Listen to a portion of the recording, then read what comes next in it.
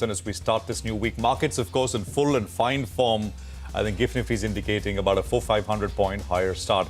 We're coming to you from the CNBC-TV18 Multi-Rosefal studios. I'm Prashant, with me, my colleagues Surabhi and Nigel. Guys, hi, good morning. Hi, good morning. I mean, an almost dizzying pace of developments, especially over the last 36 hours or so from the time that ceasefire was announced. And then, overnight it seemed we didn't know which way it was finally going. But I think after that briefing yesterday, and a very exhaustive, elaborate briefing, I think the facts have been put on the table. Well, that's right. And on this Budh Purnima, I wanted to respect our soldiers on the border and the way they fought for us. Two qualities that stand out for me, the fearlessness and the selflessness. Yes. Truly humbling. And I think no better day than Budh Purnima. Absolutely. Well, let's do one thing, guys. Let's go across to Parishit, who's in Delhi, and let's just sort of top up, because it is top of mind, absolutely. Before we get to the market, etc., the GIFT Nifty is indicating, I mean, it's self-evident, right? I mean, it's a relief sort of start that you have up on your screen as well for the markets, so 500 points higher. But let me bring in Parishit with state of play as of now, because today the DGMOs, the Director General of Military Operations, India and Pakistan, will speak at 12 noon, as we were told yesterday. Parishit, good morning. Take it away. Well, this is going to be significant because this is the first time that they will formally speak on the understanding that has been reached on the 10th of May evening to stop firing and the military action. So far, Operation Sindoor has not been called off. India's military forces, our weapons, the Air Force, Navy, and the Army remain on high alert. And all of this is not going to change till the time there is a political call to say Operation Sindoor is over. So today the DGMOs will talk. They will try and give shape to that understanding that was reached on the 10th of May, and how what will be the contours of this understanding as well. Because India has made it clear that we are not calling this a ceasefire. There have been cases where on the 10th evening, Pakistan has violated the ceasefire. They sent drones into India, and all of those were intercepted. The good news that we've seen over the last few hours is that there was no ceasefire violation overnight. There were some intermittent cases around 7 or 8 yesterday evening, but post that, there have been no drones. There has been no firing from the Pakistani side, and neither from the Indian side. So that is one step forward, but we can't take anything for granted at this moment. We must also tell our viewers that the Indian Army has conveyed via hotline to Pakistan that any further misadventures or violations at the LOC or the international border, or a violation of the understanding, will be met with very forcefully. It will be punitive, it will be strong. Indian Air Force also saying that, yes, we've shot down Pakistani fighters. In fact, 11 Pakistani air bases have been destroyed. And we've really laid down a new normal with Operation Sindoor. Things are not going to be business as usual. It's not going to be status quo. As far as the Indus Waters Treaty is concerned, irrespective of the understanding reached, we are not going to lift the suspension on the Indus Waters Treaty. In fact, we are going to take some very immediate steps in the next few weeks to maximize our rights under the treaty. Also, sources telling us that India used BrahMos missiles, some of the most potent missiles in our arsenal. We fired them from Sukhoi jets to target Air Force bases in Pakistan. Long-distance targets were hit by BrahMos missiles. In fact, sources telling us that terror camps like Bhavalpur, Murid K were really hit the hardest by the Indian forces. And when the Pakistani forces attacked 26 locations in India on the 9th night, then India really unleashed hell fury on all Pakistani air bases on 10th night, which was really something that rattled the Pakistanis to ask for DGMO level talks. We've rejected any sort of international mediation, and we will continue to maintain that this is something that has to be decided between military officials on both sides. Whatever understanding of ceasefire has to be reached, there cannot be any third party, Absolutely. be it the US or Saudi Arabia or anybody. We are happy to talk to anyone about the situation, but as far as the ground level ceasefire is concerned, it has to be discussed just between India and Pakistan. All right, Parishit, thank you very much for that. You've had a busy last many days. Happy belated birthday to you from all of us here, Parishit. Enjoy the Thank you, piece sir. for now, of course. And of course, we'll keep coming back to you for more updates, really, as things go on. So there is the India-Pakistan bid, but there are also two other important things. So I'm not going to go once again into the... So we've had basically 2 nights of calm after the ceasefire, or the pause, which was announced on Saturday. So Saturday night was relatively peaceful. Last night also has been largely relatively peaceful. And of course, as Parishad just said, you basically have, that call which will happen today. Forces remain ready. But from a market perspective, this is, think about where situation was on Friday evening when we shut off. It was uncertain. It was looking escalatory. It was, of course, no one knew where it would go. At some level, at least we were saying on Friday morning that perhaps de-escalation is the way forward, just because, Pakistan just simply cannot afford a war. It's in no position whatsoever. It's happened. That's, of course, a good thing, but no one could have called. And that's the reason why markets are very, very light. That's, I think, an important thing. So that GIFT Nifty bump up that you're seeing is primarily because of the unanticipated de-escalation, ceasefire, whatever you want to call it, which has happened. Now, the second point, US-China trade talks. And that has also come through. So there is a White House, if you go to the White House website, whitehouse.gov, they essentially are calling it a deal. The title is this: US announces China trade deal in Geneva. Now, we don't have any details about the deal.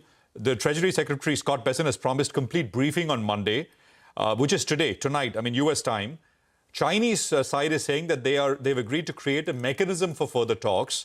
And Bessent essentially said that substantial progress will be made at this weekend's trade talks. How much should you this is, of course, once again, de-escalation on the trade side.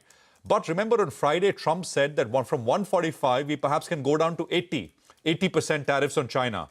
80% is, absolutely meaningless. It can be 145, 80 doesn't make any difference because there's not going to be any trade. So if it has to be real progress in terms of a deal, it has to come down to the 20-25% kind of a range in terms of tariffs that US imposes on China. But in any case, did you expect on Friday at 3:30 that with these first touch, both sides touching base, you will hear the White House announcing a deal? No. So this is positive. This is a way forward. And I think this is de-escalation as well. And then there is Russia and Ukraine. Here, there's not been any real big market implication. It's not that the market has been suppressed because of this. It's been going on since 2022. Trump is urging Ukrainian President Zelensky to meet with Russia on Thursday in Turkey. And Zelensky has posted a video saying that I'll be in Turkey on Thursday. I expect Putin to come as well. So, there is a fair bit which is going on. But I think the consequential ones, really the big consequential one, is, of course, what's happened as far as India and Pakistan is concerned. The other two, I think we just need to wait and watch out for. Let's bring in Philip Ivanov, founder, GRASP, which is Geopolitical Risks and Strategy Practice. We also have Andy Rothman, founder, Synology LLC. Gentlemen, good to have both of you here. Thank you very much for joining us. Philip, if I can start with you with regards to what you've seen over the weekend as far as India and Pakistan is concerned. You heard our reporter sort of give us an update in terms of what next from here. What is your sense, Philip, as a geopolitical analyst? Well, I think, as you said, it's very positive signs that both sides, India and Pakistan, are trying to de-escalate the tensions. But of course, I think it's a long way to go. But I think the news from India, Pakistan, on the Indian-Pakistan conflict are very, very positive. It's not so positive on other issues. I think Ukraine and Russia are very far from any agreement or even a ceasefire. And I think that we're going to discuss the US-China shortly as well.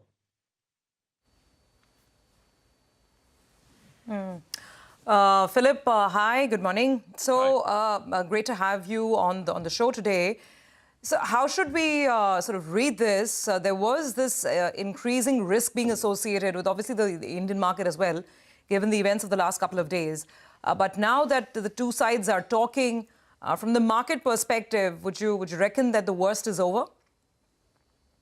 I think that perhaps the most intense phase of the conflict is hopefully behind us. And so the market's reacting to that, to those news. But I think, just like with the tariffs and with the US-China competition, I think sometimes markets react prematurely. So I would be quite cautious on all these three geopolitical issues and hot spots that you mentioned. I think it's too early to say whether we see a real progress or it's just a pause in fighting or competition or confrontation.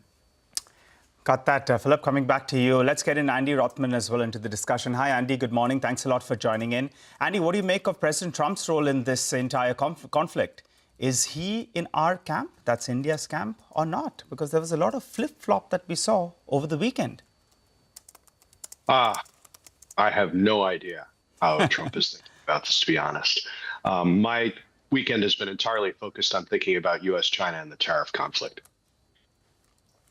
Right. Andy, so talk about U.S. and China. What did you make of that statement? I mean, is it a bit of a surprise, right? I mean, on the website, say a deal has been announced after 2 days of, for the first time, 2-day talks. This is classic Trump, or should we even expect a framework deal? No one expecting an actual trade deal, but even a framework after 2 days of talks? I think classic Trump is a good way to describe what we've seen over the weekend. Go back a few days to last week when the U.S. and the U.K. announced a grand trade deal with a lot of fanfare in the White House. But when the details were released, there was actually no deal there. There was just a framework for future negotiations. In fact, the short paper that the two governments signed said at the very end, both parties acknowledge that there is no legal basis for this agreement. So I think with China, we had a couple of positive things over the weekend. One is that the two sides met at a senior level because there hasn't been high-level contact between Washington and Beijing since Trump took office. So that's great that they started talking. And even better was that both sides came away from the conversation seemingly pretty happy with the conversation. But in terms of do we have a deal, the White House press release that you referred to earlier, the headline says trade deal with China, but Bessent is quoted in there as not using the word deal, but saying that we've had a good conversation that lays the foundation for future talks. So kind of like what they talked about with the UK. We're going to have to wait another 12, 24 hours to find out whether there's any substance to this at all. So could have been worse, but hard to say if this is really a turning point. Andy, but what do you make of Trump's relationship with India? Because we were expecting maybe we'll be one of the first few to get a deal done. It appears China jumped the line so far, which is good for global growth, because it puts those recessionary fears a little bit behind. But what about India? Where are we placed in Trump's agenda? Well, President Trump is, with good reason, really obsessed with the China part of the trade relationship because it is one of the three largest trading partners after Mexico and Canada. So that it's understandable why he's more focused on that. Also, my assumption is that one of the reasons we're seeing more action on the China side pretty abruptly is that maybe President Trump is starting to feel a little bit nervous about the looming impact on inflation for American consumers, on the possibility that store shelves might be a little bit bare in the coming months as cargo flows from China slow down, and also that he's likely to see more layoffs in the United States, because remember that a lot of the imports from China that come into the United States are intermediate goods. And so companies in the US are already starting to lay off workers because they either can't get access to components that come from China, or those components are just too expensive for it to make it worthwhile. And then, of course, is he starting to worry that certain things that are critical, for example, to the US military, like gallium, might not be available. Also, something critical to basic industrial processes, especially for EVs. Philip, just to come back, the thing is that obviously the engagement between India and the US is at two very clear levels right now. There's the geopolitical level, and then there's the trade deal, which we've been trying to thrash out for the last many, many weeks.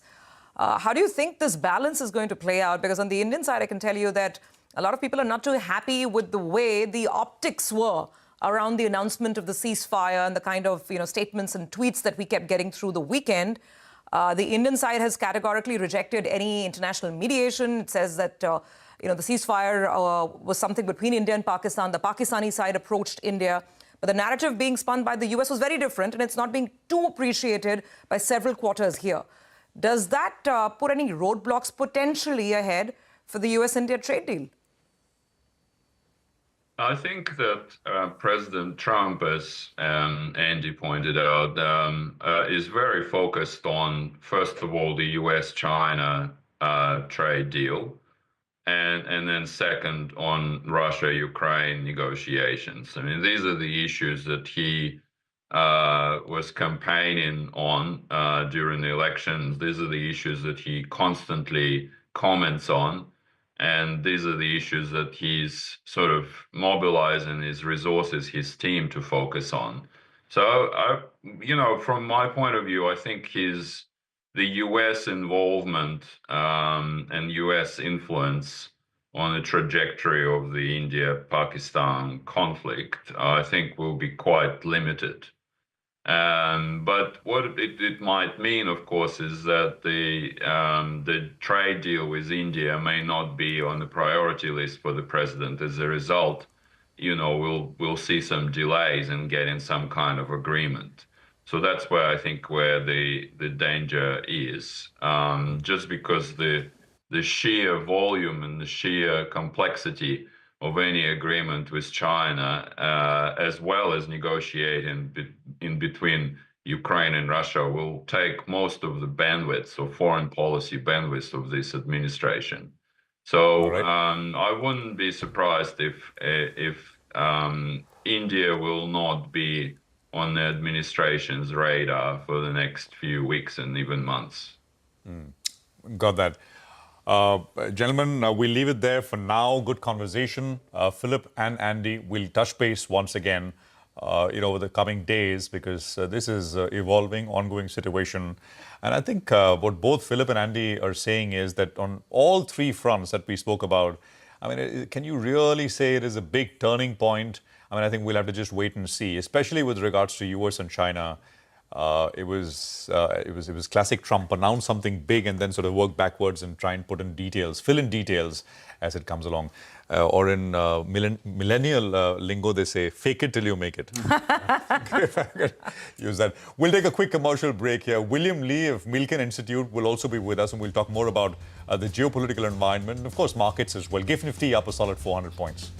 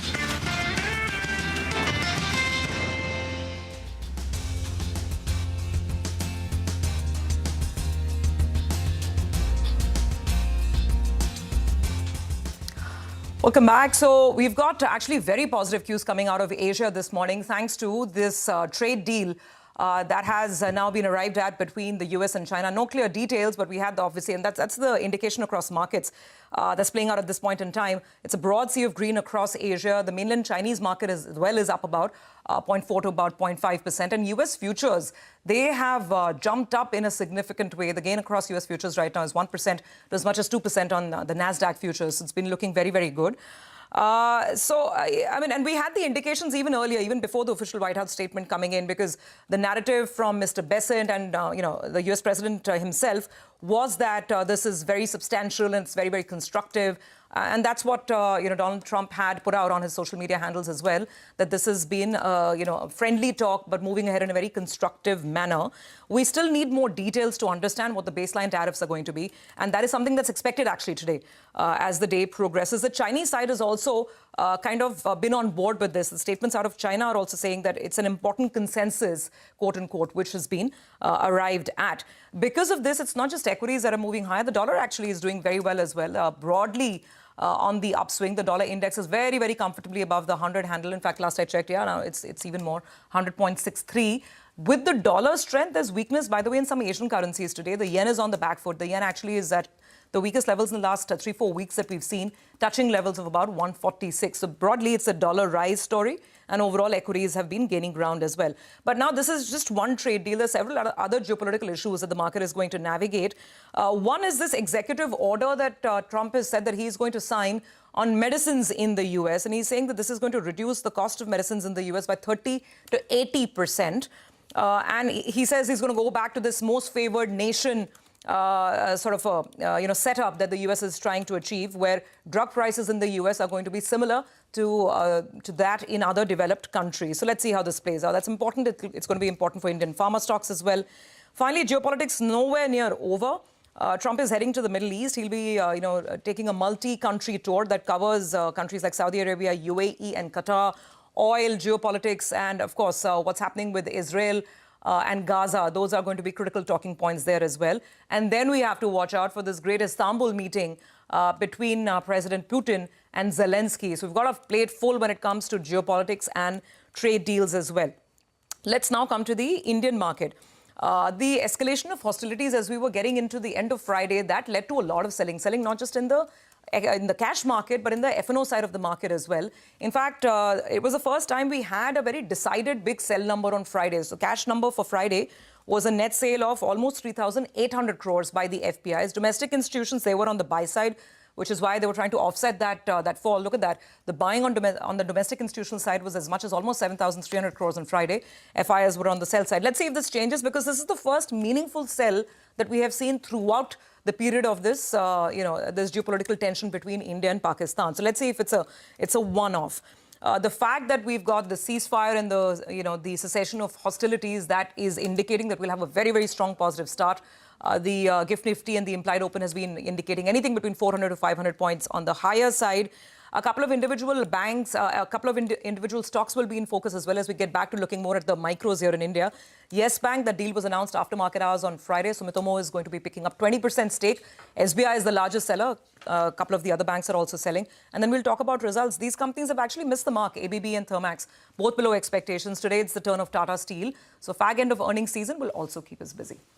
Nigel? Well, that's right. But I think we've got a lot of cues today. And we have William Lee, who joins us on the show, Chief Economist and Executive Director at Milken Institute, who joins us on the show. Hi, William. Good morning. Thanks a lot for joining in. Well, for us, the big cue that we're looking at is that there is peace for the time being at the border, which is good for, economies, good for humanity, and good for, peace as well.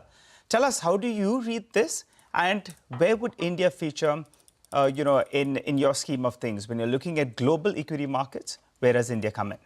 Well, from this side of the ocean, I have to say I am breathing a huge sigh of relief when I see two nuclear powers on the brink of smashing themselves to death, suddenly calling it off, and some sanity coming back into the picture is a great news.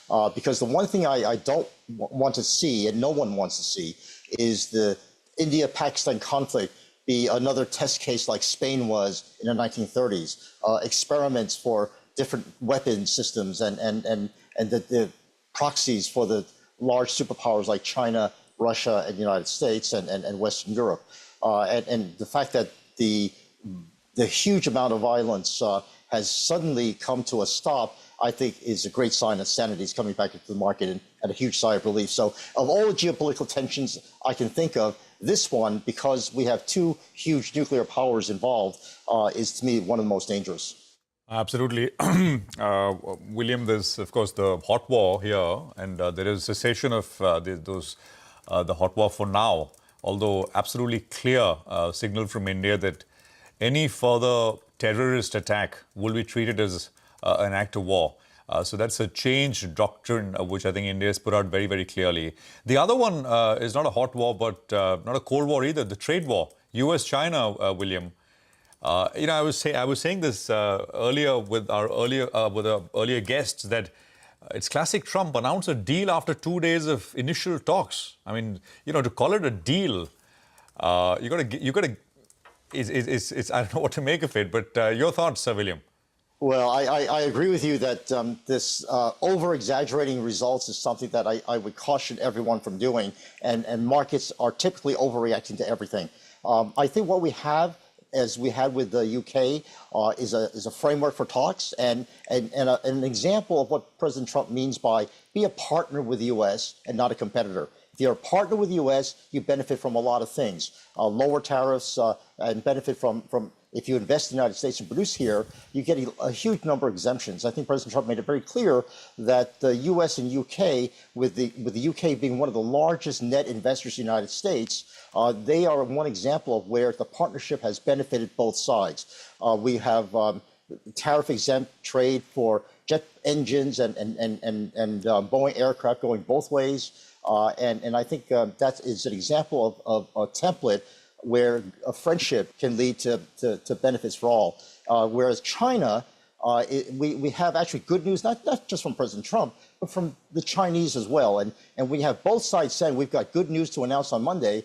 I think there are some high expectations that not only is there a good framework, but a reliable framework might be put in place. We already had deals in the first Trump administration with China. We saw many of the aspects of that deal fall apart and the framework not hold. I'm hoping that this time, because both sides are so optimistic about what they are about to announce on Monday, we're going to have a strong framework where China will no longer be as much of a competitor and will actually start to invest in the United States, perhaps. What they will choose to import into the United States will be more limited.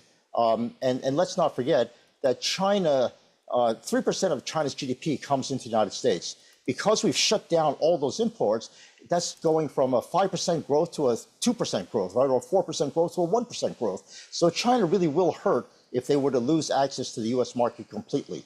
And I think President Trump realizes that and says, look, if you really just want to be a competitor with us and start importing your production from outside the United States into the United States, you're going to have to pay for the privilege of selling here. All right. William, we had discussed this the last time as well, that China is the big elephant in the room, and that needs to be addressed. It appears that's happening. From an India market perspective, we'll be keeping an eye out on developments on that front.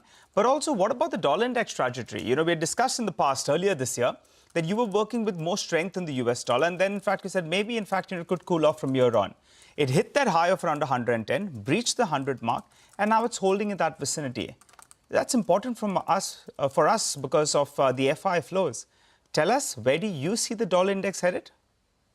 The dollar index, I think, is still a proxy for whether or not it's a good deal to invest in the United States. And even though it's come off of its historically high level of the last several months, it is well above where it was the last 4 or 5 years. And I think for India, it's an example where we have bilateral flows that are important for both sides.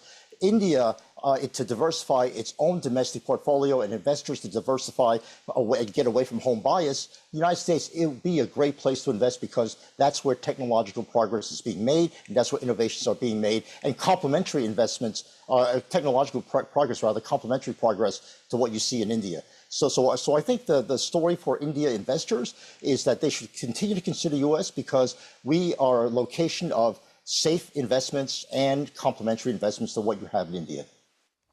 William, great conversation as always and good perspective. Thank you very much for joining us with all of that. as we continue to track some of these global developments. Let's just look at the GIFT Nifty. For those of you who are tuning in now, and we would start Bazaar at 8 o'clock. We started a little earlier at 7:30. We will get you all the cues. We will get you all the views, a lot of the opinion which flow through as well. But it's 500 points higher on the back of the three things. But the big thing, of course, was the cessation of, India agreeing to a pause in terms of striking targets in Pakistan after talks at a military level, DJMO, which is Director of Military Operations, and the second set of talks are expected to happen today at 12 noon. So that's essentially the big cue. The other two, of course, is US-China. There is de-escalation there as well in terms of the trade war.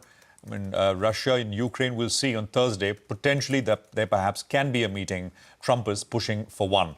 Well, we'll slip into a quick break here, but as I said, we'll get your views. Sanjeev Prasad of Kotak Institutional Equities is here, and he says that the Indian market may see a modest rally on de-escalation of the conflict between India and Pakistan over the weekend. He notes the market has gone up in the past few weeks with the markets looking through near-term escalation in tensions and US trade issues. He says fourth quarter earnings have been muted, while valuations of most sectors and stocks continue to be rich. So a modest bump up is what Sanjeev Prasad is working with. We'll take a quick commercial break here. We'll get you some of those cues in terms of the F&O, the market positioning, etc. with Nigel. Harish Krishnan of Aditya Birla Sun Life AMC will also be with us in just a bit.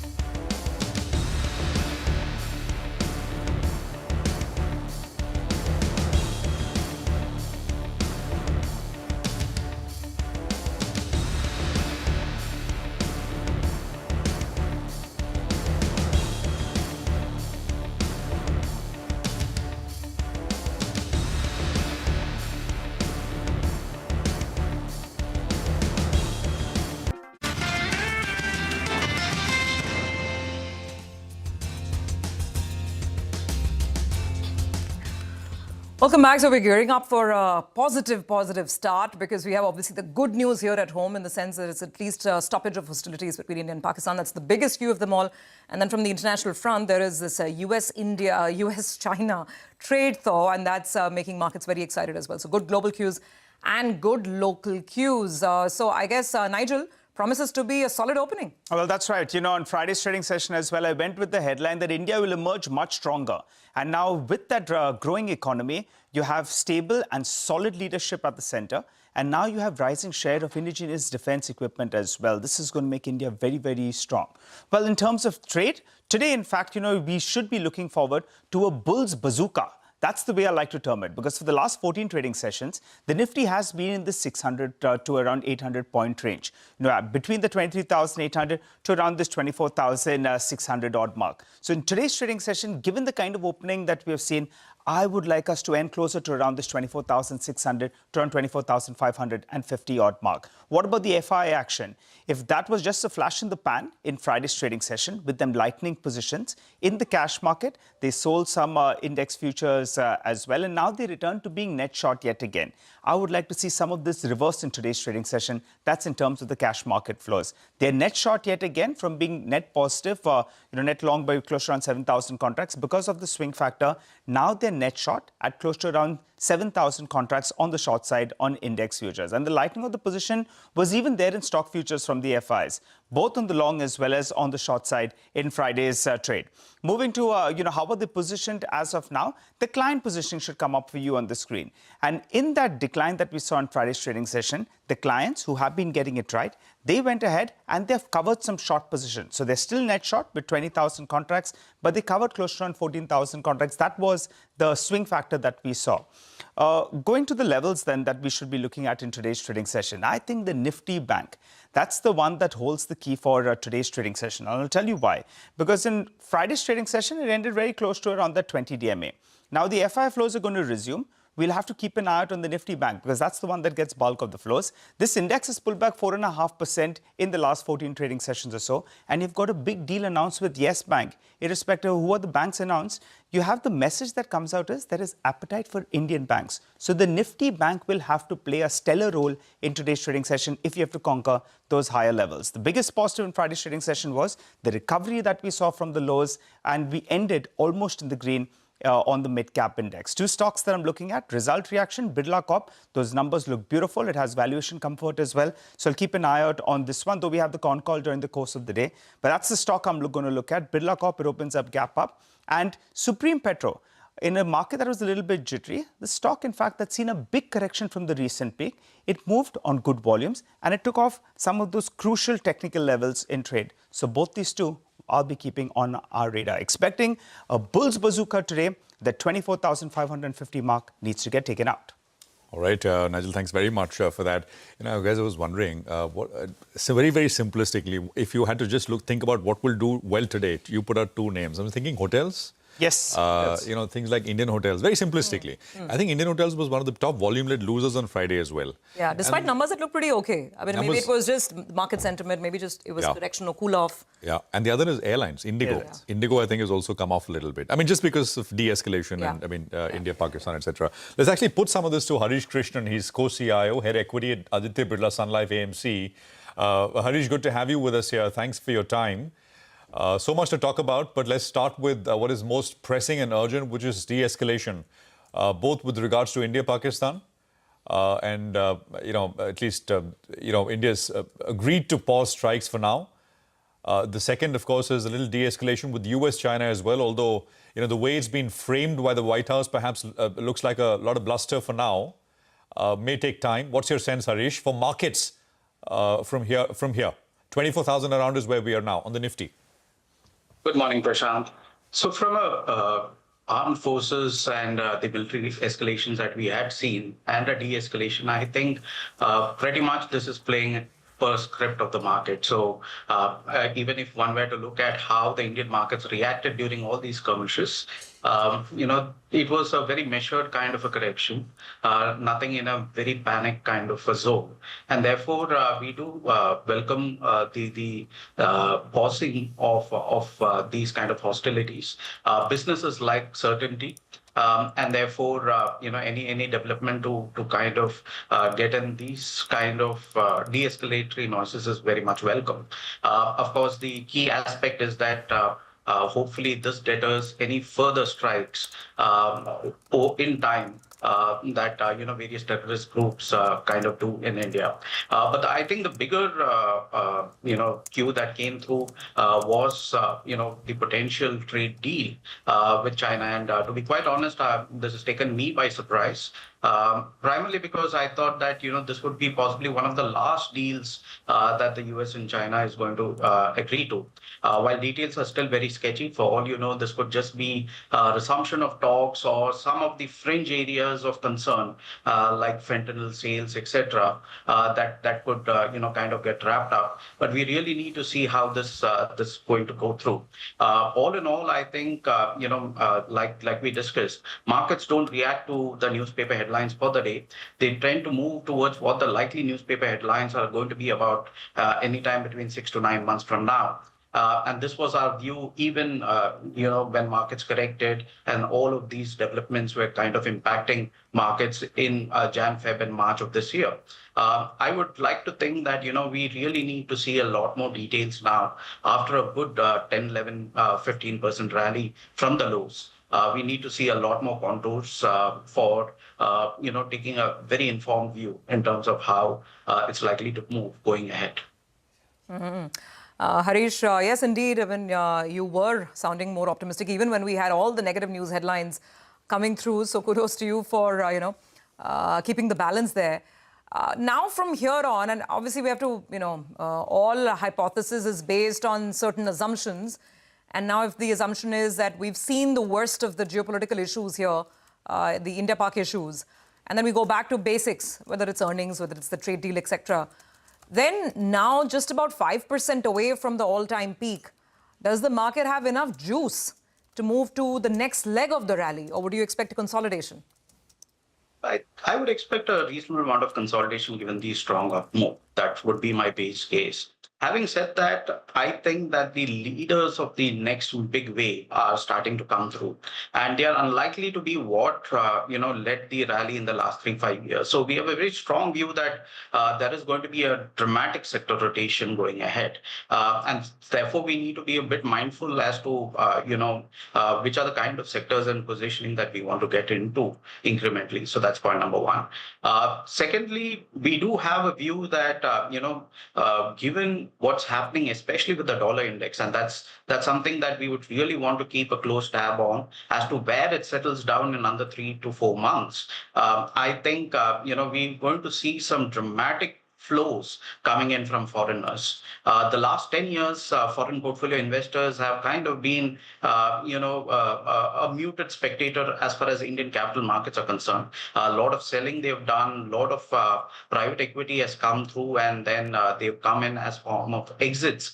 I would think that, this global backdrop that we are getting towards, where there is going to be a reasonable geopolitical realignment, I think augurs very well for India. And I wouldn't be very surprised that over the course of the next 3-4 years, we're going to see a very different zone of foreign portfolio investment participation in Indian capital markets, both in the direct equities as well as in private equity, as well as even MNCs wanting to reinvest back their earnings in a material way as far as India is concerned. So I think that would be a key trend that we would be monitoring. Again, it all boils down to the trade deal construct that comes through, as well as where the dollar kind of settles at over the course of the next 3 to 6 months. Hi, Harish. Good morning. Good to see you, Ben. I recall you making this comment that maybe by Diwali we'll be singing another tune altogether. You want to put a level to the Nifty? We're holding at around 24,000 odd. Give and take all the cues, what do you think? Should we be, maybe a 4-5% higher from here? Would that be a fair assumption, or even higher than that? And give us your top bet that you have in terms of a sector. What would the sector be that you're most bullish on, given the flows picture, given the valuations, and given the industry tailwinds? Go ahead.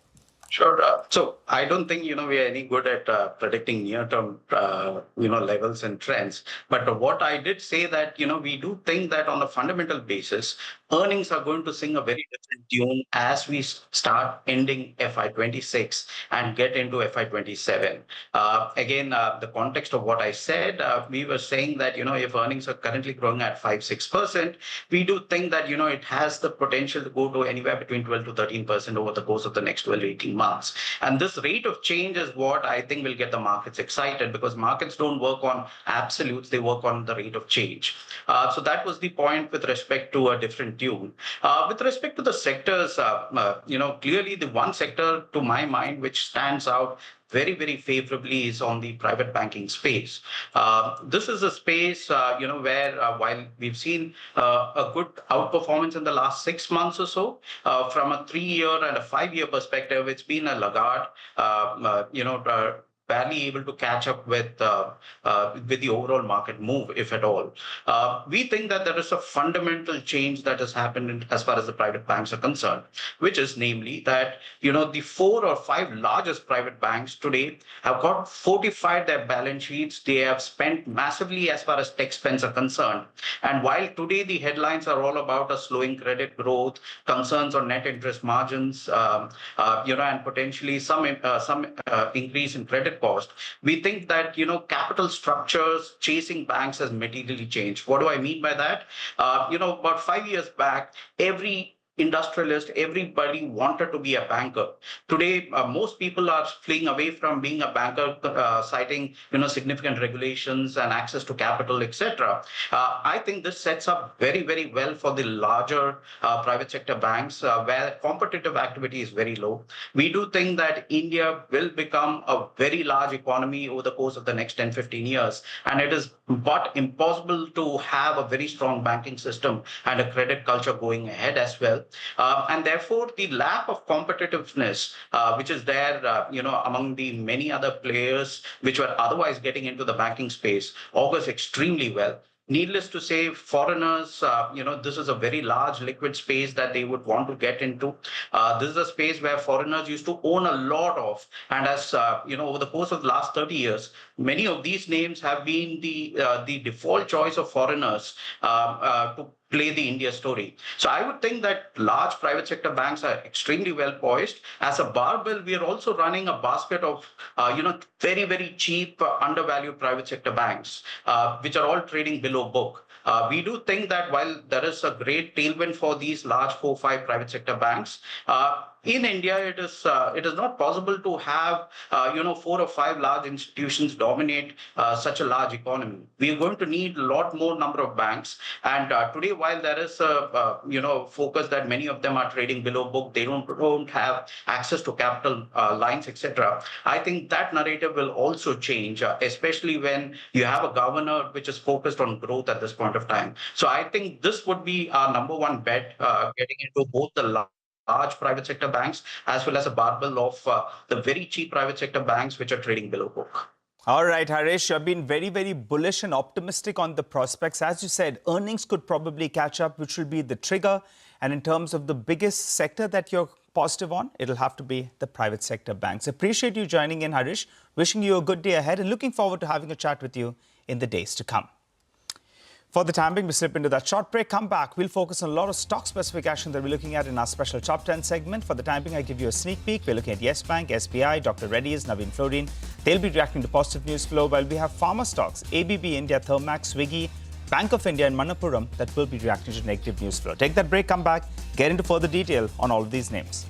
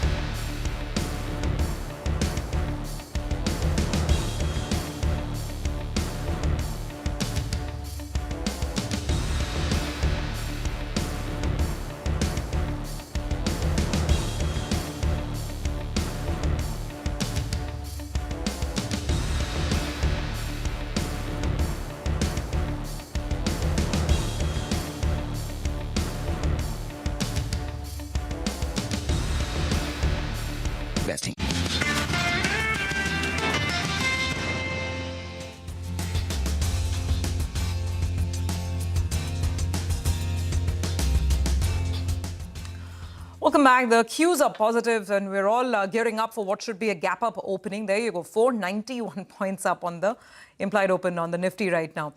What about individual stocks? Lots of action to track as well. Our team is standing by with the CNBC-TV18 list of top stocks to watch.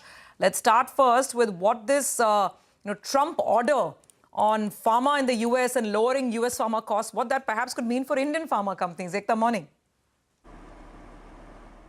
Hi, thanks for that. Well, yes, Trump has posted this on Truth Social where he said that they plan to sign an executive order Monday morning. And it says that prescription and pharmaceutical drug prices will be reduced and will be reduced almost immediately by 30 to 80%. They will institute what is a most favored nations policy, and US will basically pay the same prices as the nation that pays the lowest price anywhere in the world. Now, the impact, according to the people that I've spoken to, is that it's likely to be aimed at innovative as well as branded drugs, because generic drugs already cost extreme, the prices are at least 80 to 90% lower than the patented drugs. But what we could see is that a fallout on of the policy on generic drugs, because if you bring down innovative drugs, then generic drug prices will also automatically reduce. Experts say one needs to see how the policy is structured overall.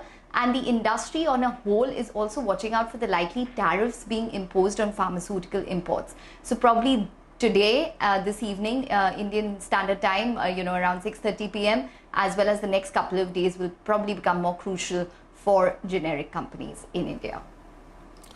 Okay, all right, no, absolutely. And I think so much news flow around pharma, and Ekta has been, of course, on top of it. We'll continue to put the spotlight in this one with guests as well. But let's talk about Yes Bank. The announcement came at about 3:20 on Friday afternoon.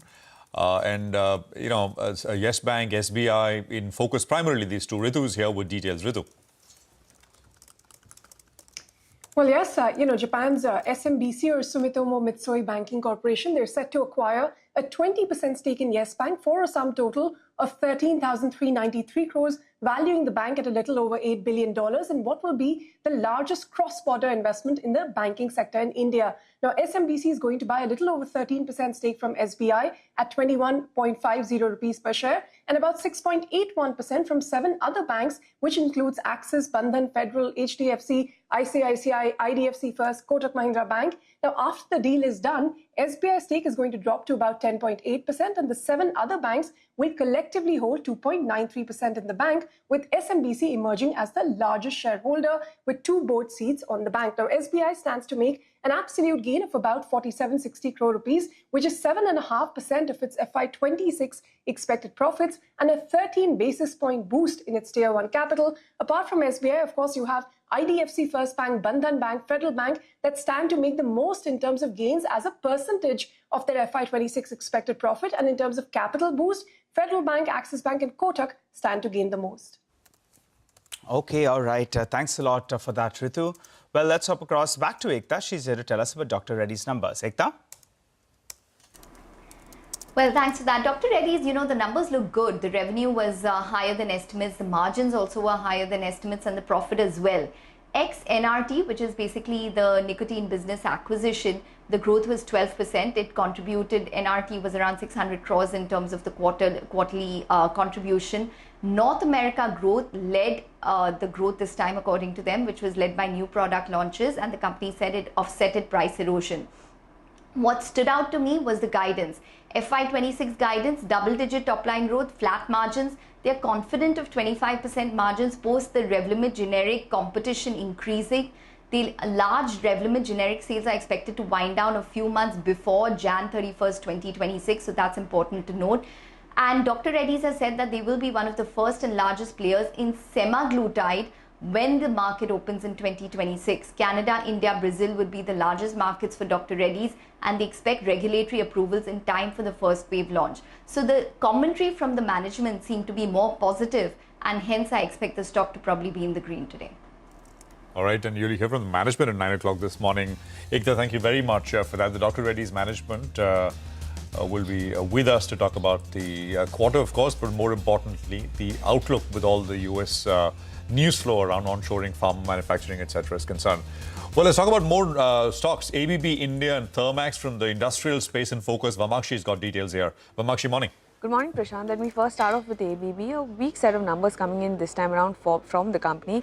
The revenue saw an uptick of almost 3%. The growth has moderated out here. In fact, it is the weakest that we've seen in the last few quarters. When you look at the gross margins, they've managed to expand by 189 basis points, given that there was only a 1% uptick as far as cost of goods sold is concerned. The EBITDA margin on the flip side saw an uptick of only 8 basis points, and that is because subcontracting charges, employee expenses, as well as other expenses were much higher. When we look at the net profit, that is seeing a decent uptick of almost 3%. So overall, when you look at the numbers, it's a moderating growth rate coming in for the company. But on the flip side, when we look at the ordering activity, that has come in stronger than expected, both for order inflows as well as the order book. In fact, as far as order inflows are concerned, for the first quarter, it has been the highest that we've seen in the last 5 years. Order inflow picked up by almost 4%. The order book was up 11% year on year.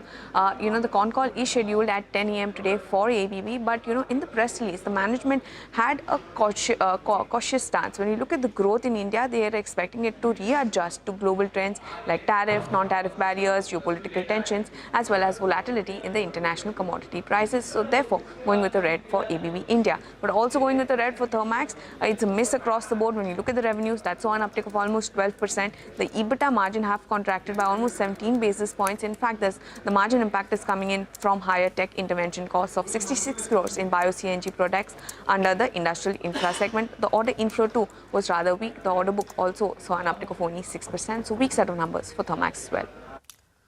Okay, all right, got that, Vamakshi. So we'll keep it on our radar. Let's see how the stock reacts.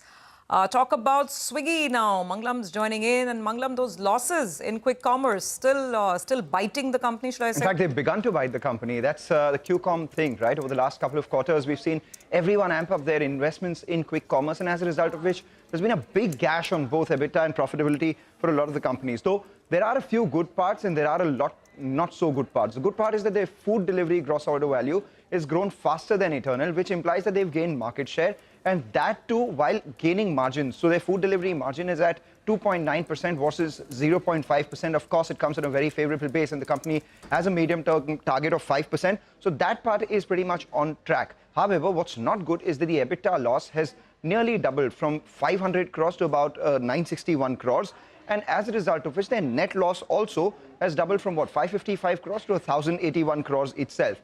And they've, as a result of all of this, pushed back their contribution margin guidance, a break-even guidance from the third quarter of FY26 to a range of 3 to 5 quarters from here on, which implies third quarter FY26 to second quarter FY27 itself. If you compare it with Zomato, the food delivery business has grown a lot faster as against the quick commerce business. And that's something that we'll watch out for because they've increased their investments in the quick commerce space. Okay, all right. Got that, Manglam. In fact, the management of Swiggy will be with us shortly, and they will be detailing their Q4 performance in the outlook.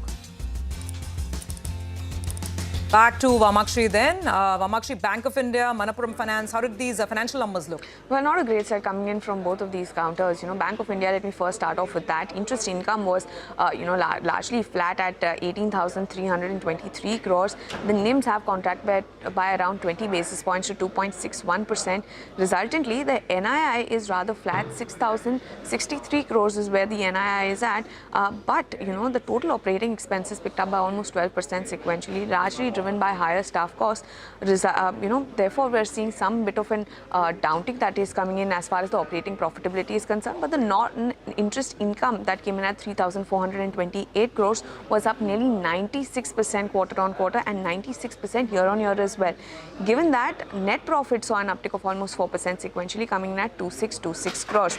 Now, as far as asset quality is concerned, GNPA has improved to 3.27%. NNPA too has improved marginally to 0.82%, but the credit costs this time have come in at 84 basis points. Largely, there were slippages in, agri as well as MSME.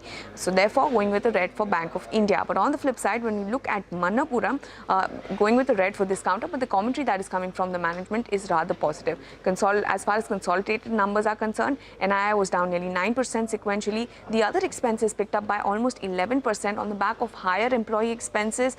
Apart from that, when we look at the impairment, that number has seen an uptick of almost 66% quarter on quarter. Therefore, the company has gone ahead and reported a net loss of 203 crores. But nevertheless, the management says that the worst of stress in MFI is now behind them. The company is quite confident of achieving 20% growth in FY26, and they also say that some lowering of cost of funds is likely to be visible in the first quarter. So therefore, the stock will open in the red, but expect some recovery on the back of the commentary that came through from the management. Okay, all right, Vamakshi, thanks a lot for that. Let's hop across to Upasana. She's here to tell us about Naveen Fluorine. Upasana? Good morning. Well, the company has reported strong set of numbers, both sequentially and even on one-year basis. This was mainly aided by sizable margin expansion seen by the company in this quarter. Now, coming to the numbers first, revenue stood around 700 crores with an uptick of 16% on a one-year basis, slightly higher than our poll. EBITDA stood at 179 crore with an uptick of 63%, again in line with our poll. EBITDA margin stood at 25.5% with an uptick of 720 basis points, which was slightly higher than our poll, largely in line, that is 25.2%. Now, company met its Q4 FY25 EBITDA guidance of 25%, and PAT stood at 95 crore with an uptick of 36%, largely in line with our poll. Now, company has approved the proposal of fundraising of 750 crore, and in its con call, company has guided that it is seeing FY26 margins in the range of 23 to 26% with a positive growth outlook across the business. So overall, good set of numbers from Naveen Fluorine, and I expect the stock to open in green today. Okay, all right, got it, Upasana. Thank you very much for that. Now, as promised, let's get to that conversation with the Swiggy management. Swiggy, of course, reported a mixed set of earnings for the fourth quarter. Quick commerce losses have been impacting the overall EBITDA and profitability for the company, but the food delivery margins have improved. Mangalam caught up with the management to talk about the performance and the outlook. Take a look. So I'll speak about food delivery overall, and the macro right now is too volatile for us to talk about or get a clear read on the impact, since there are multiple moving parts, including geopolitical changes happening. We in food haven't seen much of the slowdown which has been talked about. We have spoken of a 18 to 20% range year on guidance. This quarter came in at about 17 and a half plus. So we are somewhat in the range. I think it's a category where we will see long-term tailwinds and also a little bit of quarterly and monthly, because there is seasonality in this business. So some quarters will look up, some quarters will look a little bit down. It does need to go above 20%. So a lot of our efforts are in that direction to increase, more offerings around speed, which is, for example, Bolt or value offerings, and differentiation. Example, like One Black that we brought to the market a few months back. Yeah. So we saw your margins expand, obviously on a very low base to close to 2.9%. Your long-term sustainable target out here is 5%. Speaking of Bolt, which now contributes about 12% to your overall orders, your competitor recently shut that business down, citing no path to profitability here. Could you give us some operating metrics of Bolt as to, is there a visible path to profitability for Bolt for you? So, look, given that we are in a fairly competitive world, I will not like to give specific profitability numbers for Bolt, but making Bolt profitable is not one of the challenges we are facing. And models could be different, so very hard for me to comment on anybody else. But from a profitability standpoint and from a differentiation standpoint, we see Bolt as one of the offerings that we'll like to expand and continue. We've crossed the service in 500 towns, and we continue to be to build it. It's early days. I think it's been less than 6 months or just about 6 months since the service is launched. It's quite scaled up. The restaurant community quite loves it because it gives them an angle to play the quick food delivery market. So we are building it well. So if you see the percentage of order contribution has grown from somewhere around, say, 7-8% range that we reported last quarter to about 12% for the quarter that we are reporting it. Are you seeing some sort of cannibalization of food delivery because of quick commerce, people ordering a lot more packaged food because it comes in 10 minutes, or food delivery growth is between 17.5% largely because of weakness in consumer sentiment? We're just trying to get to what will propel food delivery beyond 20% growth. So look, if you look at quick commerce as a category, in terms the kind of food items which are delivered through quick commerce, there are certain categories which obviously have more affinity. For example, ice creams have quite a bit of affinity to quick commerce. But that also, a lot of the share comes from other channels and not necessarily from the food delivery chassis. It also grows the market because suddenly when you have ice cream which can be delivered in 10 minutes, the market expands. I'm taking just an example. As I said earlier, we are talking this quarter. We have delivered to somewhat near the lower range of what we projected the medium-term growth of the category to be. And what will take the category to grow? I think one is this category has served consumers well. I think there's can't be any letting go of that because consumers rely on food delivery ecosystem to come to deliver at different points in time, different circumstances. That has to continue. I think that is the core to any building any category in India. But on top of that, I think a lot of work needs to happen on affordability, on making the delivery far more accessible to a wider section of users than who use it, and especially making sure that the low frequency users are actually increasing their frequencies on the category. All right, let's get in Rahul's views on the quick commerce side, because that's where a lot of the action is when it comes to investment. Rahul, there has been growth, no two ways about it. It's over 50% if you look at it on a reported revenue basis. Gross order values have grown over 100% as well. But that's come at the cost of a big dent in your EBITDA because of the investments that you've upfronted out here. What's your path to profitability here? Because on the one hand, you are investing upfront, and on the second, there is competitive intensity, so you're also giving a fair amount of discounts. So I think if you look at our quick commerce strategy, which we had outlined, right? So we had grown our investments across, say, 3 vectors. One was users.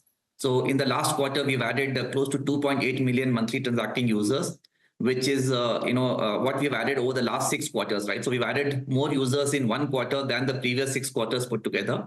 The second area of investment has been the store additions. We had taken a very aggressive target of increasing our overall retail footprint or the store footprint to 4 million.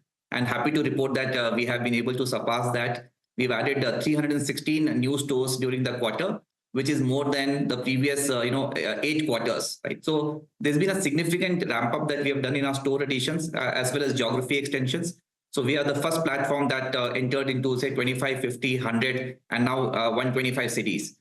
So those have been the nature of investments that have been made out. We had guided that there would be a certain amount of investment and contribution margin degradation that will happen. We believe that after, with this network expansion having been done, the peak of the CM investment is behind us. Sequentially, you should start seeing us delivering, better CM, results from here on. We are guiding that over the next 3 to 5 quarters, we will be able to break even at the contribution margin level.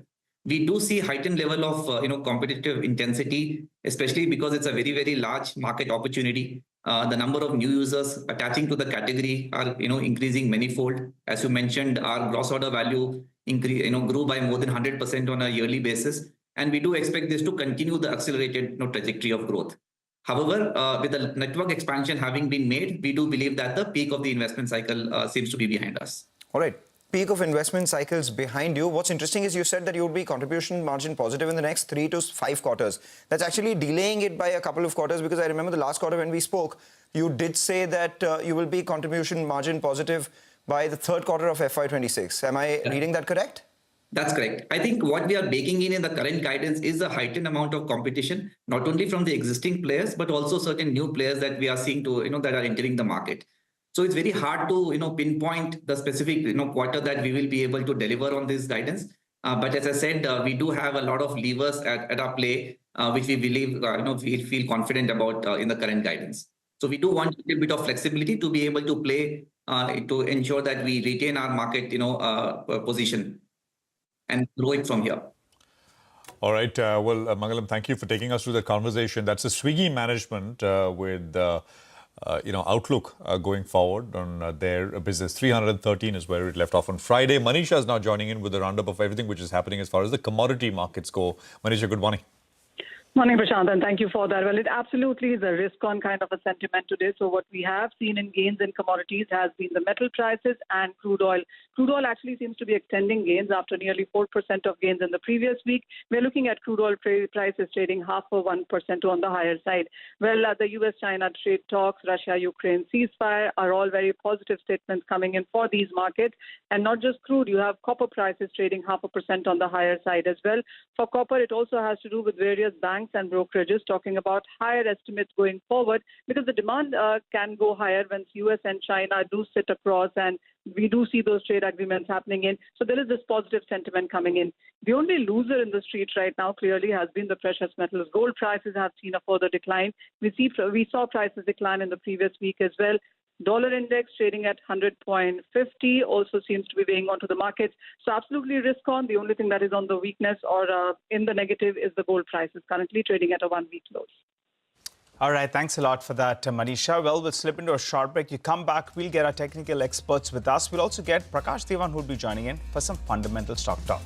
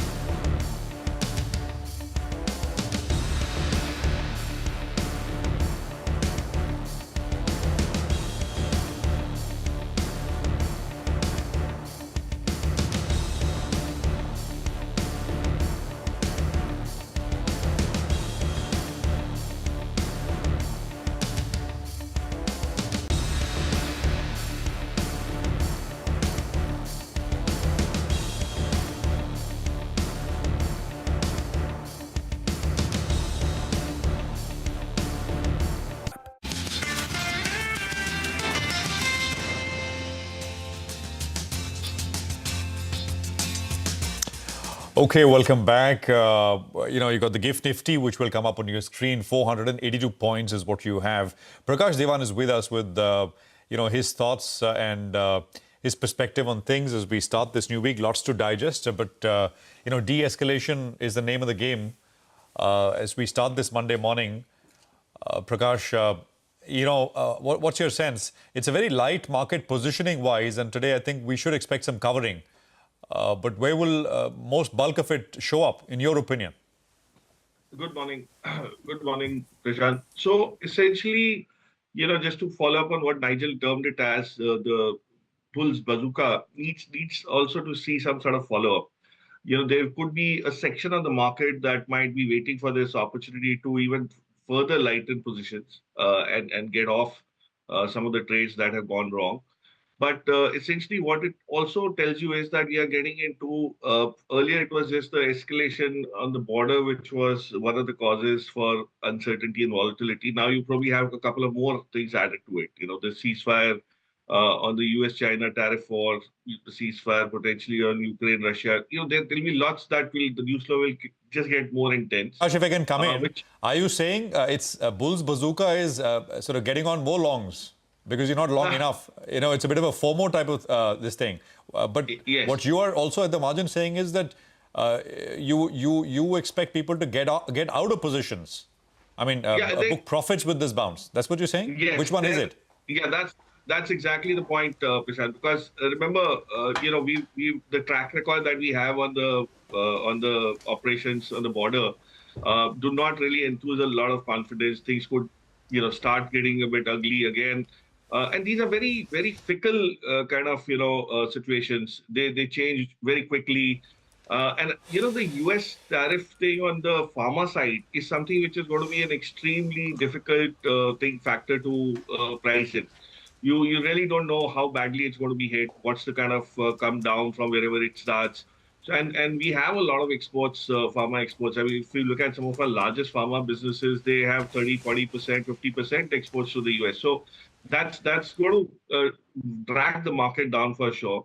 What's going to be important is today's market is going to weigh heavily on the fact that banking is going to make a significant comeback. You'll have a lot of capital getting freed for the likes of SBI and all, which could have been more timely because you're just getting into a credit up cycle, and that will always help. But what I'm saying is that the broader market might not see that kind of participation just yet. You'll probably have to see this piece get a bit more well established and digested. And if that were to happen, then things could probably look up with a lag. But today's market will probably, end up being a little bit of a sell on rise market for quite some players. Some segments of the market at least. The FI inflow, if you saw, it kind of turned the tide after 16 sessions, but there are lots of shorts which will get covered. So technically, the market gets its upside from there. Is what the GIFT Nifty is also reflecting. But fundamental buying is again going to be based on news flow related to earnings and results and tariffs and all. So we'll have to see that. I wouldn't jump the gun yet. Sorry for using something which is related to the hostilities, but that's where things are. Let's wait for things to settle down a bit, and then probably start looking at individual stocks. All right, Prakash, taking that point on board, and from the defense names, you gave us a few of them in Friday's trading session. One such stock was DCX Systems. We got that on board. But Prakash, if you have to see that bazooka from the bulls today, the point that I made was the Nifty Bank needs to be the one that does bulk of the lifting. So let's see whether or not that happens. That said, let's focus on a couple of other names then. How do you approach a stock like Yes Bank today? You have that big deal that was in the offing. The street sniffed it though. If you look at the delivery volumes the last couple of trading sessions, you look at the way the stock behaved in the last 2 hours of trade as well in Friday's trading session, the street was sniffing something. What do you do with the stock from here on? No, absolutely right, Nigel. We spoke about this briefly, and I said there are lots of occasions in the past as well where things started looking very close to fruition and things didn't happen. Finally, it's happening. Am I okay to miss the up move? The answer is yes, because Yes Bank, the texture of ownership amongst retail is so different. These exits are all very custom made, very structured. People will, the larger banks will get their money from Sumitomo. But what's going to happen is that every rise, you'll probably also have a lot of people who've been waiting to kind of book profits and exit. So the stock might not be able to kind of rally hard and stay there. That's again the whole point. But what it does is the capital that comes to the other banks, the sellers, is just very, very, very positive. And that means that you would probably look at, and as some of the numbers tell you, look at Canara Bank over the last week, you have Bank of India, decent set of numbers, though, it might open in the red, but the obvious this thing is that banking is where the money is going to start coming in if things start normalizing. That's the first port of call before, other industrials and consumption and cement and all of that happens. So I think we could focus on banking for this week, and the Bank Nifty might probably outsmart the Nifty to quite some extent. Prakash, hi, morning. Let's talk about food or food delivery. I'm talking about Swiggy. So this is something that was always feared, right? And that's why these stocks started falling as well last 1 or 2 quarters ago, when it became clear that they're investing far more in quick commerce. These dark stores will roll out and they'll have to bear the losses. That's exactly what's playing out on Swiggy. Do you think some of this can be digested by the market because it's not new, or is it a fresh negative? I mean, they, for instance, their break-even timelines are lengthening now because of it. Your thoughts? No, good morning, Surabhi. No, it's a difficult business to make profitable. The path to profitability is still some time away.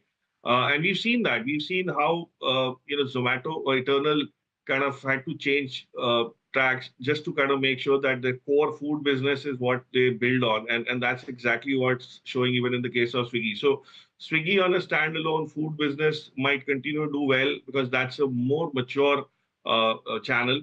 But if you look at Instamart, it still has lots of these ifs and buts and lots of holes in terms of geographical presence, in terms of the back-end infrastructure.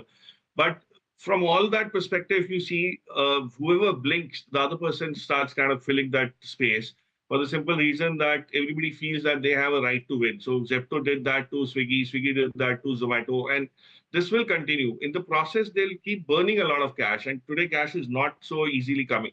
So, which means that they will have stressed out balance sheets, and the market doesn't really want to or need to look at these kind of things. So, even if you get an upside, how much of that upside could it be? It can't be so dramatic that you could risk your money into some of these Swiggies of the world today. So, at this 300 whereabout levels, I don't think it still offers any kind of a risk reward which is very compelling. I would still, if I had to allocate money to that space, it would have to be the most mature business, and that's it. So very, very clearly, not some great numbers, but at least one heartening thing in that interview with Mangalam that management spoke, and I just heard, was that at least the investment cycle is kind of peaking out, which means that there's less bad news going forward, but there's still not great good news yet in the making. Okay, so cautious stance on Swiggy. Prakash, stay on. We'll have more questions for you in just a bit. We do have to take a very quick break. Come back on the other side. We'll, of course, discuss the markets, technicals as well, some trading ideas. And, of course, we'll have the pre-open rates coming in as well.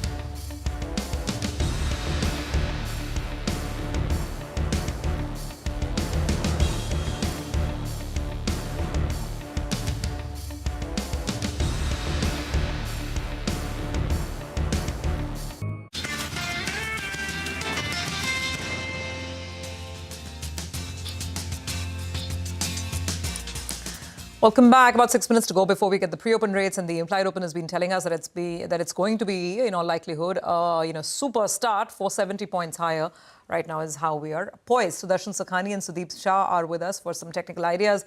Gentlemen, morning to both of you. Sudarshan, let me ask you first. So the news has been very comforting, at least the cessation of hostilities. How would you play the gap up? Yeah, good morning. See, if you are long for any reason, and the last week was a buy on dips opportunity throughout, I have said that, then the gap up is a time when you want to take profits. You don't want to hold on to your long positions. That applies to the index, to the bank index, to Nifty, and as well as for individual stocks, which you have taken short-term positions for in.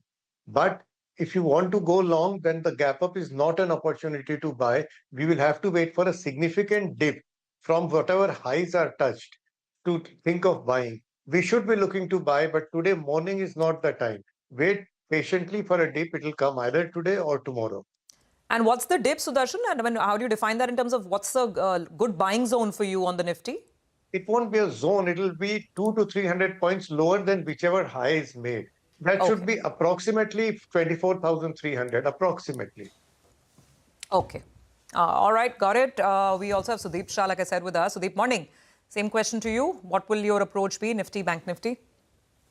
Good morning. See, what I feel is with the gap up, 24,300, 24,250 now will become an important support. So, see, a lot of things have changed globally. The trade deal news between the US, China, as well as, say, Brent crude oil prices, the rupee coming to 84 level. So a lot of things have happened in the last week. It was just that the markets were overshadowed by these geopolitical tensions, and now today post this gap up opening, there might be a first say initial dip, but that dip towards 24,250, 24,300 should be bought into, and I feel we are heading towards 24,700, 24,800 in the coming week.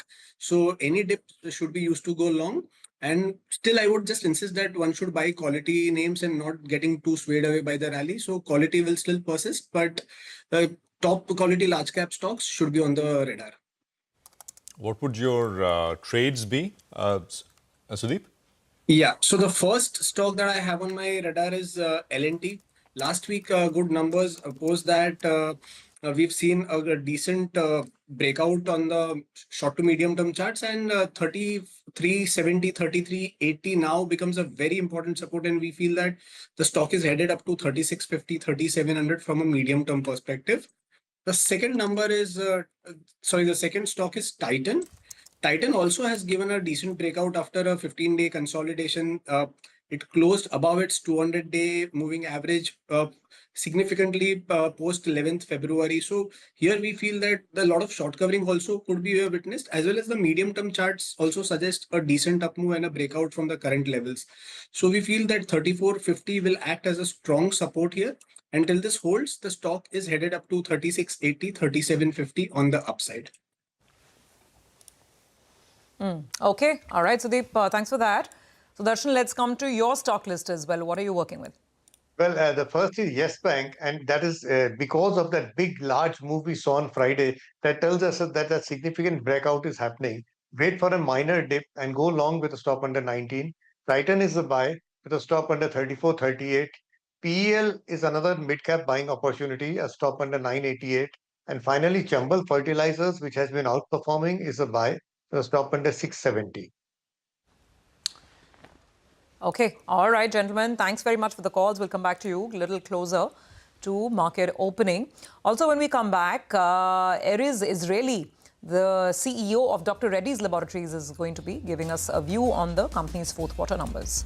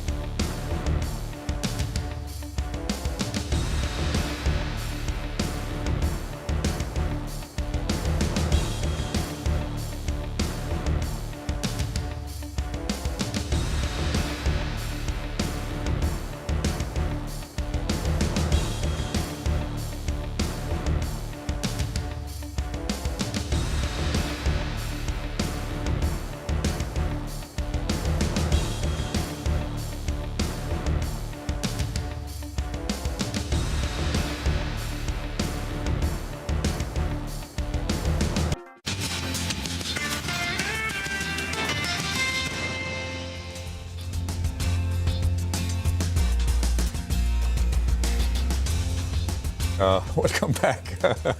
GIFT Nifty I don't think we need to rely on the GIFT Nifty. The pre-open is kicking off and we'll have the first rates come up in just a bit from now. GIFT Nifty, of course, was indicating a 500-point higher start. And I think we will perhaps get that as we begin this new trading session. Dr. Reddy says the company which reported numbers and fourth quarter numbers came in better than estimates, driven by key products in the US and integration of the NRT business. We spoke with the management on their US and India businesses. Listen in to what they had to say about that performance.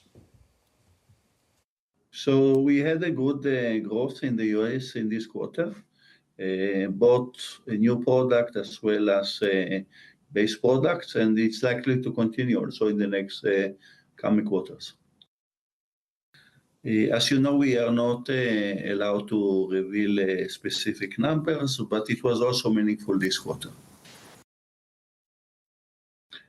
So we grew double digit in India, as we promised the street. About half the growth came from the Sanofi vaccines deal, and half of the other came from the normal course of business. We will continue to grow in double digit in India, primarily as we are licensing and launching innovative products as we speak. So India is in transition to become more and more innovative as the pipeline of deals that we are signing with innovators is coming up. We will continue to have the same guidance that we are giving to the streets. We will continue to grow in double digits, and we'll continue to have healthy margins around the 25% of EBITDA, as well as the return on investment or return on capital employed. So those will be still consistent as an overarching guidance. So in the United States, we will continue ex-Revel to continue to grow. We are planning to launch 18 to 20 products in the United States, some of them with a high value. We potentially, depends of course on the IP situation, can launch also semaglutide in Canada, which is, we consider it as part of North America. So obviously it depends on the time of the launch and the margins that will come with it. In addition to that, there will be a launch with a partner for rituximab. After that, we will launch the denosumab, which will probably go into FY27, and after that, abatacept. So there is an exciting set of products that will come to North America in 26, 27, and 28. And of course, we also asked him about U.S. policy with respect to protectionism, boosting their own pharma manufacturing company tariffs, and the fact that President Trump is expected to sign an executive order as early as today to cut prices of medicines for Americans by as much as 30 to 80%. Listen in, the view that Dr. Reddy's has. I don't know. As you know, I'm not the one that we have no visibility or insight of what is going to be eventually determined as tariff. Most of what we do is to communicate with customers to ensure sustainability of supply and to make sure that there is no disruption in the supply chain in any sort at any stage, whether it's inventory, whether orders, whether to see that potential other products that may come from other places may create disruption of supply. And that's what we are primarily busy with. When, how much tariff will come, when it will come, we'll have to deal with it. Well, let's focus on the banking sector then. Sumitomo Mitsui Banking Corp has signed a deal to buy 20% stake in Yes Bank. Rithu's been on top of that. She joins us to fill us in with a quick analysis. Rithu? Thanks, Nigel. You know, it is Japan's one of largest lenders, SMBC Sumitomo Mitsui Banking Corporation, that is set to acquire 20% stake in Yes Bank at 2150 rupees per share for a total of about 13,390 crore rupees in what is going to be the largest cross-border investment for the Indian banking sector. Now, to get to this 20% stake, SMBC is going to acquire 13.19% stake from the current largest shareholder, State Bank of India, and an aggregate of 6.81% from 7 other selling banks, which includes Axis, Bandhan, HDFC Federal, ICICI, IDFC First, and Kotak Mahindra Bank. Now, once the deal is closed, SBI stake is going to fall to 10.8%, and the aggregate holding of these 7 other banks will come down to 2.93%, and SMBC will then be the largest shareholder. State Bank of India, of course, stands to make the largest gain from this sale as one of the largest banks that had come to the rescue of Yes Bank when the reconstruction happened in 2020. And in absolute terms, SBI will get about 4,760 crores of gains and a 13 basis points boost to its Tier 1 capital. Now, apart from SBI, which of course is the largest gainer, HDFC Bank will see the largest absolute gain of 690 crores, ICICI Bank about 600 crores, but as a percentage of the FY26 expected profits, IDFC First Bank, Bandhan Bank, these are the ones that will stand to see the most gains. In terms of Tier 1 capital boost, Bandhan Bank gets 10 basis points, Federal Bank 9 basis points, and so on. But keep in mind the transaction is still subject to approvals from RBI and CCI. After the deal, SMBC can nominate 2 directors to the board of Yes Bank, while SBI will continue to have the right to nominate 1 director. Also importantly, keep in mind, SMBC's parent, that is Sumitomo Mitsui Financial Group, also owns another NBFC in India, which is called SMFG India, formerly known as Fullerton India Credit. So the question later may also arise whether it will look to merge that NBFC business with Yes Bank. But for now, yes, SMBC agreeing to acquire 20% stake in Yes Bank, and subject to regulatory approvals, of course, this will bring a year-long process of negotiations finally to some closure. All right, Ritu, thank you very much. Very nicely explained. And indeed, it's a 5-year-old story that's finally seeing some sort of a closure now. Let's discuss this further with Abhizir Divanji, founder of Neostrat Advisors. Abhizir, thanks very much for joining in. The saga has been unfolding in front of us, right? how the bank went down, then the rescue happened. And I guess not a bad deal for SBI to be acquiring that stake at 10 rupees a piece and now selling it at a substantial gain, I mean, over 100% gain. But what happens from here? Sumitomo, a large, Japanese giant, but sort of their first exposure to retail banking here in India. In terms of the transaction and the path forward from here, I mean, would you expect them to eventually look at hiking their stake? What should investors expect? So for now, I think RBI has taken a big leap in actually allowing a foreign bank, financial institution, to own more than 10% in an Indian bank. I think that's a breakthrough in itself, and I think the right one. So RBI has now said that, hopefully will approve, to say that now you can acquire a 20% stake in a domestic bank by a foreign bank or a foreign regulated institution, which I think is a big thing. Going forward, the natural choice would be that, 20% you're neither here nor there. So yes, you have SMFM, the erstwhile Fullerton company, which could be potentially merged in. RBI also has a regulation which says that you can't have more than 1 point of banking or financial services presence in the country.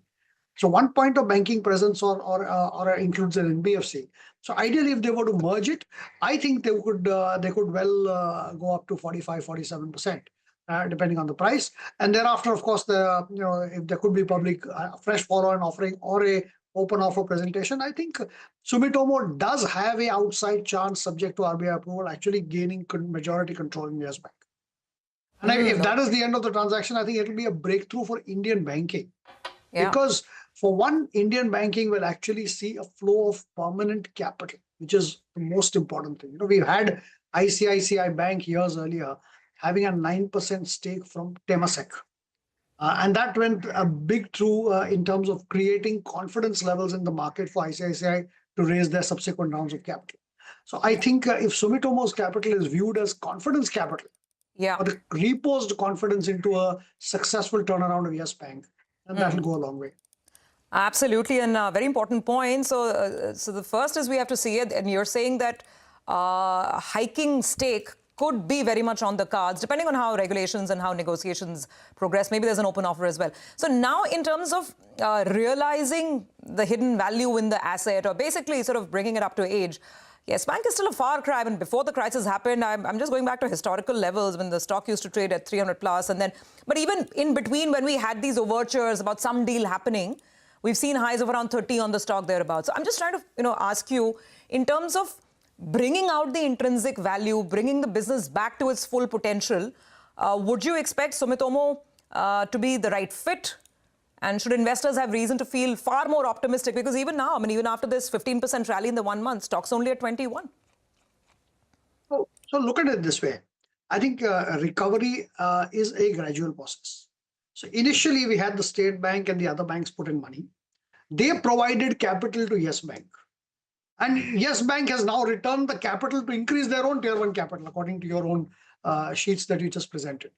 So at the end of the day, one leg is completed, is that the rescue providers have been given an honorable and good exit.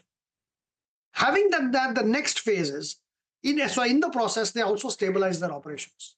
Having stabilized the operations, now we have confidence capital coming, where somebody says that I trust you from the outside. I did not come to rescue you. I have come as a growth investor into your company. And that, I think, is a big confidence booster to the markets to say, yes, the balance sheet has been corrected. Yes, the strategy is in place, and new capital trusts it. Of course, when that capital converts into more majority capital, that will be even more confidence in the market. So I think it's a gradual process, and yes, it's a far cry, Surabhi, but I think we are headed in the right direction. Speaking of growth capital and rescues, Nigel and I were just discussing this before you joined us. At least this has gone better than the Bhushan Power and JSW saga, right? That also was supposed to first rescue, then confidence, then growth. Yeah, Abhisar, a couple of questions, pointed questions on this. Do you think the judgment was too harsh? Do you think the court could have gone ahead with, say, a monetary penalty or something on those lines? And will it impact future cases as well? Go ahead. I don't think it will impact future cases, because I'm pretty confident that a review bench will take care of it. But yes, yes, you're right. I think it'll head towards a penalty, which is possibly due because of the delayed plans for whatever reasons. And I think imposing a penalty is about the right charge as against putting it in liquidation, because that doesn't help the very core of IBC. So I do believe that that decision will get reversed. And if it does get reversed, it will have no impact on the others. Abhisar, just a 10-second answer. So you expect the RBI to take a slightly more generous view, even if there was to be an open offer, which means Sumitomo increases the stake. You think that is a possibility? So there is no open offer requirement now. That's a right now, yeah, but if yeah. you take But in 20%, future, there is no open offer requirement. But in future, if they increase the stake, yes, there will have to be. All right. But I think the more important breakthrough is the RBI now open to pools of capital. So you have to understand, when mid-tier banks have to grow, the market needs to be sure that they have the ability to raise good amount of capital. Right. In India, we have not, unfortunately, given licenses to corporates, which have a flow of capital available with them. So the other answer was to go institutional. Domestic institutions won't do it. So foreign institutions is a good way to actually say that, why don't we do that? Domestic institutions, we do mergers and acquisitions between banks and NBFCs. That works. But otherwise, the only pool of capital available is international pool of capital. And I think I'm glad if RBI does look at this positively, I think we'll open up a huge pool of capital for Indian banking, which I think needs to grow at a multiple of what we expect the economy to grow.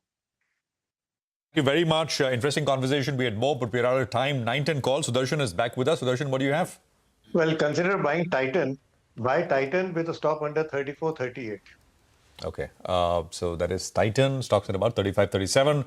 Let's just look at the Nifty now that we've got about 2 minutes to go for start. I think it's indicating a 400-point higher start. Ekta is here to just summarize the news flow around pharmaceuticals. Could be a sector in focus today. Ekta, over to you. Hi, thanks for that. Well, yes, the Trump tweet on Truth Social basically has shaken up a little bit of sentiment in the pharmaceutical space, because he plans to sign an executive order on Monday morning, their time, which says that prescription and pharmaceutical drug prices will be reduced almost immediately by 30 to 80%. They will institute a most favored nations policy, and the US will be paying the same price as the nation that pays the lowest price anywhere. Now, if you look at it, generic drug prices are already extremely low in the US. They're around, 80 to 90% of what the patented drugs are post-genericization. So this is likely to be aimed at the innovative and branded drugs, but generic drugs eventually could probably see a fallout. So that is something that the street would be watching quite closely. Also, the impact of on the CDMO space post the China-Trump. Absolutely. Ekta, thank you very much. We'll get you back for more, but that's an important story. 2%, nearly 2% higher, 24,450 is where the Nifty is starting up at. The Nifty Bank is up 2% plus, 54,800. There is that, of course, boost, Yes Bank boost, which has come through for the Nifty Bank, apart from, of course, everything else. You've got the mid-cap index, which is up about 3%, so much larger. I mean, 1% on top of the gains that you're seeing on the Nifty, on the mid-cap index. And I think the small-cap index will give you a quick sense of things as well. What do we have on the 3% of the small-cap index in line with the mid-cap index? I think should be everything in green. Okay, we've got two in the red, Sun and Cipla. Pharma is what Ekta was referring to, and I think you've got two names from the pharma space which are starting out in the red. A lot of the Adani stocks are leading. Ports and enterprises is what I can see, but it's an overwhelmingly higher start at 24,500 plus now on the index. Surabhi. Oh, absolutely. Well, I'll just pick up one stock to illustrate what market sentiment can do, and that's Swiggy. Numbers which are patchy, losses that are increasing, but on a morning like this, the market doesn't care. The reaction could have been perhaps different on a different day. But anyway, let's get back to the large cap screen. It's all green, actually. Everywhere, Adani Enterprises, ports are leading that charge. 4 to 5% up on these stocks. Jio Financial is having a good morning. Shriram Finance, Trend, it's everything up kind of a day. L&T, Infosys, Axis Bank, it's across the board. Banks are higher. The Bank Nifty is charging ahead, 2.4%. But the Nifty is not too far behind, 2.2%. So it's not a single sort of bank-led rally either. Very well rounded. Look at Reliance, look at L&T, look at the tech names like TCS and Infosys. It's all guns blazing today across the board. The only sector that's a little subdued for obvious reasons is pharma. Cipla, Sun Pharma are lower. Sun Pharma is down a lot more, by the way. Sun Pharma is down about 5.5%. They have a lot of exposure to the US. And we'll see if there's something specific here that needs to be checked. But otherwise, it's up, and away. 530 points now, Nigel. Well, that's right. The stock that I picked out this morning as could be possibly the stock of the day was because of the result reaction. And that's Birla Corp. The stock normally doesn't move on very, very large volumes. But in the first minute itself, you have a big bazooka in terms of volumes. 1 lakh shares have been traded on the NSE. The stock is up close to around 20%. Birla Corp, the numbers were much better than expected. Realizations were much better. We'll have to wait by to see whether or not how much of it was incentive income. But otherwise, good operating performance, EBITDA per ton coming at the highest we've seen in 18 quarters, and there was debt reduction as well. The street likes it. The stock is up 20%. The other couple of stocks that have moved well, Reliance Power, we don't talk about the stock very often, but now the numbers are flowing in. The order book is good. They've signed a couple of contracts. The finance cost as well is down, and that stock is up close to around 8%. Remember, these are some of those stocks that have fallen big time. The other ones are the unlocked trades, so to call it. Hotels, aviation. Prashant had briefly mentioned about these names. Indian hotels, numbers look good. However, because of the, of the skirmish we were seeing on the borders, that stock, in fact, had corrected more than 10% in the past week. This week, in fact, on Monday morning, it's pulling back close to around 7% to start off. Interglobe Aviation, big move is what we're seeing on that name as well. So good up move on that particular name. And even stocks, I think, Tejas Networks, that stock is up. That's been one of the big stocks that have fallen big time. You have, Adani Power as well, that's up close to around 7%. Suzlon Energy is up close to around 5.5%. The screen is looking very, very good. And as I mentioned today, if we're going to be seeing a bazooka coming in for the bulls, the Nifty Bank needs to do the heavy lifting. That's up 1,400 points. It's a great morning to report misses because the market doesn't care. The sentiment is too. I mentioned Swiggy, look at Thermax and ABB. Both those numbers in the fourth quarter have missed the mark, but the stocks are up. I mean, the sentiment is up. It's a buy the market kind of a sentiment. It's helping individual names. Absolutely. And 550 points, 24,555 is where we are at. So we are at a level which is now important. I'll tell you why. We are essentially at the 61.8% retracement of the full fall from the highs late last year to the lows that we saw in April. We are exactly at that level now. But we did take that level out in early May. 2nd of May, we took that out briefly intraday. And the high that we made was 24,589. We're at 24,551. So that's the first resistance, 24,589, which I think should be in focus. Both are very, very close, 545, 589, 61.8%. And then, of course, the swing high that we saw on the 2nd of May. So we are essentially at an important juncture.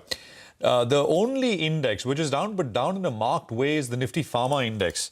The Nifty Pharma Index is down about 1.8%. And we've been sort of focusing on that with, of course, you heard the Dr. Reddy's management earlier talking about everything which is coming out of the US with regards to onshoring, manufacturing, etc. And of course, Ekta has been telling you about the implications of what Trump has tweeted with regards to drug prices in the US, etc. Guess what? The two largest volume traded stocks on the NSE right now are Indigo and Indian Hotels. Indigo is up 7% and Indian Hotels is up 7%. So these are large names and both are coming up very, very sharply at this point in time.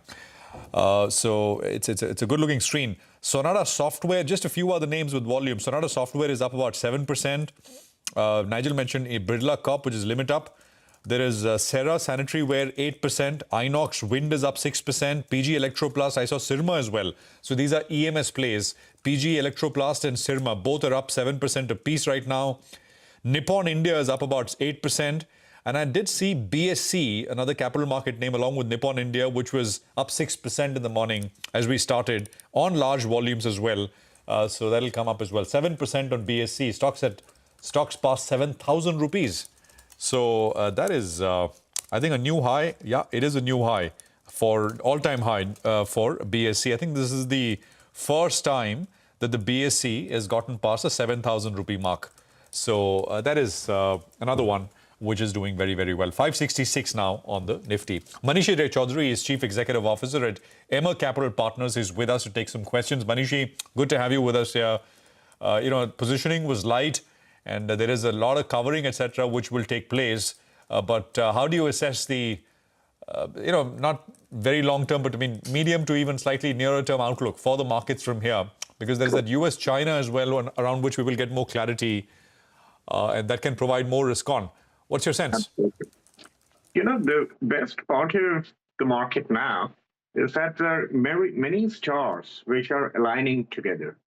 So on the one hand, we have the first round of talks between US and China, which, it'll obviously take a long time for them to reach a final agreement. But it's clear that, the fact that talks are happening is the first step towards a potential agreement, and therefore the first step towards reducing the kind of uncertainty that prevails across the world. Simultaneously, we have had some of the pronouncements from the large companies, large tech companies in North Asia, which seems to indicate that the bullishness and the kind of capital spending that's happening on AI and other areas are likely to continue. We have seen those commentaries from TSMC and some of the other Korean companies. Third, in India, the military skirmishes are now behind us, and the market is looking forward to more stability on that front also. We're kind of more than halfway through the result season. It's been mixed, but it hasn't turned out to be as bad as some market participants might have apprehended. So it's a combination of all these things which are driving the entire emerging markets higher.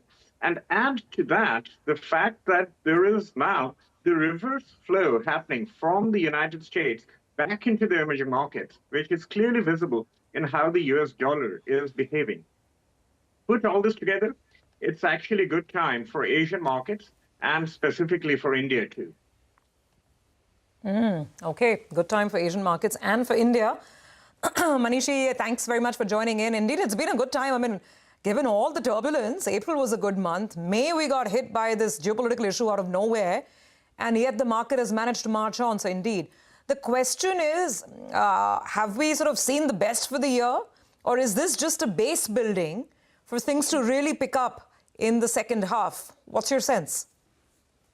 My guess is going forward, I think the market performance would be more in line with the kind of earnings growth that we are likely to see. And that for fiscal 26 or even for fiscal 27 would possibly be in the early double digits to mid-teens, so somewhere around maybe 12 to 14%.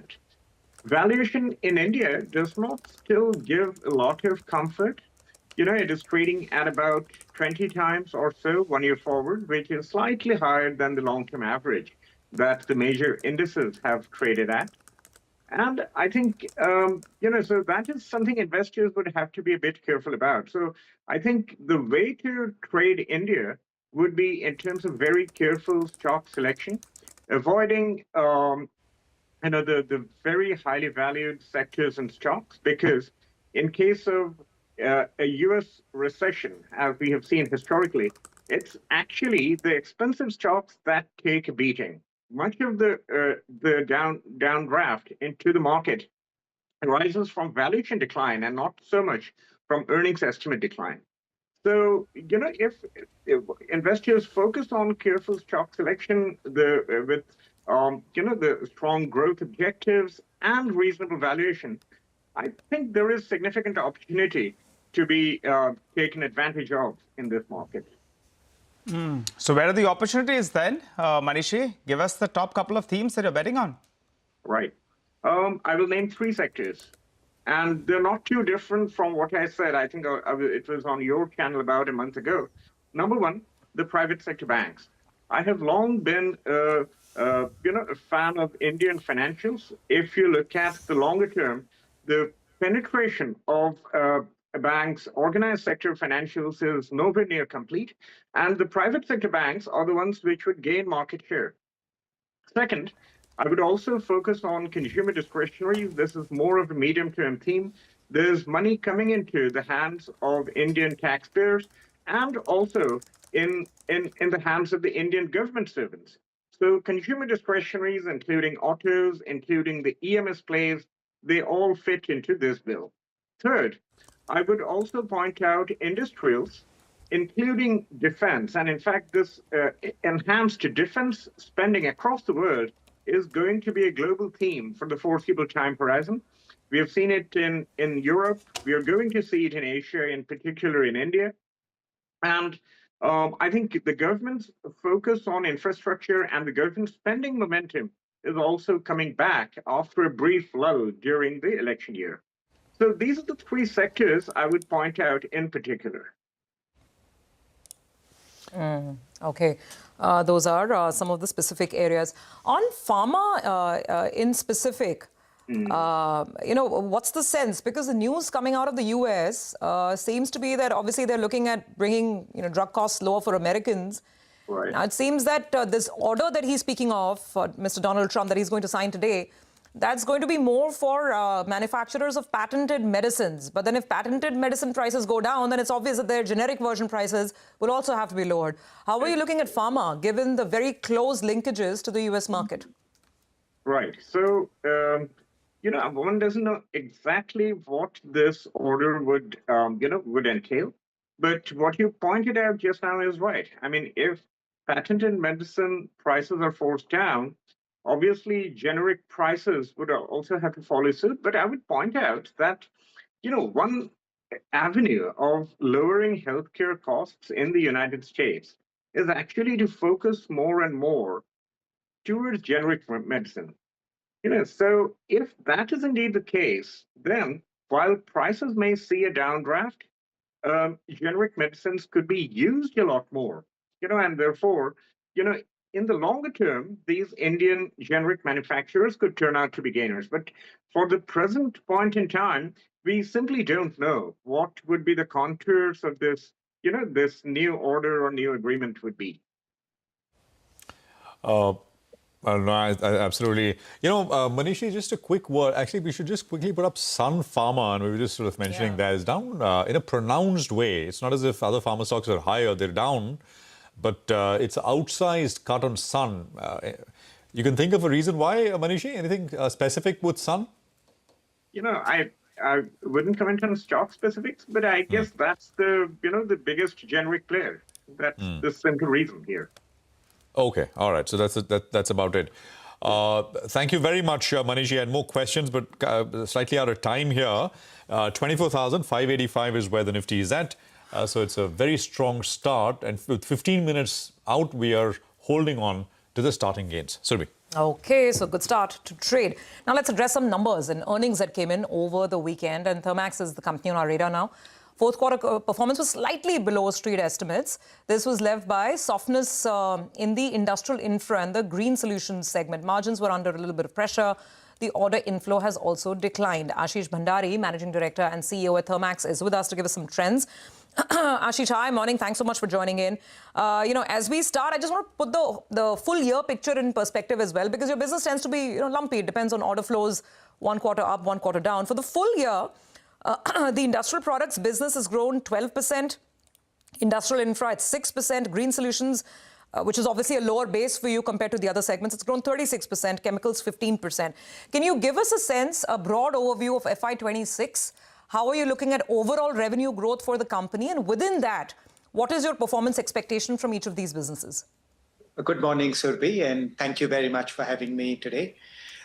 Before I talk about FY26, let me just very quickly put a stake in the ground on the last quarter and the year as a whole. As you said in your opening, there are a couple of things for the quarter that did not work out as well. First, on the order side, this was below our expectations. And I've been talking about having a good inquiry inflow. We would like to see that come in and converting into orders as well. Second was on the profitability side. There is actually a portion of Thermax which is working extremely well. And this is the majority of Thermax. You will see industrial products. We are now in the teens in terms of profitability. It has shown good top line growth. Overall, we have shown a good ability to take our backlog, convert that into revenue, and make sure that that revenue is profitable. Our earnings got hit because we took in a significant hit against a bio-CNG program. This has been a new initiative that we've been running for the past 2+ years. And this last year, we had significant losses against this segment. So for the year as a whole, we have taken 150 crores of losses in against these bio-CNG projects, which should now close the chapter in our mind, at least on these projects. And we look forward because this whole segment can be a long-term growth segment for Thermax. So Ashish, on that, Ashish, sorry, I'm glad you actually brought that up, and it'll really help viewers understand. Sure. The losses in this bio-CNG project, which impacted Q4, was that a one-quarter hit, or will some of that trail into Q1 as well? And there was also, I believe, the product mix and pricing in the chemical segment. That also led to the EBITDA level performance slightly lower than street estimates. Just your thoughts. So the bio-CNG one, in our mind, is now a chapter that should be behind us. It is, so a lot of the hit that we took in Q4 was with reference to actions that we will take, and coming into agreement with our customers with these actions, most of our liabilities would be done and closed for. So I don't expect anything remotely close to the year that we have gone through going forward. Second part on chemicals. Chemicals is a good story for Thermax, and we'll continue to grow this. It grew 15% last year. We think it can grow much faster than that. We have a brand new plant which has come into play, so the depreciation base will go up, but we are actively looking to increase capacity.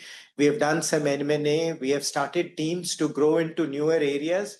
So all of those costs have been built into, and we have still delivered the profitability that we did in chemicals. So with that, if I now look at FY26, I think the first thing we need to do is make sure our order book improves, especially where industrial infra is concerned and larger projects. Here for the last year plus, knowing that historically there were some kinds of projects that we were not doing very well in terms of executing, we've been taking a step back, waiting for some of the things that we can do better. And our pipeline for even those kinds of projects is quite good. So I'm hopeful, but we need to convert that hope into numbers, and that I expect to see starting Q1 itself. Right. Second part, some of these one-time costs, etc., that we have gone through, seeing less of that happen.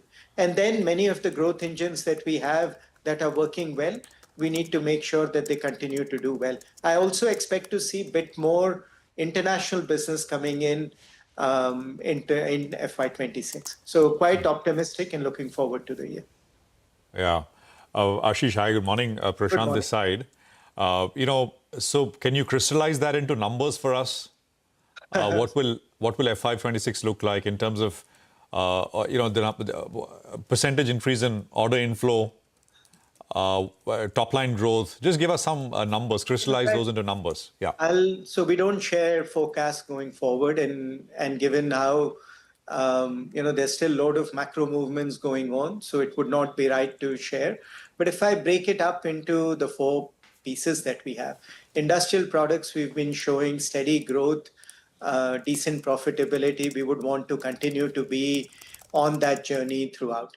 Industrial infra, we have been extremely conservative. We have had a few quarters where our order books have been lower. I would like to see that go up. And we do see in steel and power and international and even refining and petrochemical, the base starting to build. Yeah, now we need to see this inquiry flow show up into orders. Chemicals, we would like to continue to grow 20% plus going forward. Green solutions, we will be conservative. We will go slow in areas where we think profitability may be challenged, but we want to continue to be on a growth path for that business as well. So that's how I would look at the year. Would love a year where there is stability on the execution side and an acceleration on the orders front. What about industrial products and industrial infra? You said chemicals this year should grow at 20%, but the two big chunks of the business, what's the growth visibility? Some numeric rough ranges, perhaps. I think 15%, 20%. Look, I think we can just go through the year and take it quarter by quarter, and especially industrial infra, where you tend to get bigger projects, where kind of they can be 0 or 1. Let's just go through the year and we'll see. Yeah, all I can say is we're starting with a decent inquiry pipeline, but I said that for Q4 as well. We didn't do a good job in Q4 in converting that pipeline, but I'm still quite bullish on Q1 and the period going forward. Okay, all right. You're taking that on board as well. Last quarter wasn't as good as you expected. Hi, Ashish. Good morning. Good to see you. Ben, you briefly mentioned about exports, right? The international business. I think out there it was around 23%. In the past, you've said you would like to be around a fourth of your business. For this year, what kind of a contribution are you looking at from exports? Point number one. Point number two is what kind of growth you're factoring in out there? Because the globe is a very, very different place right now. You have tariffs, you have geopolitical tensions as well. What kind of a growth estimate you have? So you're asking me the same question in 2 or 3 different ways. So I'll try my best to give the same answer I've been giving. That's not not fair. Ashish, you have to. I mean, you. Ashish, you briefly mentioned exports, right? So yeah, let me simple points. It'll be a fourth of your business for this year as well. It can be more than a fourth of our business. More than a fourth of our business. So exports will outgrow what domestic business is likely to do? I think exports can be faster than our domestic business. On the domestic front, the reason I'm more bullish perhaps is that on industrial infra, we have been very quiet. Yeah, we have been subdued in our order intake, and the pipeline is continuing to build. April, we have had a couple of medium-sized successes. I would think we can have a good year if industrial infra, we can have wins where the pipeline exists to get those wins. Yeah, right. so which gives the confidence. And chemicals, as I said, we have done a lot of work to have newer engines coming in. If I add all of that up, it gives me a reasonably bullish overview of what this new year can be like. Ashish, we've spoken about this in the past as well. You know, the large projects are now no longer there, right? I mean, chunky, which used to be the case 10 years, 15 years ago, they're much smaller in that sense orders. Still meaningful, but it's more disaggregated in that sense. That continues to be the case, right?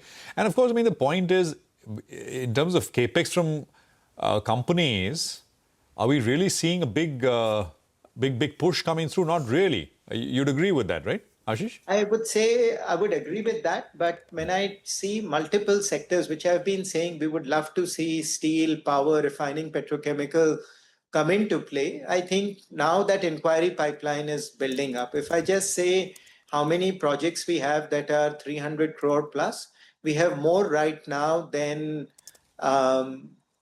any time last year. Yep. So that gives us some amount of confidence. And as I said, the international pipeline, which is something we've been working towards, is also better than what we have had in the past. Ashish, to the often asked question, very briefly, last 10 seconds left on the interview, to the often asked question, is private capex picking up in India? What would you say? You have your ear to the ground. You talk to the buyers on a daily basis. I would say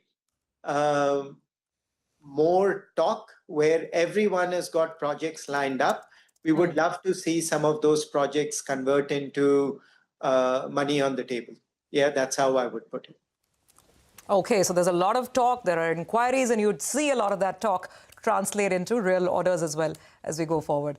Thank you very much. Really a pleasure having you on the show. Thanks for explaining all the details on Q4 and the outlook ahead. That is Thermax. We have to take a very quick break. Come back on the other side. We continue our management conversations this morning. We'll have the management of Mahanagar Gas joining in. Let's find out how they did in the fourth quarter and the outlook for this year.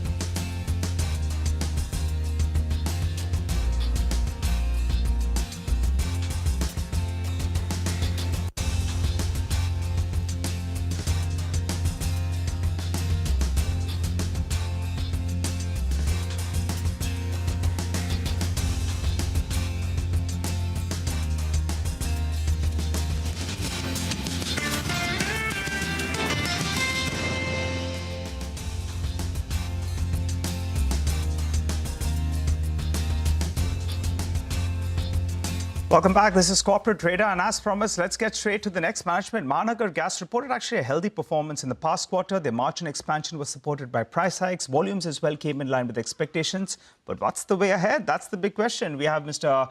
Ashu Singhal, the Managing Director at Mahanagar Gas, who joins us on the show. Hi, Mr. Singhal. Good morning, and congratulations actually on a solid showing in Q4. You surprised the street very positively. What kind of a volume growth should the street work with for the coming year, that's FY26? And if you could give us a brief, EBITDA per unit, what should be the sustainable number given the fluctuations we have seen in the input cost and a couple of price hikes as well? Please go ahead. Yeah, good morning, everyone. Yeah, we have a good result last quarter and the whole financial year. If you see the whole financial year, we had volume growth of around 5.5% year on year. And this year we have more than 12% year on year growth. The Q4 also, we have seen a growth of around 11 to 12%. So it has been mainly driven by CNG volumes, and the industrial and commercial volumes have also grown by around 14-15% year on year. So that is the driver. We expect that it will continue this year also. And we expect that 10% growth minimum will be available on the volume side this year.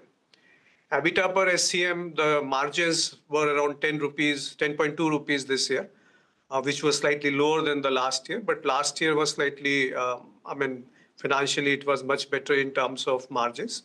However, growth-wise, this year has been better. So growth is more important if you see the parameters which are critical for the company's longevity. Okay, all right. So what does it mean, sir, in terms of an EBITDA per ton? Volume growth of 10%, we got that. EBITDA per SCM, beg your pardon, it was at around 10 rupees. You'll hold it around there? Yeah, last year it was 13.9 rupees and this year it is 10 rupees. So we expect around 9 to 11 rupees or maybe 9.5 rupees also. It depends on, how the crude prices fluctuate, because a lot of our gas is being purchased through crude mechanism, and APM gas allocation has come down in last 3-4 months. So that will be high on our procurement cost side, as well as it depends on what is the Henry Hub prices. And how much price we can pass on to the customer. Yes, but 9 to 10.5 rupees would be the new guidance for this current year. Right. So in fact, that was exactly my next question. If you could give us some more color into this whole, gas availability or mix, your feedstock mix, because that's been the big talking point over the last couple of months, right? The gradual declining trajectory in the APM gas share in your overall mix. And I think there was some back and forth, and then there was some talk about it being reinstated, not as low as what the market was fearing. But you'd agree that the general direction of getting more APM gas is on a declining side, right? So what is your feedstock mix going to be? And do you feel you have enough elbow room to pass on price hikes in the next couple of months?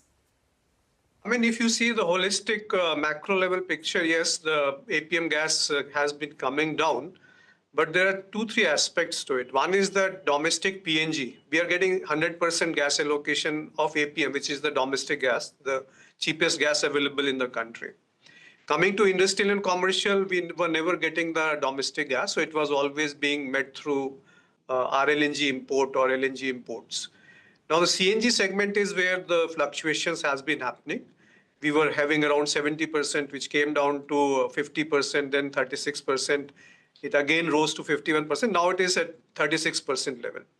But the good part is that the Indian crude basket has also come down.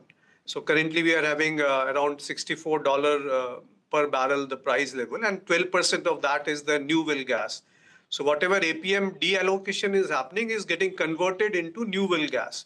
So weighted average, yes, the procurement cost is going up. How much we can pass on will depend again on what are the petrol, diesel prices, what are our margins, and how much volume growth or trajectory we want to maintain. One important aspect is that we want to give more stability to CNG prices. So we don't want to keep on changing the CNG prices. No, absolutely. You said APM gas as a percentage, the share is right now at 36%, right? Or CNG, standalone CNG. Standalone CNG. And you expect it to be at least at 36% for how long? And what's the visibility till the next review or till the next change on this? As I mentioned, whatever deallocation of APM is happening in CNG is getting converted into new well gas. Correct. It's slightly costlier than the APM gas. No, I'm talking about the old well, the one that you were getting at lower prices from the old well. That allocation, that is at 36%, right? Yeah, for CNG it is 36% and it may come down next year. I mean, corrections have happened since last 3-4 months, so we don't expect any changes in a sudden manner for next at least a year or so. There can be some minor adjustments, but as per the Kirit Parikh committee recommendation, around 7% annual reduction is expected every year. So we think maybe around next year, March, April, we will see another reduction. Okay, so 1 year you are stable at 36%, then it could come down by, I mean, the recommendation is 7%. We see what the final view the regulator takes. Got that? Absolutely. Okay, all right. So I wanted your take with regard to the recent directions we've been hearing about the BMC. They have been talking about larger number of roadside vendors and eateries that have to start shifting to clean fuel, and they have mentioned that probably the street believes that you could be a beneficiary. I think this implementation, they have mentioned the use of either CNG, PNG by July 8th, which could be a positive for a company like yours. What is your comment on it? See, there are two aspects to it. One is the eateries and the bakeries, and the other part is the diesel and petrol vehicles getting converted into CNG or electric vehicles. So eateries and hotels and small bakeries will be, we are exploring that. Our network is already present. We are already supplying around 400 to 500 bakeries which are getting PNG. So we are in discussion with the bakery owners and other stakeholders to start supplying more PNG. The problem is that they are using currently solid fuel or cheap fuel or liquid fuel, which is again very cheap. So there is some conversion cost involved, then there is some connectivity issues, and then the affordability points.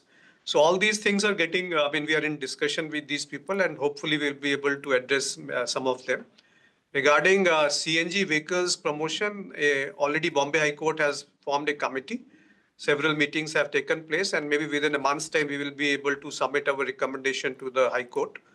And thereafter, we may see some more traction in line of Delhi, where maybe diesel and petrol vehicles have been phased out in a gradual manner, replaced by CNG and electric vehicles. Just last question, sir. You had announced investments in two companies as well on the EV side. I think 3 EV, and there was a battery JV. Just give us a sense, when as this year progresses, how much money are you going to be putting to work in some of these alliances? And what are you expecting from the renewable energy or the EV side? Yes, you are right. We have put around 100 crore in equity investment in 3 EV, three-wheeler electric vehicle manufacturing company in Bangalore. Further, we have already started on-ground activities in IBC, International Battery Company, for battery cell manufacturing. So it will be, currently everything is getting imported from China and Korea for the battery cells, and they are getting packed into battery packs. So within a 12-15 months, we will be able to commission this plant. We have already acquired the land, IBC India Limited. We have got 40% stake.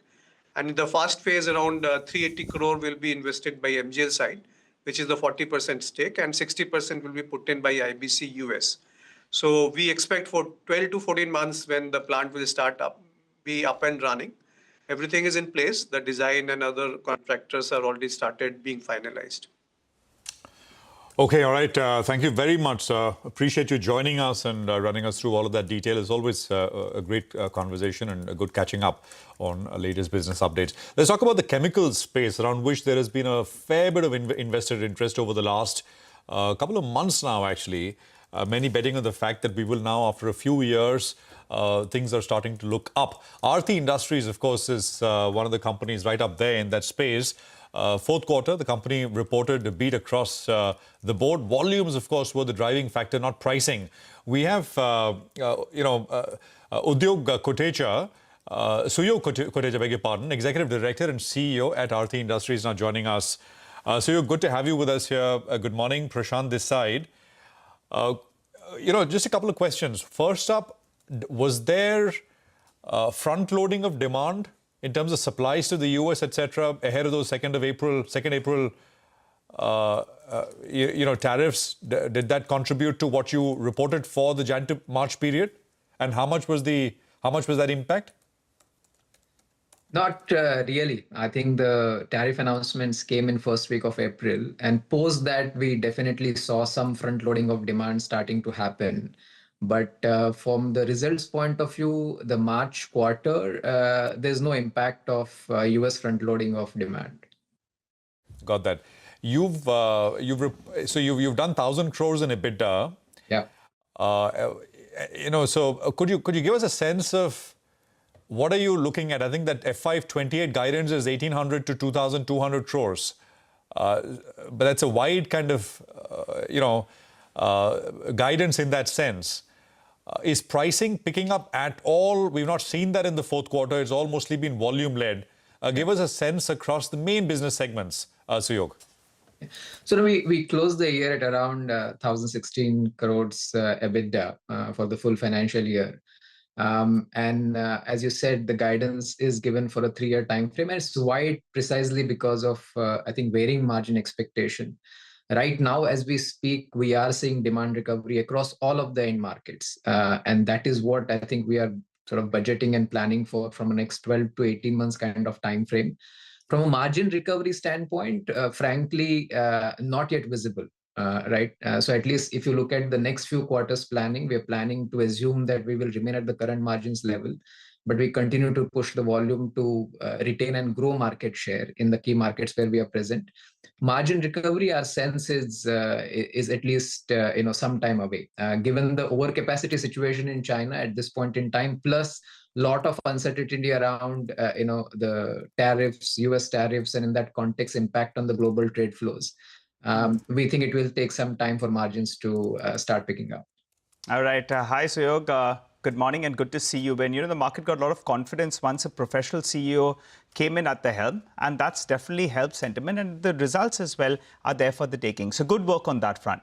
Now, a couple of questions here. Volumes, I think, in the past year grew by close to around, I think, mid-teen, if I'm not mistaken. For this year, what kind of a volume growth you're looking at? Point number one. And point number two, as Prashant said, you did roughly around 1,000 crores, right, in the past year. And you'll have given that ambition to go to more than 1,800 crores by FY28. If that is the case, the EBITDA number needs to grow at around 20-25%. Would that be a fair estimate? So I think from a volume point of view, yes, we did deliver a sort of mid-teen number growth if you compare year on year. And we expect sort of strong double-digit volume growth to continue even in the current financial year and subsequently. If you look at our 3-year guidance, I think we've been very clear in terms of where this jump is coming, right? Broadly, there are 3 levers. There's a cost optimization, which is expected to deliver anywhere between 150 to 200 odd crores. A bulk of it will be front-loaded. I think most of the initiatives are already implemented or under implementation. So that accrual, in fact, should be fully visible even in FY27 timeframe. In this financial year also, some part of it will be visible, but full impact will come in FY26-27 timeframe. The second big margin ramp up is happening through operating leverage, right? Where volume and margin in the existing capacity, existing value chains are expected to go up. That's a bit of a sort of 12 to 24 month kind of journey. Different value chains will pick up at different point in time. And the remaining 350 to 500 odd crores of EBITDA growth was expected to come from the new CapExes, which will get commissioned, which will start to get commissioned during this financial year, but the full impact of it will be visible starting from next financial year. And that's where this range of 1,800 to 2,200. So fair to say it is not completely back-ended. There will be year-on-year visibility in terms of how this growth will start accruing to the bottom line over the next 3 years. Brokerages are assuming more than a 20% growth on EBITDA for this year. They're not wrong? Well, as I said, I think we've now given a 3-year guidance, and we have also very clearly mentioned what growth levers will contribute to how much. I think we remain focused on execution of the same, and let sort of results speak for themselves. All right. So what about the capex for this year? I think you've laid out close to under 1,000 crores. What is the asset turn on this 1,000 crores that you're going to be putting in? And I think the debt number you have mentioned last time around, I think the management indicated that maybe it's peaking out. So what's the absolute debt number and where is it headed? So on the capex front, last year we ended, I guess, at around 1,370 crores. And this year the capex number will go down significantly at around 1,000 crore levels. We are trying to close the year with a three-digit capex number, but that's the range Bulk of it is going to our new greenfield sites near Jagadia. So we call it Zone 4. And that's where we are commissioning, a lot of multi-purpose capacity as well as our chlorotoluene value chain investments, which are likely to get commissioned from a staggered commissioning during this financial year, but full volume ramp up expected in the next year kind of time frame. I think on the debt front, yes, we ended the year at around 3,500 crore. I think the aspiration is to retain at this level, right? I think this year we will see stabilization of debt in terms of ratios. And in the subsequent years, as the capex starts getting to optimize, we will see much better debt to EBITDA numbers going forward. Okay, so so this bulk of this 1,000 crores odd would be from internal accruals, given that you're assuming the debt stays at around 3,500 crores. Yes. All right. Also, what is the asset turn on this 1,000 crores? Sorry, I missed that. So look, I think we don't talk about asset turn because in our context, the revenues sometimes can get linked to the crude pricing quite significantly. But as I said, I think our anticipation on capex to EBITDA, right? We would like to have 20% plus kind of EBITDA to capex range on these investments. All right. Suyog, one more quick question. The world is looking at what President Trump is going to look at next. And for your industry and for your company, what do you believe? That these tariffs that have come in place, it throws up a big opportunity, and that China plus one strategy actually will benefit a company like yours? Because everyone's wondering who the United States will quote. Is it going to be more India or is it China? You tell us. Well, look, I wish I had that magic ball, but I think... What are the indications, Suyog? What are the indications? So indications are right now mixed, to be honest. I think there are some value chains where we are clearly seeing tailwinds, right? There are molecules or value chains where we directly compete with China, like, for example, phenylenediamine, where we can clearly see customers trying and asking for more volumes, right, in this quarter and even for subsequent 2 quarters. Versus there are value chains where we are not directly competing with China, where it's all about developing the market in the US. And in that context, tariff do hurt, right? Because even if it's a 10% tariff, then the viability or the value proposition for customer accordingly gets impacted. So by and large, if I look at across a very broad portfolio that we have certain value chains where there is clearly a positive momentum, but there are certain value chains where we are renegotiating with clients in terms of product pricing. Suyog, is there a way to quantify what percentage of products, volume or value-wise, you directly compete with China, where we can kind of then build on it in some way to get an impact? Well, I think difficult to quantify. I mean, in general, most of the value chains in which we are present, right, we do have some sort of a Chinese capacity. But if you look at our end markets at this point in time, I think agrochemicals is one segment and followed by dyes and pigments. These are the 2 segments where we directly compete with China. I think our pharma is mostly domestic focused. So, though China does have impact in terms of domestic market pricing point of view, but we are not exporting that. So there's no direct hit on competition as such. And energy market, which is like roughly 35% of the business there, yes, there is a Chinese volume present, but I think we have a certain leg up because of our capacity and our supply chain advantages on that particular market. And generally, the broad expectation is that dyes and pigments, you perhaps gain some share over a period of time. I mean, if Chinese tariffs are much higher, as they're expected to be at a steady state level compared to us. So there is some relative advantage, share gains, perhaps. Yes, I think also that's one end market where there's a domestic consolidation happening. Domestic player is acquiring sort of global, has already acquired actually a global player. So in that context, we are expecting a lot of consolidation of the demand from India, and that should benefit us. Just very quickly, your working capital days has well improved in the past year, I think. Could you tell us, is there further improvement possible from here? And can you hold on to last year's performance? I think we're pushing in that direction. So I think one of the target for the management this year is to further optimize working capital. And in that context, especially where we are importing raw material, I think we're trying to take certain initiatives to sort of increase the days payables over there, and in that context, optimize overall working capital. So working capital days, I think, came down to around 62 in the past year? Yeah. We'll hold around here. That's the objective, yes. Suyog, it's been good speaking to you. Thanks a lot for joining in. We'll hold you at some of these numbers, but appreciate you joining in and filling us in with all of that. Well, that was Aarti Industries. By the way, guys, what started as a 500-point up move is now a 700-point up move on the Nifty. What a bazooka morning it is. Bulls bazooka. Bulls bazooka it is. We'll take a break and come right back to the market, get you some more trading ideas as well, and also a quick check on commodities.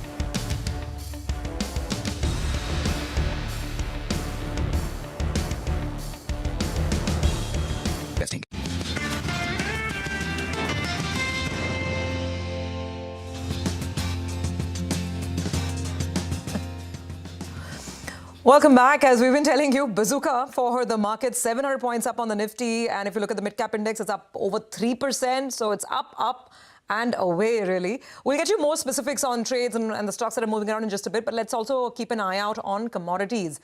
Manisha is joining in. Manisha, good morning. So there's a trade deal, it seems. Finally, US-China talking. What's the latest? Oh, well, yes, it's absolutely a risk-on trade happening right now, and that is the reason gold is not in favor. Having said that, gold prices haven't declined too much. Actually, when you look at the last 8 or 10 months, we've seen gold prices in one way, and it has seen corrections, but very few and short-lived. So prices are trading at below 3280 at this point in time. Remember, we've seen a 3500 of an all-time highs. So if you look at since then, prices have traded between 3200 to 3400 on the higher side. Markets waiting for some big news to come in before we can actually see prices go either ways. Well, the dollar index should come in on your screens because that clearly has strengthened to 100.5. That seems to be weighing on gold prices right now. And as you mentioned, it is going to be about the US-China trade deal where there's an expectation that there would be a joint statement from both the countries today, and the markets would be looking at details from that. As of now, from where we stand, it's 145% on China from US and 125% of a retaliation coming in from China.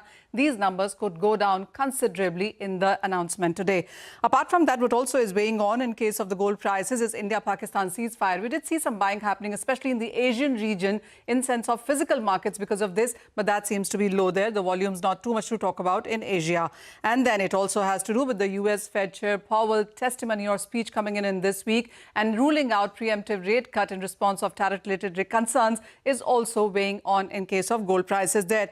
Interesting JP Morgan report on gold says that they're looking at higher prices from here on. By the fourth quarter, you could be looking at an all-time highs coming in yet again for gold.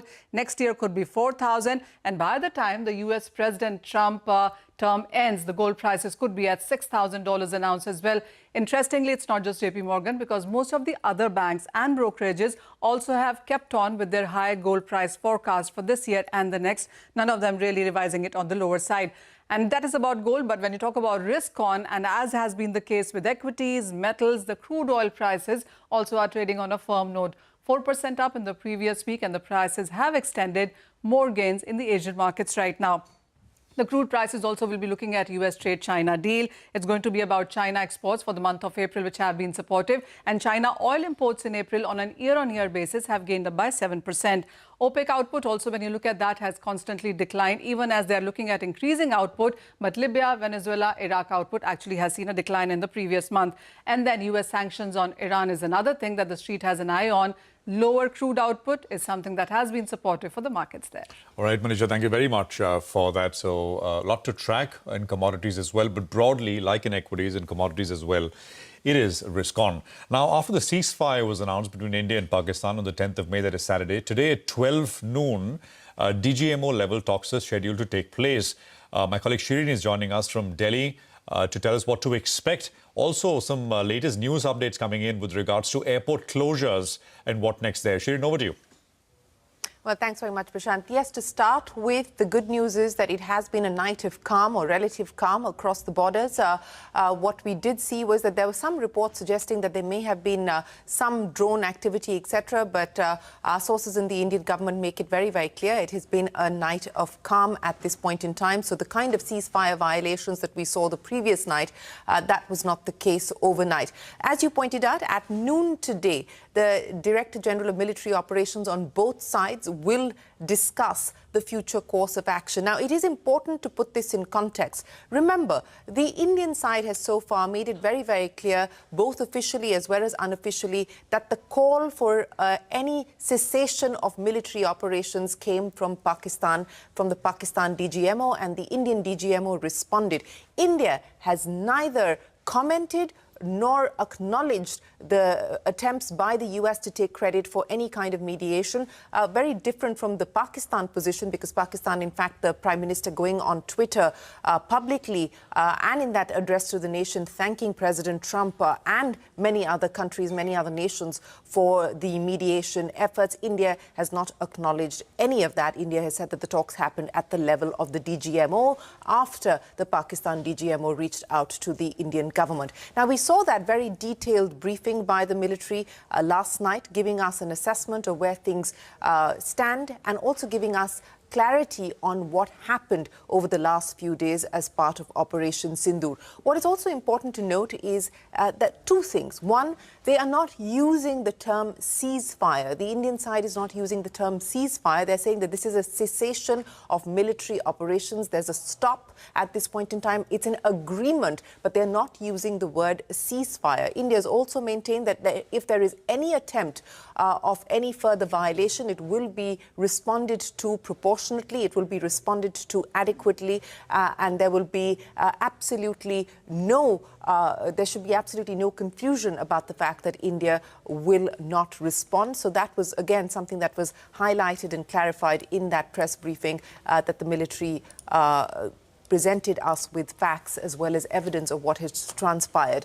Now, post this call today, we will have to wait to see what happens further on the ground as far as activities and operations are concerned. But you were talking about the airport closure. This is our colleague Madiha reporting at this point in time that the Note 2M, or the NOTAM as it's called, for 32 airports. The closure of those 32 airports is likely to be revoked on account of the fact that we are now seeing some degree of normalcy return.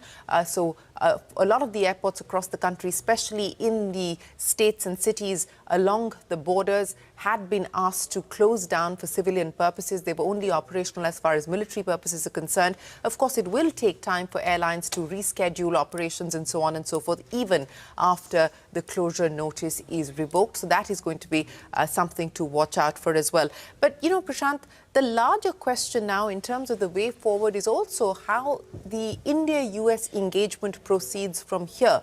Because remember, President Trump was the one who tweeted news of the ceasefire even before the Indian side went public about it. Not just that, what we have seen yesterday specifically from President Trump, equating India and Pakistan, hyphenating India and Pakistan, makes the situation difficult and complex for India, because President Trump is not just talking about a cessation of military operations. President Trump is also talking about increasing trade, in his words, with both nations. This happens at a time when India is negotiating its bilateral trade agreement with the US. In fact, the Commerce Minister is expected to be headed to the the US in a few days from now, next week is what we were given to understand. So all of this is now going to be seen in another dimension, perhaps, because one will also have to factor in what the US intends to do. The US has talked about a neutral site as far as possible mediation is concerned. And of course, India making it clear at the level of the Foreign Secretary's press briefing that there is no question of a mediation on Kashmir. The only possibility is as far as POK is concerned. So all of these are now moving pieces, are moving parts that we need to look at very closely. But it is going to now be a far more complicated, complex engagement with the US, and India is going to have to maneuver this carefully. And you know, Pakistan is going all out. Shehbaz Sharif tweeting once again, thanking President Trump for the role that he's played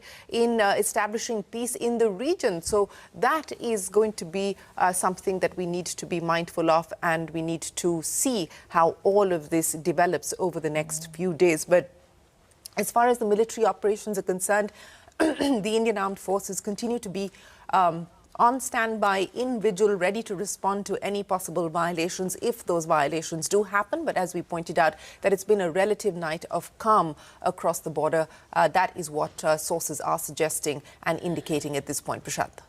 All right, Shireen, thank you very much for that. I think that's very, very contextual and important to put the latest developments in that perspective. And that point about, Trump tweeting, really took everybody by absolute surprise. I don't think even the Pakistani side perhaps would have imagined that, they'd get something like this. And that is why, two great nations, right? The second tweet that came yesterday described India and Pakistan as two great nations with which he wants to increase trade. But the thing with Trump surveys, as we were talking about in the morning, right? 1500-year conflict. Yeah. So I think you'll have to take... I think in the business and markets fraternity, we are used to this language and these shades of tweets. Yeah. He's talking about firing the US Fed chair one day, on tariffs themselves. Just take a look. 2 days they spoke with China and then announced a deal, right? So a lot of bluster, a lot of, big talk. And then, of course, we'll see how this goes. But absolutely, as Shireen said, we'll have to watch these things. Lots of moving parts. In the domain of foreign policy. Let's focus on some stocks which are moving around as well. Birla Corp is up 20%. Nigel is here with what the earnings told us. Nigel, over to you. Well, Birla Corp was the stock that we highlighted today. It could possibly be the stock of the day. And bang on, it's the stock of the day. The stock is up close to around 20%, giving you 5 big reasons why the stock is up. One is realizations on a sequential basis were up by 7%. Now, there could be an element of higher incentive that they've received, which has bumped up the realization by 7%, because no one in the industry has seen realizations go up by 7%. So how much is that number? That's going to be the most crucial part out there, because you can do only so much by your product mix or your focus on premium segment. So that's point number one. Point number two is the EBITDA per ton. Beautiful looking number out there. The highest we have seen in 18 quarters, coming in at more than 1,000 rupees. And that's backed by higher volumes, because for the first time ever, they have clocked volumes at around 5.25 million tons. So the operating leverage clearly played out there. Input costs have cooled off and realizations were up. Explains why the EBITDA per ton looked quite good. The cherry on the cake is everyone's been worried about this debt number. All of a sudden, they have pulled down the debt by close to around 700 crores. So the street likes that. That's come down to around 2,245 crores. And they're on their way to becoming a bigger cement unit. From around 20 million tons, they're saying they're on their way to become a 27 million ton unit. And for the current capex of around 6.2 million tons, they have, if you just do the math, it comes to an EV of around $82 per ton. So they're adding capacity at not very, very expensive capex. And finally, it always has that cushion of valuations. It trades at around $60, $65 per ton for a cement company with a capacity of around 20 million tons. Thumbs up out there. Explains why the stock is locked in upper circuit 20%. All right, Nigel, thank you very much for that. So it's a big one and decent-sized volumes as well. We'll take a quick commercial break here. On the other side, exclusive conversation. My colleague Lata speaks with Yes Bank CEO on the SMBC stake purchase. There's a big story in terms of deals. Stay tuned.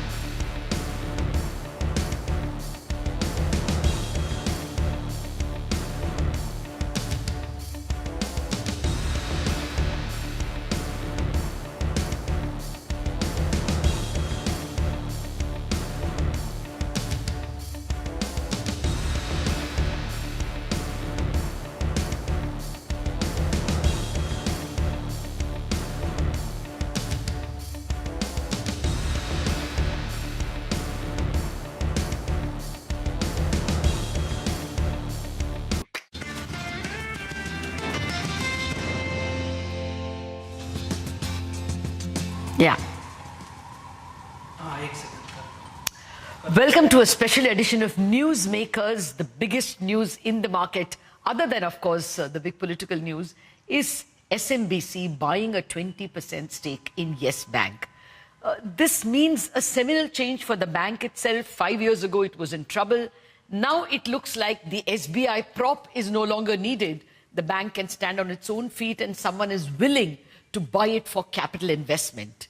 But what other advantages accrue to Yes Bank because of this relationship with a very big global bank, Japanese bank, SMBC? To answer all those questions, I have with me the Managing Director and CEO of Yes Bank, Prashant Kumar. Good morning, Mr. Kumar, and thank you very much for your time. Congratulations first. This is a seminal change for the bank itself. No, thank you so much. I think it's a very, very significant transaction in the transformation journey of Yes Bank. First, if you can tell me, when does it get completed? Because I'm still seeing Sumitomo Bank to buy a 20% stake. When do we say they are holding a 20% stake? So now it would require the approvals from Reserve Bank of India and Competition Commission of India. And we are hopeful that the whole transaction would be completed in the second quarter of this financial year. Okay, so we understand that at that time, the Japanese bank will be able to appoint 2 directors on the Yes Bank board. Now tell me the journey from there. How does life change for you? Are you, how will you liaise? Will they give you more trading partners? Will they give you MNC clients? What will they give you? I think the first important thing, there has been a overhang on the bank where the question was that SBI being 24% equity holder cannot continue for a long time. It means we need to have a strategic partner. And that was very critical for us. I think the SMBC, who are the second largest financial banking group in Japan and 15th largest in the world. And they are known for their corporate governance, reputation. They coming and investing into Yes Bank at 20%. That is also a confidence. Yes. That is a confidence in the franchise. That is one thing. Second thing, they are, as a strategic investor, always a very long-term investment. Unlike private equities, where always there is a short-term objective, it's a long-term investment strategy. So this investment would definitely build this franchise for future. So we are quite hopeful that this investment would be an opportunity for re-rating of the bank. Because this overhang... That is discussed. Yes. The re-rating is there because you don't need SBI crutch anymore. Somebody has respected Yes Bank for the franchise it is. And someone very reliable. I'm asking you for life after second quarter. No, I think it's important because the life, when we talk about what is going to happen in the future, how it is going to give that kind of support. Re-rating itself would give us a lot of opportunities, both on funding side as well as on the lending side. Because there are a lot of corporates, government entities, who don't place deposits, who don't allow you to work with them unless there is a minimum threshold of the rating. That is one part. Oh, you expect a rating upgrade shortly? That's why I was talking about, we are looking for a re-rating of this stuff. Because in the re-rating, one of the issues was always in terms of what is going to happen to the SBI stake. Yes. That is one part. The second part, that with the re-rating, definitely your funding cost would also come down. The third part, if such a respectable foreign institution investing in you, it also gives you the mileage in terms of opening your door for a lot of other things. In terms of, I'm not saying a direct connect, but definitely the doors for large corporates in doing their transaction banking, in terms of providing our digital solution to them, definitely would open up for us. You expect more fee income from the third quarter onwards because of trade finance or whatever? It never happens like this. It's not like a switch. No? They would come in and the third quarter there would be fee income. This is a journey. But I think this kind of investment would definitely leap forward in the second phase of the transformation journey. But are you sure of the re-rating very soon? Because it is only 20%. It's only 2 board seats. Can re-rating come like as early as a quarter or 2? No. So fundamental issue was more in terms of a question from the rating agency was always what is going to happen to the stake of State Bank of India. Yes, yes. Okay. And everybody wanted to see the entity who is going to replace State Bank of India, whether that would be a long-term strategic player. Because if it is not a long-term strategic player, piecemeal shareholder. So I think it would definitely give a confidence. The second aspect is in terms of if bank require capital in future, okay, there are no uncertainties. So I think that is also an important point for consideration whenever the rating agencies consider for the rating upgrade. Any reason why they went for 20? Because we were expecting at least 24.9, as it were, you know, so that open offer is not triggered. There were a set of people who were expecting 26 and open offer. Why, in your opinion, they didn't go for that? No, I think they can answer that. But the question is always, you always keep a room for certain eventualities. Because the moment you cross 24.99, right, then the open offer would trigger. Okay, if you are having a 20%, and maybe if there is any capital requirement from the bank side, at least there is a room available for them. Is that the reason why they didn't? No, I'm not making any comment on this. I'm only saying anybody would definitely, if they know like 24.99 would trigger an open offer, they would just like to keep a room available for any such kind of requirements. You mean we can always do it later, yes. Is what you're saying? Yeah. But I'm sure you met the top management of SMBC will have met you several times. They are buying your bank. They are not buying SBI. So more meetings with you than SBI. What is the impression you got? Will they be okay with 26% voting right, but 51% stake? Or, you know, equity stake at 40, 50, whatever, but voting only 26. Will they be open to it? So my impression is that first, they are very bullish about the Indian banking industry. Yes. Very bullish about the Indian economy. And they have respect and the confidence in the franchise which we have built up. Okay? The other part which you are asking is something which they need to decide and take it forward. Okay. I am still not able to wrap my head around why 20 and not 24. Because I'm sure SBI was willing to give more and all the banks were willing to give more stake. For them, it was only a financial investment. You never tried to crack why not 24? No, I think it makes sense. Like if you know that you are breaching a particular threshold, you never do that. Okay. You always keep a distance from that with the car which is running in the front. No? Yeah. Okay, what about the stake that they have in Fullerton, or rather now it is called SMICC? They bought that NBFC. Is there a plan to merge that into Yes Bank? Because ultimately RBI is saying all lending business, a bank should not do lending through the bank and through a NBFC. This is not a subsidiary because they are not yet owners, but is that part of the game plan to merge that NBFC? No, I think this is too early to make that comment because now they are coming with a 20% and they would be like a public shareholder. Okay, yeah, so they don't get any special reasons. Yes. But will you look at it since it is common management? From your point of view, will it make sense? No, that's why I'm saying this is too early. I think this is the first time we need to see that how we need to take this forward. Okay. Will they keep their 3 branches or will that need to be merged? No, again, it would depend on their own strategy and how the regulator would think about it. But if they went beyond 25, if they went to 25, then they will have to give up those branches, right? I think the I'm not so much expert on the regulation. Okay, so that's a question for RBI and They need SMBC. to answer. Okay. Now, coming back to your relation with SMBC, have you all drawn up any game plan of regular visits after the deal is completed to improve liaison? No, I think this would be too early.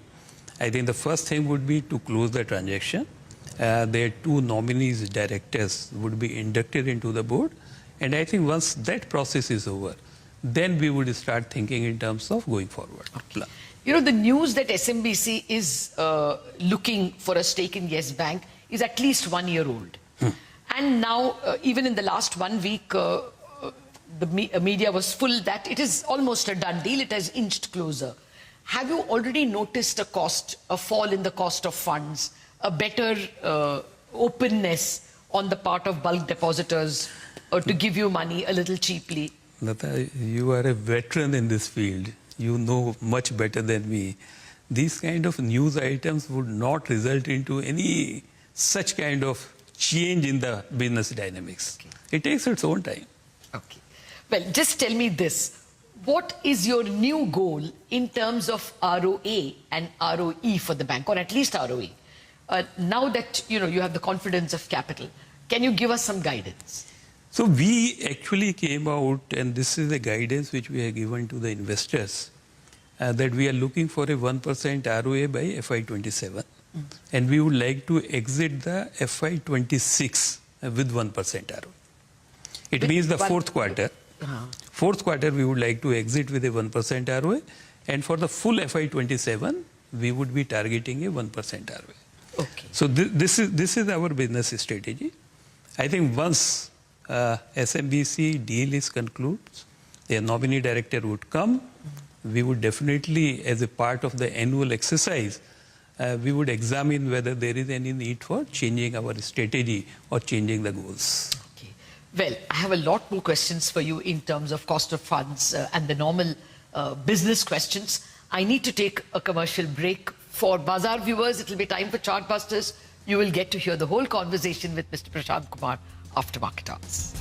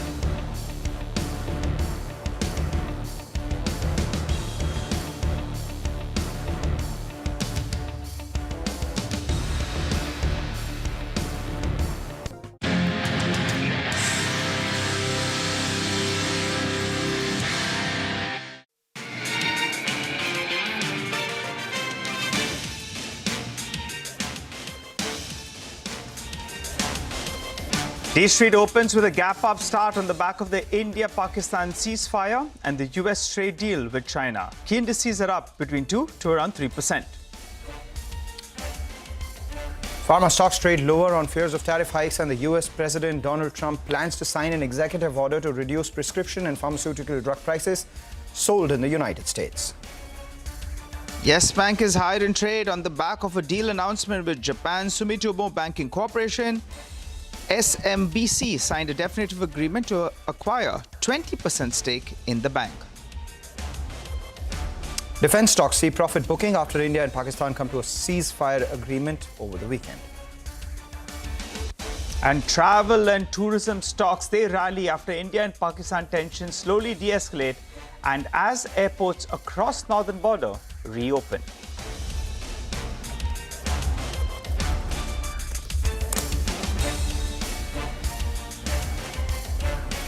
Hello and welcome to Chartbusters. We are coming to you live from the CNBC-TV18 Motilal Oswal studio. I'm Nigel. With me is Mangalam. And as we speak, well, the markets that's green on the screen, we're putting behind us the recent skirmish that we had on the border between India as well as Pakistan. Remember, earlier, the markets have chosen to look ahead with regard to the trade tariffs as well. And now it seems, things are clearing out. So it explains why the Nifty at the high point of the day, no big profit taking is what we have seen. And the Nifty Bank, that's the one that pulled back 4.5%.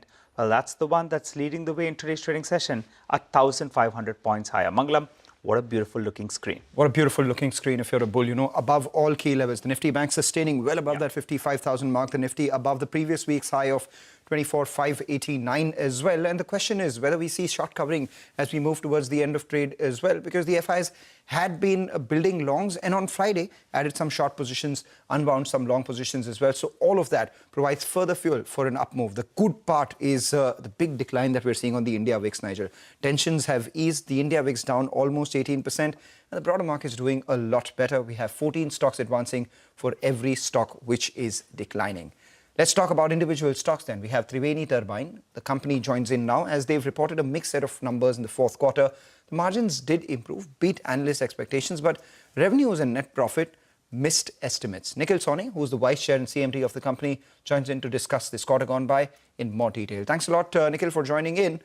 The fourth quarter, the quarter as it were, if you could give us a sense of how you're seeing this year pan out. What's your prognosis on revenue, volume, and margin growth in FY26? Well, firstly, a very good morning to you. Thank you for having me on. The FY25 and the Q4 that just finished was actually a record quarter, the 17th record quarter for Triveni Turbine. Not only have we achieved the highest turnover of any quarter, the highest profitability of any quarter, but the overall growth of order book as well has been very robust. We had over a 21% increase in revenue for the year, over 33% increase in revenue for in profit after tax for the year as well. But at the same time, we had an over 26% increase in our order booking. As a company that operates in the engineer-to-order capital goods space, we work off an order book which gives us visibility into the revenue in the coming quarters.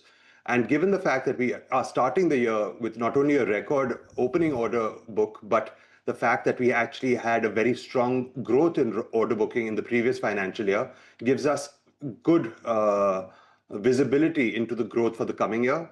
More than that, we operate with an inquiry book, and the inquiry book has been quite resilient as well, which gives us visibility into future quarters and future years' growth in terms of revenue. The margins, of course, are dependent on the revenue mix, which is dependent on the percentage of aftermarket as a percentage of sales versus the product itself, as well as where the products are being sold between the domestic market and international. And all of these factors have actually contributed quite well to the margin level of the company, as well as the visibility in terms of profit growth. All right. Hi, Nikhil. Good morning. Nigel on this side. Good to see you on the show. Thanks a lot for joining in. Well, the market likes your numbers, but they would definitely like to know more about the future. So as you said, aftermarket services, they constitute a particular percentage of the mix. How much is it? If you could tell us that, point number one. And you ended FY25 with margins around that 21-22% odd. Scope for improvement from here? Yes, the PBT margins were somewhere in the region of about 21-22%. Our tax for this year rate was a little bit higher because we had certain losses in our US subsidiary, so therefore the margins and the entire profitability is a testament to the underlying strength that Triveni Turbine has, regardless of the investments that we are making in terms of opening up newer markets. So given that fact, aftermarkets as a percentage of sales lies somewhere in the region of about 33%. And we are quite comfortable with it lying at that number. The reason is that we need to live with our customers for an extended period of time. Our products last anywhere between 25 to 40 years with customers. And so therefore, the ability for us to be fair with customers, not oversell and not overreach in terms of charging more is also quite important. Right. So if you could give us a sense then, you said that your order book is strong, your inquiry book is strong as well. The last few years have been extremely strong. You crossed the 2,000 crore milestone on the top line this year as well. So you've been doing well. I mean, if I just compound your revenue over the last 3 years, it's been growing at a CAGR of over 35%. The question is that now with the base having increased, with all the levers that you have in place, do you see a 20% plus sort of revenue growth in FY26 as well? And what's your ideal proportion of exports and domestic and ideal proportion of aftermarkets and, pre-markets? Okay. Well, firstly, the fact is, as I told you in my opening remarks, that our order book has grown by over 26%. And so therefore, that gives you an indication as to the growth forecast that we have for the coming year, which is more ambitious than the number that you laid out. So having said that, and given the fact that these are orders that we need to execute to ensure that we have a high degree of customer satisfaction, this is something that we are working towards in all earnest. Now, having said that, what is driving this growth is a mixture of new product introductions, new market segments that we've entered into, and ultimately investing far more into research and development. As a company that actually has a limited amount of capital employed, we are a much more research-focused organization in the mechanical equipment space. Asset turnover is somewhere in the region of about 6, and that gives you an idea as to how our return on capital comes somewhere in the region of about 45%. If I strip out cash from our balance sheet, our return on invested capital without cash would be somewhere in the region of over 200%. And given that fact, our focus is on people. Our focus is on developing products and solutions which are unique not only to the Indian market and the peculiarities of our customers here, but to ensure that we can be globally relevant. And so going forward, exports is a very important part of our growth strategy, to be able to be closer to our customers, but also to be able to cater to their requirements. Triveni Turbines operates in the space of industrial heat and power solutions. And as you may know, about 50% of end energy consumption globally is in the form of heating and cooling. And so for us to be able to capture a market share in the industrial heating and cooling space is incredibly important for us to be able to provide relevant solutions. We also did enter a new segment in this current quarter, which was, I would say, more than a developmental project, but a testament to our research and development. We sold a project to NTPC with our Italian collaborators on an energy storage system, which was based on a carbon dioxide-based turbine and a carbon dioxide-based subcritical cycle loop. We believe that innovations like this, which we will continue to do further off, will expand the market breadth and the reach that we have as a company to be more relevant in a space where ultimately solutions are required in a variety of different manners. As you know, you cover energy in a variety of different ways as a channel. To have an alternative to chemical storage, which is through thermal storage for batteries, is extremely important. And we believe as costs can come to parity with lithium ion, this will provide our customers with a variety of choices. And especially when you look at it from the perspective of long duration energy storage, these are solutions which will be very relevant for the market. Okay, all right. Nikhil, give us a few more details. You like him or hate him, you can't ignore President Trump, right? Exports is a large part of your business. Could you tell us how much of it goes to United States? And because of the geopolitical tensions currently, is that posing a bit of a risk or is it an opportunity? Well, firstly, the thing is that there's a degree of uncertainty in the market, and that is never good for predictability of orders. But having said that, Triveni Turbine, it has a localized presence in Houston in the United States. And so to that extent, we cater to the United States through our domestic subsidiary. We had hoped for the domestic subsidiary to be able to cater to the Americas, but we believe that at this current point in time, given the uncertainty, we would cater to it from India itself. I think that the bigger issue is the uncertainty around the Green New Deal in America, which was a large investment coming through a variety of different programs in the Biden administration, including the Inflation Reduction Act and the CHIPS Act, etc. And the uncertainty given that the Green New Deal has been extracted from the current administration's mandate, brings up a little more uncertainty. But having said that, companies themselves are extremely keen to continue their path of decarbonization and achieving their climate goals. Having said that, a new market has opened up to us in the recent past, which is the small modular reactor market, for us to provide heating solutions and power solutions for that. And we already have orders in the current quarter for that market. And we believe that will present a unique unique position for Triveni Turbine in the United States as well. All right, final question before we let you go. Almost 1,000 crores of cash on your books. What's the plan here? You have return something to shareholders, buy some companies, or maybe that famed 6 times asset turnover ratio, use this to get to a potential revenue of 6,000 crores? Oh, well, very frankly, we have an investor call later today, and I'm sure some investors will ask the same question. But we have a stated dividend policy to return in excess of 30% of our profit to shareholders. And I believe at this current year, our proposal is in excess of 35%. We believe some cash in hand is a good thing to have. Not only do we have liabilities in terms of our customer advances, which form a part of our cash in hand, but we are quite resilient with the amount of cash that we have. To your second question, in terms of inorganic acquisitions, we don't have any current plans, and we don't think that it suits our company's, what I would say, balance sheet metrics, both in terms of return on capital and return on equity, for us to pursue an active acquisitive strategy. All right, take that point. Thank you so much for joining in. We saved your investors one question in the conference call, and I'm sure they have tuned into this interview to get an insight into what lies ahead for Triveni Turbines as well. The street likes it. It's a good mood for the street. And on your numbers, it's up nearly double digit for the stock. With that, we'll get you some more ideas for profit coming in from our colleagues at Money Control Pro. Khushbu Rai Gupta joins in with the stock. Khushbu. In today's idea for profit, we have Repco Home Finance. Repco is a South-based housing finance company which has seen subpar growth in the last 1 year. As a result, its stock has derated significantly.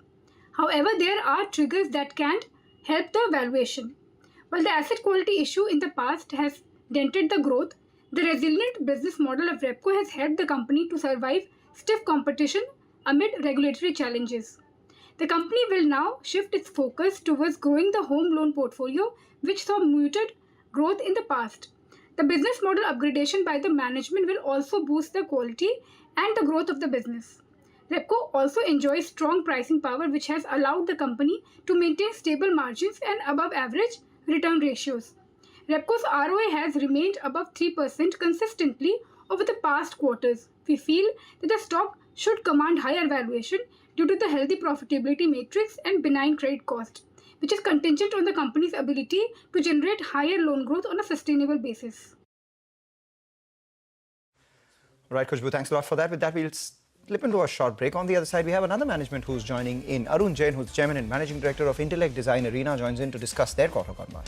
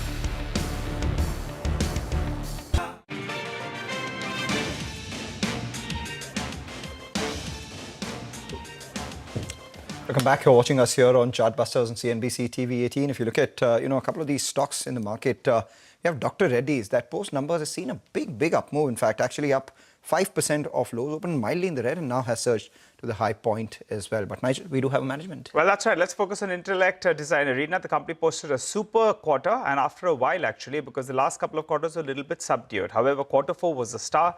To help us out with what's the way ahead, we're joined by Mr. Arun Jain, the Chairman and Managing Director of Intellect Design Arena. Hi, Mr. Jain. Good morning. Thanks a lot for joining in. Well, congratulations.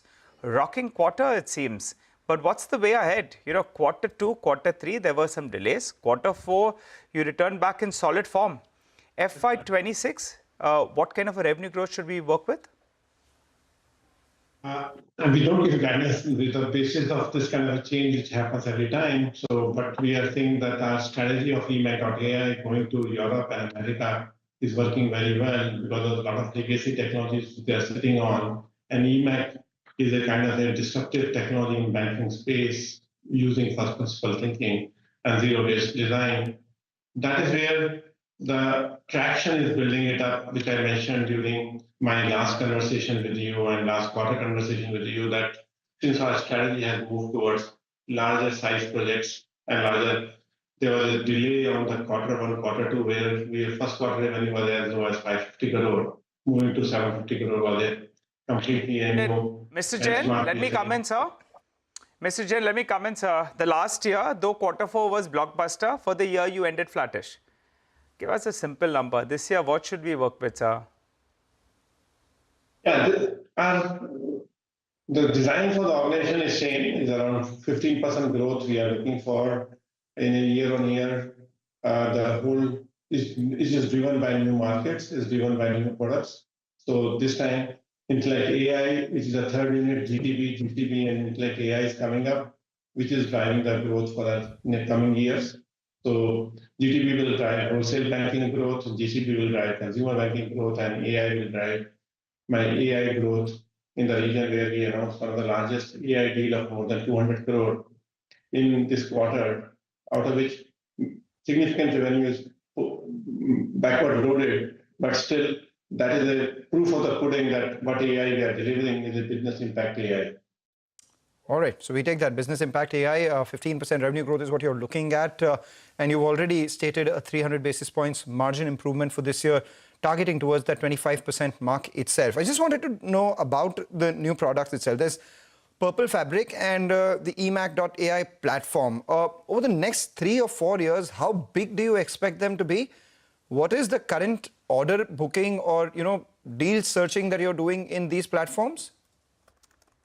Purple Fabric, today I'd like to share with the investor. Fortunately, we are on the same day when we launched this platform in Financial Times in competition to major enterprise AI platform like Palantir, C3.ai. It's the first business impact AI platform we launched today morning in London as a full platform. It has got 4 major technologies stack: enterprise knowledge garden, enterprise digital experts, which is disruptive over agentic technology, enterprise governance, and enterprise LLM optimization hub. Now, these 4 technology stacks are the first of its kind to create an open business impact AI platform.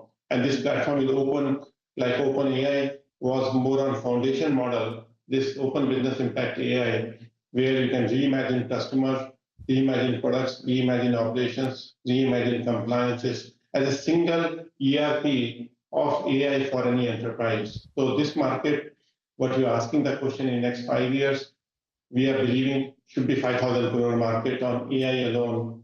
So that's what last time I spoke in December, that it could be 1,000 crore to 5,000 crore. But in the last 4 months, we built up our strategy of open business impact AI platform and being aggressive in a UK market. And believe it that all of it is investment which is coming in, is a part of my 30% margin for the last quarter, all embedded into that. Mr. Jain, extends out so much investment from Purple Fabric, Mr. which Jain, requires huge amount of investment, which is a bundle in a part of the. Yeah, Mr. Jain, just to come in here, sir, that 5,000 crores is the total opportunity size, right? Is what you're talking about? No.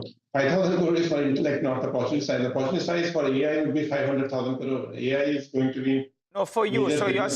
So you're saying that your AI revenue will move to 5,000 crores. Is that correct? That's right. In 5 years. By when? In 5 years. And what would your overall revenues be in the next 5 years, given the large share will come from AI? Last year, you did about 2,500 crores on the top line.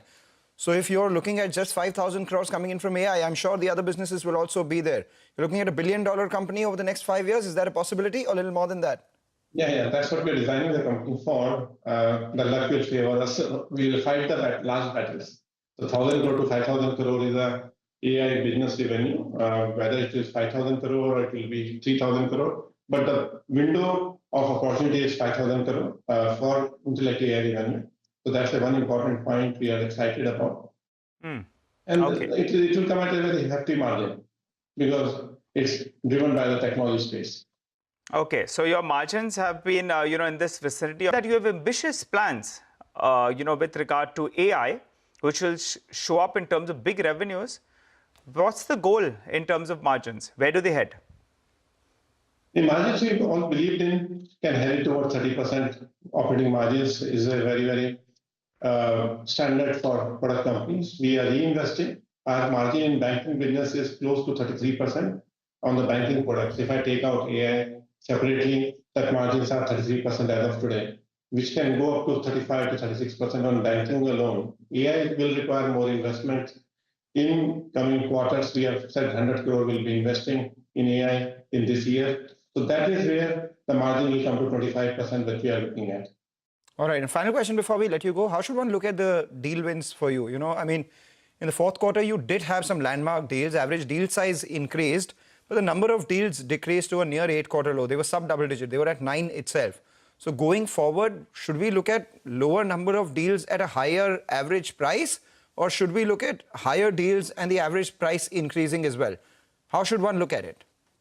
Yeah, our focus is large deals will be there, around 9 to 10 deals, large deals, but it will link to the additional deals which will come in our journey of AI. So AI will have a large number of deals will come. We may categorize them separately, otherwise it will have the different metrics from the AI deals. Okay, all right, Mr. Jain, appreciate you joining in. For the time being, the street likes what you're saying. As we speak, the stock has moved to the high point of the day. And this is post the big rally that we've seen in the last 1 month or so. So as we speak, stock at the high point of the day. Mr. Jain, after a couple of weak quarters, you delivered a solid performance. We're going to hold you to all these numbers for the coming quarters and the years ahead. Thanks a lot. Don't hold to quarters, hold me to years. So please. We will hold you to years. We remember you can numbers, trust us, yes. very, very closely, and we appreciate you joining in. Wishing you all the best. Thanks a lot for joining in. Time to slip into a short break. Come back, continue to focus on markets and on stock-specific action.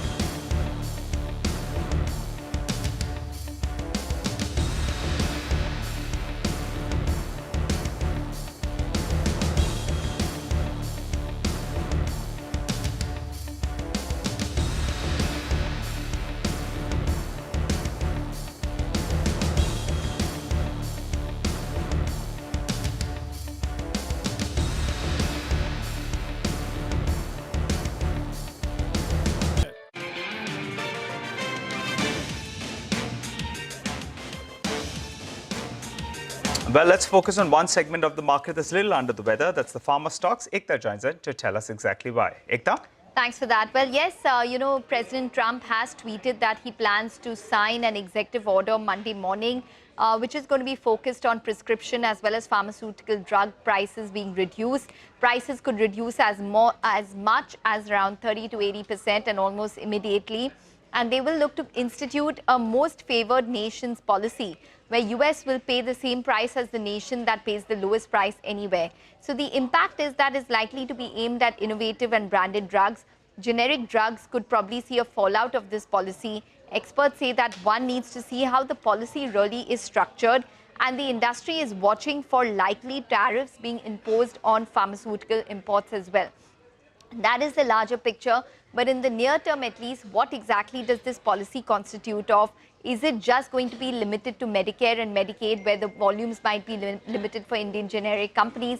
Then maybe the impact would be lesser. So one would really need to see the finer details of it. But nonetheless, stocks such as Sun Pharma are lower in today's trading session because they have a specialty portfolio with branded drugs as well. So the street is probably fearing that the impact could be greater for a company like that, which doesn't only have pure generic drugs at play.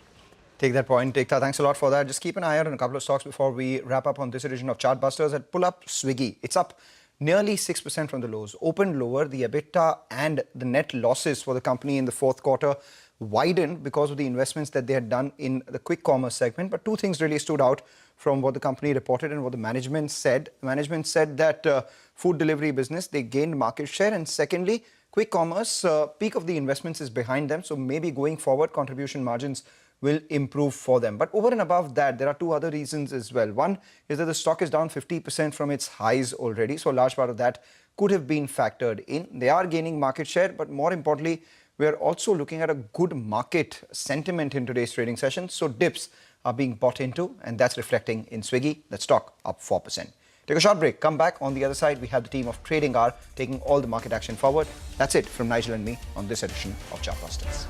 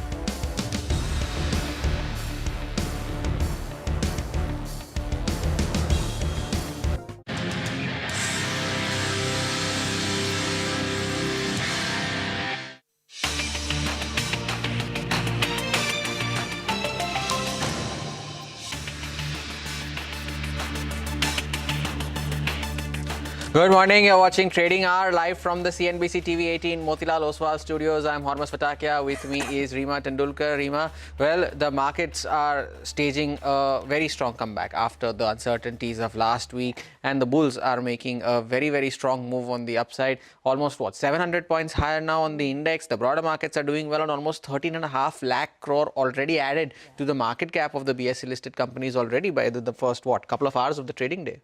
Oh, indeed. It's a big rebound and markets are rejoicing, right? Three things. One is the de-escalation between India and Pakistan at the border. Secondly, progress on US and China. These are the two largest economies, and the trade talks over the weekend were positive, with the Chinese authorities saying that they have achieved substantial progress and reached important consensus. So the street, the investor sentiment to that extent is buoyed. And then there is the potential of even Russia-Ukraine talks in Istanbul on the 15th of May. So the street is looking forward. Investors are looking forward to that. So, I mean, there's good news on multiple fronts this time, and that's what's visible on the screen. The Sensex has zoomed close to about 2,200 points. The Nifty is higher by nearly 700 points. It was at 24,700, and now just a shade below that. Across the board, there is participation. So it's not just the mid-cap index, which is up. The mid-cap index is up nearly about 3.5%, but metals, IT, capital goods, real estate, these are the stocks where you can see big moves today. You know, plenty of stock-specific, earnings-specific reactions as well, right? And And well, Triveni Turbine is one such earnings reaction, 9% higher on that stock. So doing fairly well for itself is Triveni Turbine. We just heard from the management a few minutes earlier. And the other stock specific reaction though is Reliance Power, and that too is up 10% after the order win that came in from SJVN, and that stock is among the top gainers on the Nifty 500 today. Cera Sanitaryware is up 11.5%, is the top gainer on the Nifty 500 index. But let's get you some market opinion to start off the show. Sunny Agrawal, who's the head of fundamental research and retail desk at SBI Securities, is joining in. Sunny, good morning. Thank you for joining in. Before I get to your long-term investment ideas, a quick word on this market reaction of today. Would this mean that the focus now again goes back to earnings, fundamentals, growth, or does this still remain an overhang in the backside? What would you treat the market as right now? Yeah, good morning. And yes, definitely, I think lots of global development during the weekend, de-escalation of tension between India, Pakistan, Russia, Ukraine, and at the same time, likely a trade deal between US and China, which are a kind of two largest economy. So just to give some number, the US run a trade deficit of close to $1,200 billion. And China account for close to 24-25% of that trade deficit out of that $1,200 billion number. So any positive, constructive deal from US and China on that front definitely augurs well for global economy and obviously for an Indian export sector also. So as of now, it seems to be a pretty good runway, at least in the short term. I hope that there is no further escalation in tension as far as India and Pakistan is concerned. Coming to earnings, yes, definitely earnings this quarter has been a kind of mixed bag so far. So we have seen a few companies delivering a better set of numbers within the sector. A case in point, ICICI Bank, HDFC Bank within banking as a sector. Housing finance, we have seen a robust set of numbers from PNB Housing. So again, a kind of mixed bag of earning so far. But again, we are hopeful that maybe 1Q FY26 is the quarter where earning downgrade cycle should bottom out. And again, we look forward to a kind of 10 to 11% kind of earning CAGR growth for Nifty 50 company between FY25 to FY27 period. Sunny, hi, morning. Wanted to talk to you about some of your mid-cap recommendations. I think Lumax Autotech is one stock that you like. The target price is 854. That means a near 50% upside from current levels is still possible on Lumax Autotech. The other one is Force Motors. Your target price pegs it at a potential increase in the stock price of 35%. Tell us the rationale behind these two stocks. Yeah, so coming to Lumax Autotech, again, a kind of sector agnostic play. So if you look at their product profile, predominantly they cater to products like a head and tail lamp, plastic tank, door panel. And of late, they have acquired two companies. One is IAC India and one is Green Fuel Limited. So both of these companies definitely help them to gain a market share in leading OEM players like Mahindra and Mahindra. So post-acquisition, right now, Mahindra and Mahindra business share is close to 26%. Bajaj Auto, within Bajaj Auto, Chetak is doing well. So they are getting 15% of the business from Bajaj Auto. What we are expecting is that post this acquisition and consolidation, the company is likely to post sales of 4,600 crore in FY26 and profit of 300 crore. And at the same time, trading at a very reasonable valuation. And historically, we have seen that Lumax has been able to deliver on a strategy of acquiring business, consolidating them and scaling them up profitably. So trading at a reasonable valuation, hence Lumax Autotech continue to remain one of our favorite pick as far as auto AMS is concerned. Coming to Force Motor, again, there we have seen that in FY24, company has shut down their tractor business, which was a kind of loss-making drag on the earning. And now post their launch of Urbania, which is a premium product as far as Traveler as a product is concerned. So there we are seeing a very good traction. Even if you look at an April 25 sales number, the numbers have grown by close to 40% for Force Motor.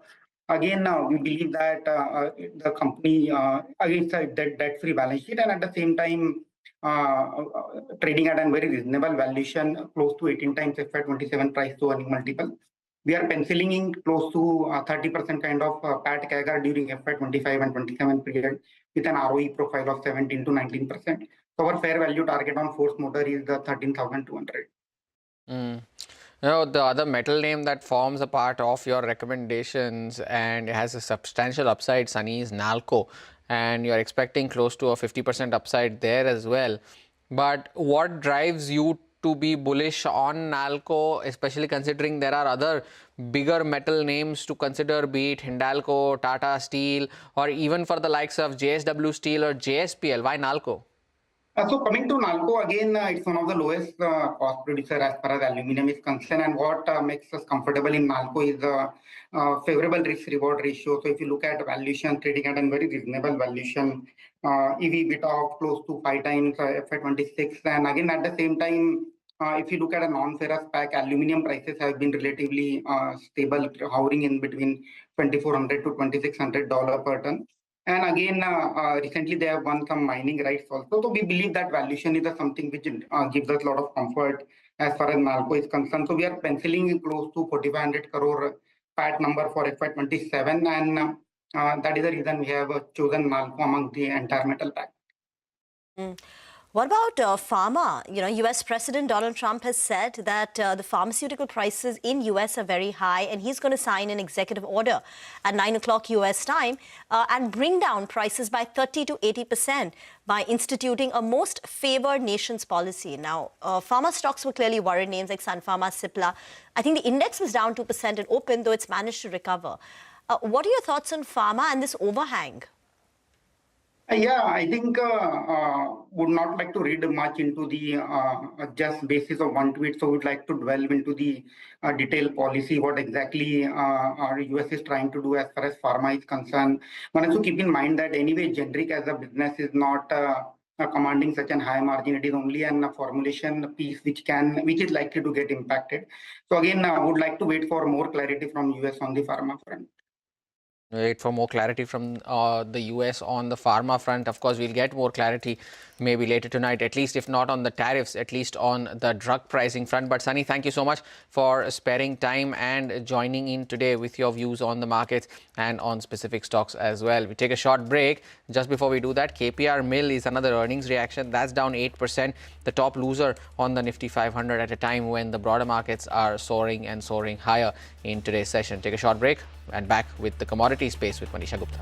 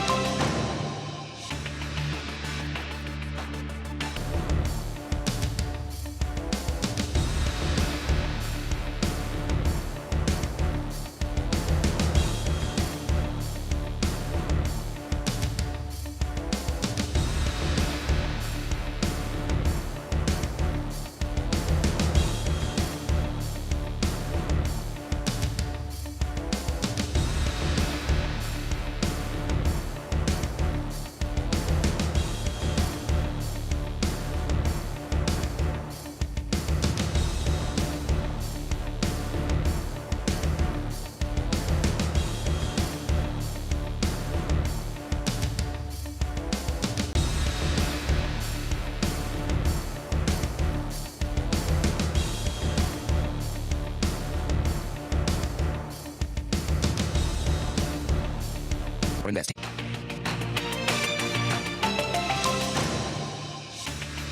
Welcome back. The markets continuing to do well for themselves, almost 700 points higher on the Nifty, actually 700 points higher now on the Nifty. Above the mark of 24,700 is where the index stands. Of course, the biggest single day gain this year by a distance for the markets, and it's good going. The other positive trigger, though, which got lost amidst all of these border developments was the onset of the monsoon, and the IMD making a forecast that the monsoons will reach Kerala on the 27th of May, and that has also resulted in a lot of these stocks like Escorts Kubota and these tractor manufacturing companies doing well for themselves. Escort Kubota at one point was up 7% in today's session, still holding on to gains of 6.5%. But more details on the monsoons, Manisha Gupta is joining in just for that. Manisha, good morning. Morning, and thank you for that, Hormuz. As you very rightly said, we have all positives when it comes to monsoon 2025 right in front of us. The onset is also expected to be earlier on 27th of May, and that chart should tell you on, if you look at the last 5 years, really this is going to be an early monsoon onset. That doesn't really tell you much because the intensity of monsoon in the month of June also varies. It's not the most important month also, by the way. It is majorly July and August when the Indian Kharif crop needs a lot of good rain and monsoon and dams filling as well. But the onset being early does give you a better story. Also, when you look at SkyMet and IMD, both of these forecasters, the public and the private, are talking about normal to above normal monsoon this time around. While SkyMet has forecasted 103%, IMD has talked about 105%, just about above normal. 96 to 104 is normal. Above normal is when it starts from 105% there. I also want to talk about on what we've done in sense of monsoons in the last couple of years as well. Well, remember last year as well, we had a great monsoon at 108%. It wasn't projected like that, but by the time the monsoon ended, we had very strong rains there. Before that, in 2023, it was much lower at around 94%, but then again at a normal stance there. So last couple of years have been good as well, and this year as well promises to be quite on the positive side. Another important thing to note is that SkyMet and IMD both are talking about stronger possibilities of normal to above normal monsoon at around 30 to 40% there. Above normal expectations holding above at around 30%. Excess also is on the higher side. Deficient monsoon is something that both of these forecasters are not anticipating at all. All right, Manisha, thank you so much for that update. Positives coming in from the monsoons as well. Now, 27th of May is the date that the IMD has predicted for the southwest monsoons to hit the Kerala coast. Now, shifting focus back to earnings then, and Motherson Sumi Wiring reported their results last week, and it was a steady quarter. Revenues were up 12% year on year, but the profits saw a drop. And meanwhile, commodity price increase also resulted in a drag on the margins. Now, to discuss this and more, we are now being joined by Mahinder Chhabra, who is the CFO of the company, and Anurag Gahlot, who is the COO of the company. Mr. Chhabra and Anurag, thank you so much for joining in for the quarter gone by. I'd like to start off by asking you, gentlemen, about the electric vehicles space. First up, what has been the total contribution from this segment to your overall top line? What is the kind of growth that you are projecting in FY26? And once all the greenfield plants begin your operations by the second quarter of FY26, what is the kind of total capacity that you're anticipating and the incremental revenue opportunity that you can generate from that? Okay, good morning. First of all, thanks to inviting us on CNBC. I would like to say that EV is contributing approximately 4% of our top line at this moment. Our expansion, which we have declared, which is going to happen in Q1 and Q2 of FY26, they are having ICE and EV both models. So currently we are supplying to all the categories of EV, whether you talk about passenger vehicle, commercial vehicle, buses, trucks, lawn movers, and two-wheelers as well as. So we have a good experience in manufacturing EV products and are ready with whatever the volumes will come up or given by the customers. Just to come back on to these ramp up of Q1 and Q2, there is upcoming growth is quite substantial, as we had explained in last quarter as well, that once full volumes get kicked in and sales happen as per the customer plans, so these three new greenfields will going to contribute a growth of approximately 20%, which is very big. And we believe that this should be sometime in H2. So this is part of ICE and EV both. Okay, got that. And just to complete the point, Anurag, so today the EV contribution is about 4%. One of your plants has started production, but there are others which are upcoming. So once they all come on stream, what will be the overall production capacity, and what do you anticipate the contribution of EV will be? It is very difficult to say at this point in time, because we have to see that how these volumes picked up. So if as per the plan, the volumes goes as per the plan, then it will be more than what we are today, obviously, because these two new plants are going to contribute approximately 20% growth. So you can understand that how much expansion is going to happen with these two plants. You know, Mr. Chhabra, good morning. Thank you for joining in. A word on your margins, Mr. Chhabra, because you had earlier mentioned that since the rise in copper prices is a pass-through, but margins have still seen a decline. Is there any other reason that you attribute the margin fall to? And what is the kind of margins that you are expecting for FY26? Yeah, sure. So if we look at Q4, and because like Anurag mentioned, we are putting up 3 green fields. So there is an impact of the cost that is there for these 3 green fields. But if we exclude the impact of these 3 green fields, we have an EBITDA of 297 CR, which is a growth of 2.8% year on year. And as far as copper prices are concerned, yes, there is a pass-through arrangement with our customers, but that's at a time lag. So for a quarter, there could be a bit of impact, which will get set off in the next quarter. And hence, it would be better to look at a slightly longer picture. And therefore, if you look at for the full year, our EBITDA for the full year is up by 10.5% compared to last year for the units excluding the green fields. What about localization, Mr. Chhabra? How does that work in the wire harnessing business? What are the kind of parts that you're looking to localize in India? And to what extent is it possible to localize it at all? If you could share a word on that. Yeah. So first of all, localization is a very regular exercise, and team is very much kind of have focused to localize as many components as we can. And we have, as of now, today, we also still have a good amount of imports. And over a period of time, we plan to go for localization. The ultimate objective is the localization should be to the extent of 50%. Does that happen? Yes, that happens. Yes.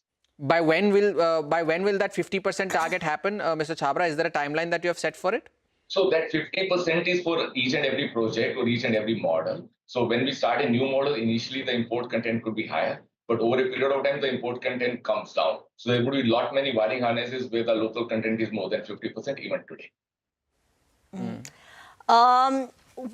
You said that, the margins X of the investment costs that you're putting in some of your greenfield is actually going up. The overall EBITDA went up by 12% last year. In FY26, what can you guide on the EBITDA front? Mr. Chhabra? Yeah, so as far as EBITDA is concerned, directionally, it should get better. As the new plants ramp up, the cost should come down for the new plants and EBITDA should get better. Having said that, as an organization, we focus more on ROS and we have a guidance to deliver more than 40% ROS. Even in the current year, we have a ROS of 42%, and that is after 122 CR impact of the green fields. So if we exclude the impact of those green fields, it will be even better than 42%. So that is what we guide for as far as profitability is concerned. Anurag, there has been a lot of news flow around the supply of these rare earths that has been stopped by China reportedly, and these 7 rare earths that are key contributors to the EV production line and so on and so forth. Have you witnessed any supply constraints on ground in the ongoing quarter? What is the situation that you're witnessing currently? No, there is no as such impact of that. And in wiring harness, most of the time we are only using the, one main content is copper, and we are not seeing any abnormality in the supply chain for that. You've always said, broadly that, led by premiumization, a gradual shift towards EV, we are seeing a higher content per vehicle. And that's been the driving force for the company's expected profitability over the medium to longer term. Anurag, if you could tell us, is there a number that we can put to it? And what would be the extent that this higher content per vehicle will go up? You have to understand one thing. The new models which are launching, they are launching with very advanced interactive interface for rich consumer experience at this moment. And they are built by the state-of-the-art wiring harnesses system for superlative functional density also. So MS will package more content through, I can say, with a competency where the vehicle size remains same, but we are putting a lot of content into that. But it's very difficult to pinpoint that how the content from one vehicle to another vehicle will be. Because as I explained, the new generation vehicles are coming with a very, very feature-rich models, whereas a few years back, you won't see this much feature in the vehicle. So it's changing, but it's very difficult to pinpoint that this is going to hit the margins because of this content growth. One final question from mine, Mr. Chhabra. You had mentioned that the passenger vehicles business is around 60% of your top line.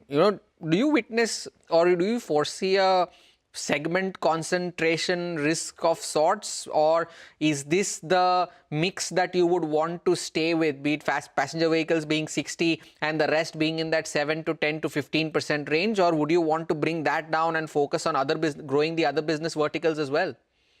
See, as far as MSWIL is concerned, our focus is on all the segments, be it PV, CV, two-wheeler, off-road. It's more to do with the market. So we want to grow in line with the market or better than the market in terms of growth. So it's more driven by the market. So I'm assuming that you would believe that in FY26 also the product mix relatively stays the same, right? More or less same. That's what we think. And for 12% revenue growth in FY25, would you expect a 15% in FY26, or would you be happy with 12 as well? Well, we would like to grow as much as we can. Two factors. One, it depends on the market growth, the industry growth, and second, the content growth. So based on this, we have a very positive outlook for the coming year. All right, Mr. Chabra, Anurag, thank you so much for sparing time and joining us today to discuss the road ahead for your company. Wish you good luck for FY26 as well. By the way, the markets continue to remain strong. 24,700 is where the index currently is, 720 now, 710 points higher on the Nifty. I was just mentioning KPR Mills, that is down 8%, but a sector not doing well today on expected line, that too is pharma. Sun Pharma at one point was down almost 6.5–7%. That has recovered slightly from the lows of the day and is now down around 3.5%. And some of the others that are not doing well though include the likes of Concord Biotech. So no significant reaction seen in a lot of these pharma names, be it Lupin, Glenmark, Biocon. Most of them have recovered from the lows, and as you just saw a few seconds earlier, the Nifty Pharma Index is almost on the verge of breaking into the green. But we take a short break. On the other side, we discuss charts and a lot more with Aditya Agarwala of Invest for Edu and their top trading ideas as well. Stay tuned.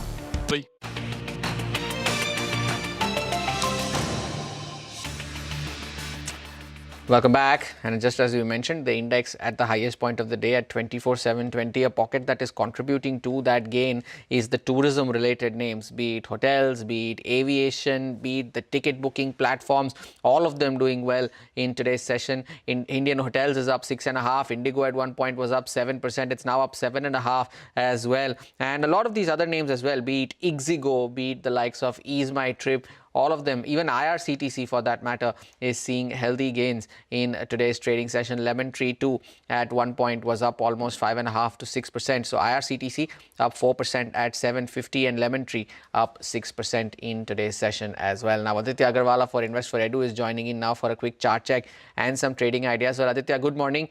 Thank you for joining in. After a move like this, 700 points on the index and counting, a 2,000 point move on the mid-cap index and counting, what do you recommend? Would you recommend booking profits at higher levels, or even partly for that matter, or would you advise staying put because there is more on the upside? Hi, Hormuz. Good morning. Thanks for having the show. I think there is more on the upside, definitely, because most of the negativity is already priced into the market after a good positive news. We've eventually broken out of that consolidation, which had been going on for a few weeks now. And clearly beyond 24,500, I see market easily crossing 24,800, which is an intermediate hurdle. Once 24,800 is taken out, I think we are on course to test levels of 25,200. So somebody is already in the market, I think so one should stay put. Just keep increasing your trailing stop losses. That's it. I don't see any reason to exit from the market just yet, because if you look at the VIX, it has cooled off significantly from Friday's level, and it is maintaining that level of something below 18 or somewhere around 18 or mark. So I think this is something which is a comforting factor for all the investors and the traders. So one should really stay put in the Nifty and as well as Bank Nifty. I think the kind of move that Bank Nifty is showing in trade today, it's on course to cross that level of 56,000 on the upside and can easily test levels of 56,500.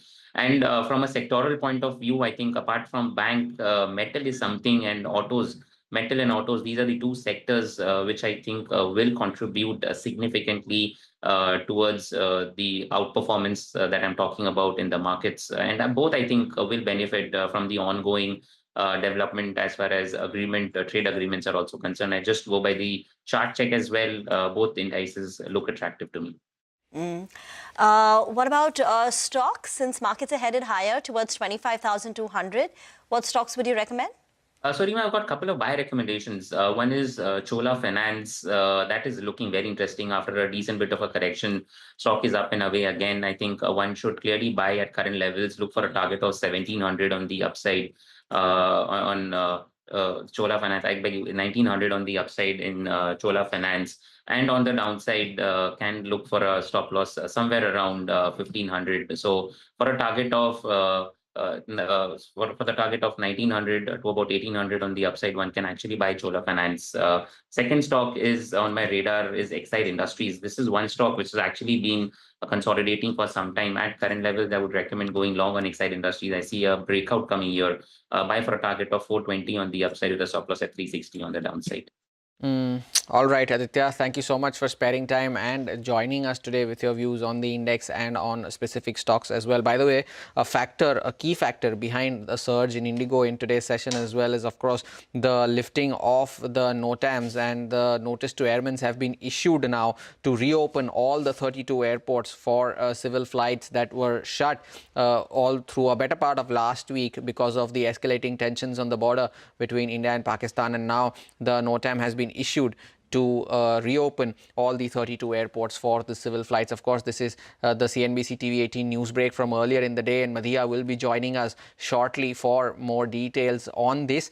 But for now, the news is that the NOTAM has been issued to reopen all the 32 airports for civil flights. But the other news, the more important news from Friday evening spilling over to today morning as well, was the news on Yes Bank, where Sumitomo Mitsui has signed a deal to buy a 20% stake. Yes Bank at one point was up almost 9% in early trading, has cooled off substantially from the highs of the day. But Ritu is joining in with more details on this. Ritu. Well, 5 years ago, you had this group of banks led by State Bank of India stepping in to rescue Yes Bank, and how things have now come a full circle. These very banks are getting ready to cash out, and with big returns. So you have Japan's Sumitomo Mitsui Banking Corporation, or SMBC, that is going to buy a 20% stake in Yes Bank at 21.5 rupees per share in a deal worth around 13,393 crore rupees. That makes it the largest cross-border investment in the Indian banking sector that we've ever seen. Now, to get to that 20% stake, SMBC is going to buy 13.19% stake from SBI, the largest investor in the bank at the moment, and the remaining 6.81% from 7 other banks, that is Axis, Bandhan, Federal, HDFC, ICICI, IDFC First and Kotak Mahindra Bank. Once the deal is done, SBI stake will drop to 10.8%, and the other banks, these 7 banks, their holding will come down to 2.93%, and SMBC will become the single largest shareholder. Now, State Bank of India stands to gain the most, about 4,760 crores in absolute terms, which is a neat little 7.5% of its expected FY26 profits, and this also gives it a 13 basis point boost to the bank's Tier 1 capital. Apart from this, HDFC Bank, ICICI Bank will also see some sizable gains, but when you look at it in percentage terms, IDFC First Bank and Bandhan come out ahead. Bandhan, for instance, also gets a 10 basis points bump up to its Tier 1 capital. Federal Bank gets a 9 basis point and so on. Of course, the deal is still going to need the green light from the Reserve Bank of India and the CCI, Once approved, SMBC will have the right to nominate 2 directors on the bank's board. SBI will have the right to nominate 1. And here's also another interesting twist, so to speak. SMBC's parent company, Sumitomo Mitsui Financial Group, they already own an Indian NBFC, which is SMFG India Credit, formerly known as Fullerton India. So down the line, there could be questions about whether a possible merger of the NBFC with Yes Bank, is something that will be considered. But listen into the management that said, this is confidence capital and will help the bank get a re-rating. So now it would require the approvals from Reserve Bank of India and Competition Commission of India.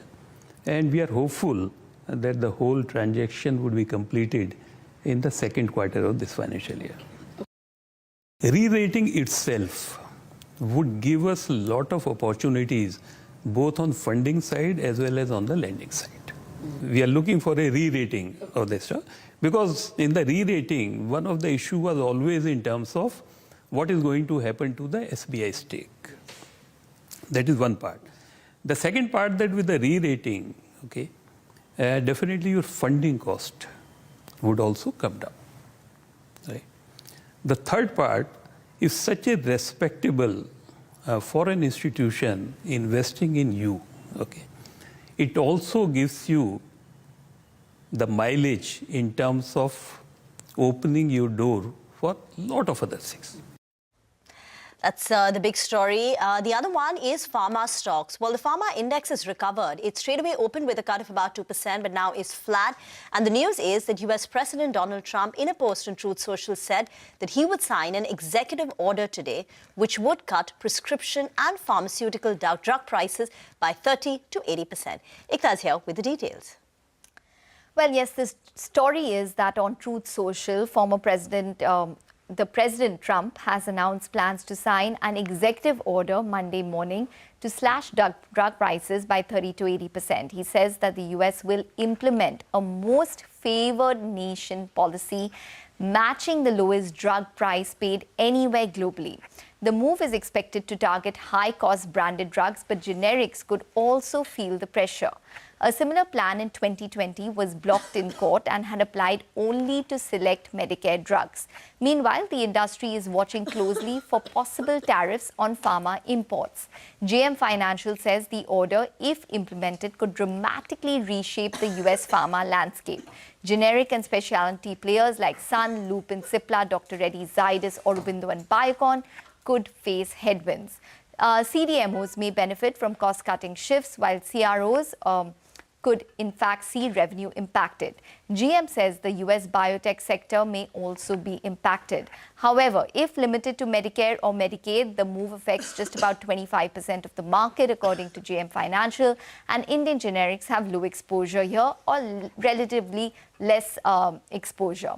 They also point out that reports suggest it may only apply to Medicare Part B, which is just 5 to 10% of the market, making the actual impact likely limited. So let's see what is announced by President Trump in terms of the executive order. The larger picture remains even the tariffs that they would eventually put on pharmaceutical imports, which is what the president has stated could probably be in the next couple of weeks. Indeed, we'll be watching out for that. Or not significant reactions, of course, in the pharma names. Most of them have recovered from the day's low. Sun Pharma included now is down only 3.25% is Sun Pharma. So we'll watch out for later this evening when Donald Trump eventually signs on that executive order and announces more details on that. But the other stock that's doing well in today's trading session is Birla Corp, and that is locked in a 20% upper circuit. Nigel is joining in with what's working for the company. Nigel. Well, thanks a lot for that, Hormuz. Earlier today I had pointed out that if I had to pick a stock of the day based on results,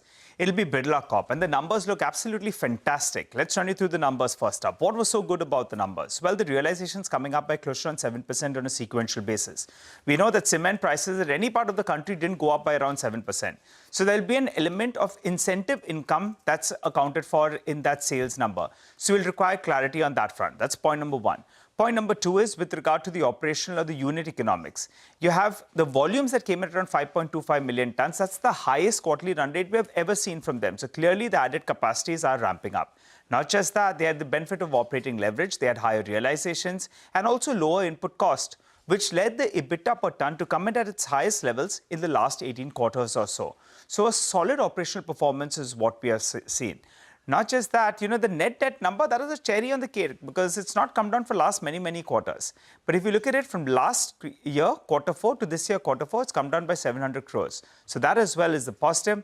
And they have laid out a capex plan to move from 20 million tons to around 27 million tons. They've announced a capacity addition of around 6 million tons. And for that, they've earmarked close to around $82 on a per ton basis, which is a sharp discount in comparison to what you see for the replacement cost of roughly around $100, $110 per ton. Talking about replacement cost, there has valuation comfort because the stock trades at around $60 to around $65 per ton. That explains why, put all the factors together, valuations, solid numbers, and deleveraging. The street likes it. Stock locked it upper circuit. Oh, upper circuit, 20% higher for Birla Corp. And of course, looking at the analyst recommendations as well, not a single analyst out of the 21 who track the stock have a sell recommendation on it. So Birla Corp, the stock of the morning, potentially 20% higher on that name. We'll take a short break. Up next, we get you a sneak peek of our exclusive show, Market Cafe, with JP Morgan India's Sanjay Mukim. Stay tuned. We'll be back on the other side.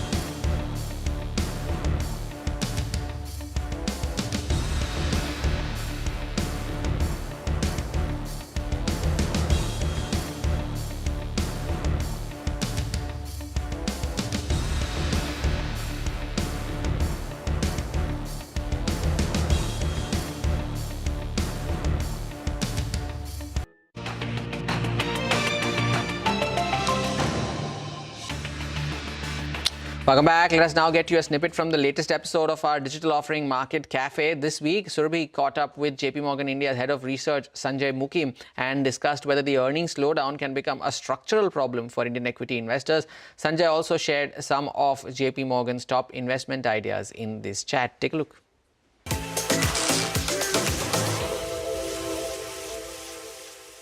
Most of our large FMCG companies are barely able to do 2-3% volume growth. They're flat, sometimes it's down. IT services, again, because of various global issues, not growing. So, in the here and now for the listed market, is earnings growth becoming a real problem? It is.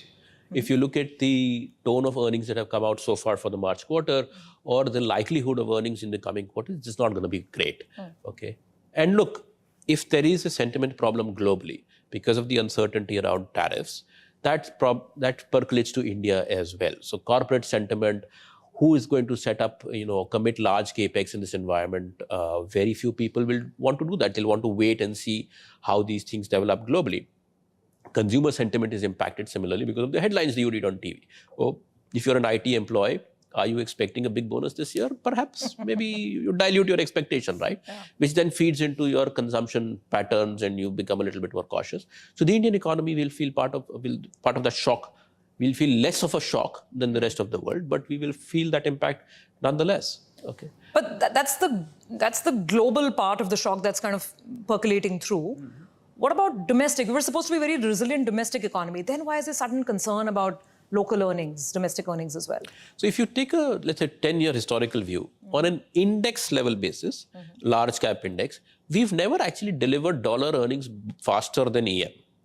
So this assumption that, India will have a beta to EM on earnings, it's never actually played out in the last 15 years. So the question I get from a lot of my investors, why am I then paying this multiple premium if you've never actually delivered growth? It goes back to everything we've discussed originally, is because there is an assumption of longer growth in India. right? That you will get this growth for the next 15 years, and therefore the valuation is still justified on a DCF, whereas in other countries you may still be looking at a 2-3 year growth period. So instead of bursts of sharp growth, exactly, this is, a higher for longer. Higher for longer, a duration of growth. Okay. Therefore, to go back to your question, how do you make money in this market is by being patient. If you think that... Everybody who came in after COVID in the market, please listen to this. It's all about patience. Yes. Please continue. So, because again, to your point, to take it seriously, right? After COVID, people have made a lot of money, right? Because there've been this huge mid-cap rally. The growth was we were printing nominal GDP growth of 25%, which showed up in earnings when, the equity market straight-lined it and put a multiple on it and all that. That is not how equity investing works. Because I'm looking at more of a duration of growth than a premium to growth, the way you make money in this market is buy at a right price. If you can get a good quality company at reasonable valuations, sit tight, good, well-executed companies in India will deliver compounding returns over time. This is not necessarily true for most countries, but it is true for India. This is very interesting. So instead of forever searching for the burst of 9% and hit the headlines, which we people in the news love to do, we love our headlines, right? Instead of that, maybe compounding 6.5%, maybe 7% for a prolonged period can lead to prosperity. That's what you're saying. Yes, be patient. Don't try to find the next multi-bagger. I mean, if you can, please go ahead, right? Success rates on that are actually lower than people expect it to be. Everybody believes that they are the one that has spotted this multi-bagger well. But it's easier to find large compounding companies, invest, be patient, you'll do well. So what would the advice be for investors who are looking at this market for the next sort of 3-year perspective, if not longer? How should they look at their portfolios? So again, quality and large cap, right? Okay. Because what has happened is even though several smaller stocks and mid caps have come off post the recent correction, they have not come off enough. So if I were to do a very simple mathematical analysis, and say which company today is back to 2019 P's. Not even say, I don't even say I'm greedy and I want them cheap or I want them, to fit a DCF or something. I think which company has given up its COVID premiums, X financials, that set is still very narrow. So despite the correction, I am not getting stuff at reasonable valuation. Today, with whatever's going on in the monetary policy and the RBI turning accommodative, the outlook, let's say from a 2-year or 3-year view on financials is still reasonable. And they are still available to me at multiples that make sense. Okay. So any India portfolio needs to start off in a large cap mindset with a allocation to financials. The other themes we like power, because the power sector is tightening. There's a lot of changes happening with the prevalence of solar. We think the battery world is very interesting because, I was skeptical of it 3 years ago and it won't work. Now it makes economic sense to set up batteries in the country. We've liked cement for a while because, it was undershooting and now it's catching up. Real estate should do well, as we spoke of. But the only challenge there is we need real estate which is more mass market rather than the... rather than the 20 CR apartments selling in 6 hours. I think 20 CR also nowadays is... Now it's history. That's true, that's actually. Right. But yes, so you need that kind of exposure. Within the consumer space, we think companies that are taking initiative, not necessarily only defending their margins, but which are stepping out and saying, here's some promotions, here's my sales effort, here's a discount for consumers, providing value to the consumer. See, the Indian consumer is not dead. I think the Indian consumer is just looking for value. So if companies take the initiative, they should get their volumes back. The story of every Indian consumer always looking for value. We take a short break. On the other side, we get you all the latest related to Operation Sindoor after both India and Pakistan have agreed to stop military action.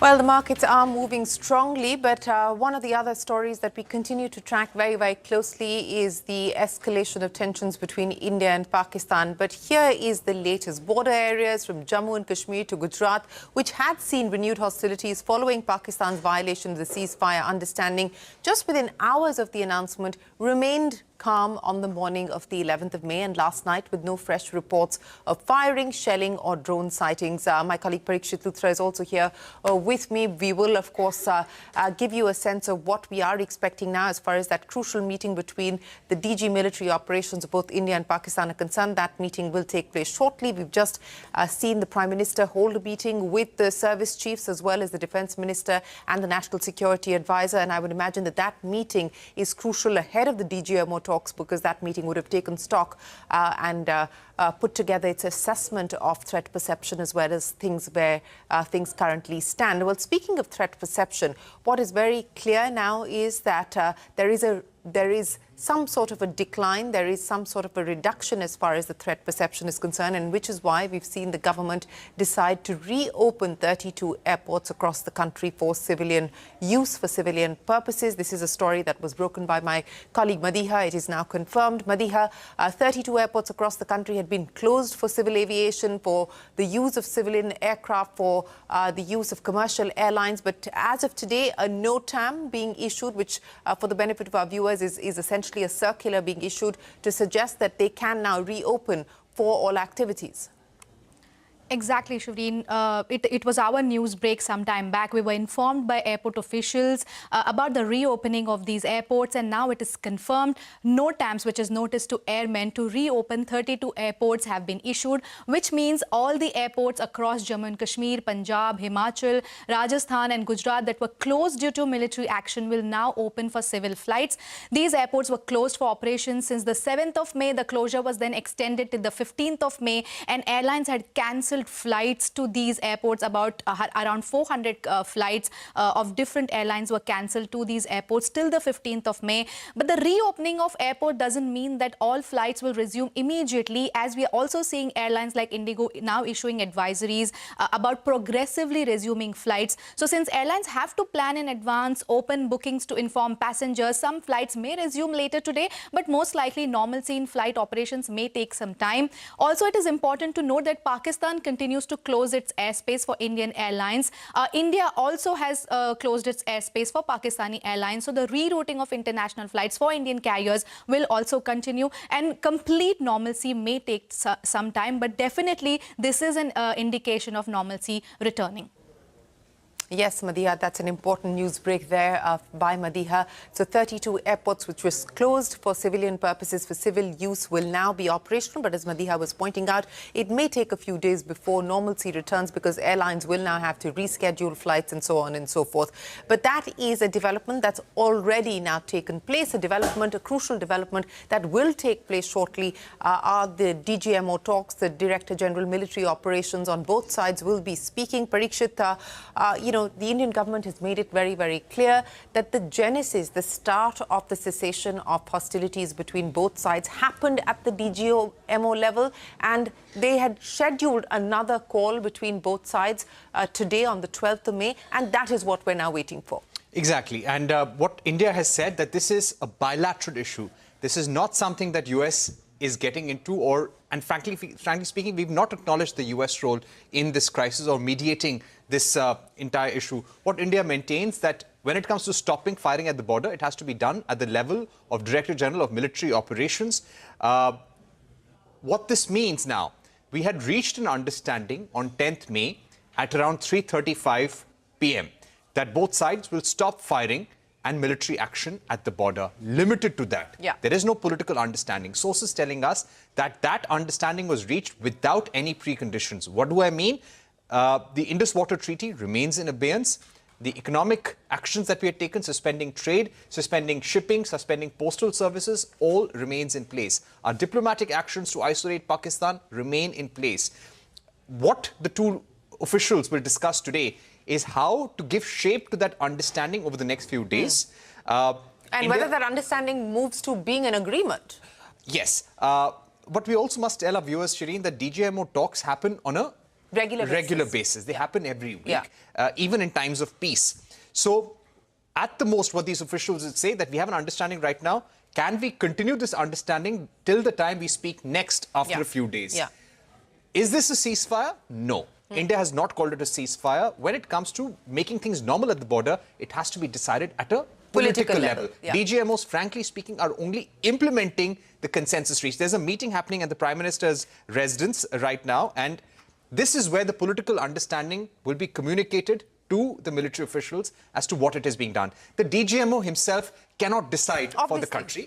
He's only trying to cool things down depending on what the political leadership has communicated. Absolutely. The call has to be taken, the decision has to be taken by the highest levels at the political level, and that is why that meeting of the Prime Minister, along with the three service chiefs, the National Security Advisor, Defence Minister, is crucial ahead of that meeting. But, you know, Parikshit, the good news is that we haven't seen any further ceasefire or any material ceasefire violations, at least overnight. And the indication coming in, you know, even through the course of that briefing yesterday, was that what we saw perhaps on the night of the 10th was maybe not to be taken as seriously. The Indian side is ready for responding, but the message seemed to be that Pakistan's message had not percolated down to its own people. Right. What India has always maintained that we were not the escalators here. It was Pakistan responsible for the original escalation in Pahalgam. We're only responding to that. We are taking revenge. And since then, whatever Pakistan has done, we have responded.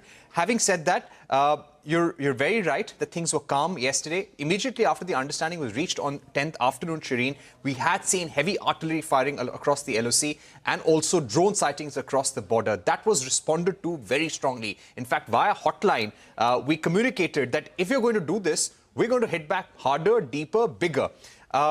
Last night, you're right, the army has now issued a statement that we did not see any firing of drones last night. It was a calm night after many days of violence, which is a good sign. But India will remain circumspect and skeptical. Absolutely. Our defenses will remain on alert, irrespective of what happens in these DGMO talks. Absolutely, and so that vigil and the standby continues. But Parikshit, you know, let's talk about the US now, and particularly this dissonance that is emerging in the way that Pakistan is acknowledging publicly, tweet after tweet, in his speech, in his address to the nation, the Pakistan Prime Minister thanking Donald Trump, of course also acknowledging the role he believes other countries played. India has not acknowledged, forget President Trump, has not acknowledged any third-party role, including the US's role in this. The Indian statement issued by the Ministry of External Affairs has not mentioned any role of the US. They haven't talked about that call supposedly made by J.D. Vance to the Prime Minister either. So, you know, this... and the manner in which President Trump has acted, with the tweet on the 10th of May, announcing the ceasefire on behalf of India and Pakistan to the world, and following that up yesterday on the 10th of May, almost putting India and Pakistan on equal footing, you know, hyphenating India and Pakistan and saying that he will do more trade with both great nations. I mean, this makes our engagement with the US complex, does it not? It definitely raises a question about our political and economic strategy. We thought that we should be the first nations, among the first nations to offer him a trade deal and get a reprieve. We managed to get a reprieve, and we're possibly going to get a trade deal earlier as well. But this only drives home the point that he's a president who is transactional. You cannot accept everything that he says at face value. He's not somebody, if he makes a promise to you today, that same promise will remain on paper 6 months later. So that is definitely true. And as far as the US role is concerned, India has made it very clear. In fact, top sources in the government telling us that we never sought permission from the United States or anyone. When we decided to hit Pahalgam, when we decided to hit targets in Pakistan... After Pahalgam. The initiation of Operation Yes, Sindoor. after Pahalgam, we only called up the US and said that, listen, we will be attacking terror targets in Pakistan. We will take revenge. Nobody needs to tell us anything. So we never sought anyone's permission. When US was calling us, we were keeping them aware about what was happening. And it was Pakistan which actually rushed to the US for help after India carried out Operation Sindoor. In fact, Marco Rubio called up the NSA, and we made it very clear that, you know, we are all for de-escalation, but Pakistan has to do it first. We will respond to everything you did. You hit our civilians. We are going to respond. And, J.D. Vance had also called the Prime Minister, saying that there is serious intelligence that the US has about an escalation of violence from the Pakistani side. And Prime Minister made it very clear that if Pakistan does anything, we will hit them very, very hard. And next day, on the 9th of May, when Pakistan hit our air bases, military bases in 26 or 36 locations across the border, India unleashed hell fury on them. We pounded 10 or 11 air bases of Pakistan. We damaged their air radar systems, some of the Chinese air defense systems that they had in Lahore, Sargodha and other places. These were F-16, JF-17 bases. We caused a lot of damage. And that's when Pakistan rushed to the US for talks. And literally that was the off-ramp. US came back to India and said that Pakistan wants to talk. If they stop firing, will you do so? India said that whatever has to be done, it has to be done at the level of DGMOs. So this literally is the backstory. But US had, very little role. We did not acknowledge. We have not. US is not we have not mediator. acknowledged. We kept them in the loop as an ally, but we didn't ask them to mediate. It was Pakistan rushing to them. Absolutely. So that is going to be a complex situation and a complex relationship to negotiate at this point in time. But that crucial meeting that Parikshit was talking about at the level of the DGMO, that will take place shortly. There is a briefing that's scheduled at 2:30 p.m. And of course, that is where we will hear from both sides, or at least from the Indian sides for certain, on what happens from here on. That's the meeting that we were talking about. Prime Minister Modi meeting with the National Security Advisor, with Jaishankar, the Minister of External Affairs, with the Defence Minister Rajnath Singh, with the service chiefs as well. That's the Air Force and the Army chiefs on your screens. Parikshit, once again, let's just piece together, because now on the back of last night's briefing that was done, we have a very clear idea of the sequence of events that took place, especially between the 9th and the 10th, because those two were crucial nights. The role of the Indian Army, the role of the Indian Navy, more importantly, the role of the Indian Air Force, piece together the sequence of events between the 9th and the 10th. Well, we had been operationally alert ever since the Pahalgam attack happened, so to say. And since Operation Sindoor, the level of alert was very, very high. Let me start with the Army and the Air Force. The Army, all right, so it's noon now, so we can expect those talks between the DGMOs to have begun. These are talks via a hotline, and I believe this conversation will be a brief one, where we will discuss what the status is as far as the talks I would are imagine concerned. that this is going to be more operational in nature on what is happening at the ground level and so on and so forth. Absolutely. No nitty-gritties, nothing political. You know, what has happened, what you have done, how we will respond, warn you.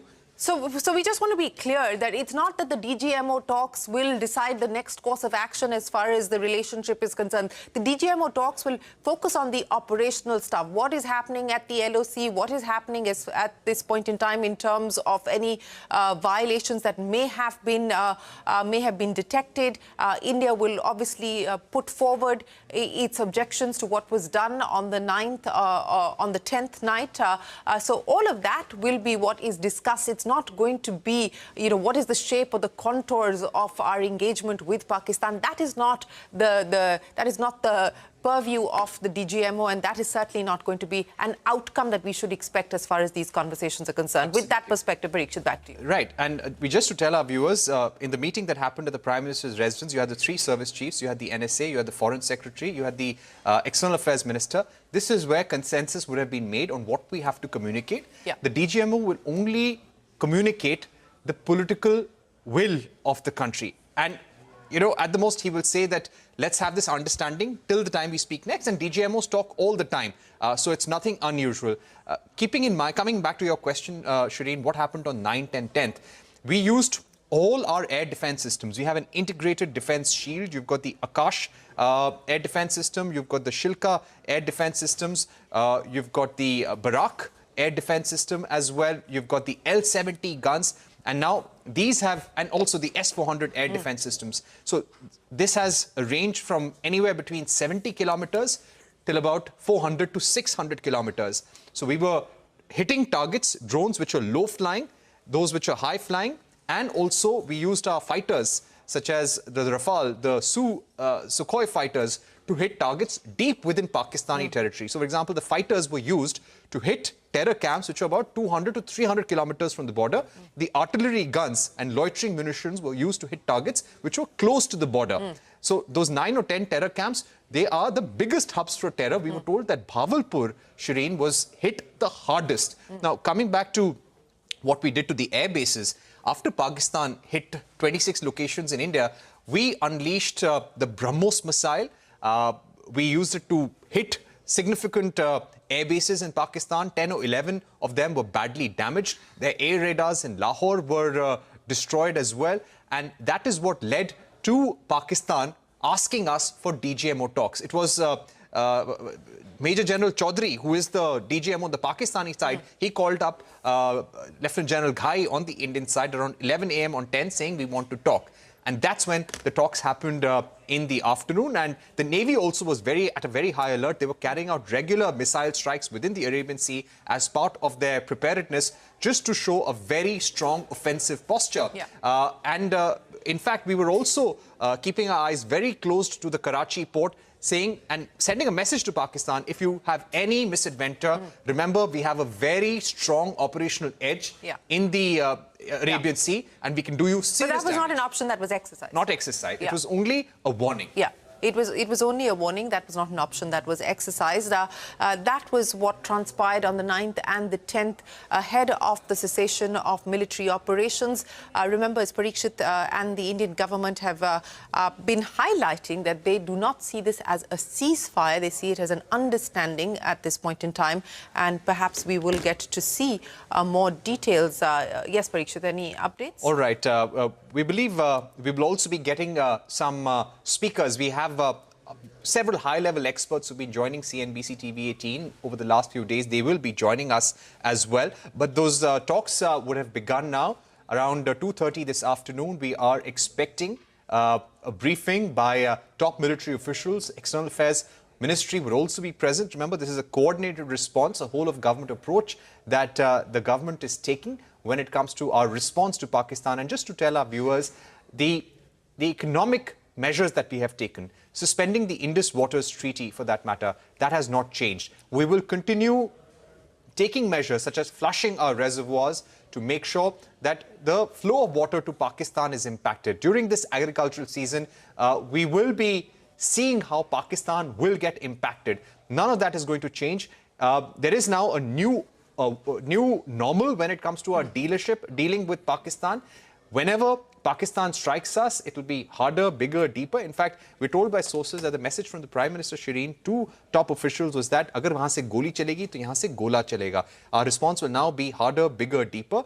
And we've also communicated to Pakistan and also officials on the ground that next time you carry out any terror attack against us, it will be treated as an act of war. Yeah. That is the latest at this point as far as the India-Pakistan conflict is concerned. But there are several other important developments that are taking place. Scott Bessent is expected to speak shortly. Remember, President Trump tweeting that an agreement has been arrived at with China overnight in Geneva. Contours of the deal have not been made public yet. Perhaps we will get more details. So we are going to take a break here and come back with more on the market action as well as with more on the India-China trade deal and what Scott Bessent has to say.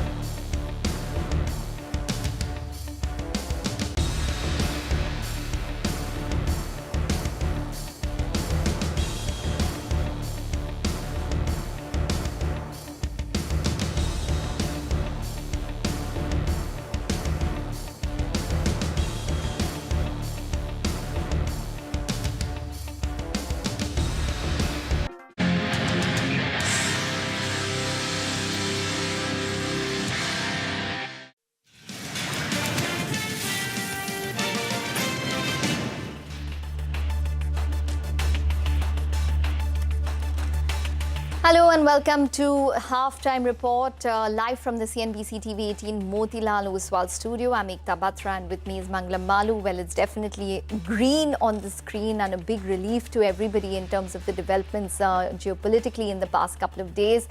And as you can see, the Nifty is handsomely rewarded post those developments. But we do have a lot of the sectors which are still under pressure. And I think pharmaceuticals would be the one sector which would continue to command attention as the day goes on, as President Trump is going to sign an executive order come Monday morning, US time. So I think that would be a key thing to watch out for, Mangalam. But nonetheless, as of now, doing well for the markets, up around 3% odd. Doing extremely well for the markets. We have the broader markets doing a lot better. 12 stocks in the green for every stock which is declining. And the biggest barometer of how relieved the market is witnessed in the India VIX, which is down about 7%, 17% as well. Though at the bottom of your screen, there would be news that would come by. The DGMO will brief about the operations at 2:30. We'll keep an eye out on that. But, you know, the sum and substance of it all is that the worst of fears is perhaps behind all of us. And that's what the street is factoring in as well. And not to forget the positive developments that took place from global markets overnight as well, the possibility of a US-China trade deal. But we have a bunch of management, Ekta. Yes, absolutely. We have Jupiter Lifeline Hospitals, which is the first management on the show today. It witnessed a revenue growth in double digits and margins improved as well. The average revenue per occupied bed came in strong as well this quarter. To discuss this and more, we have Dr. Ankit Thakkar, who's the CEO at Jupiter Lifeline, joining in. Ankit, hi, welcome to the show. Well, if you could just start by giving us a sense in terms of the average revenue per occupied bed, which has improved this quarter by around 10% on a year-on-year basis. What led to that? What was the mix like this time in terms of complex surgeries? And what are you guiding for in terms of growth on the RPOPs as well? Hi, Ekta. Good morning. Pleasant news today for the country. On the RPOP side, we have, like you said, 10% growth. Our guidance has been similar, that of the 3 units that we are operating, Thane and Pune, will continue to grow in line with inflation. And Indore should add a little bit above inflation because it is still in the maturing stages. And there is some scope of case mix optimization in order to improve the RPOPs a little bit over and above inflation. So that is what we are seeing this year. I think the similar story should continue for another year or so before Indore also matures and starts plateauing in terms of RPOP growth. All right. You also have a lot of, beds coming on stream over the next few years. If you could give us a sense, because of the pipeline that we have right now, you have about 1,050, 1,060 beds, and you are likely to double that, or maybe 2.5 times that over the next 3 to 4 years. If you could give us a sense of at what point do these beds come on stream? And at peak, what are your RPOPs likely to be? Yes, so we have 3 greenfield projects on our hand currently. We have a 500-bed hospital coming up in Dombivli, which should start getting operationalized within a year. We have another 500-bed hospital coming up in Pune, which should go under construction later this year post-monsoon and then take about 2.5 years to go live. And the third hospital, again in MMR, which we are doing, which is in Mira Road, that is a 300-bed hospital that will go under architectural drawing soon. So this is our capacity expansion, which has been planned. Okay, so you have it coming up in Pune, Dombivli as well as in Mira Road. Ankit, I just wanted to get a better sense in terms of the margins then, because you've improved to 24% for this quarter, and that's an improvement both Q-on-Q as well as year-on-year. Is this 24% sustainable? What can we expect on a quarterly basis? Yes, I think for the coming year, we should have a similar kind of margin profiles in the same zip code. Next year onwards, the year after that, once Dombivli comes in, then that will have some dilution effect because it takes about a year or 2 before the new hospital starts turning positive. So you will start seeing revenue from Dombivli, but you will not see similar contribution in terms of bottom line in the following year. So on a percentage level, you should see some dilution in the next year. But this year, I think we should be in the similar zip code. Okay, all right, fair enough. In terms of the occupancies, can you give us a sense in terms of what the occupancies were like? You're doing a comfortable over 60% in terms of occupancies, but give us a sense in terms of what it would probably look like, considering that, you know, the OPDs probably get a little more efficient and the length of stay is also probably reducing. So give us a sense in terms of where we expect occupancies to move. Yes, so on a unit basis, Thane is at a mature occupancy level. It's in the early to mid 70s. So on that front, we should have something similar expected out of Thane. In Pune, we have mid 60% occupancy, which can go up by about 5 or 10%. And Indore is getting matured. We added about 80 beds in this quarter, and we have a blended occupancy of about 50 odd percent. This quarter was at an expanded base 45 odd percent. So I think significant opportunity in Indore for occupancy growth. Those are the 3 hospitals. Okay. What about complex surgeries? What is the percentage of, say, complex surgeries that you are garnering within your hospital, say robotics, higher level complex oncology surgeries, transplants, and what would that do in terms of the overall numbers? Yes, so in terms of offering, all the units offer all these complex surgeries like you enumerated a few, that is cancer, oncology, robotics, robotic knees, robotic urology, gynecology, all of those. In terms of the numbers, Indore, like I said, has some scope to improve the mix of complex surgeries. That is, the ratio of complex surgeries in Indore is likely to go up over the next year or two from where it is now. And that should definitely contribute towards improved top and bottom lines there. What about your balance sheet? I mean, for all the expansion that you're doing, would you require to raise some funds? How comfortable are you right now? What's the cash and debt situation? So we have 600 crores in cash on our books now. We just raised 325 crores out of the 600 is in the form of debt. We have parked this money. The carrying cost of this debt is just about 1% or lesser.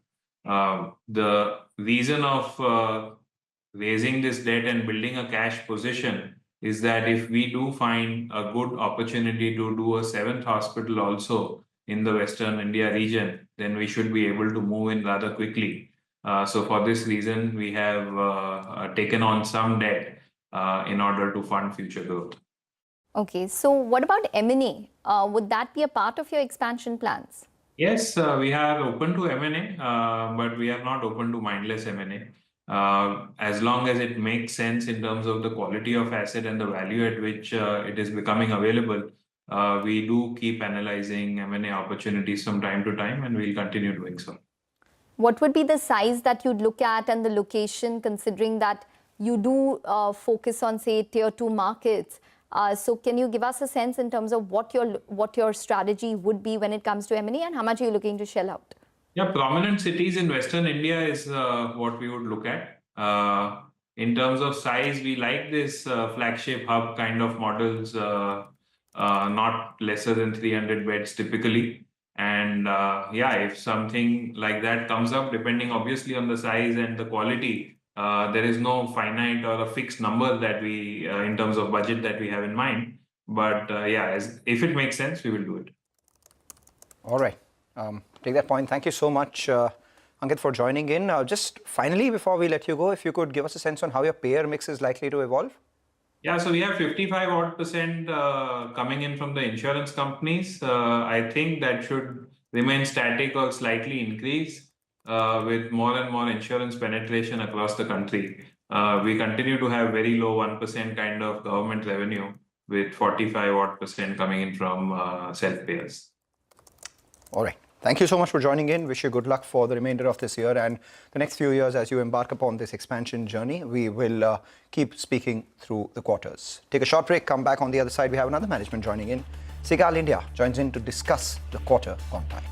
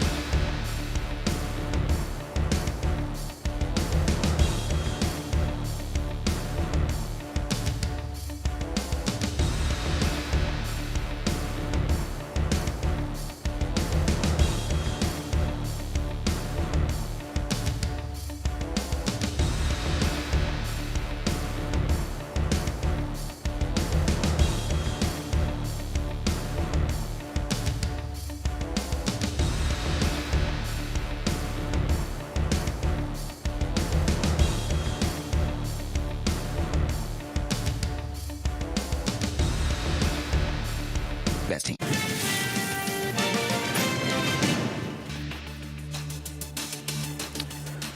Well, it's raining numbers and earnings. While we move on, before we move on to Segal India, just keep an eye out on Shriram Finance. That stock has seen a big surge, up around 7% right now. I wonder what the reason for that could be, or could it just be simple, bouncing off lows and perhaps some more short covering that we're seeing? The stock surged to the high point of trade. And maybe improved global outlook is supporting the cause of the IT stocks as well. They've been beaten down. So we have Wipro and Infosys currently moving to the high point of trade. So across all sectors, we are seeing some purchase. Look at domestic sectors as well. L&T has moved to the high point, and we have some names like consumption names picking up pace as well. Trent, for instance, and Asian Paints, all of them from the frontliners contributing to the cause of the Nifty, which is up around 700 points. But speaking about individual results, we do have the management of Segal India joining in right now on the show. Thanks a lot, sir, for joining in. The big question here is that you do have some operations in the northern parts of the country which may have been affected by what took place over the last few days. So we'll speak through you. If you could give us a sense of, what exactly happened, if you could tell us from what you've spoken to your colleagues out there in those geographies, is there any infrastructural damage? And secondly, from an India business standpoint, for the next 1 year, what is the kind of order inflow target that you have? Did you meet your 5,000 crore order inflow target for this year? So first of all, thank you for having me over. Yes, we have certain sites which are right next to the border. So we are building a tunnel which is in Ramban and Banial. And we are building a high-level bridge viaduct along that Ramban Banial, which are very important projects for the country. So those projects, nothing happened. There was no damage, all thanks to Almaty. But yes, our team got scared. They have left the site because, some of the employees, they were staying at the border areas and they were told to evacuate. So otherwise, I think we should be back in action within a week's time. And tunnel we have already completed. And I would say that we are one of the company which have executed the tunnel in 2.5 years. We've already executed 6,200 meters of the tunnel. Only just the PQC work and the MEP work is balanced. We've already done the breakthrough last year. And if I talk about other projects, yes, we are so looking forward to this year. Last year, our target was 5,000 crore. Yes, we surpassed the target. We got projects worth 5,500 crores. And going forward, as I said, last year, we added one more vertical, which is metro. We already got metro of 3 cities. We're doing a project in Kanpur, Agra, and Bhubaneswar. And out of our order book, I think 70% of the order book is from the metro now. So the beauty of Segal is we are a growing company.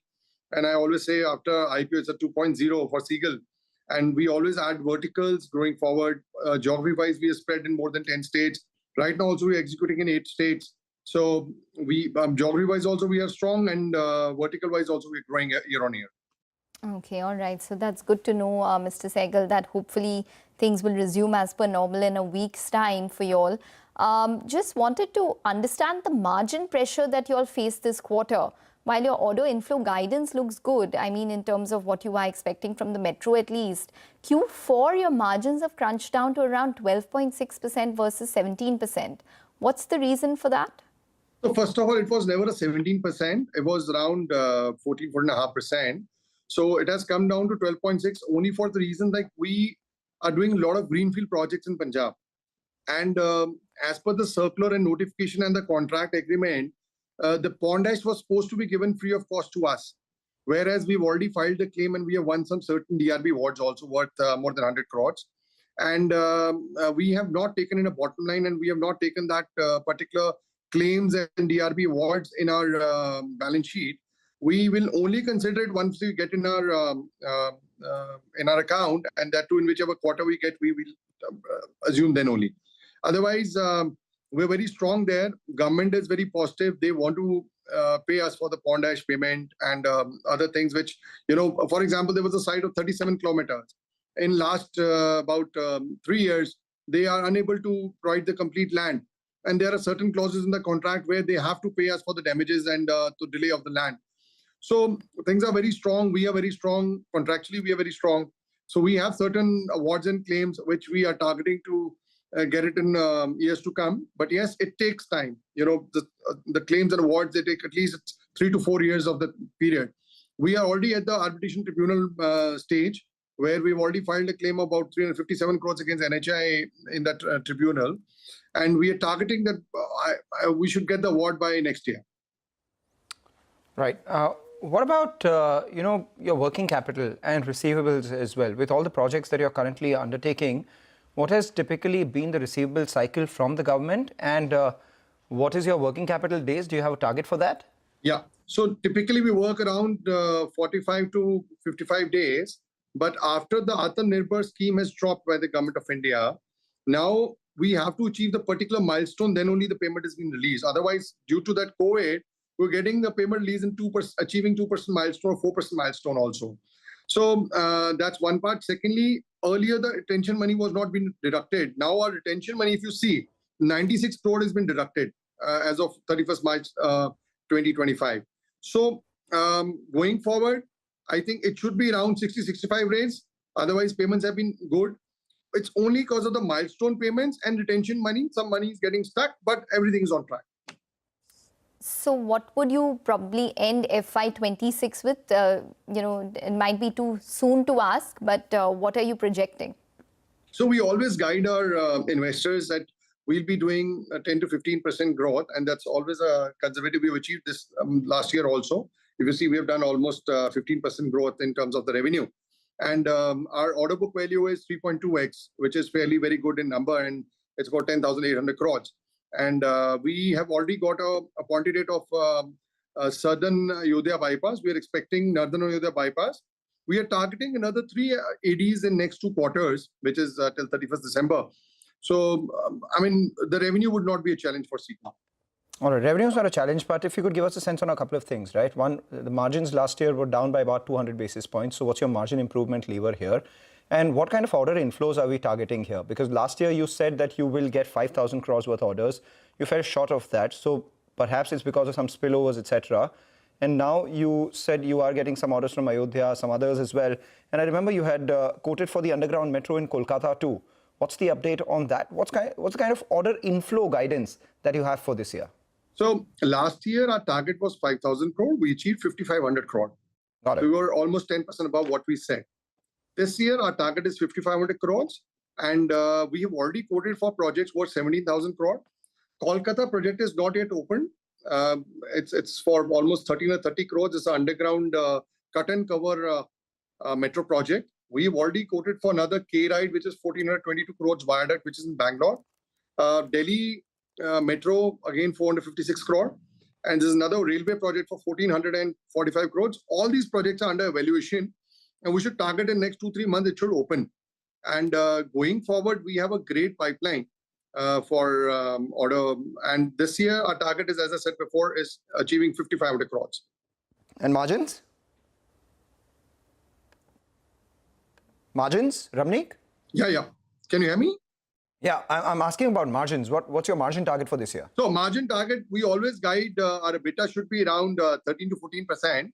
And we'll definitely try to achieve that. And it's only because of that last year claims and arbitration awards, which we target we should get in next 2-3 years. So once that is there, the margin will be increased, but it will be increased in particular those quarters, and eventually it becomes average in the year. Okay. If you could give us, end the conversation by just giving us a sense in terms of the debt on books, and what is your plan in terms of reduction? So at standalone level, we are just at 0.35, which is one of the best in the industry, debt equity ratio. And at the console, it should be around, I don't know about the exact number, it should be around 1,300 because we have a lot of HAM projects. So first HAM project is already completed, where the debt is around 240 crores. We have almost more than 80 crores FDRs in that account. And we have about another 27 annuities, which has to come, a minimum annuity is close to 50 crores. So another second HAM project, which is about 180 crore debt, which is we've already filed for COD, pre-COD. We're targeting to get the pre-COD in this month. And once that we get, the annuity will start in the next 6 months. The third project is Jalbeda Shahabad, that we are targeting to complete in the next 3 months. And once that is completed, eventually out of these 3 projects, more than 270 crores per year would be annuity which will be coming from these HAM projects. And we've already started Southern Ayodhya bypass. Northern will be started in maximum 3 months. We are targeting another 3 HAM projects, which are again in HAM.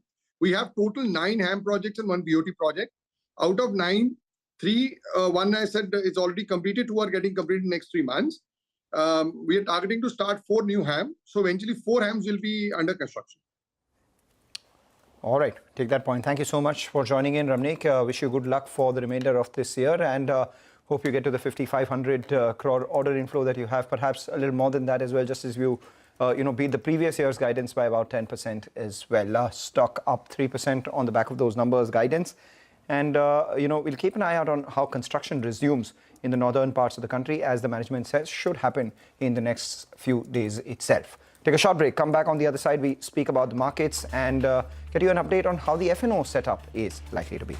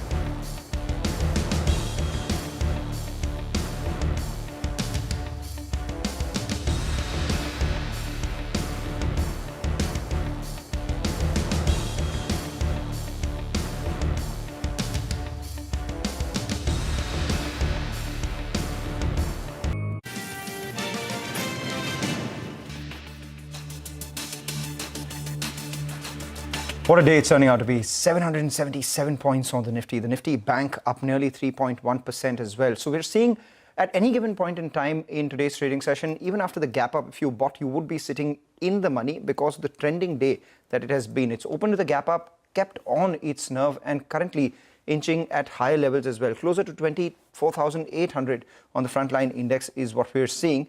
And the mid-cap index is one notch above that as well. 3.5% on that index with a gain of over 1,800 points. The Nifty Bank holding above 55,000 mark. The Nifty holding above that 24,750 mark as well. And chances are that this may continue. Why do I say that? Because one, we have VIX, which has fallen. VIX is down about 17%, hovering at levels around that 18 mark itself. And the market breadth tells you that there is strong support at the bottom end itself for the market. 2,400 stocks which are advancing for just about 200 stocks which are declining. So the gap between the green and the red line fairly firmly parallel through the course of today's trading session. A bunch of stocks which are spiking once again after seeing a big loss last week are the travel and tourism stocks. So they were nervous after the skirmish around the border. We have Indian Hotels, Interglobe Aviation, and La Travenews Tech, which basically runs Ixigo, surging. And on the other hand, we are seeing some profit booking in names like Paris Defense, Solar Industries, and HAL. These stocks are underperforming after a big rally that we saw all of last week. What the Nifty and Nifty Bank futures plate tells you that there is an open interest decline in that, and as a result of which there could be some further short covering which is taking place as well. The 24,300 call, those writers were caught on the wrong side. 24,400 call, those writers were also caught on the wrong side. And we have the 24,500 put that should come up for you, that is seeing a fair amount of writing. And we are also seeing put writing at 24,700, and 24,700 call should also come up for you. 24,700 call writers are fairly active. If the market continues to move higher, then maybe these call writers will also have to run for cover. Just keep an eye out on the Nifty put call ratio, which is at the higher end of the seam at close to 1.2. Usually you see this, indicate overheated zones for the market at around 1.2. RBL Bank is the one stock that I'm watching out for. May exit F&O ban after the decline in open interest that we're seeing. That stock up around 4.5%. So that's about the futures and options scenario. But if you talk about the past and future of the Indian cricket, there was news that came in just 20 minutes ago that Virat Kohli has decided to finally call it a day on his test cricket career. Well, it's the beginning of the end of an era. Ekta, I'm not sure whether you are a big follower of test cricket or not, but last week we had Rohit Sharma announce his retirement, and then we also had Virat Kohli announce his retirement along with R. Ashwin, who did it earlier last year. So the big five of this era: Ravindra Jadeja, Jasprit Bumrah, Virat Kohli.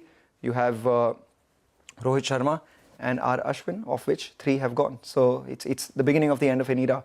What a career, what a stellar career. Yes, absolutely. And he has indicated that he'll always look back at his test career with a smile, which is in fact, shaped him and taught him lessons that he'll carry for life. So yes, that's a huge moment. More than the numbers, the manner in which he played, he told the world that Indians are no less than anyone, and he was the aggressor. The manner, more than just the numbers, the attitude that he brought, the drama that he brought, the fact that, he brought about so many fearlessness to the Indian cricket, but we have business to we have a press contend with. conference to cut to, so let's just cut Substantially move down the tariff levels.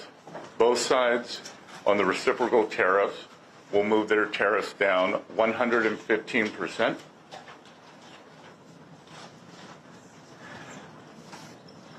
We had very robust discussions. Both sides showed great respect. It was a chance for me to meet the Chinese delegation. The vice premier I had previously had only a video call with.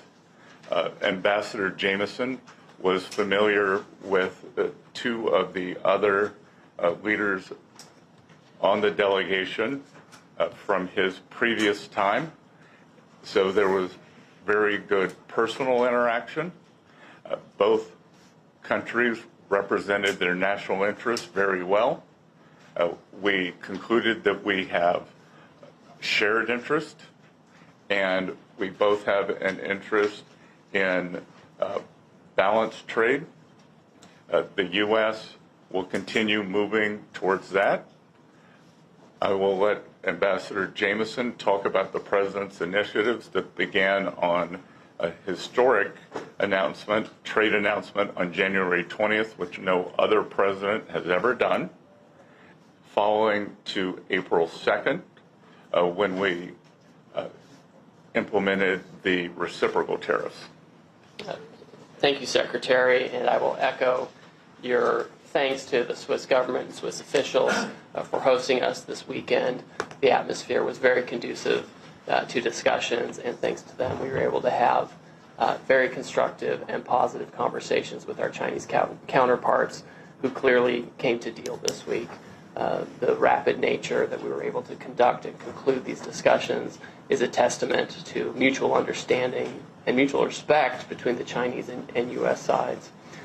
With respect to the U.S.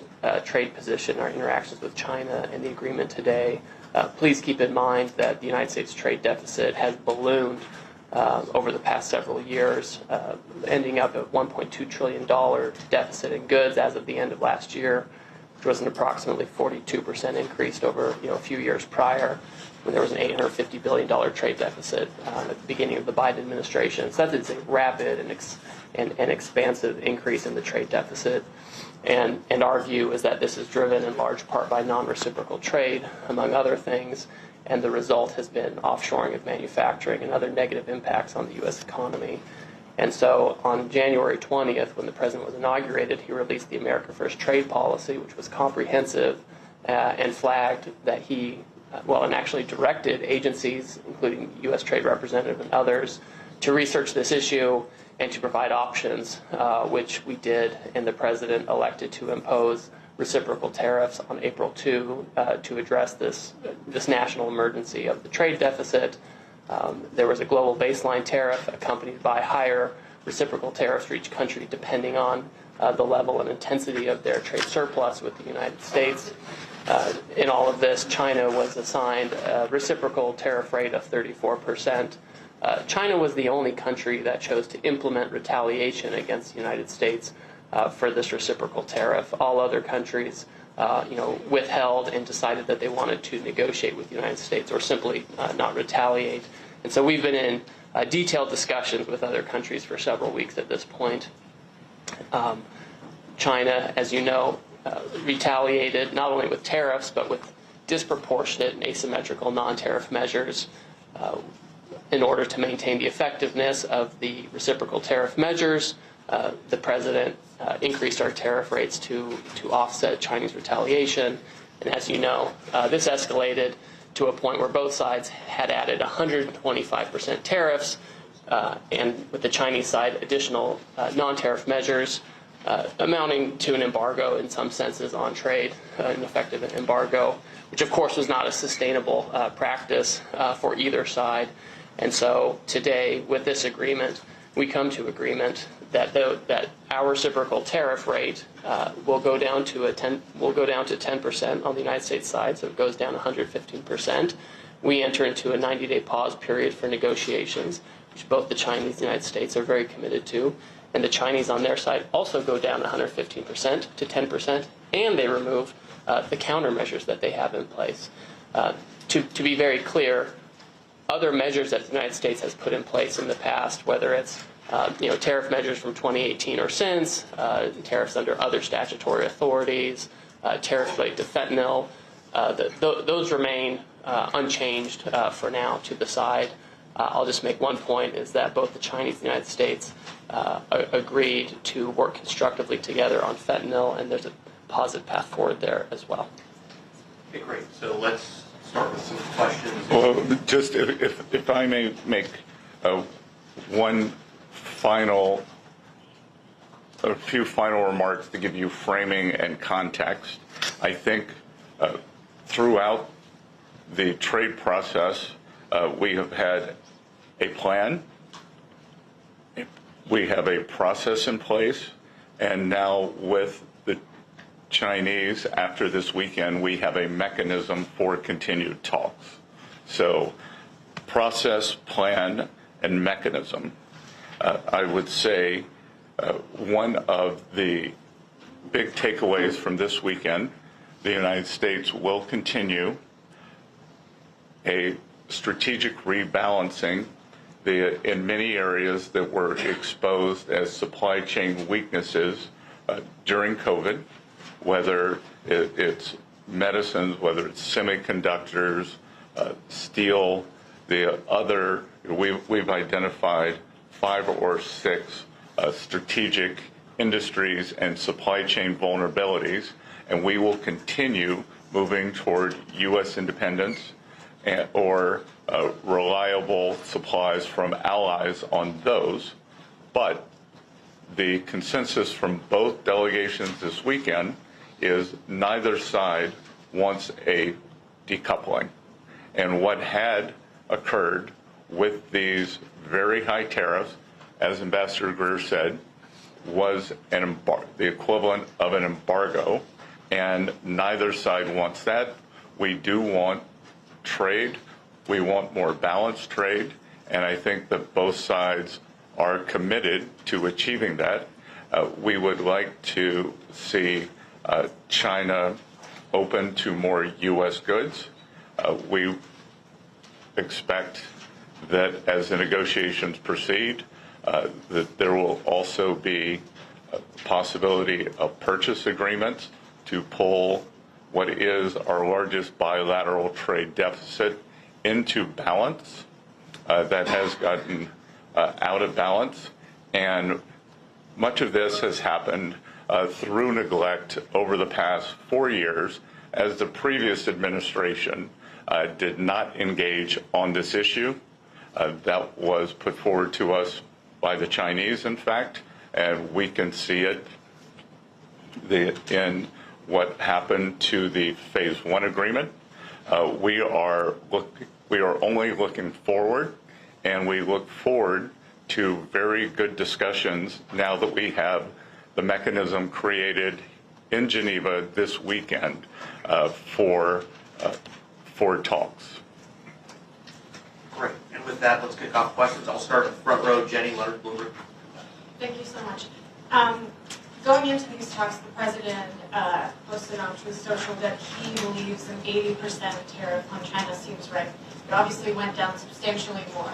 How did you end up going to 30%? Was that the president pushing you, or the Chinese not budging before you went down? And then secondly, you have a 90-day pause now, as you have with other countries. What specifically do you want to see in those 90 days?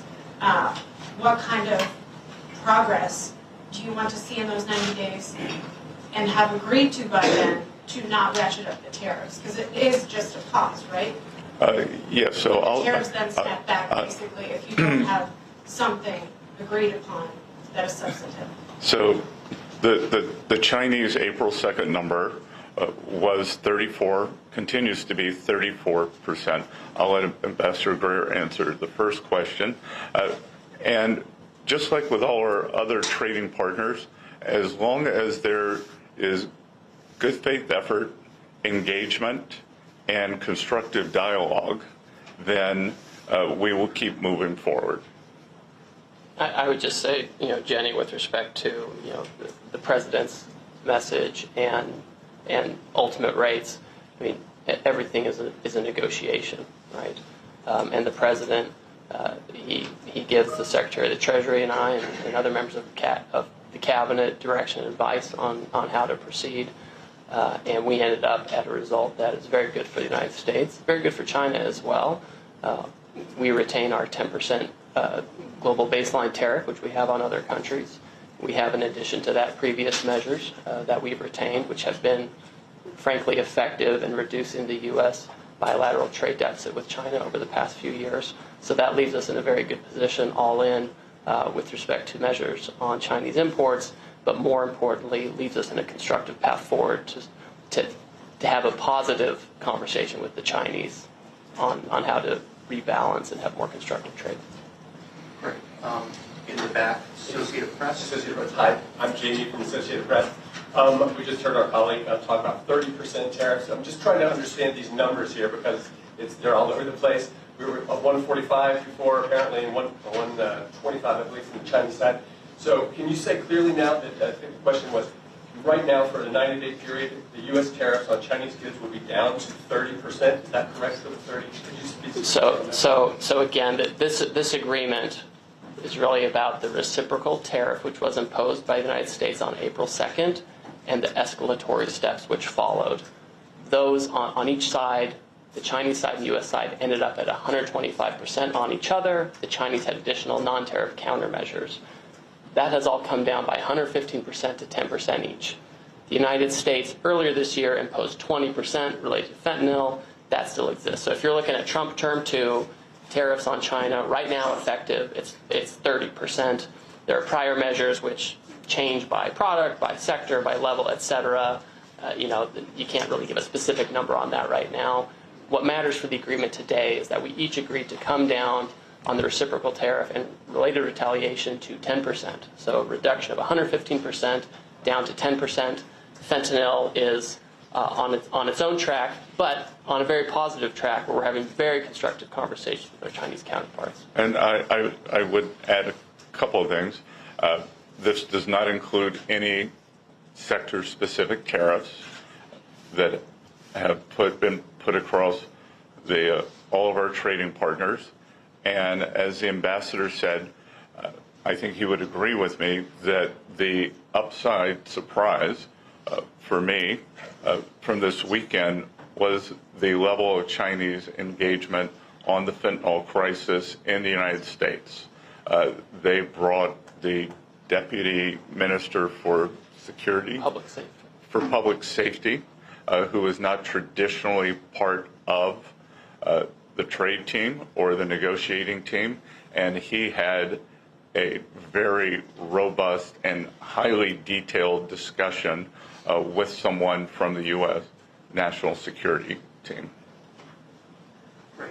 Next, John Huddy, Newsnet. Mr. Secretary, will there be any immediate impact that U.S. consumers will see from this? And what was the toughest part of the talks, the Chinese part, notorious for being very difficult negotiators? Was there any moment that you felt the talks could break down? And as far as the fentanyl, I'm sorry, I know there's 3 questions here, but what are the Chinese willing to do in terms of the fentanyl crisis? Did they make any promises or any agreements to combat fentanyl? Okay. Well, there's a lot to unpack there. So let me recap that. So you're asking U.S. consumers, the last one was fentanyl, and what was the second question? The toughest part of the negotiation. Well, I'll start there first. Both sides represented their national interest well, but we also concluded that we had shared interest and that neither side was interested in a decoupling.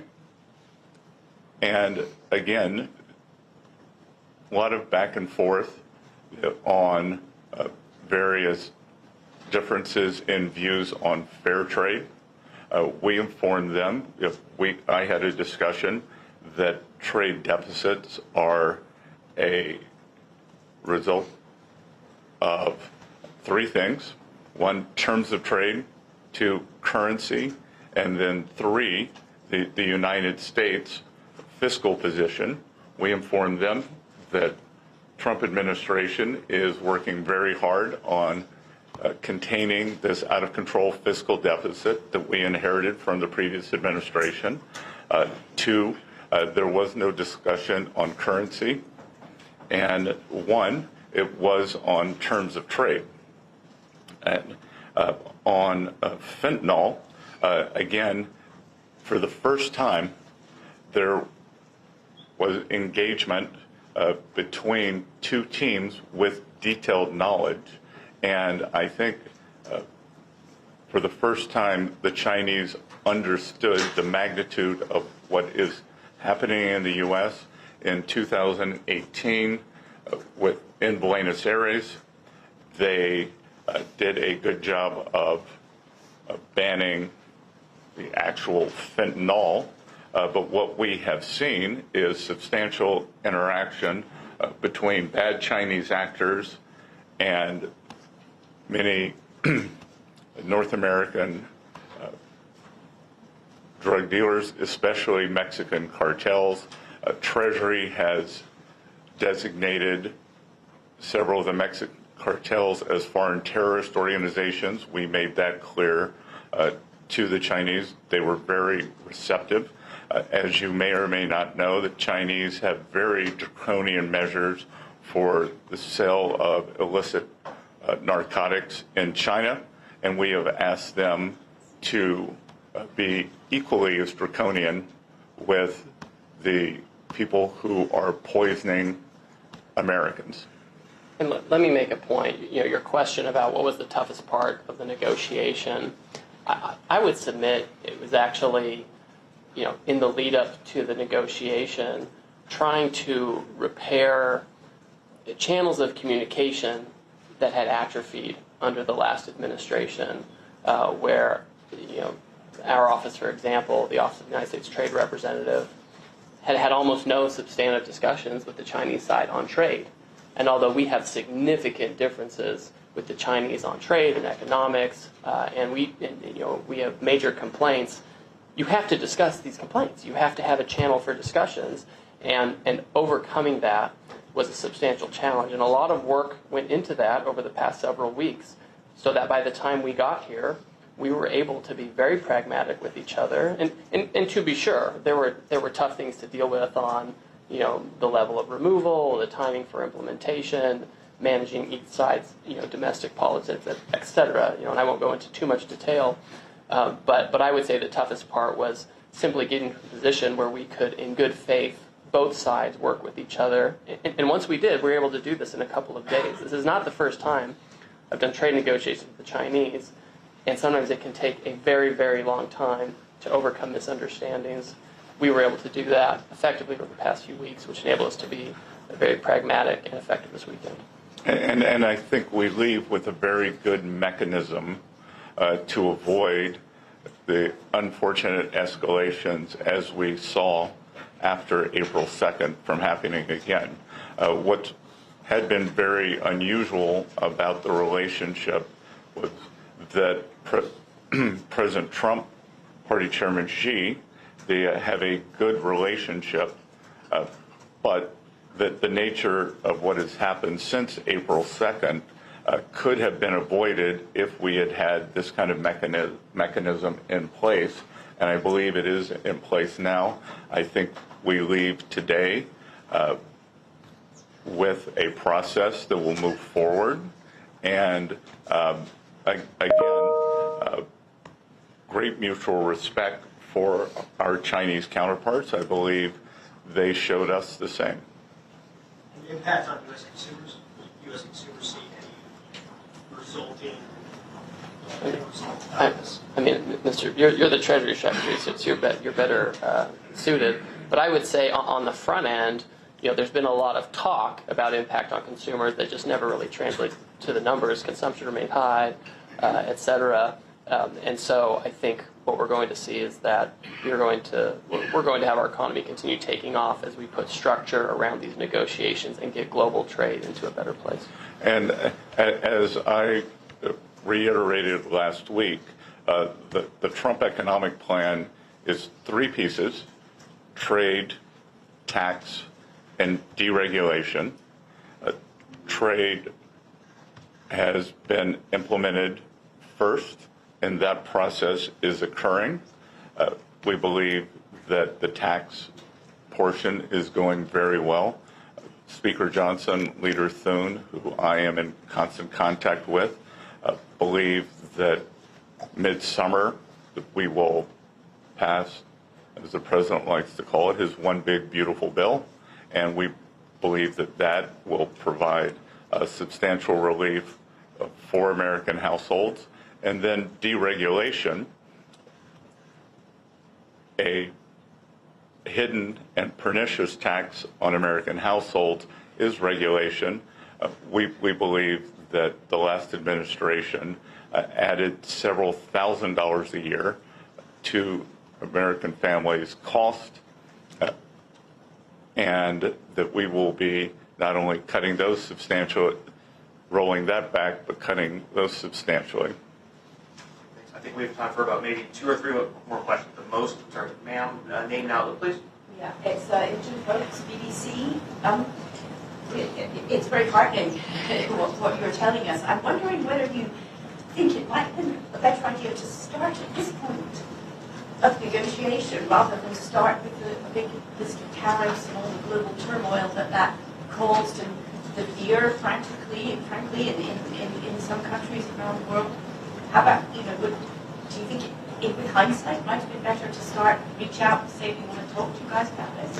I disagree entirely. We have spent decades at the World Trade Organization in multilateral and bilateral negotiations trying to get other countries to reduce their tariffs and non-tariff barriers to be more reciprocal with the U.S. We've had one of the most open economies for decades. The promise of the WTO and the multilateral system is that everyone was going to come down. It turns out the U.S. went down significantly.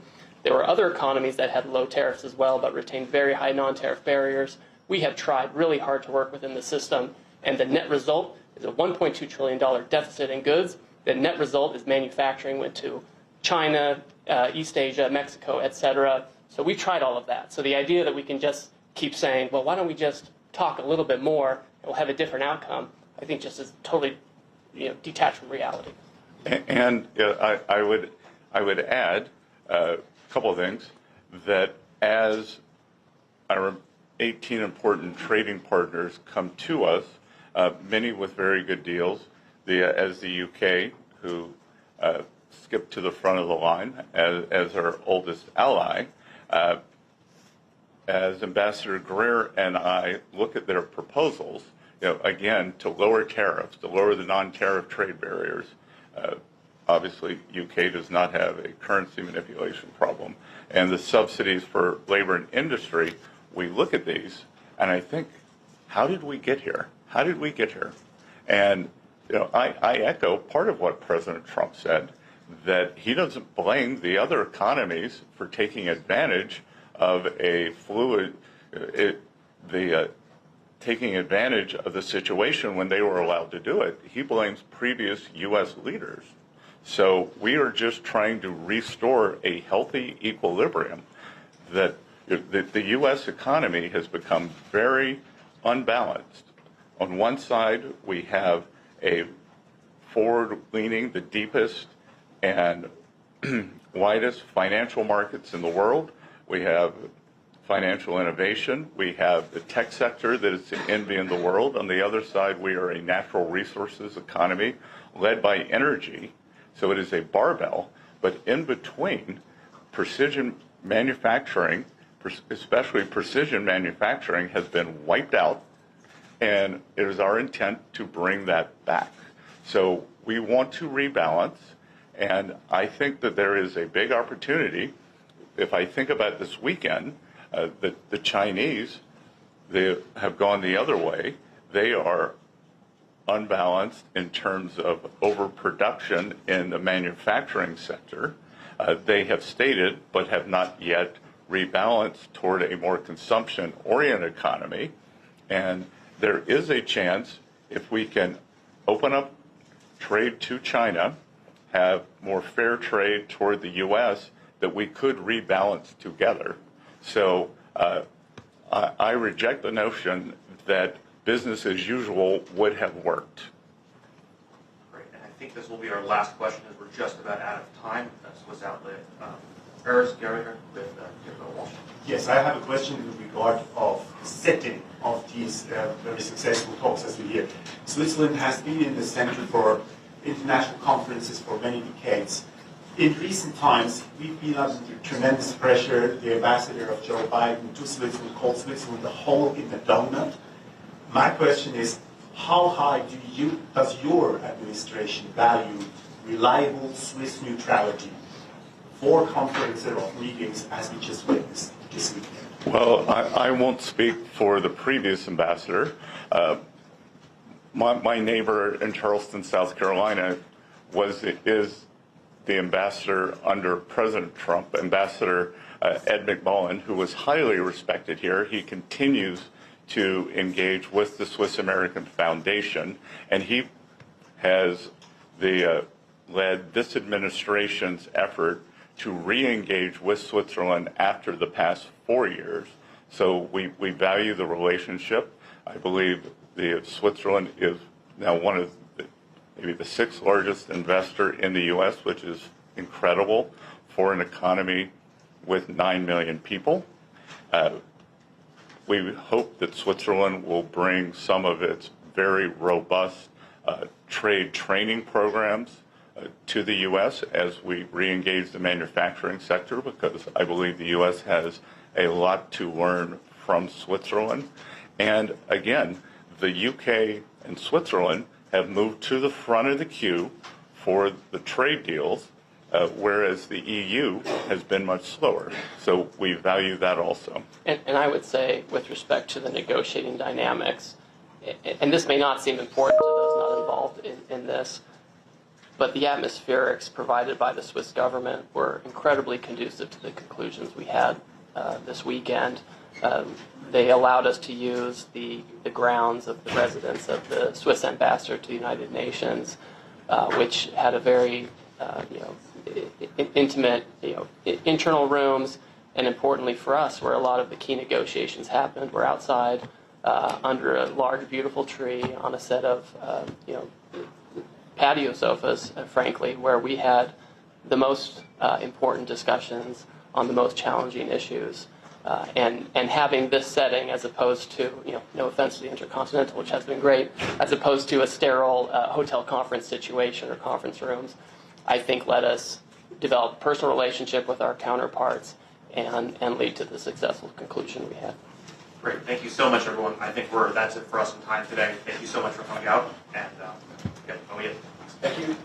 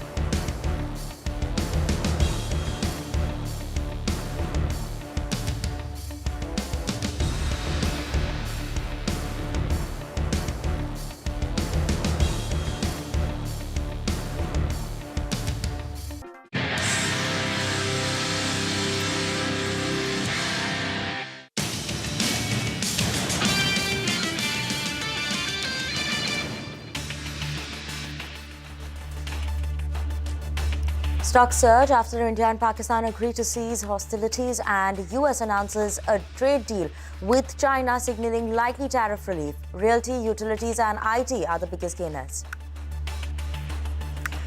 Stocks of travel and hospitality companies like Indigo and Indian Hotels rally after India reopens 32 airports for civilian flights following a ceasefire with Pakistan. Japan Sumitomo Mitsui Banking Corporation will buy 20% stake in Yes Bank from SBI and other lenders for near rupees 13,500 crores subject to regulatory nods. Experts see it as a defining deal for the sector. Donald Trump's tweet saying he will sign an order to cut drug prices by 30% to 80% on Monday spooks stocks of Indian drug makers. Trump says US consumers will only pay the lowest price anywhere in the world. United States and China to temporarily lower tariffs on each other's products. A combined 145% tariff on most Chinese imports will be down to 30% for a 90-day period, while the 125% duty on US imports into China will drop down to 10%.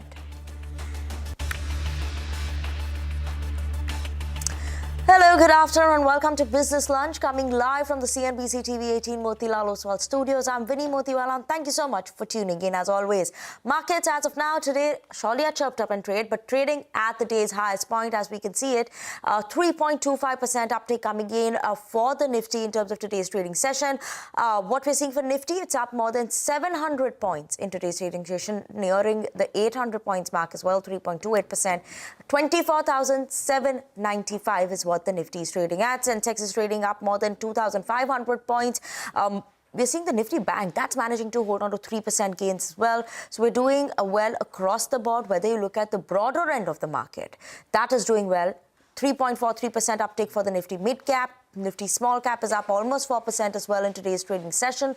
So surely an interesting day that's coming up. IT is leading the charge. Other than that, we have metals as well as realty leading the gains. All this more than 4.5% gains coming in for this sector as well. So interesting to watch out for where the second half of the trading session will be. But as of now, clearly advance decline ratio also coming in favor of the advances versus the declines. But let's begin with the top story for today and what is leading to this run up in today's trading session. We have border areas of Jammu and Kashmir to Gujarat, which had seen renewed hostilities following Pakistan's violation of ceasefire agreement within hours of its announcement, remained calm on the morning of 11th May and last night with no fresh reports of firing, shelling or drone sightings. The DGMO talks between the two countries were scheduled for noon but have been postponed now.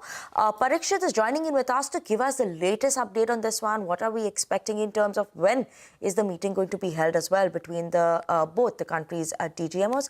Parikshit, over to you. Well, the DGMO talks are important because this was the first time after 10th of May when the understanding was reached between the two sides to stop firing that the two DGMOs were supposed to meet. Now, these talks were supposed to happen at 12:30. We believe that they've been delayed by a few hours and will now happen around 5:30. We've been told by sources it's not unusual. Sometimes these things happen. Sometimes countries put more demands on the table. So what has happened here possibly is because Pakistan, we learn from sources, wanted to put a lot of issues on the table which were beyond the purview of military operations. They wanted to discuss the suspension of the Indus Waters Treaty and some other measures as well. Perhaps this is the reason why the talks have been delayed for a few hours. We also believe that India had a high-level security meeting at the Prime Minister's residence. Certain decisions have been also taken, and that view will be communicated to Pakistan via the DGMO of India. So perhaps there might be a little more preparation that both sides would want to do, and they would come back to the table to talk at around 5:30 in the evening. There is an important press conference scheduled by the Ministry of Defence this afternoon. So all eyes on that. But most what we can expect from this meeting is an understanding to stop firing, have peace at the border till the next DGMO meeting. This is only a meeting at the level of military officials. They do not discuss substantive issues of policy. And it's possible that both sides may set out a framework whereby in the next meeting, there could be officials to discuss the economic measures that India has taken, discuss about the Indus Waters Treaty as well, and to see how a larger ceasefire can be arrived on. So this is what we are picking from sources at this moment, but we will see very little information coming out of the DGMO meeting this evening. It will be a short meeting whereby both sides will only decide how to set a framework for talks in future, how to have more officials in the talks, and then have peace at the border till the next round of conversations between the two sides. Right, Parikshit, thank you so much for that. But stay on with us and tell us more about India's military action during the operation and the economic measures that are taken as well. Parikshit. Well, over the last 3 to 4 days, India launched Operation Sindoor, which is not over. And since 7th May, India has launched several military operations and economic actions against Pakistan, and they have had a strong impact. Now, Operation Sindoor began on the intervening night of 6th and 7th May. We had precision missile strikes on 9 terror camps in Pakistan on the 7th of May. This included places like Bahawalpur, Muridke, Muzaffarabad, which are command centers of the Jaish-e-Mohammed, the Lashkar-e-Toiba. We targeted terror camps which had actually trained terrorists like Ajmal Kasab and David Headley as well. More than 100 terrorists were killed, including those involved in the IC-814 hijacking. Now, how did we retaliate to Pakistan's drone strikes and airstrikes on 26 locations in India? Pakistan carried out retaliatory drone and missile strikes on 7th, 8th and 9th of May. India launched armed drones to destroy Pakistan air defense systems. The Indian Air Force neutralized air defense system of Lahore and damaged Pakistan's HQ-9 system. The HQ-9 system has been provided by the Chinese. We used the formidable S-400 air defense system, the Akash system, the L-70, the Shilka, the Barak air defense weapons to intercept Pakistani drones and fighter jets as well. In fact, Pakistani fighter jets were shot down by the Indian Air Force. We struck at major Pakistani air bases. Yes, India struck air bases on the 9th and 10th night with BrahMos supersonic missiles, which have a range of 260 to 290 kilometers. This is a first for a country to attack air bases of any nuclear-powered nation. 11 air bases were attacked in just 3 hours. This included Noor Khan, Rafiki and Murid, and these were air bases near Rawalpindi, the military headquarters of Pakistan. We struck at ammunition depots and the base of F-16 and JF-17 fighters in Sargodha and Bhulari. These were badly damaged, and attack on Bhulari Air Base killed over 50 people, we're told. And 20% of Pakistan Air Force infrastructure was damaged by Indian strikes. Now, continuing with Operation Sindoor, this was not just a military operation. This was a diplomatic, political, military and economic operation. Let's list out some of the economic measures that were taken. India suspended the Indus Waters Treaty, which is a lifeline for Pakistan. 80% of Pakistan's agriculture and 93% of total water use in Pakistan depends on the Indus Waters system. And the suspension could actually worsen Pakistan's fiscal and foreign exchange crisis. What is India's message? India's message is that blood and water cannot flow together. All trade with Pakistan has been stopped, and this includes onion exports and imports of cement and textiles, all put to a stop. All Pakistani visas cancelled, citizens have been sent back. So very strong measures being taken, and none of this changes. The DGMO talks that happened, the understanding reached to stop firing, have peace at the border, has nothing to do with the economic measures that we're taking. This is unconditional. We will continue to suspend the Indus Waters Treaty. We will continue taking economic measures to hurt Pakistan's economy. All of that does not change. And we've also sent out a message that any further ceasefire violation from Pakistan will be met very strongly, and any act of terror will be treated as an act of war. Okay, Parikshit, thank you so much for the latest update coming in there on Operation Sindoor and what India is going to be doing as measures. But following the ceasefire with Pakistan, a notice has been issued to reopen 32 airports in India. Madhya is joining in with us to give us the latest update on what she's picking up on this front. Madhya. Well, CNBC-TV18 had reported in the morning that new NOTAMs will be issued to withdraw the cancellations of flights at 32 airports. We were informed by airport officials in the morning about the reopening of these airports, and now it is confirmed. NOTAMs is notice to airmen to reopen 32 airports have been issued, which means all the airports across Jammu and Kashmir, Punjab, Himachal, Rajasthan and Gujarat that were closed to due to military action will now open for civil flights. These airports were closed for operations since the 7th of May. The closure was extended till the 15th of May, and airlines had cancelled around 400 flights to these airports till the 15th of May. But the reopening of these airports doesn't mean all flights will resume immediately today. Indigo, for instance, has announced it will progressively commence operations on the closed routes. Since airlines have to plan in advance, open bookings inform passengers. So some flights may resume later today, but most likely normalcy in flight operations at the affected routes may take some time. But this is clearly an indication of at least normalcy returning.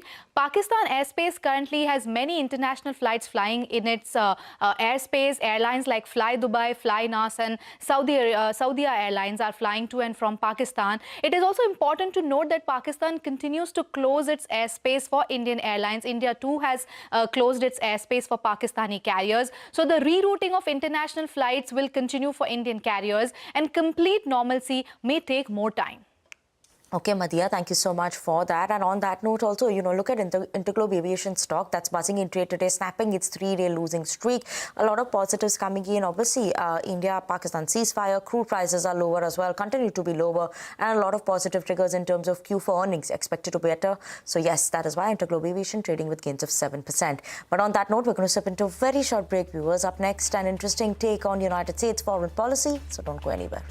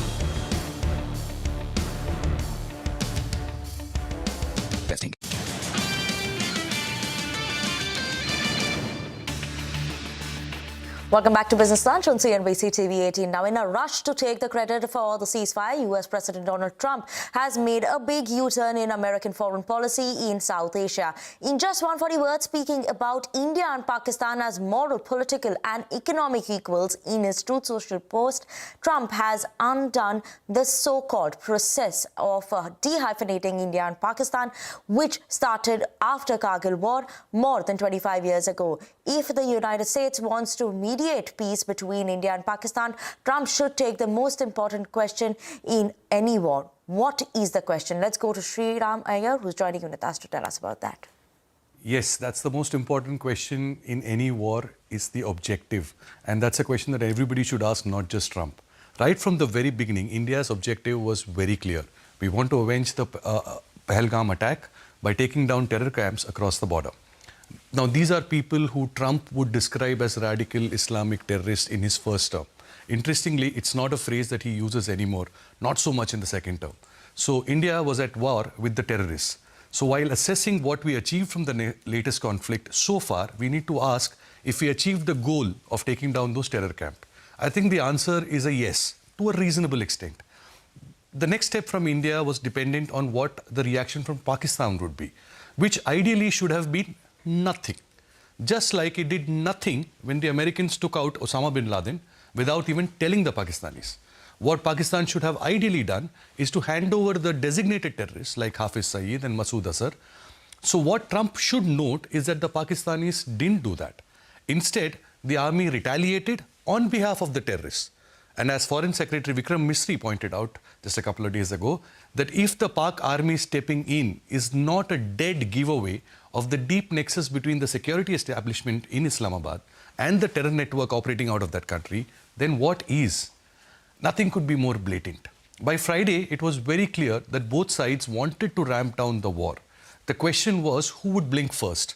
Like I said even a couple of days earlier, it's not an easy decision for any two countries. There had to be a mediator, and it was most likely to be the US.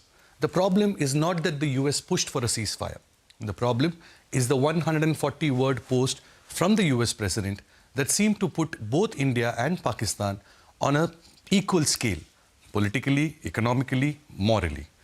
By ignoring nuance and history, Trump administration has seemingly reversed a consensus that took years to build and sharpen. It was only after the Kargil incursion by Pakistan that the Americans acknowledged that the political and military establishment in these two countries weren't cut from the same cloth. It is that understanding that led to the joint announcement of the India-US nuclear deal in 2005. The then US Secretary of State, Condoleezza Rice, admitted that India and Pakistan had to be dehyphenated. This consensus only got stronger with each passing year, irrespective of who the President of the United States was. Bush, Obama, Trump, Biden. On one hand, India's stature as a counterweight to China grew, and Pakistan's policy of grooming terrorists who would attack American allies kept eroding its image as a credible partner for the West in South Asia. The revival of the Quad, a strategic diplomatic partnership between US, India, Japan and Australia, which happened in 2017, cemented India's prominence on the global stage. In 2019, the Indian Foreign Minister, S. Jaishankar, reminded journalists in Washington, D.C., and through them, the US government, that India and Pakistan, cannot be put on the same pedestal. If you just, remember the quote, he said, how do you hyphenate a country which is 1/8 your economic size and reputationally your exact opposite? It's this, and India's role as the vaccine supplier to the world during the pandemic gave it an additional moral edge. On the other hand, Pakistan lost whatever leverage it had with America once the US decided to retreat from Afghanistan in 2021. It doesn't seem like Trump and his team, including J.D. Vance, considered any of these developments in history. India has no choice but to push back against the shift in narrative during the mediation. Whether Modi convinces Trump to eat his words or not, the reality on the ground won't be very different. India is still the bigger force, a more democratic country, a relatively self-reliant economy which is capable of more discretion than Pakistan is. As the US and China negotiate a trade deal, Trump would do well to remember that between India and Pakistan, India is the only one not surviving on its pledges to China. And as for the self-proclaimed Indian nationalists on the internet, they should remember that the battle is still on. It may not be fought on the border, but those negotiating for our rights and prospects with foreign powers across the table need your moral support just as much. Every society needs politics and diplomacy as much as the soldier's valor. Absolutely, Sriram. Thank you so much for joining in with us. But that's all the time we have on this edition of Business Lunch on CNBC TV18. Thank you so much for tuning in. Up next, Tim at Cap Radar.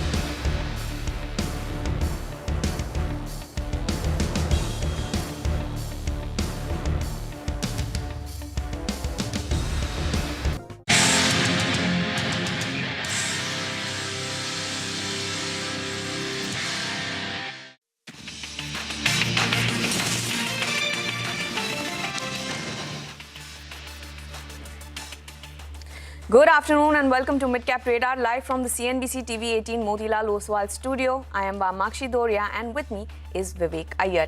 Well, Vivek, it's an 800-point uptick as far as the Nifty is concerned. Going back on Friday, when who would have thought we would have seen such a big move on Monday itself? The broader markets also holding well in the green. Well, it's been a spectacular rally, especially in the broader end of the market. So have a look at the mid-cap index and the small-cap index. The market breadth, the advanced decline there is very, very strong. Along with that, a whole host of results, not a lot of them as negative as the street was anticipating, that too, as aided the positive sentiment. But we have quite a lot lined up on the show. Let's start off with the top headlines.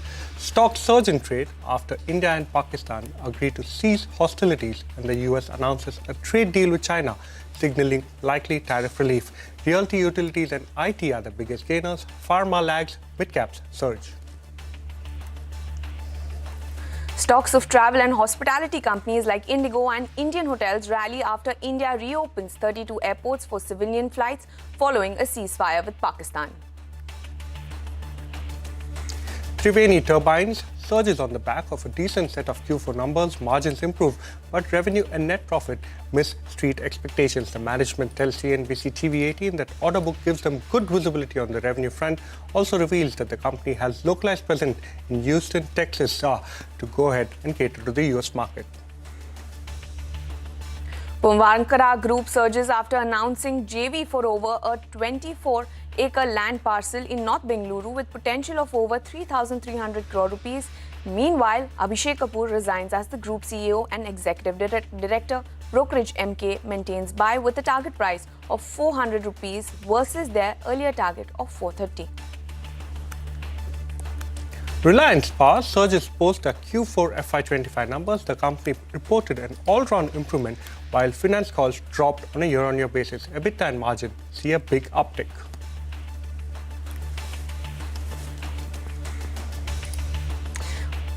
Well, 24,830, that's where the Nifty is at. It's a strong up move that we've seen in the Nifty. In fact, it is trading at the day's highest point. The broader end of the market is also holding up quite well. The advanced decline ratio, we have 2,500 or so stocks advancing for nearly 200 stocks that are declining, putting the advanced decline ratio as 10:1. It has been a fabulous day so far. All of the sectoral indices too are trading in the green, barring Nifty Pharma, of course. Nifty IT is up almost 6% today, led by OFSS, which is seeing an uptick of almost 8%. Persistent Systems also seeing an uptick of almost 7% in trade today. Nifty Metal as well as the Realty Index is also doing quite well. But there are lots of movers in the broader markets, and in our special segment, Midcap Movers, we now have Hormas to take us through the mid-caps that are moving around in trade. Well, Hormas, no Monday blues for the markets today. Monday greens, if you want to call it that. And the US-China trade deal announcement has definitely resulted in a lot of a further boost to sentiments after, of course, the toning down of the escalations between India and Pakistan over the weekend as well. We start off with some of these reactions, and metals are the space that has been in the reckoning today. SAIL, Hindustan Copper, Vedanta, and take a look at all of these intraday spikes. And this is after the trade deal was announced between US and China. All of these names now surging between 7 to 8% in today's trading session. A similar effect being seen on IT names as well, particularly the mid-cap IT stocks. Oracle Financial, as you just mentioned, was one of them.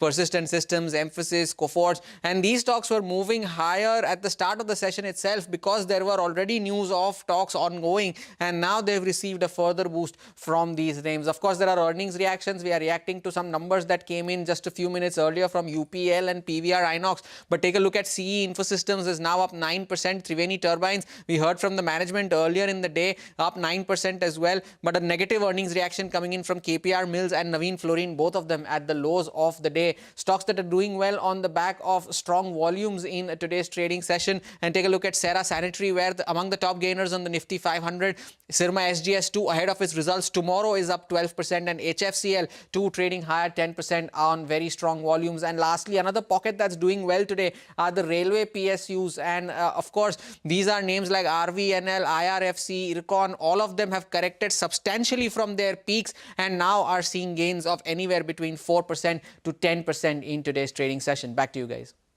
Well, thank you so much for that, Hormaz. Quite a comprehensive list as always. But, it's a good time to now welcome in Sachitanand Uttekar, VP Research, Trade Bulls, for a technical check on the market. Good afternoon to you, Sachitanand. This is Vamakshi joining in. Well, the markets have had a fabulous run so far, at least in the trading session today. We are up, beyond the 24,800 mark, which was the crucial resistance. But where are the markets headed now? What is your take on the Nifty as well as the Nifty Bank? Good afternoon, Ramakshi. Clearly, I think the momentum is very strong, and the way the Nifty has taken out that level of 24,500. The force is, in fact, intending that, indicating that this particular momentum may stretch towards 25,180 during this particular week itself. So we are looking at a vertical, rally. I think we've already crossed that particular mark with 300 points gain, but we expect that this particular momentum may continue.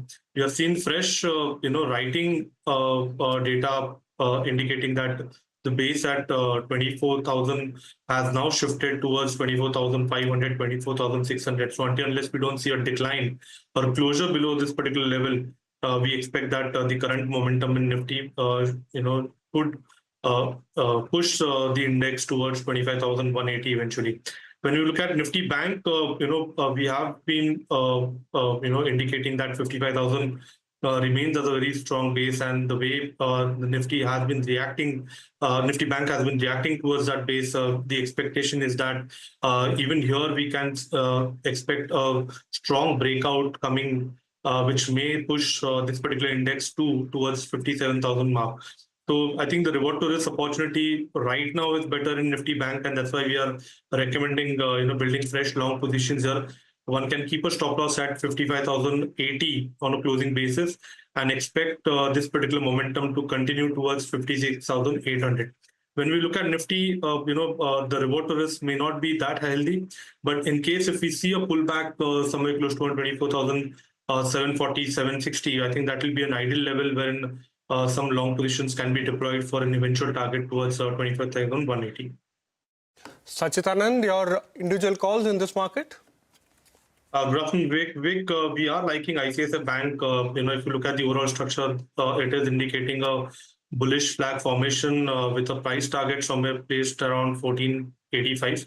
So the reward to risk is still better here. One can keep a stop loss at 1420 on a closing basis and look for fresh additions in this particular counter. The other stock which has displayed a very strong bullish impulse characteristics is Escorts. Now, disclosure would be that we have already recommended this trade setup to our clients.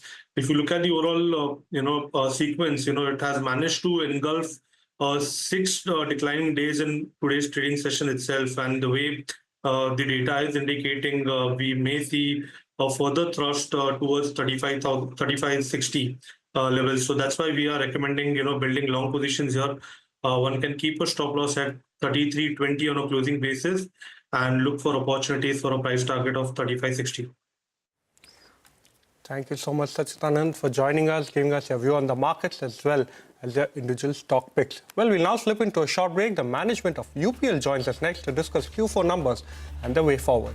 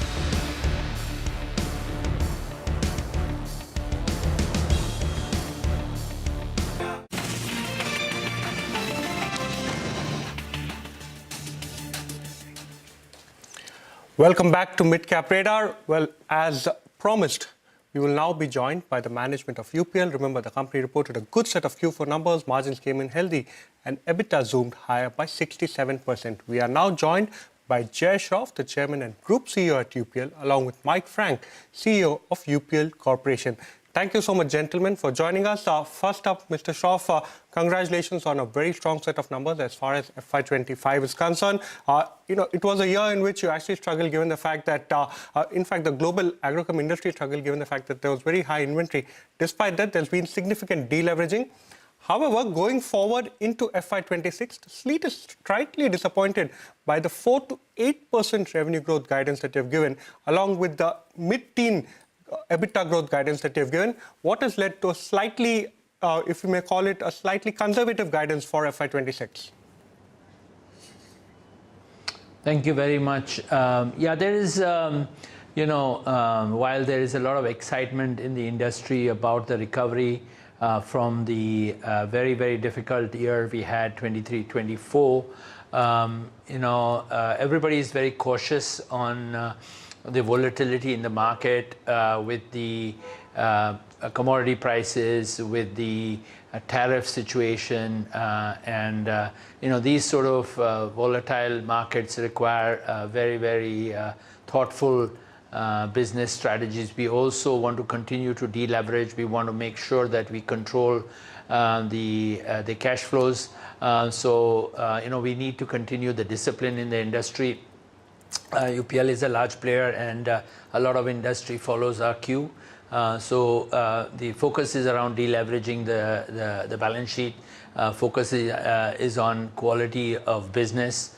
And with the volatility in currencies, markets, commodity prices, we just need to be very, very cautious, optimistically cautious on the outlook for next year.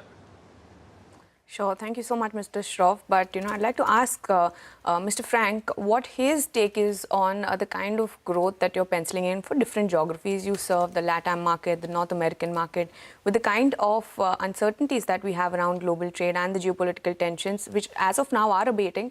What is the kind of growth that you see in different geographies?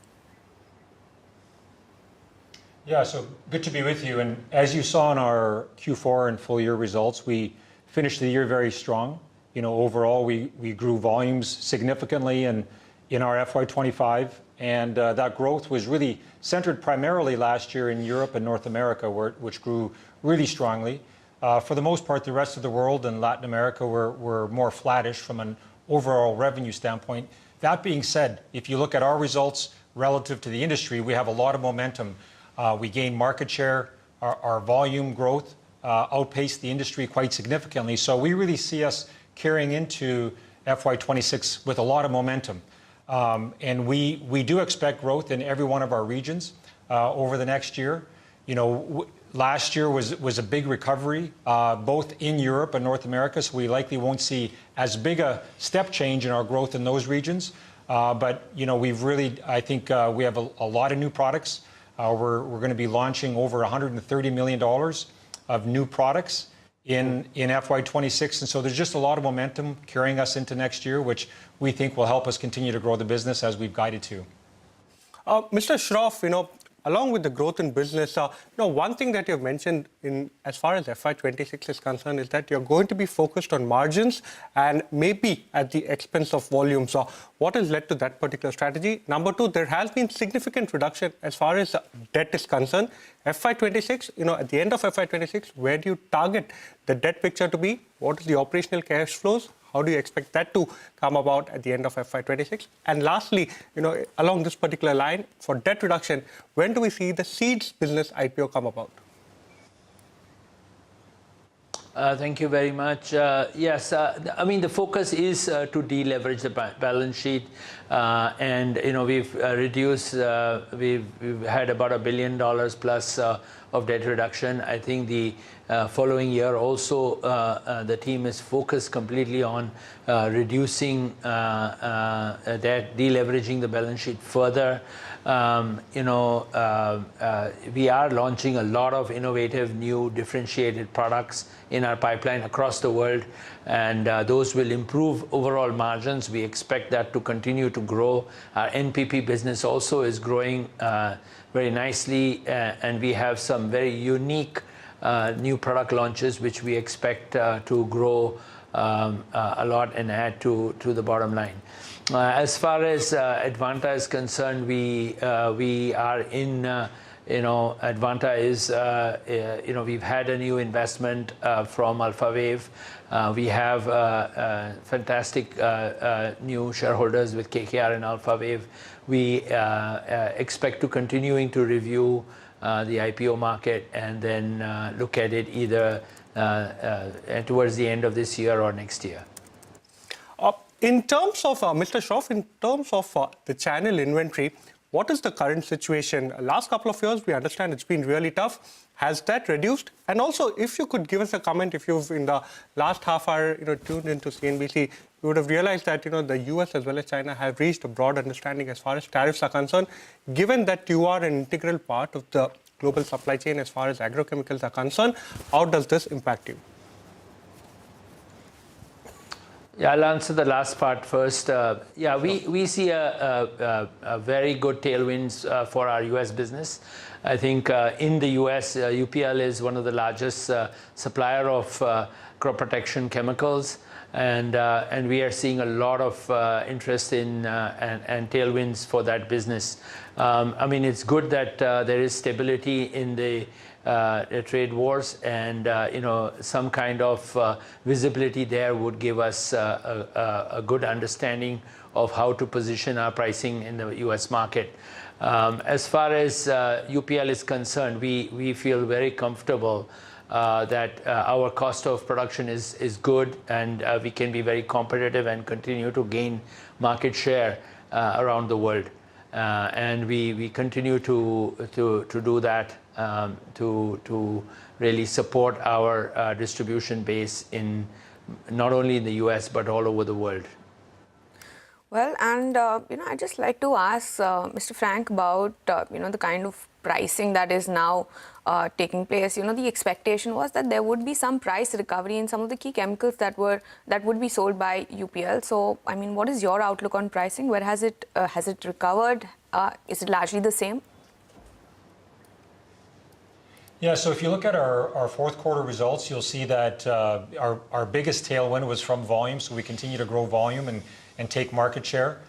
Price was also, though, a tailwind, and so we did see some improvement on pricing in our fourth quarter, which we think will carry into FY26. And so we really do believe that the current environment for post-patent crop protection products is pretty much bottomed out, and that was the case through the course of really the last 2 or 3 quarters last year. And so now, we do see some recovery in a few active ingredients, but more importantly, it's really our new products that really are setting a new standard in terms of the value that they create for growers. We call them our differentiated and sustainable products, and those products are really priced to the value, and that's where we continue to see opportunities to see some price increase going into FY26. Okay, Mr. Shroff, last question from our end. I'll try and squeeze in as many as I can. Number one, China recently imposed levies on imports of the insecticide cypermethrin at 166% for UPL. What will be the impact over there? FY26, given the fact that you're focusing on margins, what can be the net price realization increase that we can see? And lastly, are you looking to increase stake as far as UPL is concerned? So I think cypermethrin is a product which we sell around the world. China is not a very big market for us, so no material impact on that. As far as the pricing of products, we continue to focus on bringing business efficiencies and reducing our cost of production. That's an ongoing process, and I think with the challenges which the industry faced, I think there has been very good work by our team. As far as the shareholding increase, we were able to get some additional shares as a family during the rights issue.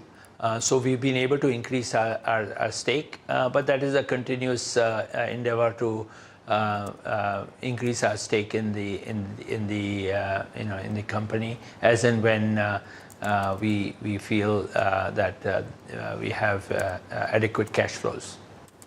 Well, thank you so much for that, gentlemen. That was the management of UPL speaking to us, talking about the outlook going forward into the year. So thank you so much. We hope to connect with you soon.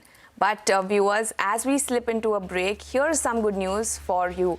India's business news leader is now only a click away. Introducing CNBC-TV18's all-new app. Get instant access to breaking news, in-depth articles and financial world updates at your fingertips.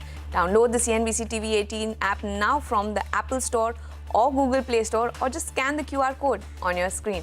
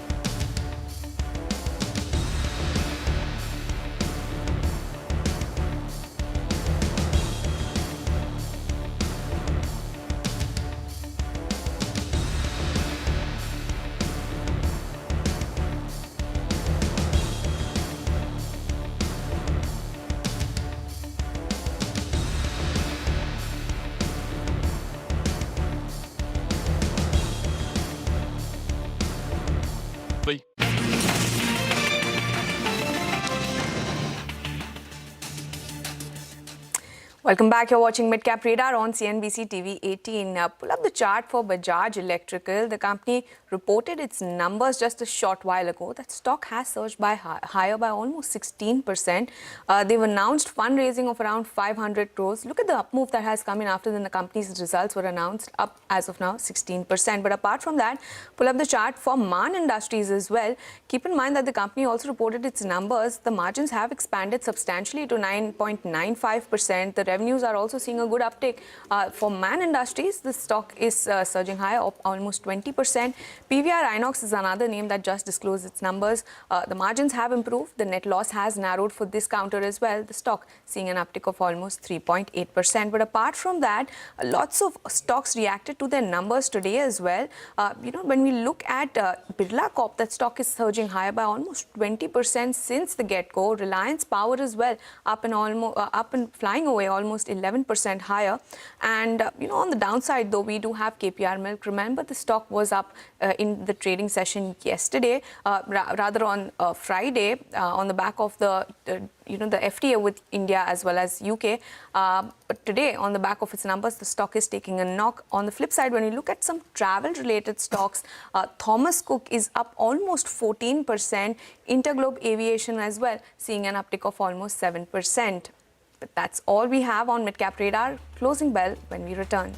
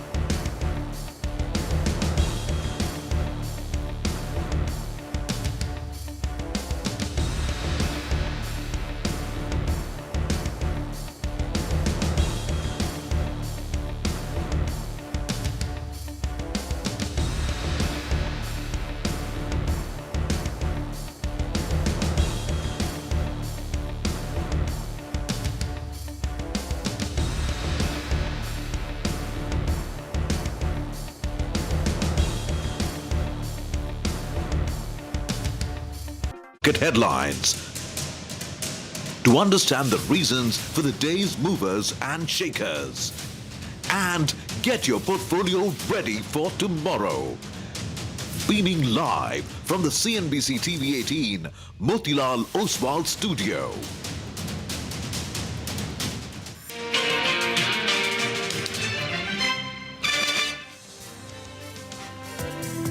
Saying now 0.8% higher. The Taiwanese index too trading with gains of around 1%. GIFT Nifty bump up that you're seeing is primarily because of the unanticipated de-escalation ceasefire. From a profitability standpoint and from a differentiation standpoint, we see Bolt as one of the offerings that we'll like to expand and continue. 2% higher, 24,450 is where the Nifty is starting up. Bullishness and the kind of capital spending that's happening on AI and other areas are likely to continue. India has neither commented nor acknowledged the attempts by the US to take credit for any kind of mediation. Hopeful that the whole transaction would be completed in the second quarter of this financial year.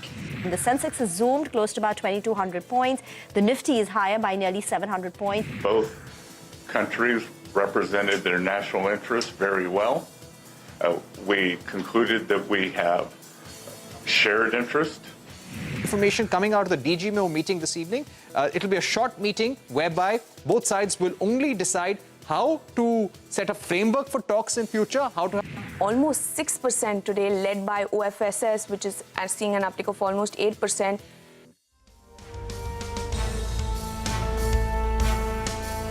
Well, it's been a spectacular day. One thing stacking on top of the other. Markets, of course, at the day's highest point pretty much. So it's a 3.5% kind of a day on the Nifty. And I guess, guys, hi, good afternoon. Today is the kind of day when they say that, people use that very often, right? If you miss one day in the market, then it kind of counts for a lot. I don't know if one should go that far, but it's a meaningful uptick that we have. Well, it's a double bonanza. It's a double dhamaka, as they say, right? Because there's good news here at home. And look at the news, the global news flow. There's not just a deal. They're still talking about a deal. This 90-day pause, I think it's come very quickly because the meetings happened in Geneva over the weekend. And then there was, positive overtures. And now we have the specifics as well, that they will now 90 days put a pause. And they've rolled back the tariffs to, I think, a net of 30% for China. Well, that's right. And we spent close to around 14 trading sessions in that band of around 800 points.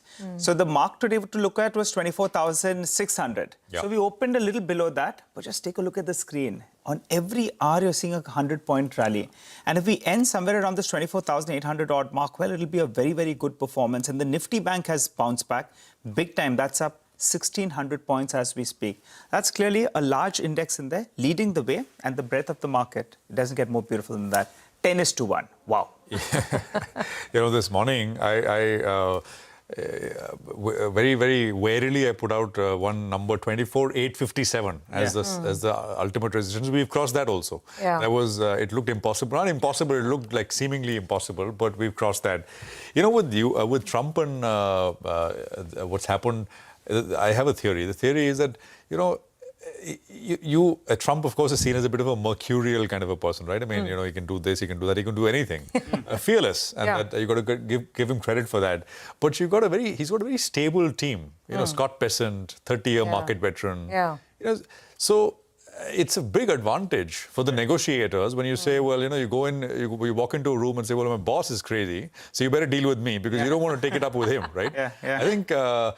and this is very different from his term back in 2017. At that point, it was just, everybody was, there was no stability. So you need a big cohort of stable people and a little bit of unpredictableness as well. So I liked his statement when he said that the setting, the lake and Geneva, that really provided quote unquote equanimity so we could arrive at this great sort of solution.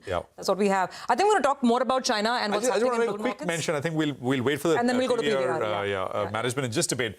For our viewers, if you're just joining us, I just want to quickly make three points. So these are big tariff reductions that we've seen by both US and China. This is for a period of 90 days. The graphics will come up. So US tariff on China is now 30%. What's the breakup? 10% reciprocal and 20% for fentanyl. This is much more positive. So I was saying in the morning that maybe it gets down to about 45-50%. And then that could be a starting point. This is not even 45%. And, it's actually 30%. And then, we'll hear more. China, of course, has also cut its retaliation tariffs to 10% on US. But, that does not matter. It's about the deficit in the US. It's about what US imposed on China, which is now being cut to 30%, which is the real deal.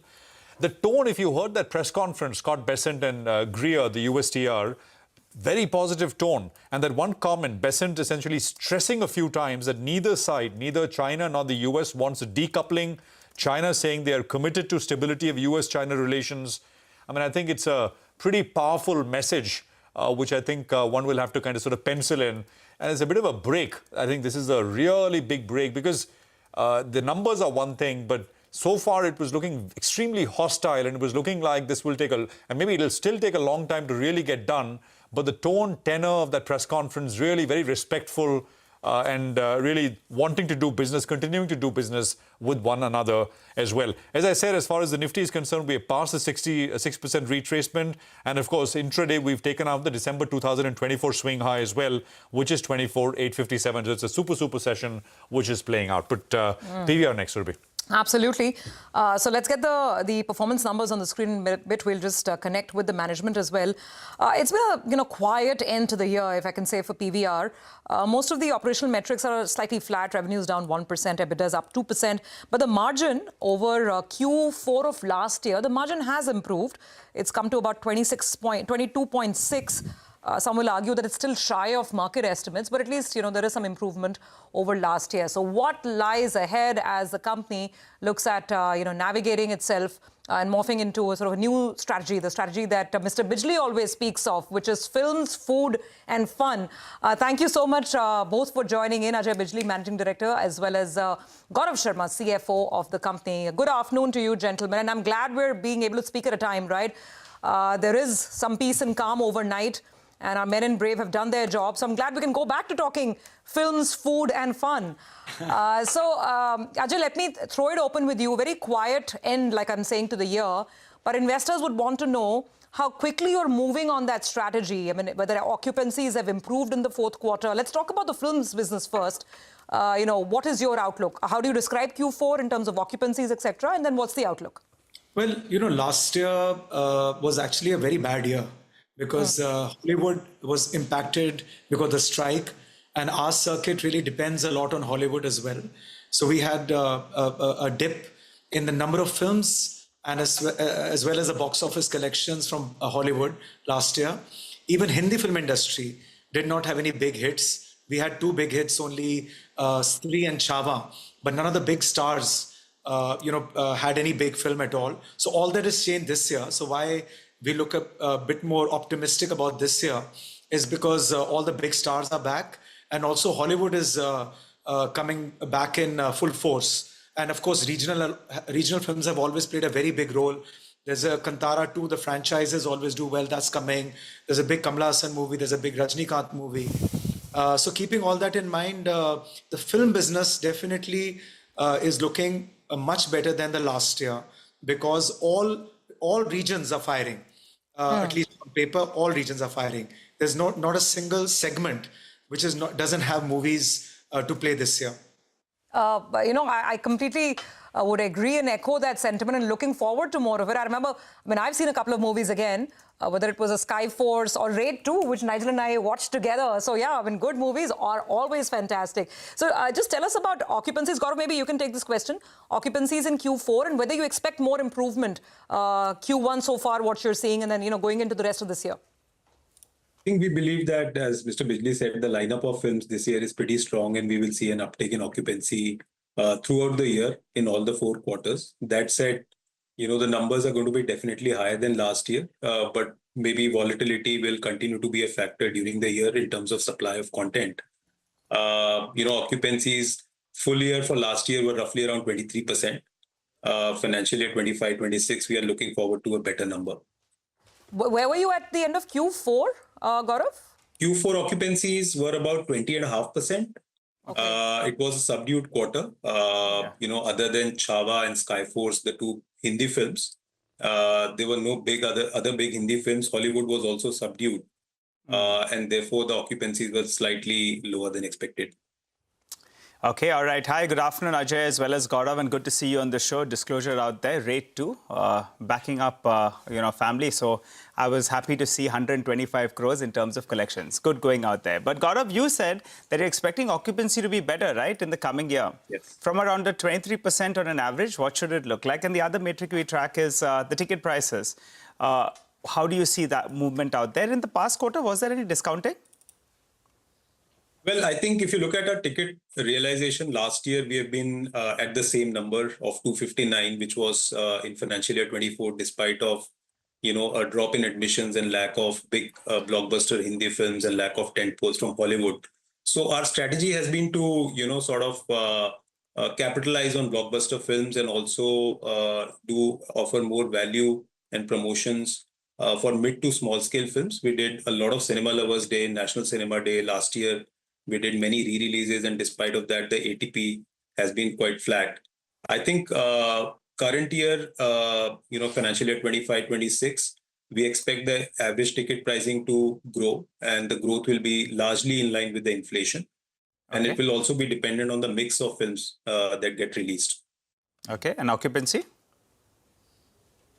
Expectations on occupancy to better from 23%? Yes, the expectation on occupancies is that it's going to be better. I would not like to comment on specific numbers because it's really a function of how films perform at the box office. And, there is always some, some sort of, unexpected factors, which is very difficult to predict.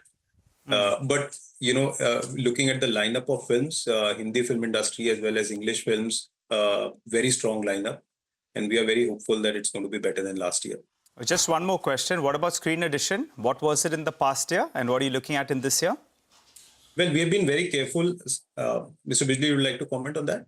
Yes, sir, please. Just this only, that we opened about 77 odd screens. And in this first month itself, we've opened another 20 screens. So again, the screen opening will continue to remain at about 100 odd screens every year. And so, there's nothing that will stop the growth. Of course, we're closing down screens as well, which are in old malls or shopping centers, which have already seen their, end of life, like in any other retail business. But overall, the screen count will be about 100 screens every year. Net addition. Mr. Bijli, good morning. Gaurav, good morning as well. It's just the re-releases are also another thing, right? I mean, I guess I can tell you there was so much excitement about Andaz Apna Apna in office here. It's a legendary. Interstellar was another one. I saw Interstellar once, I think, for the 5th or 6th time. But there's a whole new sort of segment that you've opened up. But Mr. Bijli, broadly, and you guys talked about the lineup, and I have it in front of me here as well. Would you say, and as you've always said, you don't know. I mean, something works, something clicks, it clicks. Yeah. But looking at the pipeline, does it look, how should I put it, much better, much more promising than what you had last year? Definitely, because, Hollywood plays a very important role in our circuit, because the way the cinemas are geographically located, in the demographics that we are, Hollywood has a very important role. And Mission Impossible, Avatar, Jurassic Park, plus this big Apple movie, which is coming on IMAX, F1 of Brad Pitt. Then so many other, Conjuring is coming again. We've got Jaws getting rebooted and coming again. Lots of movies. There's a Keanu Reeves movie, Ballerina, I think it's called. That's coming. So I think, and then of course, Amir hasn't been on the big screen for a very long time. And he's coming with Sitare Zameen Pe. And also, Hrithik didn't come last year. Ranbir's film is coming later with Sanjay Leela Bhansali. And then Houseful 5 is a very strong franchise. And I like these movies because they resonate with the entire country. And regional, even last year, regional played a very important role. Pushpa 2, which is a franchise, did very well. Now we've got Kantara 2 coming, Rajnikant's movie, Kamala Hassan's movie. Then there's a movie called Toxic, which is coming, of Yash towards the end of the year. So I think first time, at least on paper, I'm seeing all three or all regions having a good supply of movies. And in this sense, I mean, Bollywood has not, if I can put it that way, it's not pulled its weight for the last couple of years, but it looks like Hollywood, Bollywood and regional, as you're saying, right? All three, it's a pretty promising lineup in that sense. Gaurav, I don't know if my colleagues touched upon margins. Would you want to just guide investors to where you see that you see margins panning out in the year, F526? So Prashant, typically we don't provide any guidance on margins because it's very difficult in our business to predict how the films will perform. I think we have a high operating leverage business, and any incremental admissions and occupancies largely will flow into bottom line. This year, financial year 24-25, our EBITDA margins adjusted for Ind AS 116 accounting was roughly around 8%. And with uptake in footfalls and admissions, the margins are going to be far better than what we did last year. Okay, Ajay, if I could come back to that larger question. I know this is a longer conversation, but for now, before we let you go, if you could leave us with maybe a microcosm of what lies ahead. The film's food and fun strategy. And on the fun side, you're doing so much, right? You're trying to sweat your assets in a different style. I know that now there are sort of, perhaps some of the theatres are being used as comedy shows or other, exhibitions, other corporate events. And I read somewhere that I think you're trying to get a liquor license as well in some states to add to the fun quotient, so to speak. And then there's the food part of it. There was a JV with Devyani.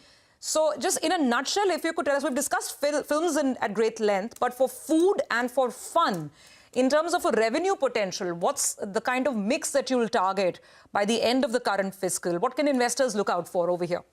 Well, we've only opened one food court so far, but we got about 10 in the pipeline just now. And I think that was really the strategy of, that's what COVID taught us as well, that don't have all your revenues only coming in a post-ticketed, environment. And I was very keen to do something pre-ticketed and also take advantage of the fact that PVR Cinemas itself and Inox Cinemas, we attract, a lot of footfall. So where all the boxes are getting ticked, the mall is good, the development is good, the tenant mix is good. We are going to get high footfalls. Why don't we, adjacent to our cinemas, also open food courts? But both Devyani and PVR, we are very cautious in our initial phase of expansion. Just making sure the modeling is right. And then now, in fact, we just had a meeting with them last week, and now we have about 10 odd properties which are going to be coming up very soon, because we just don't want to do it for the heck of it. We want to make sure it's a very quality offering, because a lot of developers themselves also open food courts. And so what do we bring to the table with this brand called Treat Junction that we have got? We needed to make sure that the strategic, positioning in the marketplace is correct. What percentage of our revenue is going to be that is going to be still small. Yes. And, we are close to about 6,000 crores of revenue. So it's going to take time before this food business, our own Zia Maze, which is the 4700 BC business, whatever tie-ups we have with aggregators like Zomato and others, that percentage I can't give you just now. But got it. It's a move in the right direction. Got it. Got it, Ajay. Since it's relatively small, we'll keep that away. But before we let you go, we need to ask you, what's the current debt on the books? You were talking about an asset monetization program. Where do we see the debt number come down to by the end of this fiscal, FY26?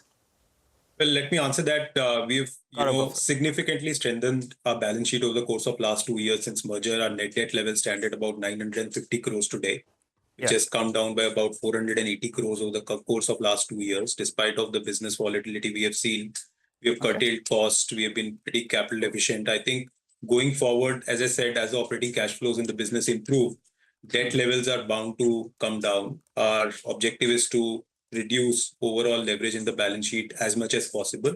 As far as asset monetization is concerned, I think, we've been very careful in terms of making sure that we get the right value for the assets we own. At this stage, we feel that, we are able to organically control the debt levels and not sell any own real estate properties. But we will continue to assess our strategy going forward and see if we can further improvise it. All right, gentlemen, appreciate you joining in. Thanks a lot for joining in. Wishing you all the best for the remainder of this fiscal. And Ajay, from what you said, there are two of them I'll be looking out for. One is Sitare Zameen Pe and the other one is Houseful franchise. We'll look forward to that. Due disclosures on board. Thanks a lot for joining in. Thanks a lot, Nigel. Thank you. Well, time to slip into a short break. On the other side, we'll have Sean Reid, who will be joining in to help us out with his take on how he sees the globe evolving with regard to the trade situation. And Rohit Srivastava as well will be joining to give us the levels he's tracking on the indices.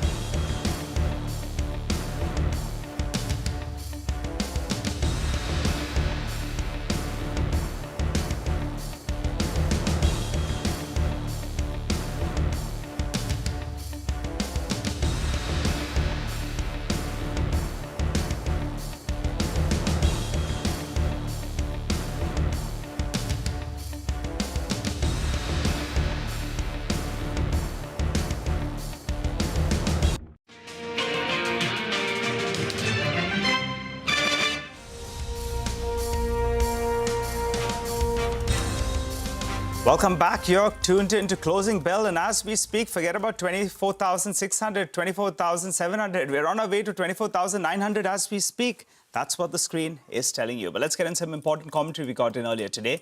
U.S. Treasury Secretary Scott Bessent and U.S. Trade Representative Jamieson Gray addressed the media about the U.S.-China trade deal.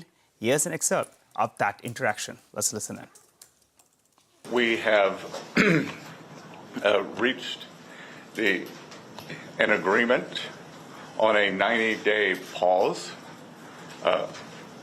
and substantially moved down the tariff levels. Both sides on the reciprocal tariffs will move their tariffs down 115%. Well, there is a very, very positive tone, tenor, what we heard from Scott Bessent and Mr. Greer there as well. Sean Rain, founder and managing director, China Market Research Group, is with us. Rohit Srivastava, founder and strategist at IndiaCharts.com, is also with us. Gentlemen, thanks both of you for joining us. Sean, your first take. This sounds, I mean, that 30% is way better than what anyone thought. At the upper bound, people were thinking, well, they probably drop tariffs to about 55, 60% and then start working from there. But this is 30%. And also, as I said, I mean, no decoupling, want to work together, how China was very, very open, willing to work, etc. I mean, this is a way better outcome. Would you agree? This was a huge win for China. Not only did China not blink, they didn't fold, they didn't bend, but Trump did.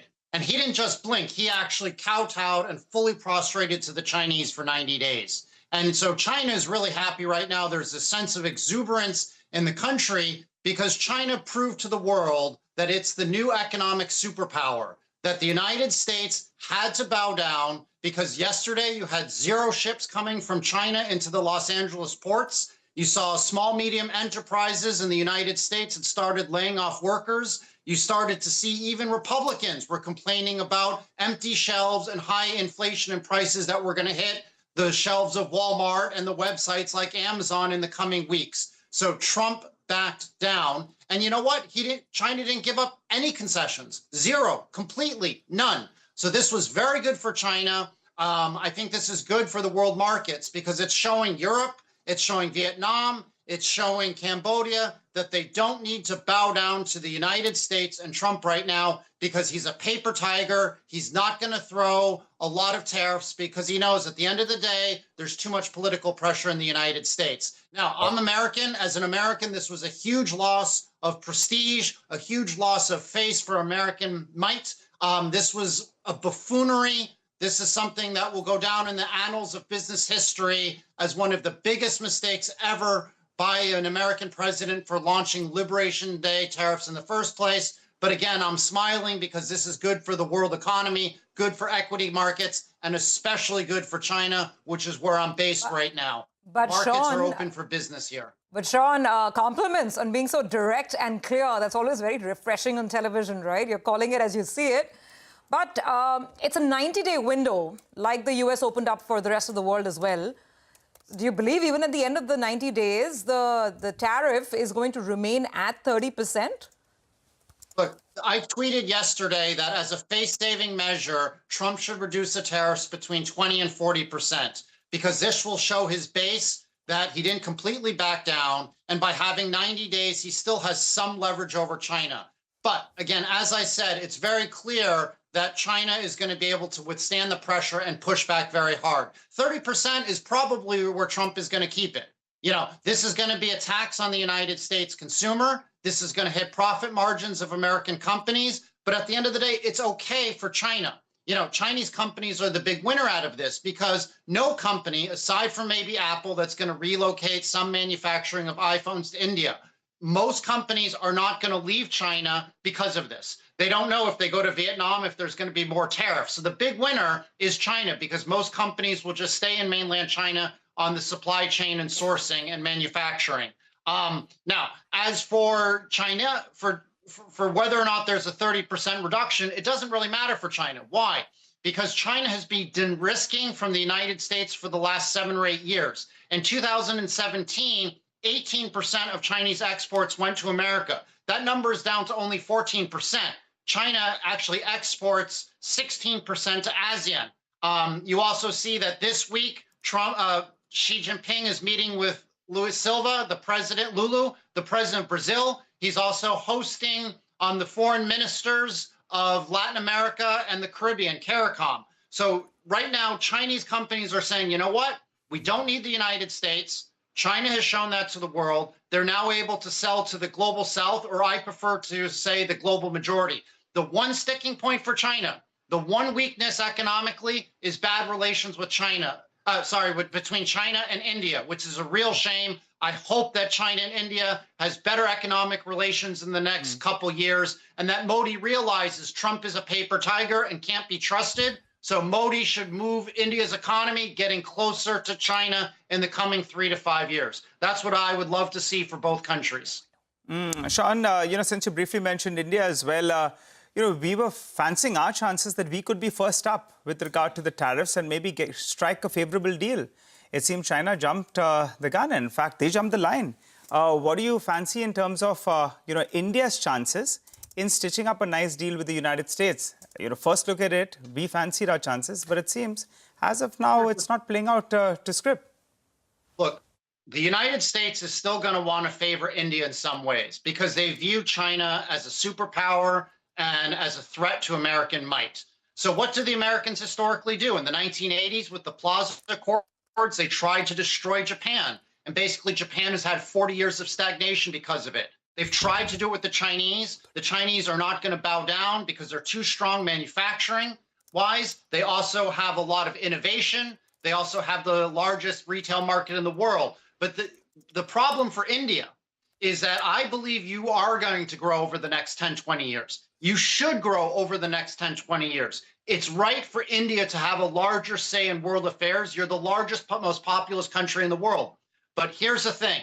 I love America. I'm American. I might run for Senate one day. But the Indians cannot trust America. Because if India gets too powerful, and you will get that powerful in 10, 20 years, the Americans are going to try to destroy India and continue the way they did it to Japan and the way they're trying to do it with the United States and China right now. India needs to be very cautious, shouldn't put all of their eggs in one basket and get too close to the United States. That's why I said Modi should balance between America and balance between China. But frankly, you all need to move closer to China because China's not going to try to contain you in the same way that America does. Absolutely. Sean, you're bringing up some very interesting points. Let me throw a slightly out of syllabus question at you as well, because these things end up being slightly related, especially behind the scenes. I mean, very interesting, political realignments you're speaking of. India technically has been, it's tried to sort of spread its risk. We've always had a relations with the Russians as well, so to speak. On China specifically, since you raised that point, I mean, what we've seen in the last 4-5 days here on the subcontinent,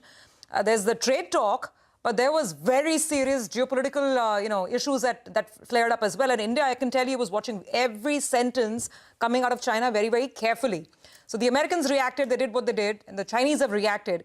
My question, out of syllabus question is this, that will what is happening in the geopolitical theater and the, might I say, slightly constructive statement that we had from China, could that also impact trade relations, ours with the US and ours with China? I mean, you are there on ground. What are you picking up?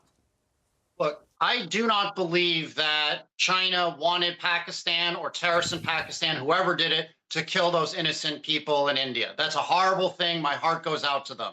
I believe that China was saying, you know what, the last few months, they've been getting closer and closer with Modi and getting closer and closer with India. So the last thing that the Chinese wanted was to have a flare-up of tensions between Pakistan and India. That does not help China in any way economically. It does not help China geopolitically because China is looking for friends like Russia, like India, powerful nations, to have a balance of power against the United States. So I just don't see, I'm hopeful for better relations between China and India. I would hope that the Indians don't view China as supporting a proxy war against India via the Pakistanis. I just think that's a lot of sensationalism that you've seen in Indian Twitter. I just don't see that being the case.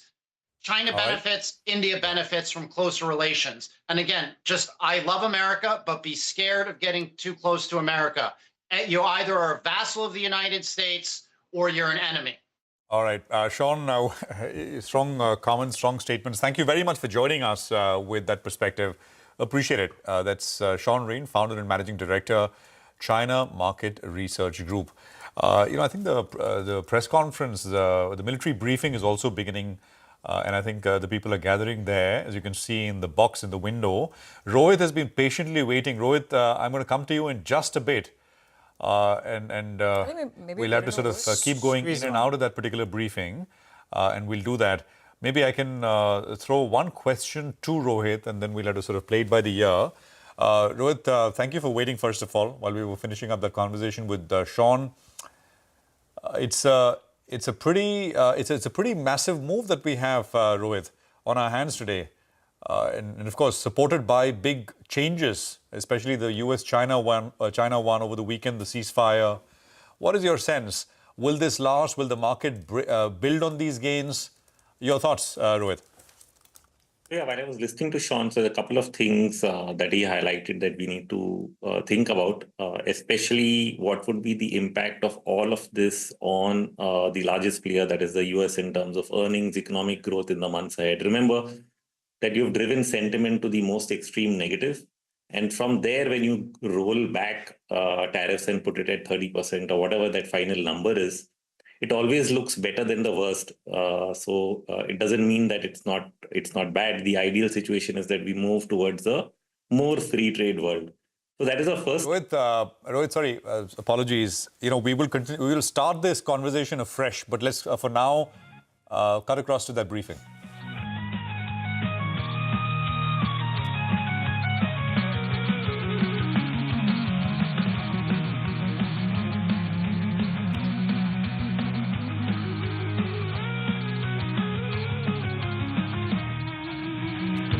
नाश मनुज पर छाता है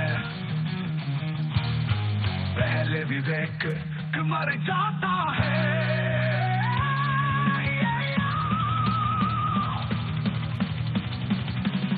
हित वचन नहीं तूने माना मैत्री का मूल्य न पहचाना बोलने मैं भी अब जाता हूँ अंतिम संकल्प सुनाता हूँ.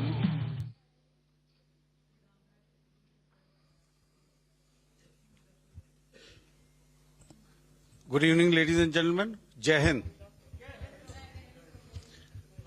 Welcome to this special press conference on Operation Sindoor. Like yesterday, we'll have the opening statements by the three senior officers who are here with me. You all know them well now. However, for those who were not here yesterday, let me introduce you to them. In the middle, we have Air Marshal A.K. Bharti, Director General Air Operations, who will provide insights on the air domain. To his right is Lieutenant General Rajiv Ghai, Director General Military Operations. He will cover the land aspects. And to my immediate right is Vice Admiral A.N. Pramod, the Director General Naval Operations.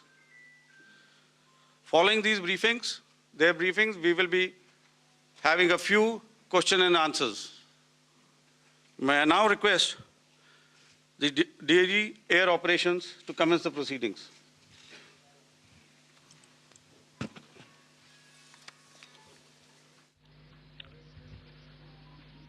Good afternoon, ladies and gentlemen. Yesterday, we had a detailed brief on the successful joint operations that were carried out to destroy the terror infrastructure in Pakistan-occupied Jammu and Kashmir, as well as in Pakistan itself. We also iterated that our fight was with terrorists and their support infrastructure, and not with Pakistan military. However, it is a pity that the Pakistan military chose to intervene and bat for the terrorist, which compelled us to respond in kind. दोस्तों, हमारी लड़ाई आतंकवाद और आतंकवादियों के खिलाफ थी। इसलिए 7 मई को हमने केवल आतंकवादी ठिकानों पर ही हमला किया था। पर अफसोस इस बात का है कि पाकिस्तानी सेना ने आतंकवादियों का साथ देना उचित समझा और इस लड़ाई को अपनी लड़ाई बना ली। इस परिस्थिति में हमारी जवाबी कार्यवाही अत्यंत आवश्यक थी और इसमें उनका जो भी नुकसान हुआ वे खुद इसके लिए जिम्मेदार हैं।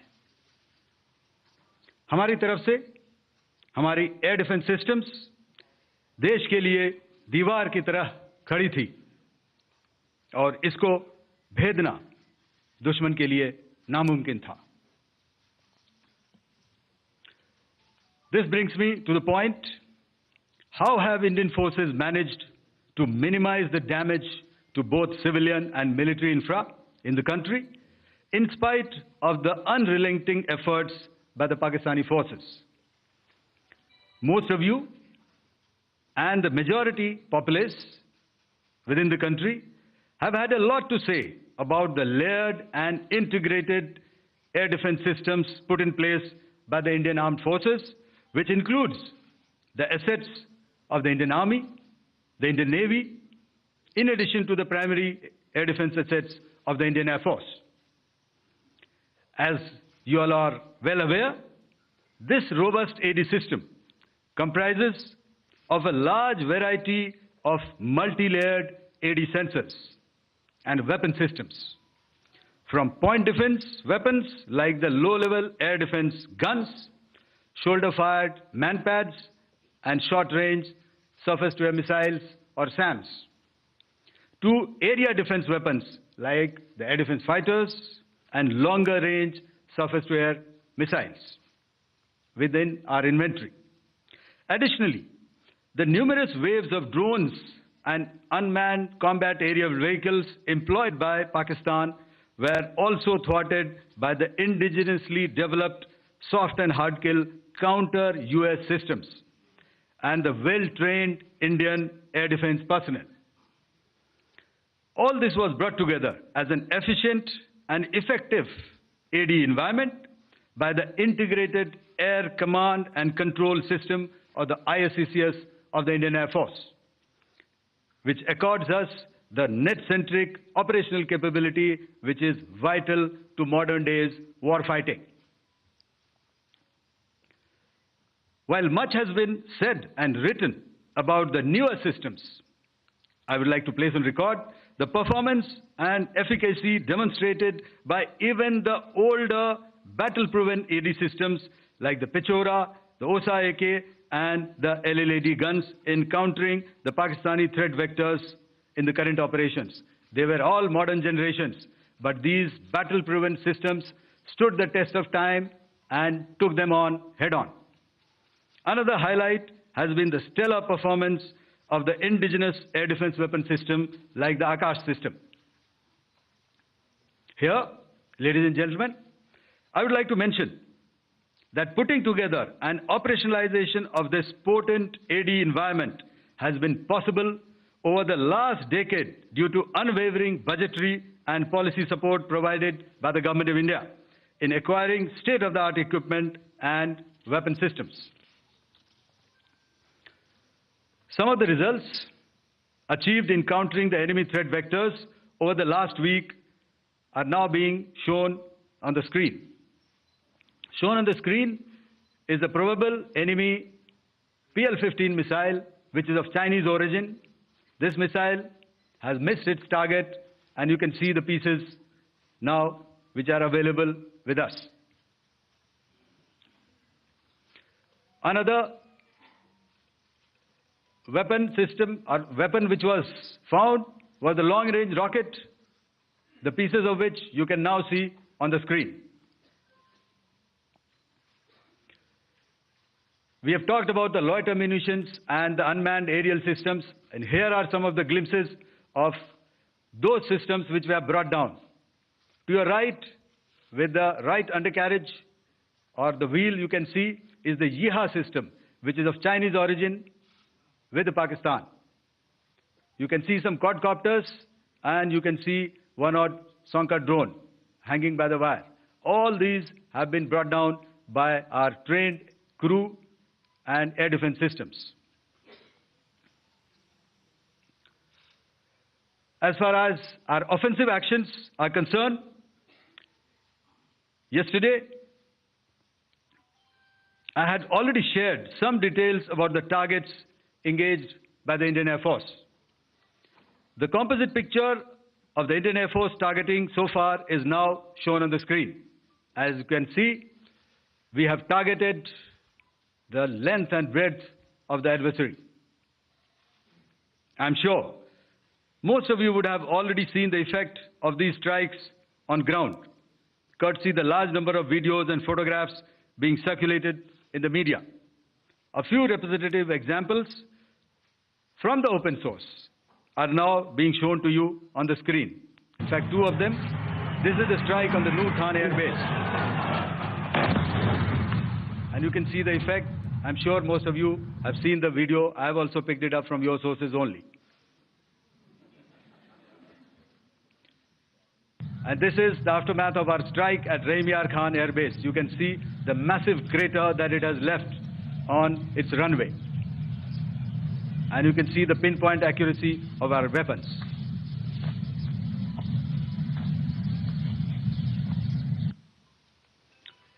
So with that, giving you an overview of how our air defense systems have thwarted the enemy drones, their fighter aircraft, their missiles, and resulted in minimal losses on our side. I would now hand over to the DGMO to cover his portion. धन्यवाद air marshal Bharti. मैं आज आप सब के साथ भारतीय सेना के एयर डिफेंस मेजर्स जो कि हमने इंडियन एयरफोर्स के साथ मिलजुल कर तालमेल में लिए, उसके बारे में कुछ बातचीत करूंगा। इस विषय में मैंने कल भी कुछ टिप्पणी करी थी, लेकिन आज मैं इस युद्ध के अहम एस्पेक्ट के बारे में आपको थोड़ा और पर्सपेक्टिव देना चाहता हूं। हमें एयर डिफेंस ऑपरेशन सिंदूर के एयर डिफेंस की कार्रवाई को एक कॉन्टेक्स्ट में समझने की आवश्यकता है। मैंने आपको कल बताया था कि पिछले कुछ सालों में आतंक की गतिविधियों का कैरेक्टर जो है उसमें कुछ बदलाव आ रहा था। अब हमारी मिलिट्री के साथ साथ मासूम सिविलियंस जो कि अपना बचाव करने में विफल थे, उन पर भी हमले हो रहे थे। 2024 में जम्मू सेक्टर में शिवखोरी मंदिर को जाते हुए यात्री और इस साल अप्रैल में पहलगाम में मासूम पर्यटक इस खतरनाक ट्रेंड के विशेष उदाहरण हैं। पहलगाम तक पाप का ये घड़ा भर चुका था। उसके बाद जो हुआ उसके बारे में हम कल विस्तार में बातचीत कर चुके हैं, क्योंकि आतंकियों पर हमारे सटीक हमले लाइन ऑफ कंट्रोल और इंटरनेशनल बाउंड्री को पार करे बिना किए गए थे। हमें पूरा अंदेशा था कि पाकिस्तान का वार भी बॉर्डर के उस पार से ही होगा। इसलिए हमने अपनी एयर डिफेंस की पूरी तैयारी पहले से ही कर ली थी। हमारी इन्वेंट्री में शामिल counter manned aerial systems, electronic warfare के साधन और एयर डिफेंस वेपन्स का इंडियन एयरफोर्स के इसी प्रकार के सिस्टम्स के साथ एक अनोखा मिश्रण किया गया। इसलिए आपने देखा कि जब जब पाकिस्तान एयरफोर्स ने हमारे एयरफील्ड्स और लॉजिस्टिक इंस्टॉलेशंस में 9 और 10 मई की रात को लगातार हमले किए, वो इस मजबूत एयर डिफेंस ग्रिड के सामने विफल हो गए। आपके सामने इस ग्रिड को एक तरीके से दर्शाया गया है। आप देख रहे हैं कि इंटरनेशनल बाउंड्री से कितनी layers, radars, counter, unmanned aerial systems, उसके पीछे शोल्डर फायर्ड वेपन्स, हमारे विंटेज एयर डिफेंस वेपन्स जो कि काफ़ी सालों से हमारी सेना में हैं। एयर मार्शल भारती ने भी उसके बारे में बात करी। और लास्ट में हमारे modern air defence weapon systems. तो कोई मौका नहीं था कि पाकिस्तान एयरफोर्स ये मल्टी टियर डिफेंस को पार करके पीछे हमारी एयरफील्ड्स या लॉजिस्टिक इंस्टॉलेशंस को टारगेट कर पाए। ये जो डायग्राम आप अपने सामने देख रहे हैं, ये मुझे एक इंसिडेंट की याद दिला रहा है। और मैं आपको इस उदाहरण के ज़रिए से एक ये एस्पेक्ट हाईलाइट करना चाहता हूँ। जब मैं स्कूल में था तो तकरीबन मेरे ख्याल से ये 70 का दशक था और उस समय इंग्लैंड और ऑस्ट्रेलिया के बीच में, आज शायद क्रिकेट की बात भी करनी चाहिए क्योंकि मैं देख रहा था कि विराट कोहली ने टेस्ट क्रिकेट से रिटायरमेंट ले ली। कई भारतीयों की तरह वो मेरे भी फेवरेट क्रिकेटर हैं। इंग्लैंड की फेमस एशेज सीरीज चल रही थी और उस समय ऑस्ट्रेलिया के दो बहुत तेज गेंदबाज जो कि क्रिकेट हिस्ट्री में बड़ा उनका नाम है, जेफ थॉमसन और डेनिस लिली, उन्होंने अंग्रेजी बैट्समैन और उनकी बैटिंग लाइनअप को तहस नहस कर दिया था। और ऑस्ट्रेलियंस ने उस समय एक कहावत निकाली थी, that from ashes to ashes and from dust to dust, if Thommo don't get here then Lillee surely must. और अगर आप इस लेयर को देखें तो आप समझ जाएंगे कि मैं आपको क्या बताने की कोशिश कर रहा हूं। तो अगर आप सारे सिस्टम्स को पार कर भी गए तो आपको फिर भी एयरफील्ड या लॉजिस्टिक इंस्टॉलेशन या जो भी चीज़ को आप टारगेट कर रहे हैं उसमें पहुंचने से पहले कोई ना कोई इस लेयर्ड ग्रिड का सिस्टम ज़रूर गिरा देगा। जो दुर्दशा कल आपने पाकिस्तान एयरफील्ड्स की देखी और शायद आज भी एयर मार्शल भारती की प्रेजेंटेशन में, हमारी एयरफील्ड्स हर प्रकार से ऑपरेशनल हैं। यही नहीं, पाकिस्तान के ड्रोन्स और वेपनाइज्ड यूएवीज से की गई हमलावर कोशिशें भी इस ग्रिड के कारण नाकाम हुई और जो बचे कुचे ड्रोन्स थे उन्हें हमारे शोल्डर फायर्ड हथियारों से मार गिराया गया। मैं यहां पर अपनी बॉर्डर सिक्योरिटी फोर्स की भी सराहना करना चाहता हूं।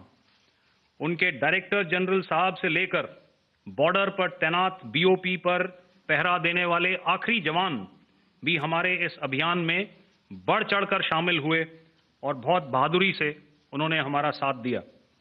उनके काउंटर अनार्म्ड सिस्टम्स भी हमारे इस मल्टी टियर्ड एयर डिफेंस ग्रिड का हिस्सा थे, जिसके कारण पाकिस्तान की नापाक हरकतों का विनाश किया गया। आपने सुना ही होगा, जब हौसले बुलंद हों तो मंजिलें भी कदम चूमती हैं। In the end, I would like to highlight again that in every single domain that Operation Sindoor has been prosecuted, there has been absolute synergy between the three services. Not only have we, in this endeavor, been fully supported by our government, departments, and agencies, I cannot here not mention our 140 crore countrymen that have stood behind us with their prayers and goodwill, urging and inspiring us to achieve our mission and objectives. For that, we salute you. You are indeed the best. Jai Hind.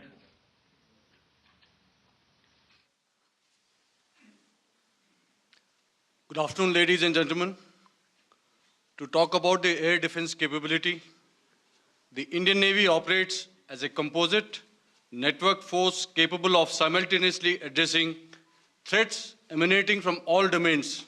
That is air, surface and subsurface, through amalgamation of advanced sensors synchronized on the combat management systems. In effect, the maritime force is able to ensure persistent surveillance, detection, and identification for a comprehensive maritime domain awareness, including the airspace. Effectively using multiple sensors and inputs, we are maintaining continuous surveillance to degrade or neutralize threats as they emerge or manifest to ensure targeting at extended ranges. All these are conducted under the umbrella of a comprehensive and effective layered fleet air defense mechanism that caters for all threats, be it drones or high-speed missiles or aircraft, both fighters as well as surveillance aircraft. The fleet operates as a composite force, maintaining a surveillance bubble at extended ranges using advanced radars. Any aerial target that attempts to penetrate this bubble is detected and identified using various techniques and technologies, affording quick and clear distinction between commercial, neutral, and hostile aircraft or flying objects at ranges in excess of the anticipated attack range. The carrier battle group, with its integral air wing, provides the first layer of this layered mechanism. Adequately equipped and trained to high degree of proficiency, our pilots are able to operate both by day and night. In the current standoff, the presence of our aircraft carrier with large number of MiG-29K fighters and airborne early warning helicopters prevented any suspicious or hostile aircraft to close the carrier battle group within several hundred kilometers. अगर मैं सरल शब्दों में बोलूं तो कोई भी संदिग्ध और दुश्मन के हवाई जहाज को कैरल बैटल ग्रुप के कई सौ किलोमीटर पास आने का मौका नहीं दिया.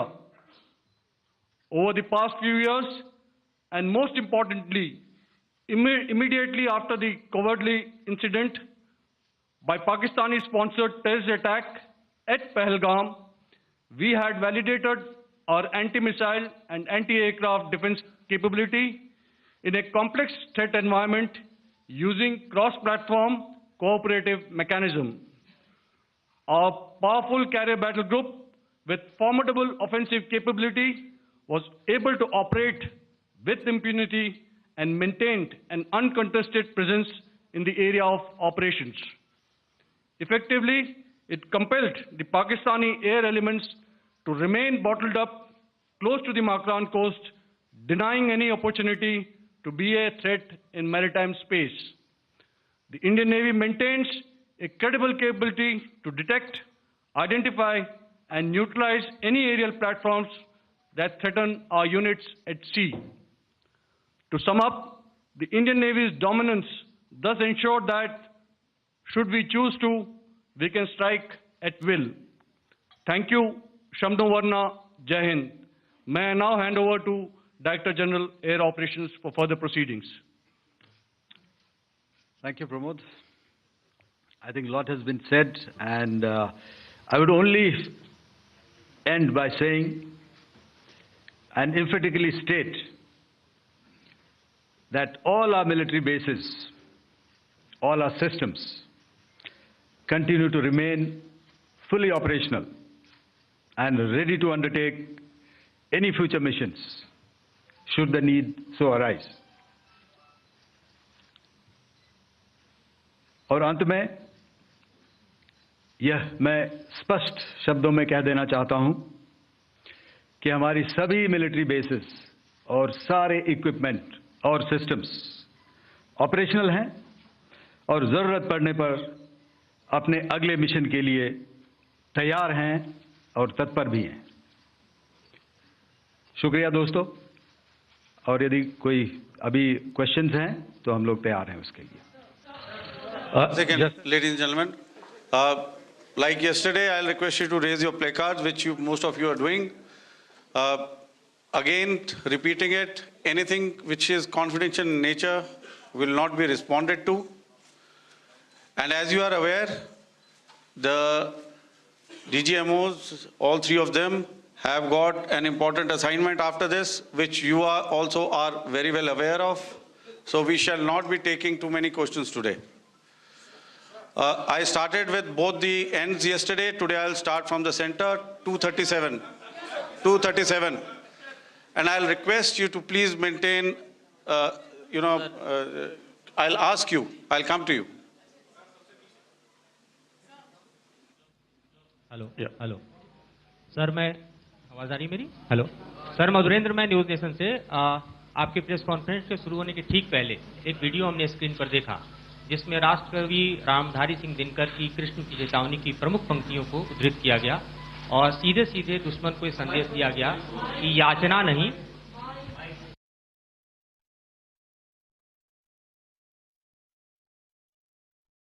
ठीक पहले राष्ट्रकवि रामधारी सिंह दिनकर की जो कृष्ण की चेतावनी है उन पंक्तियों को सामने रखा गया और कहा गया कि याचना नहीं अब रण होगा, जीवन जय या मरण होगा।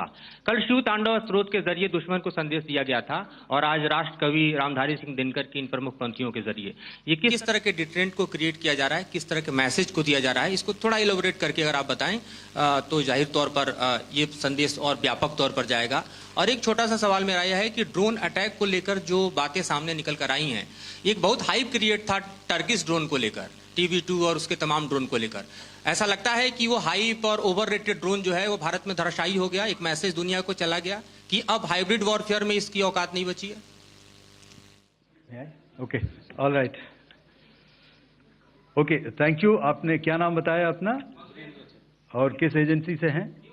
न्यूज़ नेशन से। बहुत अच्छा लगा आपकी हिंदी सुनकर और हिंदी कविता सुनकर। तो मेरे कलीग ने अभी बताया, I think I mentioned Yiha to be of Chinese origin. I would like to correct myself, the Yiha drones are of Turkish origin, so that comes to your question. All right, चूंकि आपने शुरू किया श्री रामधारी सिंह दिनकर जी की कविता से, हमारे राष्ट्र कवि रहे हैं, और क्या संदेश दिया जा रहा है, तो मैं बस आपको रामचरितमानस की एक कुछ पंक्ति याद दिलाऊंगा, आप समझ जाएंगे। तो याद कीजिए वो पंक्ति जो है, विनय न माने जलधि जड़, भय 3 दिन बीत, बोले राम सकोप तब, भय बिन होए न प्रीत। तो समझदार के लिए इशारा ही काफी। और जहां तक ये ड्रोन, टर्किश ड्रोन्स का सवाल है, आपने देखा किस तरह के रैकेज यहाँ पे फोटोग्राफ्स हमने दिखाए हैं, चाहे वो टर्किश ड्रोन्स हो या और कहीं के भी ड्रोन्स हो। हमारे काउंटर यूएस सिस्टम्स, हमारे ट्रेन्ड एयर डिफेंस ऑपरेटर्स पूरी तरह सक्षम हैं, और हमारी देश की जो इंडिजिनस कैपेबिलिटी है काउंटर यूएस के लिए, उसने दिखा दिया है कि चाहे किसी भी तरह की टेक्नोलॉजी आ जाए, हम उसको काउंटर करने के लिए तैयार हैं। और मुझे बोलने की ज़्यादा ज़रूरत नहीं है, आपने खुद ही अपने आंखों से देखा है हमने इनका क्या हश्र किया है। धन्यवाद। All right, 226।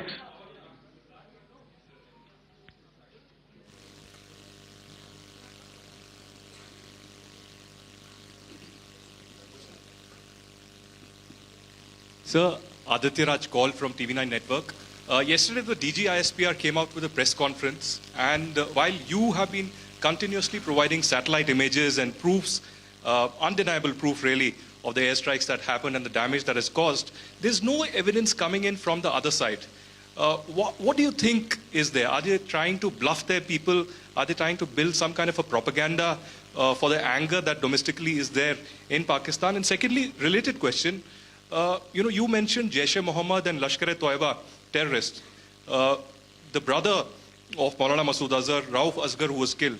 Pakistan DG ISPR is trying to build a propaganda where he's saying that Lashkar-e-Toiba, Rauf from Lashkar-e-Toiba was at the entire funeral, but he's saying that he's alive, and they're trying to confuse the people because the two names are similar. The Jaish chief who is the brother of Maulana Masood Azhar, and the Lashkar guy who was with the Pakistan Army at the funeral. So could you clarify what has really happened? Because there is a lot of propaganda and information warfare happening from the Pakistan side. Thank you.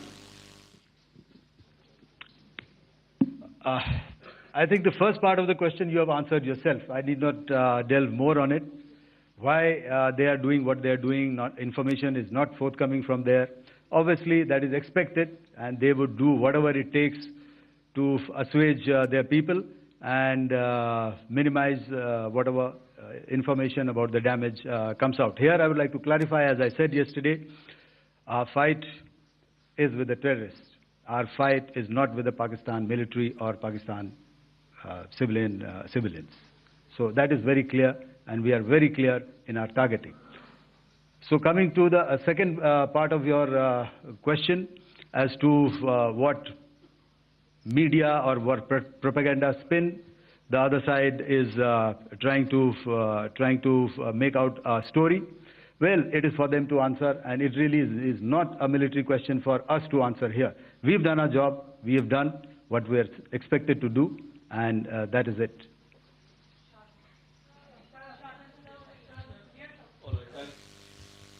I'll come this side, 249.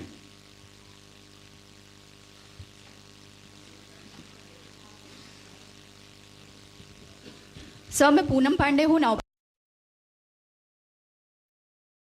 उसमें एक sentence उन्होंने use किया था कि this is new art of war तो हम सब ने देखा शायद पहली बार देखा कि किस तरीके से आसमान में दोनों एयरफोर्स के एयरक्राफ्ट थे क्या आप बता सकेंगे क्योंकि हम जो लगातार जब कवर करते हैं हम देखते हैं 2016 में के बाद ड्रोन का जो पूरा वॉरफेयर में रोल है वो दिखा था तो हमने भी वो दिखाया और किस स्तर की ये वॉर थी अगर थोड़ा आप क्लैरिटी दे सकें कि कितने एयरक्राफ्ट उनके इन्वॉल्व थे लगभग कितने हमारे थे क्या इसे अब तक का सबसे बड़ा जो जंग हुई है आसमान में वो कहा जा सकता है और ड्रोन के रोल पे थोड़ा और ज़्यादा क्योंकि 2016 के बाद जिस तरीके से बढ़ा है देखिए जैसा मैंने कल कहा था कि इस लड़ाई के डिटेल्स अभी हम शेयर नहीं कर सकते हैं क्योंकि इसमें काफ़ी कुछ ऑपरेशनल डिटेल्स होंगे कितने जहाज थे दोनों तरफ से किस तरह की लड़ाई हुई these are questions of technical details, which we may not be able to share firstly, and which we may not be able to share, to explain to you the way it needs to be explained. Suffice to say कि yes, ये एक दूसरी तरह का warfare था, and it is bound to happen. हम लोग पिछली लड़ाई, अगली जो कभी भी लड़ाई होगी, भगवान करे ना हो, लेकिन अभी यदि हुई तो ये पिछली लड़ाई की तरह नहीं होगी हर एक लड़ाई जो है अलग तरीके से लड़ी जाती है और टेक्नोलॉजिकल एडवांसमेंट्स हो रहे हैं हम भी उस एडवांसमेंट्स के हिस्सा हैं हमारे एडवर्सरीज भी हिस्सा हैं so it is a cat and mouse game and you have to be ahead of the curve to beat your adversary so that is what is going to happen so if you ask was this different was this engagement different definitely it was different and a lot of new aspects have come out but we were prepared for it we were trained for it and we were equipped for it. That is the only aspect that I can share with you at this time. Thank you. Ladies and gentlemen, the last question, 161.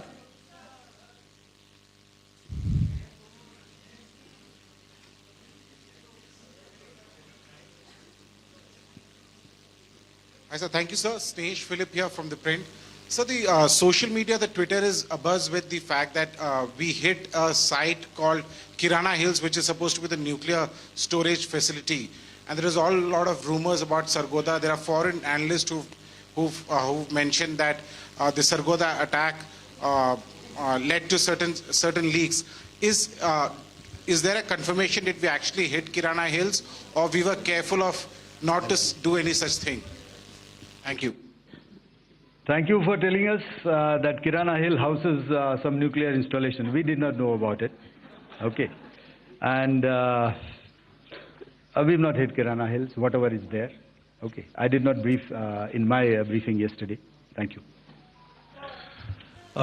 Ladies and gentlemen, thank you so much. As I said yesterday, as I said earlier and yesterday, it is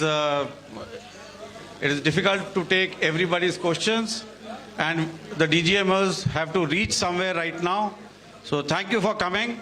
Please send in your questions on paper, we will definitely answer them. Thank you. Okay, well, that is an absolutely united, strong, powerful front and face which has been put up by the Indian Armed Forces, ready to deal with any eventuality, and really, a powerful message. Lots of detail once again. Some of it, of course, we've heard before, some of it new, but I think the message is unambiguous. The forces remain ready to respond to any threats whatsoever, land, air or sea. What we're going to do is we're going to take a quick commercial break here. Markets, of course, are up at the day's highest point. There is no let-up whatsoever. Actually, if you look at, the gains, 24,900. It's one of those days when you wonder, 30 minutes markets will shut. If you had 3 more hours, another 300 points? I mean, it's like 100 points every hour. But jokes aside, it's a really strong session. And you've got, IT index, which is up 8%. The Nifty IT index is up, it's up 7%, not small. Real estate is up 6, metals is up 6, capital market index is up 5.5, and so on and so forth. I can rattle off more, but the smallest gain on a sector is about 3.5%, 4% today. So that's the kind of day that you have going. It's a culmination of factors and it's a powerful start to the week. We'll take a quick commercial break here. Rohit Srivastava is waiting for us on the other side, and we'll have more opinion coming in. Stay tuned.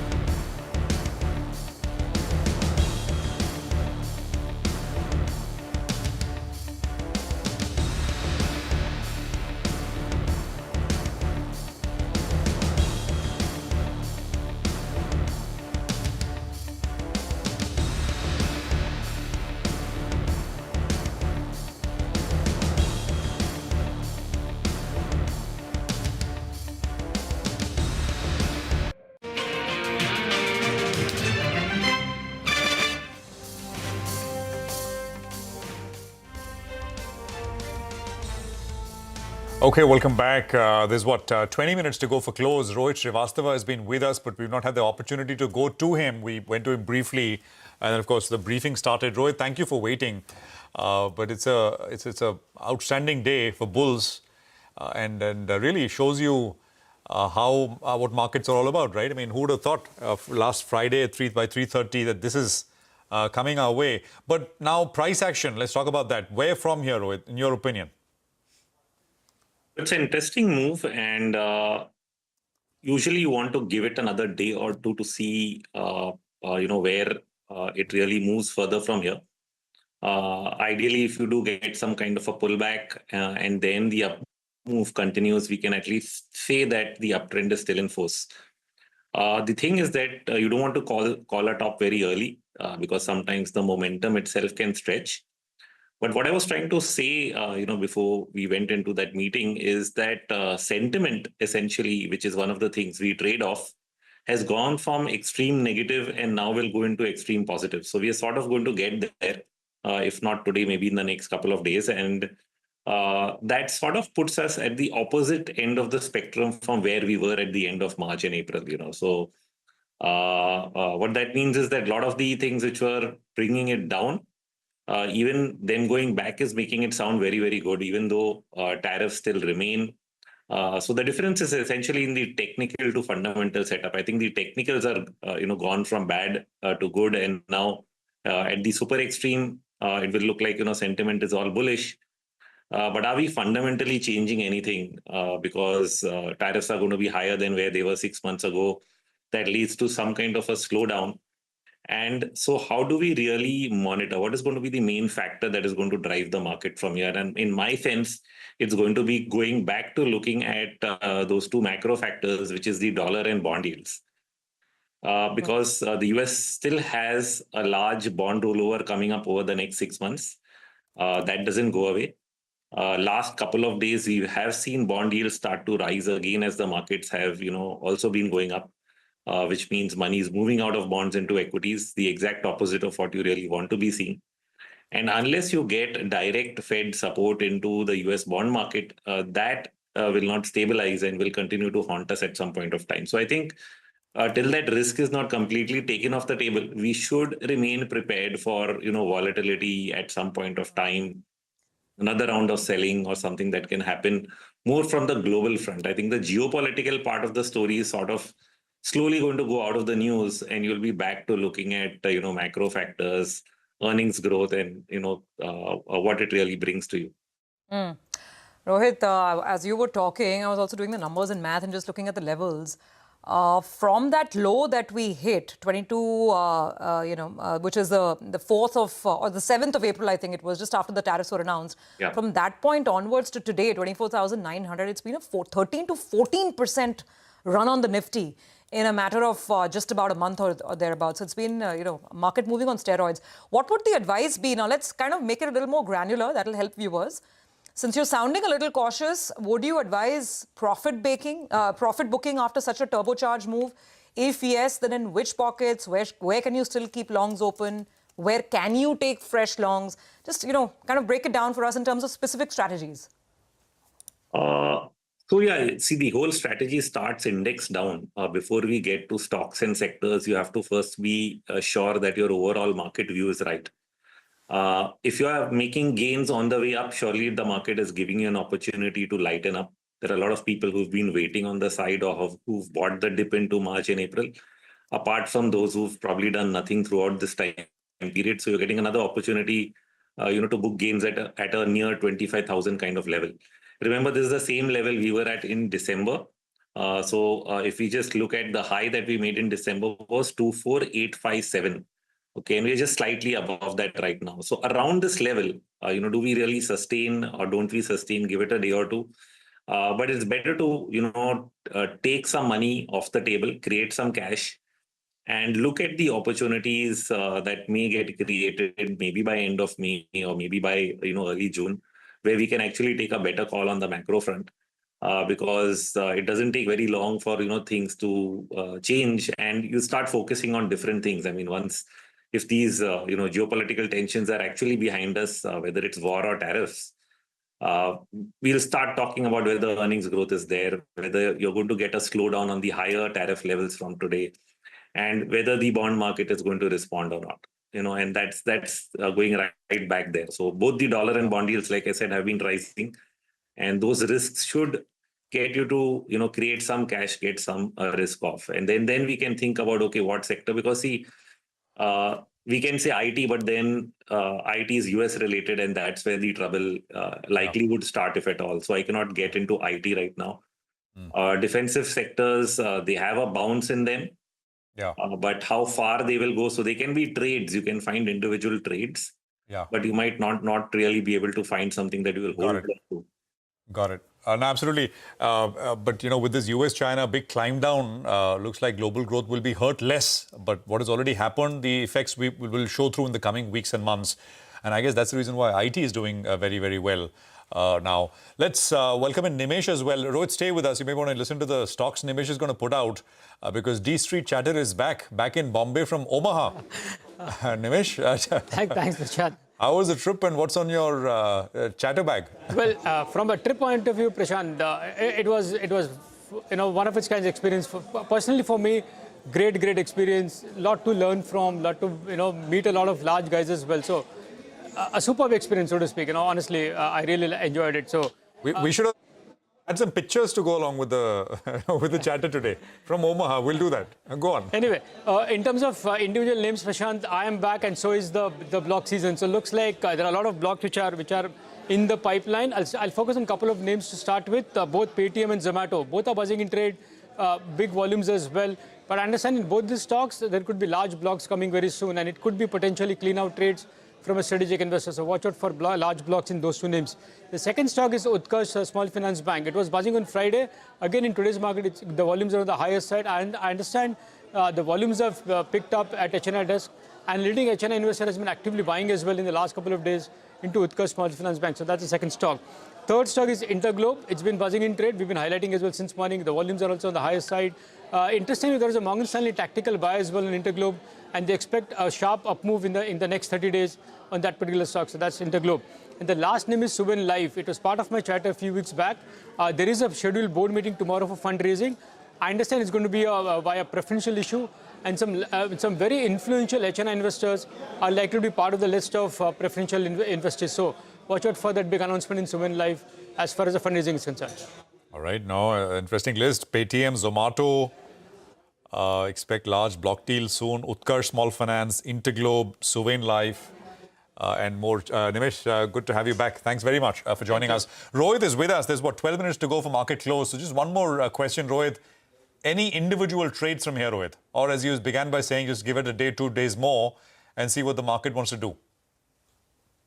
Yeah, I think that makes more sense to really give it another day or two. Earlier, you asked me whether we should book gains. That is one. You can build strategies. For example, people can look at straddles. That's an interesting way to take this kind of market where you're getting big swings, but you can be concerned about the direction a straddle can actually sort of take care of that.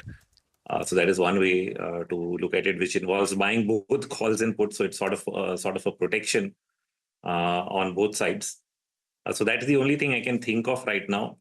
In terms of Bank Nifty, also, if we are looking for a further breakout, I think it has to get past 55,700. A close above 55,700 would be a positive sign from banking. And if that is there, then that would also tell us that, the Nifty could then gain further on the back of that. Okay. All right, Rohit, we'll leave it on that note for today. Thank you very much for the perspective. And we look forward to discussing this in more detail in the days ahead as well. Take a quick break. We'll come back. Absolutely bazooka market day, and we'll count down to the close very soon.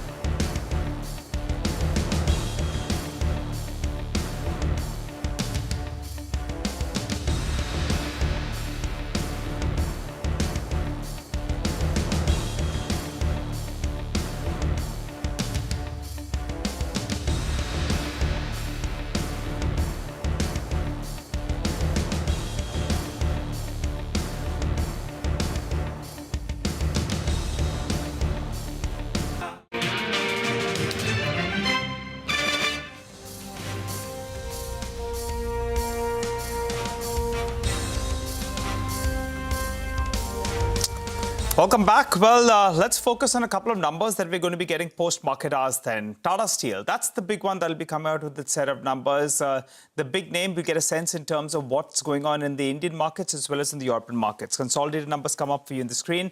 Expected to degrow on the top line by close to around 4%. The EBITDA degrowth, though, will be a little less. That's expected to come down by close to around 2%, telling you there'll be mild margin expansion that we should work with. And profit number for Tata Steel is all over the place because of the one-offs. Remember, what do we already have? We have the cheat sheet. The volumes numbers are already in for India, UK, as well as for the Netherlands business.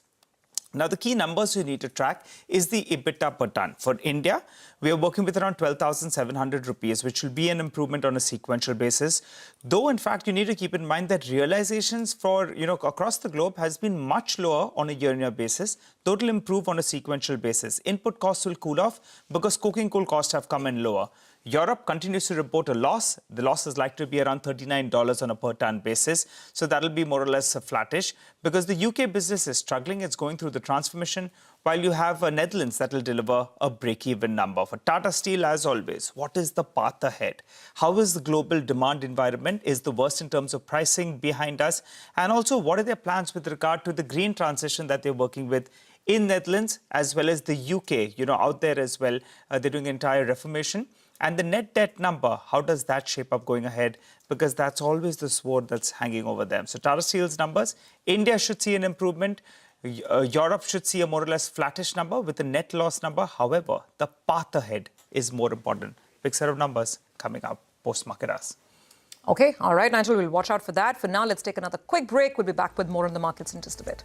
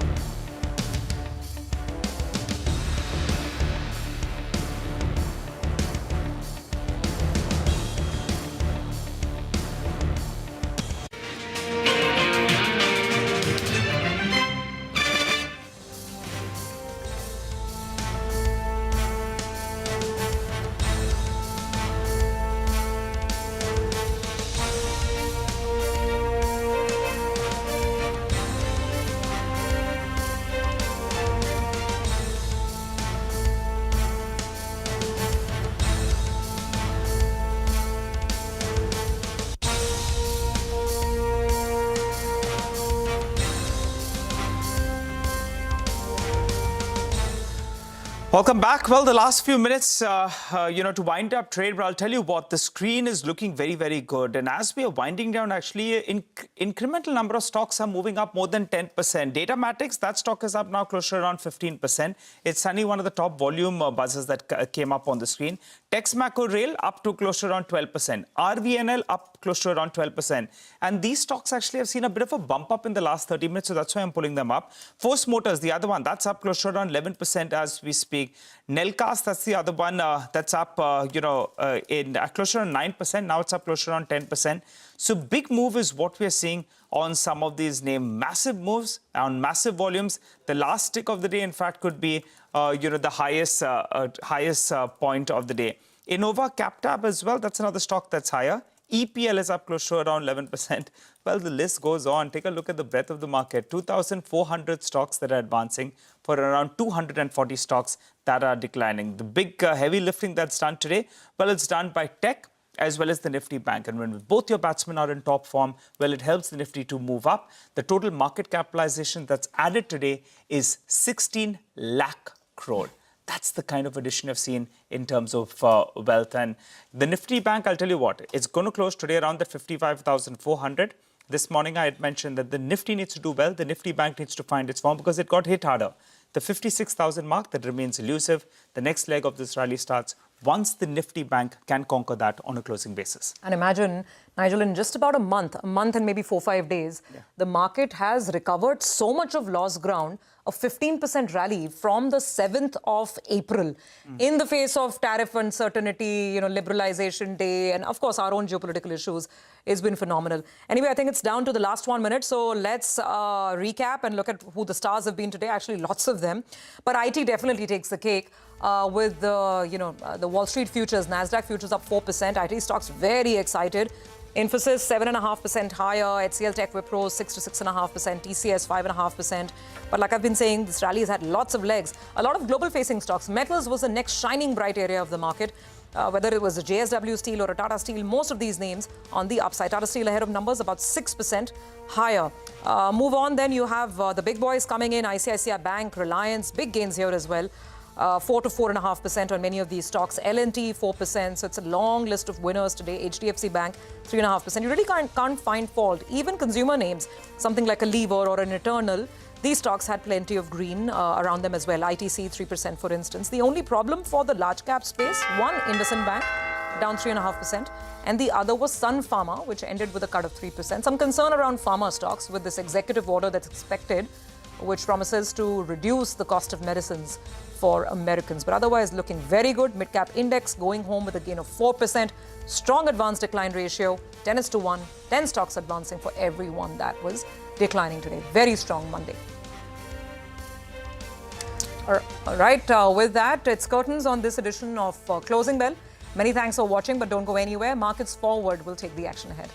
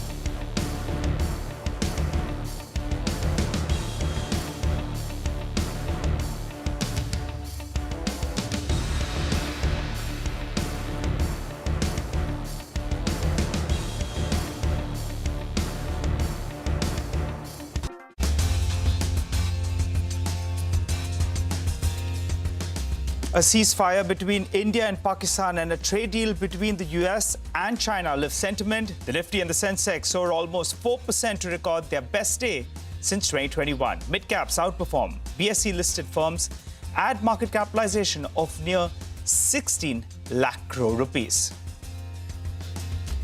Pharma firms fall after US President Trump says that he will sign an order to cut drug prices. Trump adds that US consumers will only pay the lowest price anywhere in the world. The United States and China agree to temporarily slash tariffs on each other's products for 90 days. US brings down tariffs on Chinese goods to 30%, while US imports into China will drop to 10%.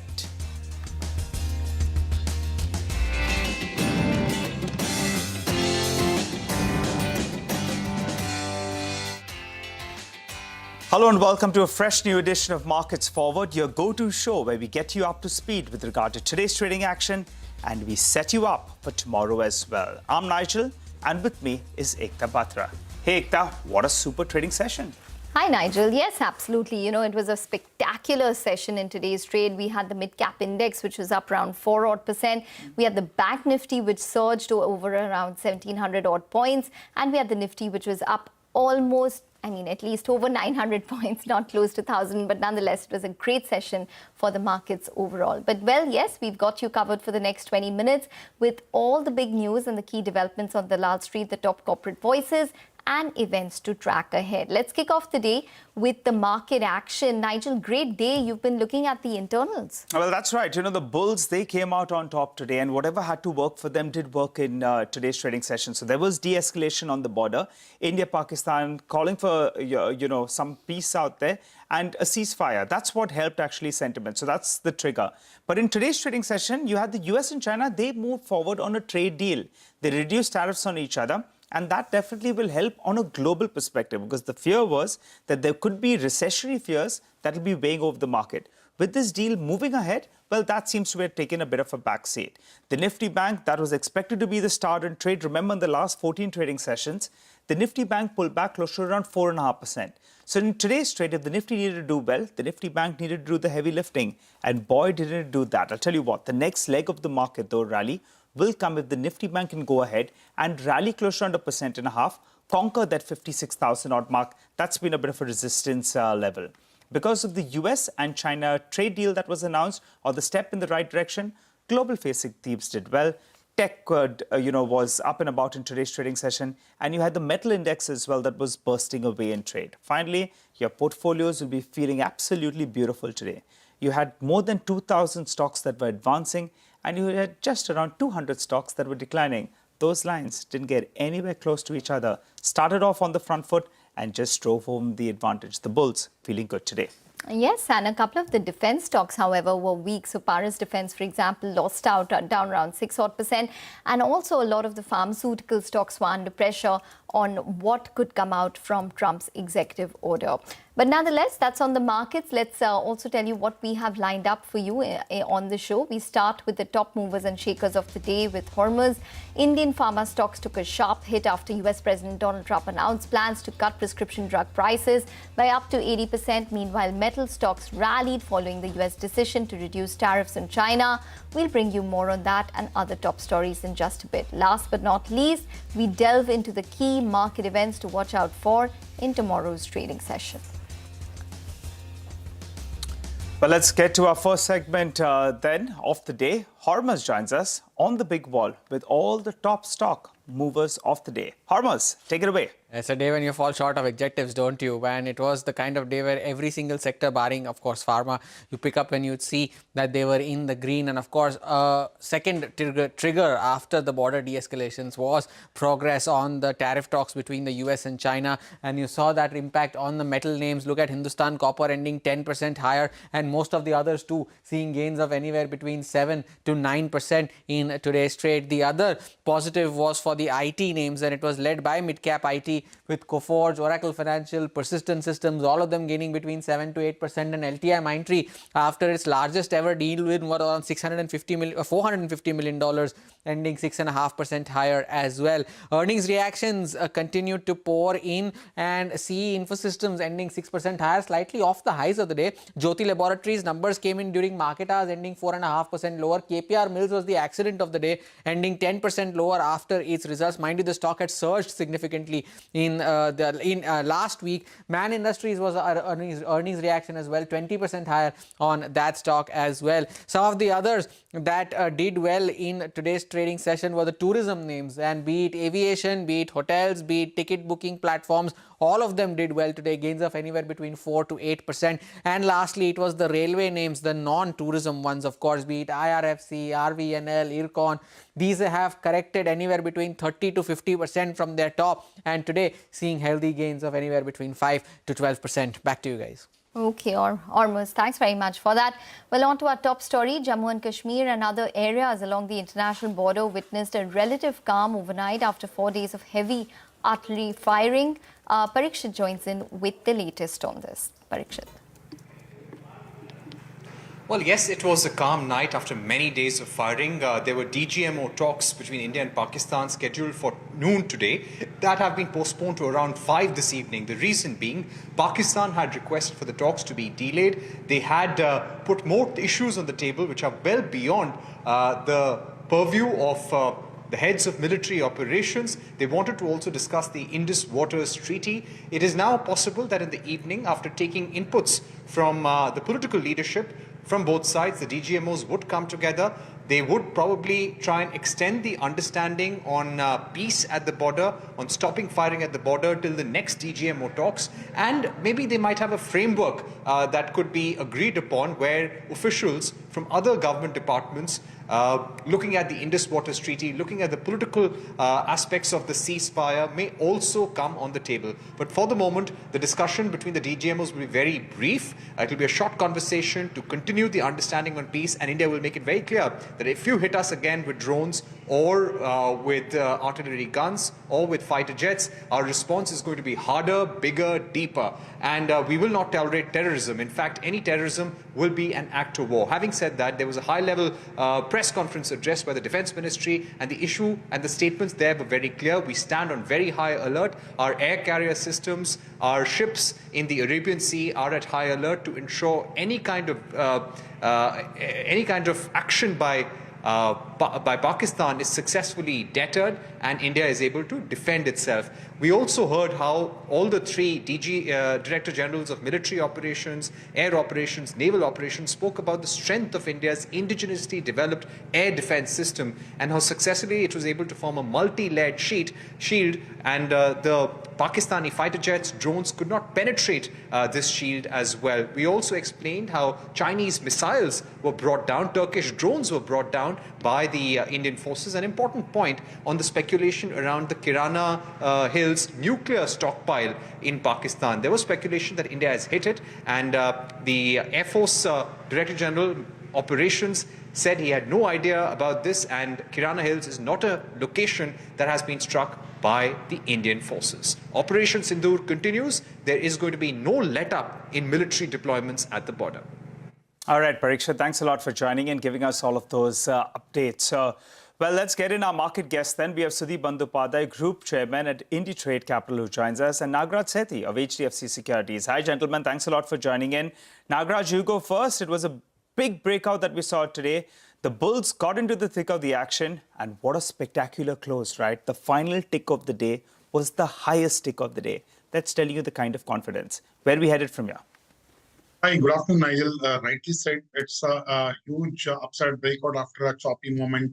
That indicates the strength of the market. Recently, we have seen during the conflict, market was not actually showing the sharp weakness, hesitant to decline sharply.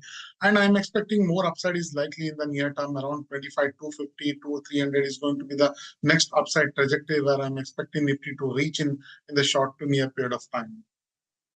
Okay. Well, Sudeep, afternoon, welcome to the show. What is your sense in terms of follow-on buying for the mid caps? Well, good afternoon. I think, confluence of three factors, I would say, today led to this excitement. One is, of course, India-Pakistan kind of ceasefire. The second was, of course, a big event for global markets, which is the US-China kind of truce for 90 days. And I think it was much better than what the global markets were expecting. So this also definitely excited the FIIs. And we will see a lot of excitement in the global markets, including US market, when the trading opens. And of course, as far as Indian markets were concerned, we were definitely in an oversold territory. So as far as tomorrow's prediction is concerned, I think the excitement which US-China trade war pause will create, I think will take the global markets to absolutely positive levels. And that will have a follow-on buying in India tomorrow as well. But having said that, I would be a bit cautious because I think we have moved up too fast today, and a bit of profit booking somewhere during the course of tomorrow's trading may come. Okay, all right. Got that, gentlemen. Well, let's move on then, and let's focus on a CNBC-TV18 news break that was confirmed. The government has opened the Indian airspace for commercial operations. A new notice that was sent to airmen has been released for the opening of all the 32 airports that were directed to shut amid the India-Pakistan conflict. We have Madhya, who joins us to help us out with a quick update. Madhya, over to you. Well, CNBC-TV18 had reported in the morning that new NOTAMs, which is notice to airmen, will be issued to withdraw the cancellations of civil flights at 32 airports. We were informed by airport officials, in the morning about the reopening of these airports.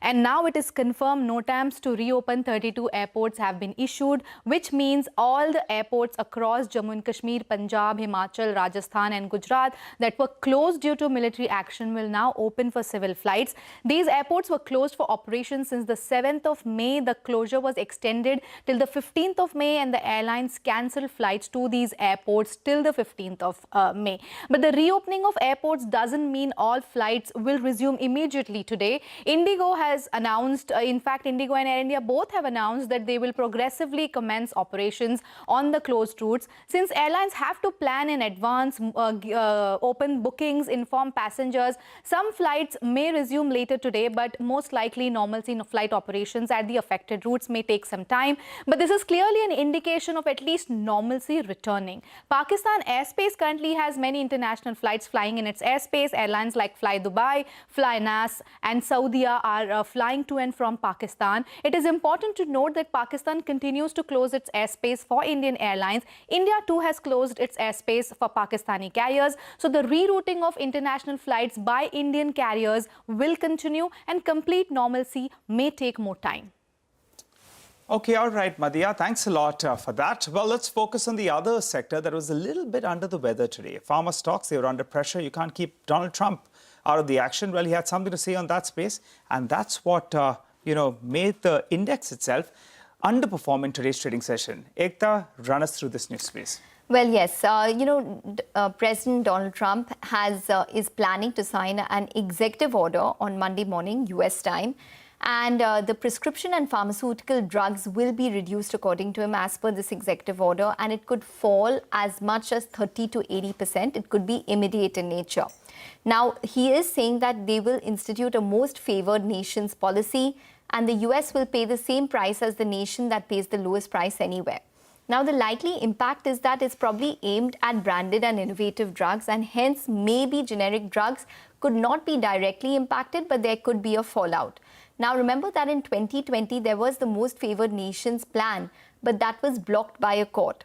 The larger picture about this is that there could be a possibility of pharma tariffs, which could be coming in the next couple of weeks. Now, JM Financial on the executive order says that it could reshape the US pharmaceutical industry landscape. Generic and specialty players like Sun, Lupin, Cipla, Dr. Reddy's, Zydus, Aurobindo, Biocon are at possible risk. CDMOs may gain. CROs may face a revenue hit because R&D expenditures might change, and the US biotech sector might be under pressure as well.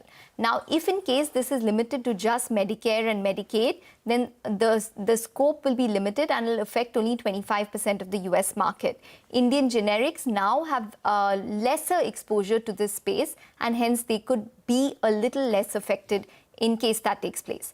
Reports suggest that it could even be limited to Medicare Part B. If in case that comes true, then it is only 5 to 10% of the total US market, and the impact would then be extremely limited. But we don't know that as of now. We will have to wait and watch in terms of what the executive order holds. In any case, Sudeep, what is your sense in terms of what we could expect from the executive order and your take on pharmaceuticals? Well, it's very difficult to predict what Mr. Donald Trump's executive orders will contain. But I think you have summed up pretty well. As far as pharma is concerned, I've been cautious for some time, and I maintain my cautious stand. One is this executive order, which will come, US morning on Monday.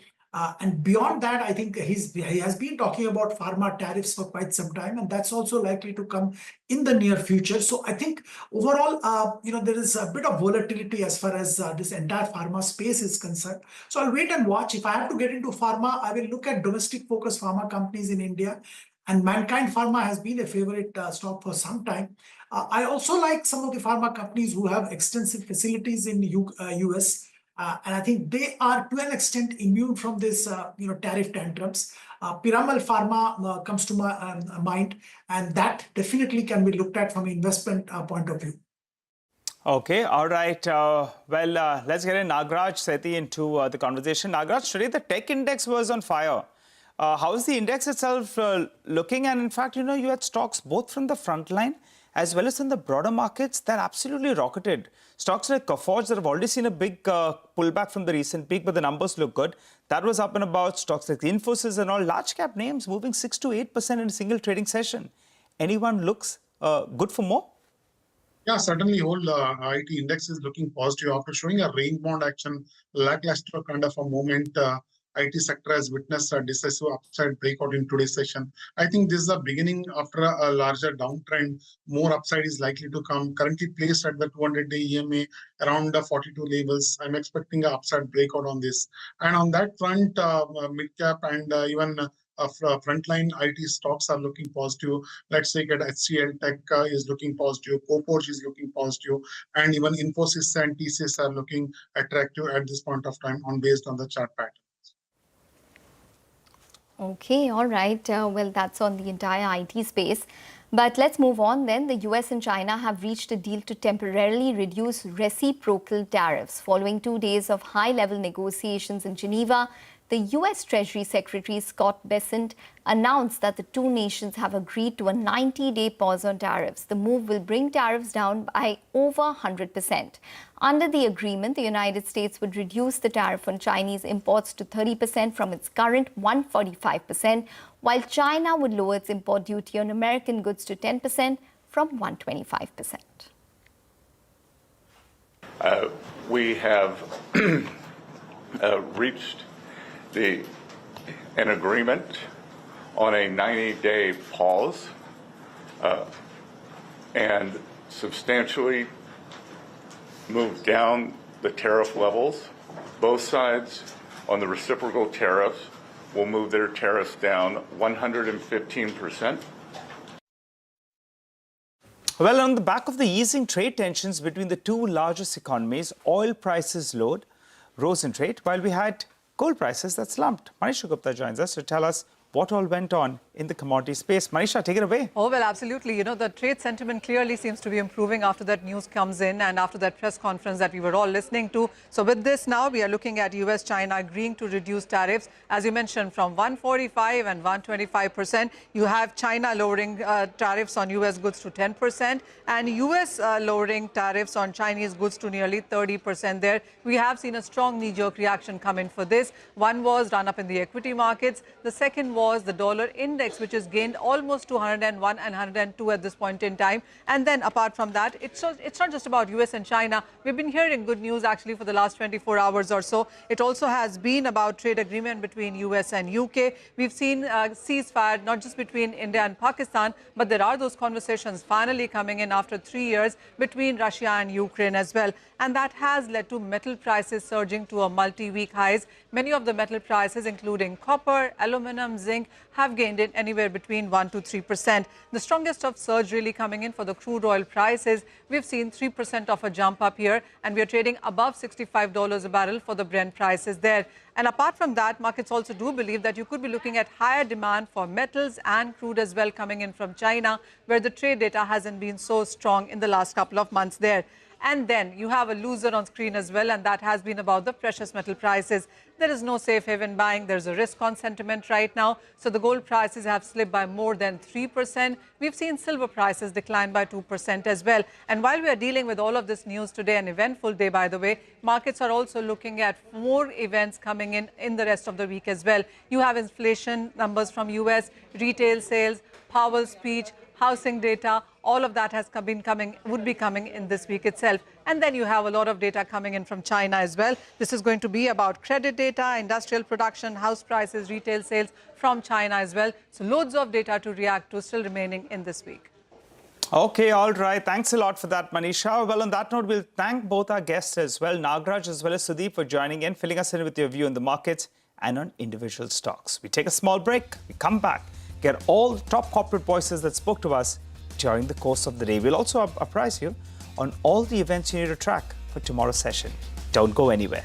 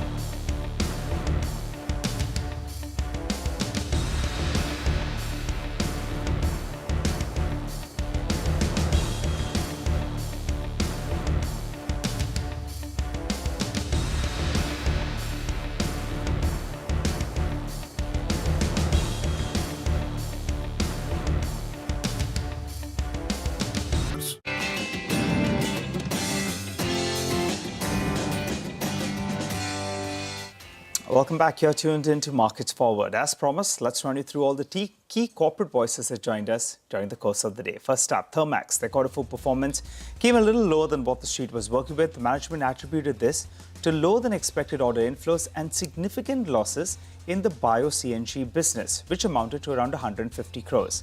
However, for FY26, the firm expects to see more international business, and the management said that the losses from the bio-CNG projects will not impact earnings from the next quarter. Additionally, the company's chemical business is projected to grow over 20% in the next fiscal. Meanwhile, shares of Yes Bank gained after Japan's Sumitomo Mitsui Banking Corporation signed a deal to acquire 20% stake in the bank. The management stated that the transaction is subject to approvals from the Reserve Bank of India and the CCI, but they are hopeful that it will be completed in Q2 of this fiscal. And Mahanagar Gas reported a healthy fourth quarter. In a conversation with CNBC-TV18, the management said that it expects volume growth of around 10% in FY26. It also guided for an EBITDA per SEM in the vicinity of around 9 to around 11 rupees. Finally, UPL remains cautious amid ongoing market volatility but maintains an optimistically cautious outlook for FY26. In FY26, UPL plans to launch its new products worth over $130 million.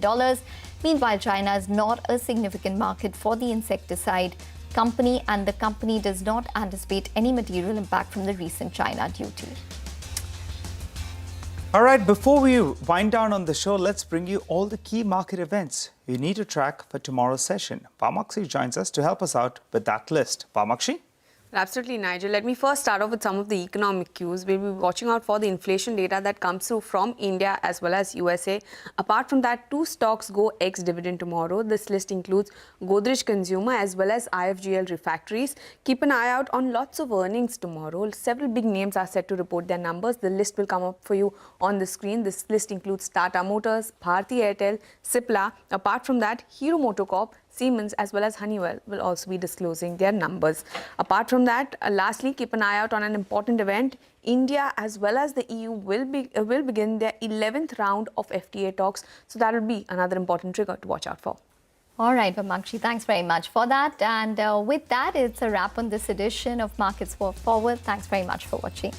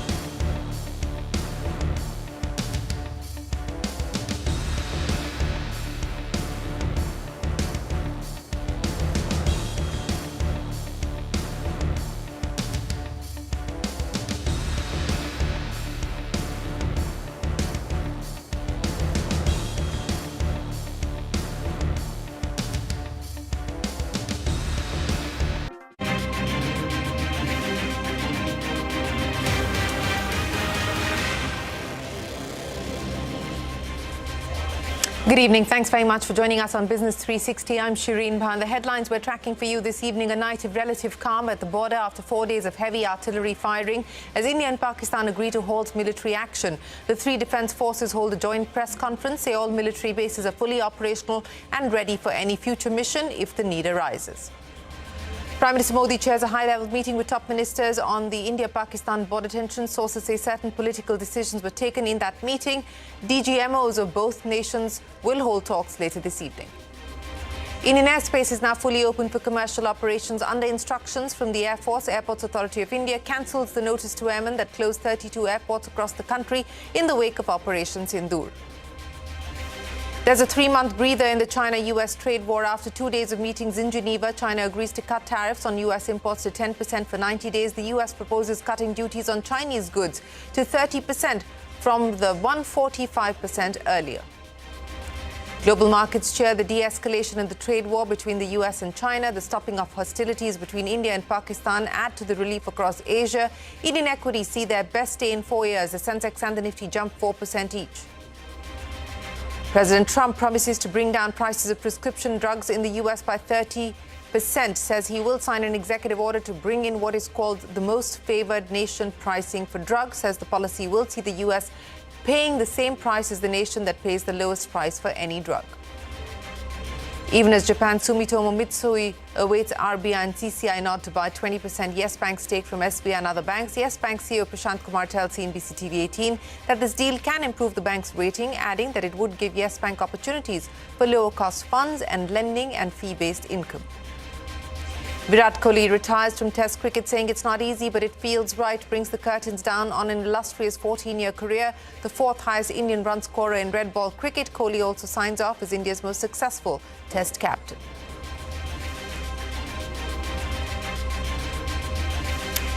The top story this evening, a night of relative calm at the border after 4 days of heavy artillery firing as India and Pakistan reached an understanding to halt military action. Now, Defence Ministry sources say that the night remained largely peaceful across Jammu and Kashmir and other areas along the international border. The Director General of Military Operations of both countries will hold talks later this evening. Ahead of the talks, Prime Minister Modi chaired a high-level meeting with Defence Minister Rajnath Singh, External Affairs Minister Jai Shankar, NSA Ajit Doval and all three service chiefs on the India-Pakistan tensions. Sources say that certain political decisions were taken in that meeting.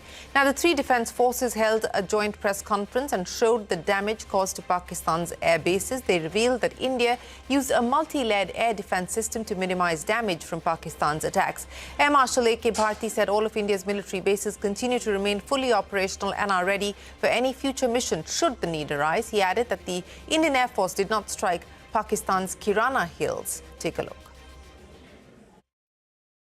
Is there a confirmation that we actually hit Kirana Hills, or we were careful of not to do any such thing? Thank you. Thank you for telling us that Kirana Hill houses some nuclear installation. We did not know about it. Okay. And we've not hit Kirana Hills, whatever is there. Okay. I did not brief in my briefing yesterday. Thank you.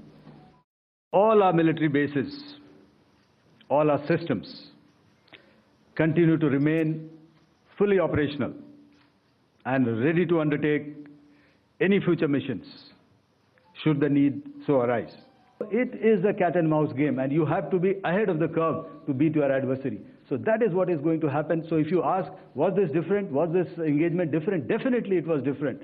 And a lot of new aspects have come out, but we were prepared for it, we were trained for it, and we were equipped for it.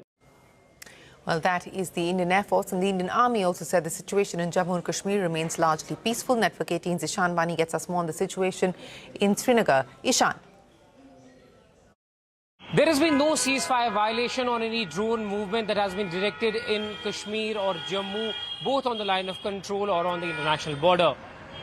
People have been living in peace and they haven't heard any blasts taking place in the skies of Srinagar or any other parts where attempts were made to penetrate through the Indian defense system, particularly on the Srinagar airport, which is also a defense airport where the Indian Air Force also operates, or in Avantipora airfield, where the Indian Army's largest air base is located to guard Kashmir Valley. There were also attempts made to ensure that they hit through drones several other areas and important defense establishment, even in Baramulla, a frontier district, in Kupwara, again a frontier district, but all of them were successfully thwarted by the alert and vigilant Indian Army and the defense system on the ground. What we also know so far is that with peace returning to these areas, there has been a sigh of relief that the people living in the border areas are feeling, but say many of them, more than 50,000, have been uprooted from their homes and leaving their everything behind and have now started to live under a temporary shelter and those houses provided by the government for a while. Ishan Vani, many thanks. Reporting there from Srinagar, relative calm overnight and peace this morning. CNBC-TV18's Newsbreak now confirmed the government has fully opened Indian airspace for commercial operations. A new notice to airmen has been released for the opening of all the 32 airports that were directed to shut amidst the India-Pakistan conflict. However, sources indicate that airlines may take a while to resume flight operations as they will have to inform passengers in advance. Madhya is standing by with more. Madhya, you broke this story. It is now official. 32 airports that were closed for civilian operations now will be back in use for civil aviation.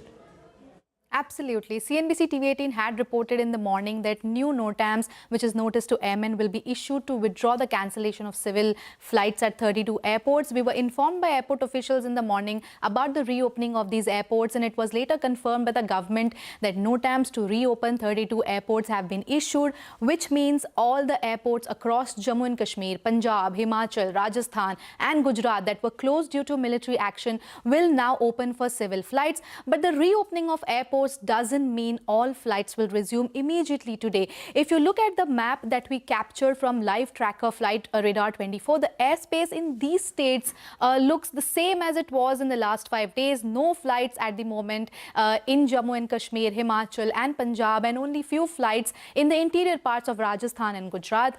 These airports were closed for operations since the 7th of May. The closure was extended till the 15th of May, and airlines had cancelled flights to these airports till the 15th of May. Now Indigo and Air India have announced they will progressively commence operations on the closed routes. Since airlines have to plan in advance, open bookings, inform passengers, some flights may resume, may not resume today, but most likely normalcy in flight operations at the affected routes may take some time even after reopening of these airports. But this is clearly an indication of at least normalcy returning. If we look at the Pakistani airspace, it has many international flights flying over its airspace. Many Gulf airlines like Fly Dubai, Fly Nas, Iraqi Airways and Saudi are flying to and from Pakistan to Karachi to Lahore. It is important to note that Pakistan continues to close its airspace for Indian airlines. India too has closed its airspace for Pakistani carriers. So the rerouting of international flights by Indian carriers will continue, and complete normalcy may take more time. That is right. Indian airspace still closed for Pakistani carriers and Pakistani airspace closed for Indian carriers. But at least as far as the 32 domestic airports are concerned, they can now start to resume operations for civil aviation. Madhya, many thanks for joining us. Let's go across to our colleague Parikshit Luthra to take us through more of the details that were provided by the armed forces in today's briefing on the retaliation during Operation Sindoor and the assets that India managed to go after and successfully hit at. Parikshit. Well, over the last 3 to 4 days, India launched Operation Sindoor, which is not over. And since 7th May, India has launched several military operations and economic actions against Pakistan, and they have had a strong impact. Now, Operation Sindoor began on the intervening night of 6th and 7th May. We had precision missile strikes on 9 terror camps in Pakistan on the 7th of May. This included places like Bahawalpur, Murid-Ke, Muzaffarabad, which are command centers of the Jaish-e-Mohammed, the Lashkar-e-Toiba. We targeted terror camps which had actually trained terrorists like Ajmal Kasab and David Headley as well. More than 100 terrorists were killed, including those involved in the IC-814 hijacking. Now, how did we retaliate to Pakistan's drone strikes and airstrikes on 26 locations in India? Pakistan carried out retaliatory drone and missile strikes on 7th, 8th and 9th of May.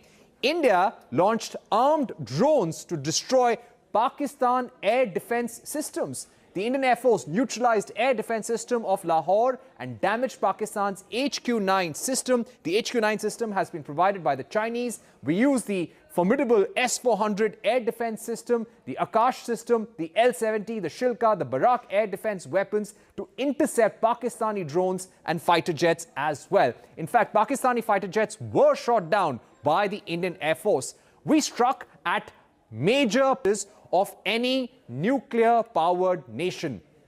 11 air bases were attacked in just 3 hours. This included Noor Khan, Rafiki and Murid, and these were air bases near Rawalpindi, the military headquarters of Pakistan. We struck at ammunition depots and the base of F-16 and JF-17 fighters in Sargodha and Bhulari. These were badly damaged, and attack on Bhulari air base killed over 50 people, we're told. And 20% of Pakistan Air Force infrastructure was damaged by Indian strikes. Now, continuing with Operation Sindoor, this was not just a military operation. This was a diplomatic, political, military and economic operation. Let's list out some of the economic measures that were taken. India suspended the Indus Waters Treaty, which is a lifeline for Pakistan. 80% of Pakistan's agriculture and 93% of total water use in Pakistan depends on the Indus Waters system. And the suspension could actually worsen Pakistan's fiscal and foreign exchange crisis. What is India's message? India's message is that blood and water cannot flow together. All trade with Pakistan has been stopped, and this includes onion exports and imports of cement and textiles, all put to a stop. All Pakistani visas taking, this is unconditional. We will continue to suspend the Indus Waters Treaty. We will continue taking economic measures to hurt Pakistan's economy. All of that does not change. And we've also sent out a message that any further ceasefire violation from Pakistan will be met very strongly, and any act of terror will be treated as an act of war. Parikshit, many thanks. And of course, an important update for all of our viewers. The Prime Minister Modi, will address the nation close to 8 p.m. tonight. That is the expectation. But the Prime Minister will address the nation at 8 p.m. tonight. Stay tuned to CNBC-TV18. We will bring you his address. Now, the US and China have agreed to drastically pause tariffs for a period of 90 days. This announcement was made after 2 days of trade negotiations between American and Chinese officials in Geneva. As per the agreement, the US will temporarily lower its overall tariffs on Chinese goods from 145% to 30%. China will cut its levies on American imports from 125% to 10%. Both countries will establish a mechanism to continue discussions beyond the 90-day period. Listen in to what has been arrived at between the US and China. Here's the US Treasury Secretary Scott Bessent. We have reached an agreement on a 90-day pause and substantially moved down the tariff levels. Both sides on the reciprocal tariffs will move their tariffs down 115%. And we were able to have very constructive and positive conversations with our Chinese counterparts, who clearly came to deal this week. The rapid nature that we were able to conduct and conclude these discussions is a testament to mutual understanding and mutual respect between the Chinese and U.S. sides. Over the past 3 months or so, the global trade war, which was provoked or initiated by the United States, has caught global attention. China's position towards this trade war has been clear and consistent, and that is, China doesn't want to fight a trade war because trade wars produce no winners. But if the US insists on forcing this war upon us, China will not be afraid of it and will fight to the end. So a 90-day window there, both sides cutting tariffs very significantly. Prashant joins us now with more on this deal that's been arrived at between the US and China. Prashant, at the end of it, over the last few weeks, the tumultuous time that the world has gone through, only to come back to this. I mean, you're back to basically April 2nd levels, Shireen. But, big headlines on US-China trade front. And this one's actually bigger than what was expected. Actually, this is better than the most optimistic expectations. Both sides have hit the pause button for now. Now, the US has slashed tariffs on Chinese goods from 145% all the way down to 30%, but only for 90 days. So that's why it's a pause. China is also cutting tariffs on American goods from 125% to just 10%, again, for 90 days, the pause. Now, these are massive reductions for sure. So while 30% is the number in all headlines, the real number markets are watching for is 38.6%. What is this number, 38.6%? That's the effective tariff which US will impose on Chinese goods. I spoke with economists at Citi, and they calculate that after you add back the legacy tariffs, the tariffs which were imposed by Trump himself and he's inherited in his second term, and then you subtract the exemptions which were provided for consumer electronics, Chinese consumer electronics, which came in earlier, that number comes to 38.6%. What's next, right? I mean, I think that's the other question which many are asking. The fentanyl tariffs, which is at 20%, and that's very much still there, could be the next lever in this negotiation. It is widely seen as a low-hanging fruit for both sides to keep the momentum going. We even heard Scott Bessent, the Treasury Secretary, talk about this in terms of how willing China was, how open China was about helping US in this regard. The other thing, from a Chinese financial market perspective, is that, people were expecting government stimulus to buffer the impact of this trade war. Well, perhaps that will be delayed now. The Chinese government, in all likelihood, will be in a wait-and-watch mode. Now, the cuts matter to China. It matters to US as well, but it matters to the rest of the world as well. Chinese exporters now have more breathing space. The tariff gap between China, basically the tariffs on Chinese goods and other trading partners, the rest of the world, has narrowed significantly, giving them more room to compete on global pricing. And I think as we go through the next couple of days and weeks, we'll hear more about this from industries and specific companies. Are there any U-turns we should expect, or will these announcements now stick in terms of what's being done? Well, that depends on how well Trump is able to sell it to his voters. Republicans, Make America Great Again, that crowd, that constituency in the United States. Remember that China hasn't really put any big new commitments on the table yet for getting these lower tariffs, or at least we've not seen them being announced publicly. That's the political risk back home in the US. Will Trump be seen as compromising too much too soon?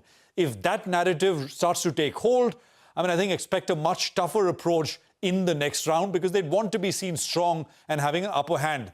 There is, of course, also history which cautions us. Back in 2018, during Trump's first term, the US and China agreed, like today, to a 90-day suspension of tariffs. While the deadline back then was extended after the expiry of the pause, the dispute, as we all know, escalated between both countries. So yes, while, for now, Shireen, it does feel like tensions have peaked out, and I think global trade and, of course, global markets will heave a big sigh of relief, and they should. History tells us with Trump, nothing is off the table. So I guess we'll have to stay tuned for what comes our way. Back to you. Well, we most certainly will have to stay tuned and don't take anything for granted. That's a note of caution there, Prashant, but many thanks. But for now, markets around the world, including the US futures, reacting very, very positively to that breakthrough on the trade front that's been arrived at. But the big story and a quick programming note, as I mentioned, the Prime Minister will address the nation around 8 p.m. today. This will be the Prime Minister's first public speech since Operation Sindoor began last week. Remember, in the last 2 days, since the time that there has been a cessation of hostilities that has been announced, we've seen President Trump tweet. We've seen Marco Rubio, the US Secretary of State, tweet. We've seen the Pakistan Prime Minister tweet, but we have not seen any response from Prime Minister Modi, and it will be crucial to watch what the Prime Minister says in his address to the nation that's coming up at 8 p.m. today, whether or not he acknowledges in any form or fashion the role, if any, that the US played. India, remember, has not acknowledged the role of any third party in the mediation, said that this was done at the level of the DGMO after Pakistan reached out to India. Pakistan, of course, has thanked President Trump profusely, the Pakistan Prime Minister doing so in his speech as well as on Twitter. India has so far maintained silence on any role being played by the US. There has been no mention of that whatsoever, so it will be interesting to see whether the Prime Minister brings that up today. The Indian market recording its best day in 4 years. The Sensex and the Nifty up 4%, each ending at 7-month highs. The BSE listed companies adding a market cap of nearly 16 lakh crore rupees today. That's the Nifty 900 points higher. Look at the Sensex, 2,975 points, almost 4% gain coming in there. The Nifty Bank up 3.5%, and it's a 4% up move there on the Nifty mid-cap. Surabhi standing by with the day's market action. Surabhi, best day in 4 years for our markets, clearly reacting to the calm between India and Pakistan, as well as the good news on the trade front between the US and China.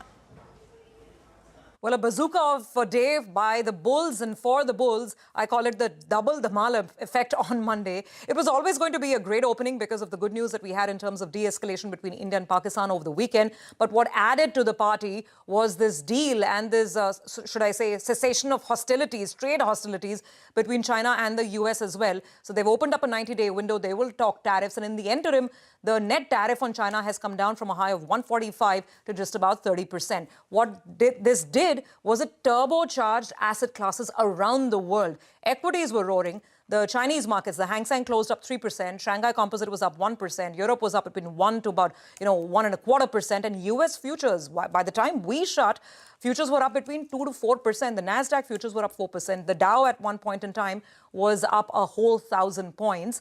Gold declined because the market was in a risk-off mode. So what did this mean for India? a 900-plus point rally for the Nifty, and the Nifty just kept moving higher from strength to strength, and this was a very wide and vast move. It wasn't just large caps.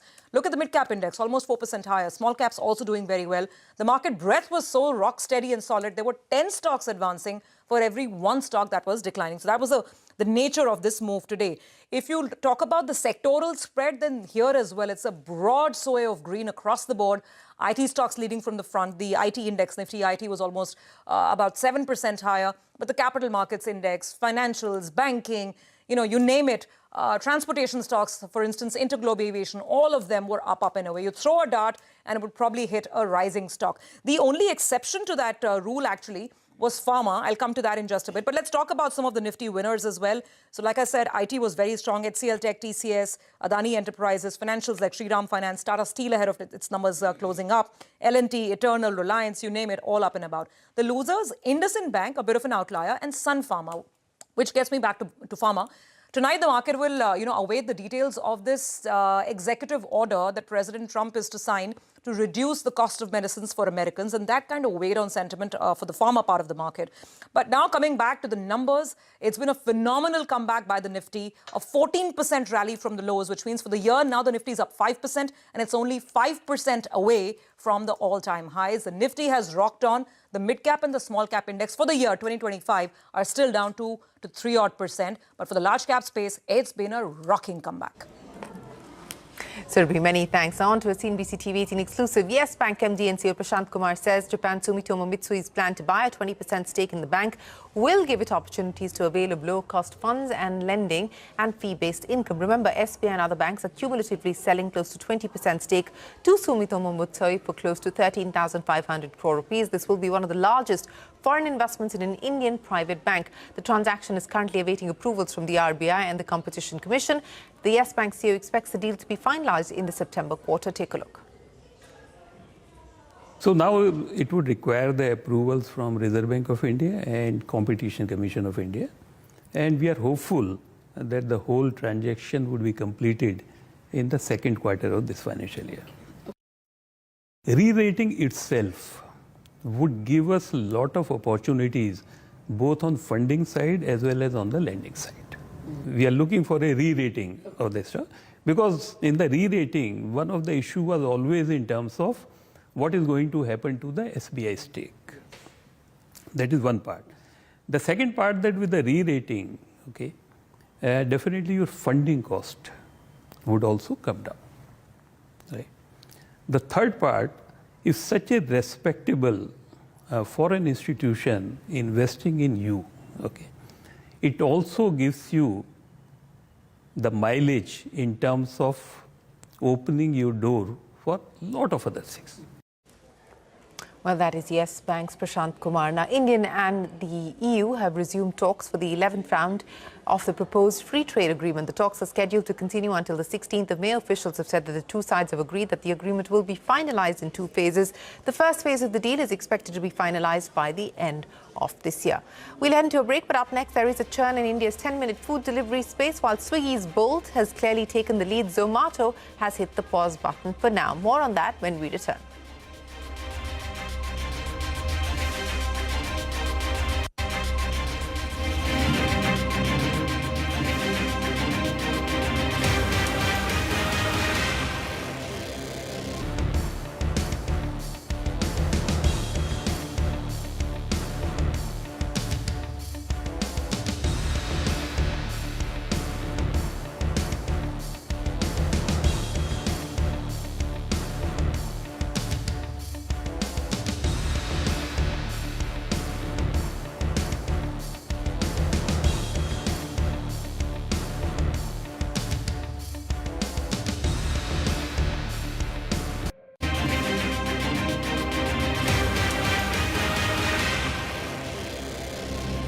The race for 10-minute food delivery has taken a different route, with Swiggy's Bolt inching towards the finish line, whatever that finish line may be. The company's quick delivery vertical contributes to 12% of all of Swiggy's food orders. Zomato has exited the space entirely. Shilpa joins us now to decode the divergent roads being taken. So, Shilpa, what's really working for Swiggy, and why did Zomato pull the plug?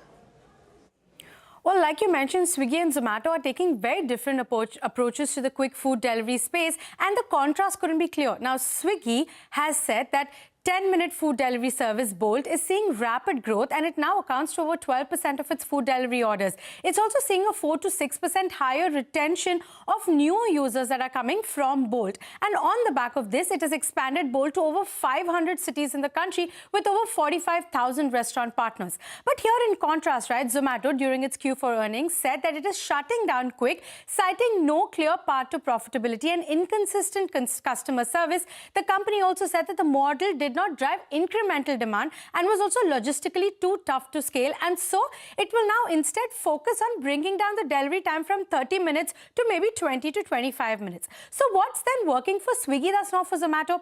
Well, experts that we spoke to say that Swiggy has worked out a quick delivery menu items with a very dense restaurant network, and even though the average order value is slightly lower than the platform average, the shorter delivery radius means lower delivery costs, and so the margins remain intact and they're not dilutive. Now, it also has a first mover advantage, where at best it could probably peak at about 20 to 25% of food delivery order volumes, and it's helping overall volumes for Swiggy, with the food delivery GOV growth being faster than Zomato's this quarter by about 1.5%, a sign that analysts say it may be gaining market share. Now, analysts say that Zomato will instead focus on offerings like Bistro because it doesn't see quick delivery as a large enough opportunity to justify the effort that will go behind it. And that said, challenges for Swiggy remain: low order value, kitchen infra gaps, and also the cost of maintaining consistency in a high-speed model. And overcoming these will ensure that Bolt and the overall ultra-fast food delivery is a long-term win for Swiggy. Back to you. Well, we'll have to see how this works out in the long term. But Shilpa, many thanks for joining us. Swiggy sticks to quick commerce food, but Zomato pulls the plug on it. With that, it is time for us to wrap up this edition of Business 360. The news will continue here on CNBC-TV18. Stay tuned. Remember the Prime Minister's address coming up at 8 p.m. tonight. CNBC-TV18 will broadcast the same for you.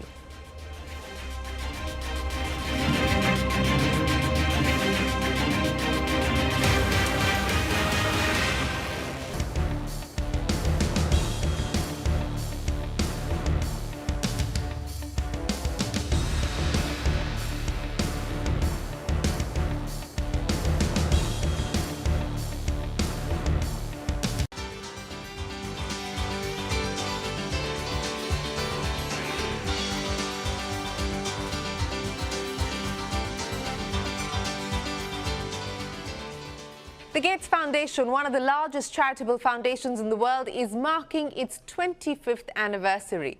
Now, the Silver Jubilee comes with a big commitment. Bill Gates is pledging to give away, in his words, virtually all of his wealth over the next 20 years, which means the foundation plans to spend $200 billion over the next 2 decades. Now, this accelerated timeline has meant a change to the foundation's charter, which had stated that the organization would sunset 20 years after the death of Bill Gates. The last big change to the foundation had come in 2021, when Bill and Melinda Gates announced their divorce. Melinda Gates resigned as co-chair in 2024, which left Bill Gates as the sole chairman of the Gates Foundation. Now, from combating infectious diseases to agriculture research and reproductive health, the Gates Foundation has been at the forefront of solving some of the biggest issues in the world today. And joining me now to discuss the foundation's future and his pledge to give away virtually all of his wealth is the man himself, Bill Gates. Bill, many thanks for joining us on CNBC-TV18. And let me start by congratulating you on 25 years at the Gates Foundation. But Bill, why this decision to set yourself a new deadline of 20 years to give away virtually all of your wealth? What has prompted this decision? Why this change from the original position? Well, looking back on these 25 years, it's amazing what we've been able to accomplish. You know, together with partners, the one statistic of cutting the number of children who die every year in half has been phenomenal to be part of that. And so as I was thinking about that, I decided that we should essentially double down and spend all the rest of the money I'm lucky enough to have through the foundation on these causes over the next 20 years. And that'll allow us to be very aggressive, make some fantastic progress, and we'll have real clarity. A lot of resources for 20 years, and then others can step in with whatever we haven't been able to finish off. If I may, Bill, is this decision to accelerate or speed up the giving that you're doing linked to the overall environment that we're currently seeing, where there is a retreat from multilateral institutions?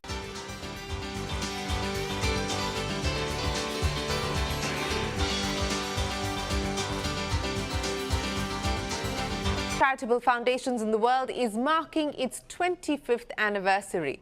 Now, the Silver Jubilee comes with a big commitment. Bill Gates is pledging to give away, in his words, virtually all of his wealth over the next 20 years, which means the foundation plans to spend $200 billion over the next 2 decades.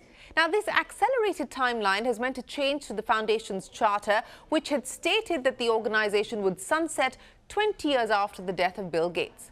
The last big change to the foundation had come in 2021, when Bill and Melinda Gates announced their divorce. Melinda Gates resigned as co-chair in 2024, which left Bill Gates as the sole chairman of the Gates Foundation. Now, from combating infectious diseases to agriculture research and reproductive health, the Gates Foundation has been at the forefront of solving some of the biggest issues in the world today. And joining me now to discuss the foundation's future and his pledge to give away virtually all of his wealth is the man himself, Bill Gates. Bill, many thanks for joining us on CNBC-TV18. And let me start by congratulating you on 25 years at the Gates Foundation. But Bill, why this decision to set yourself a new deadline of 20 years to give away virtually all of your wealth? What has prompted this decision? Why this change from the original position? Well, looking back on these 25 years, it's amazing what we've been able to accomplish. Together with partners, just, the one statistic of cutting the number of children who die every year in half has been phenomenal to be part of that. And so as I was thinking about that, I decided that we should essentially double down and spend all the rest of the money I'm lucky enough to have through the foundation on these causes over the next 20 years. And that'll allow us to be very aggressive, make some fantastic progress, and we'll have real clarity. A lot of resources for 20 years, and then others can step in with whatever we haven't been able to finish off. If I may, Bill, is this decision to accelerate or speed up the giving that you're doing linked to the overall environment that we're currently seeing, where there is a retreat from multilateral institutions, from multilateral arrangements, from development aid? How much of this acceleration perhaps is also linked to the change in the environment as we see it today? Now, this decision was made before all of these reductions were clear to us. I would say in the short run, it means the work we do is going to be challenged. Although I expect every year we'll have progress in India and some of the countries we work in. In Africa right now, these cuts to the aid budgets, the debt situation, some of the instability means the next 4 or 5 years will be difficult. But over the time period that all my money will be given, I still expect to see pretty incredible progress. So in the short run, I am very disappointed that aid generosity is down. But with the innovations in the pipeline, with, I think, going to people and saying that those aid budgets should come back to some degree, I'm, super excited about what we can achieve in these next 20 years.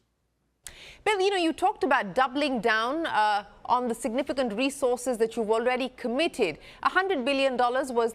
Today, we are diving into one of the most disruptive shifts in modern healthcare, the weight loss drug revolution. Globally, the anti-obesity drug market is on a warpath to $100 billion by 2030.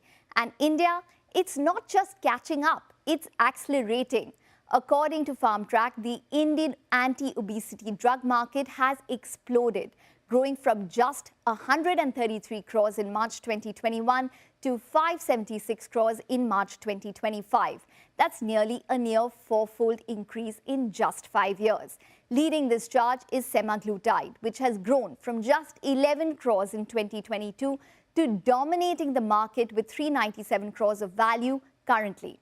Meanwhile, other weight loss drugs like dulaglutide and liraglutide are struggling to keep pace. And now, a powerful new contender is poised to reshape the landscape, the anti-obesity drug Mounjaro by Eli Lilly.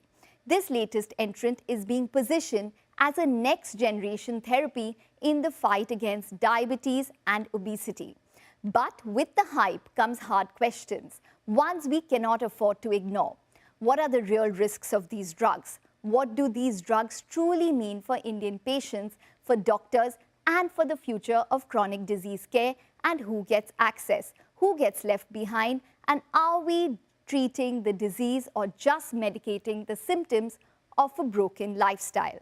Today, we have with us two leading experts, Dr. David Chandy, as well as Dr. Neeta Deshpande, to address all of your questions.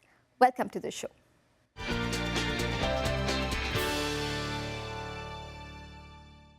Dr. David Chandy as well as Dr. Neeta Deshpande, thank you very much for joining in and speaking with us today.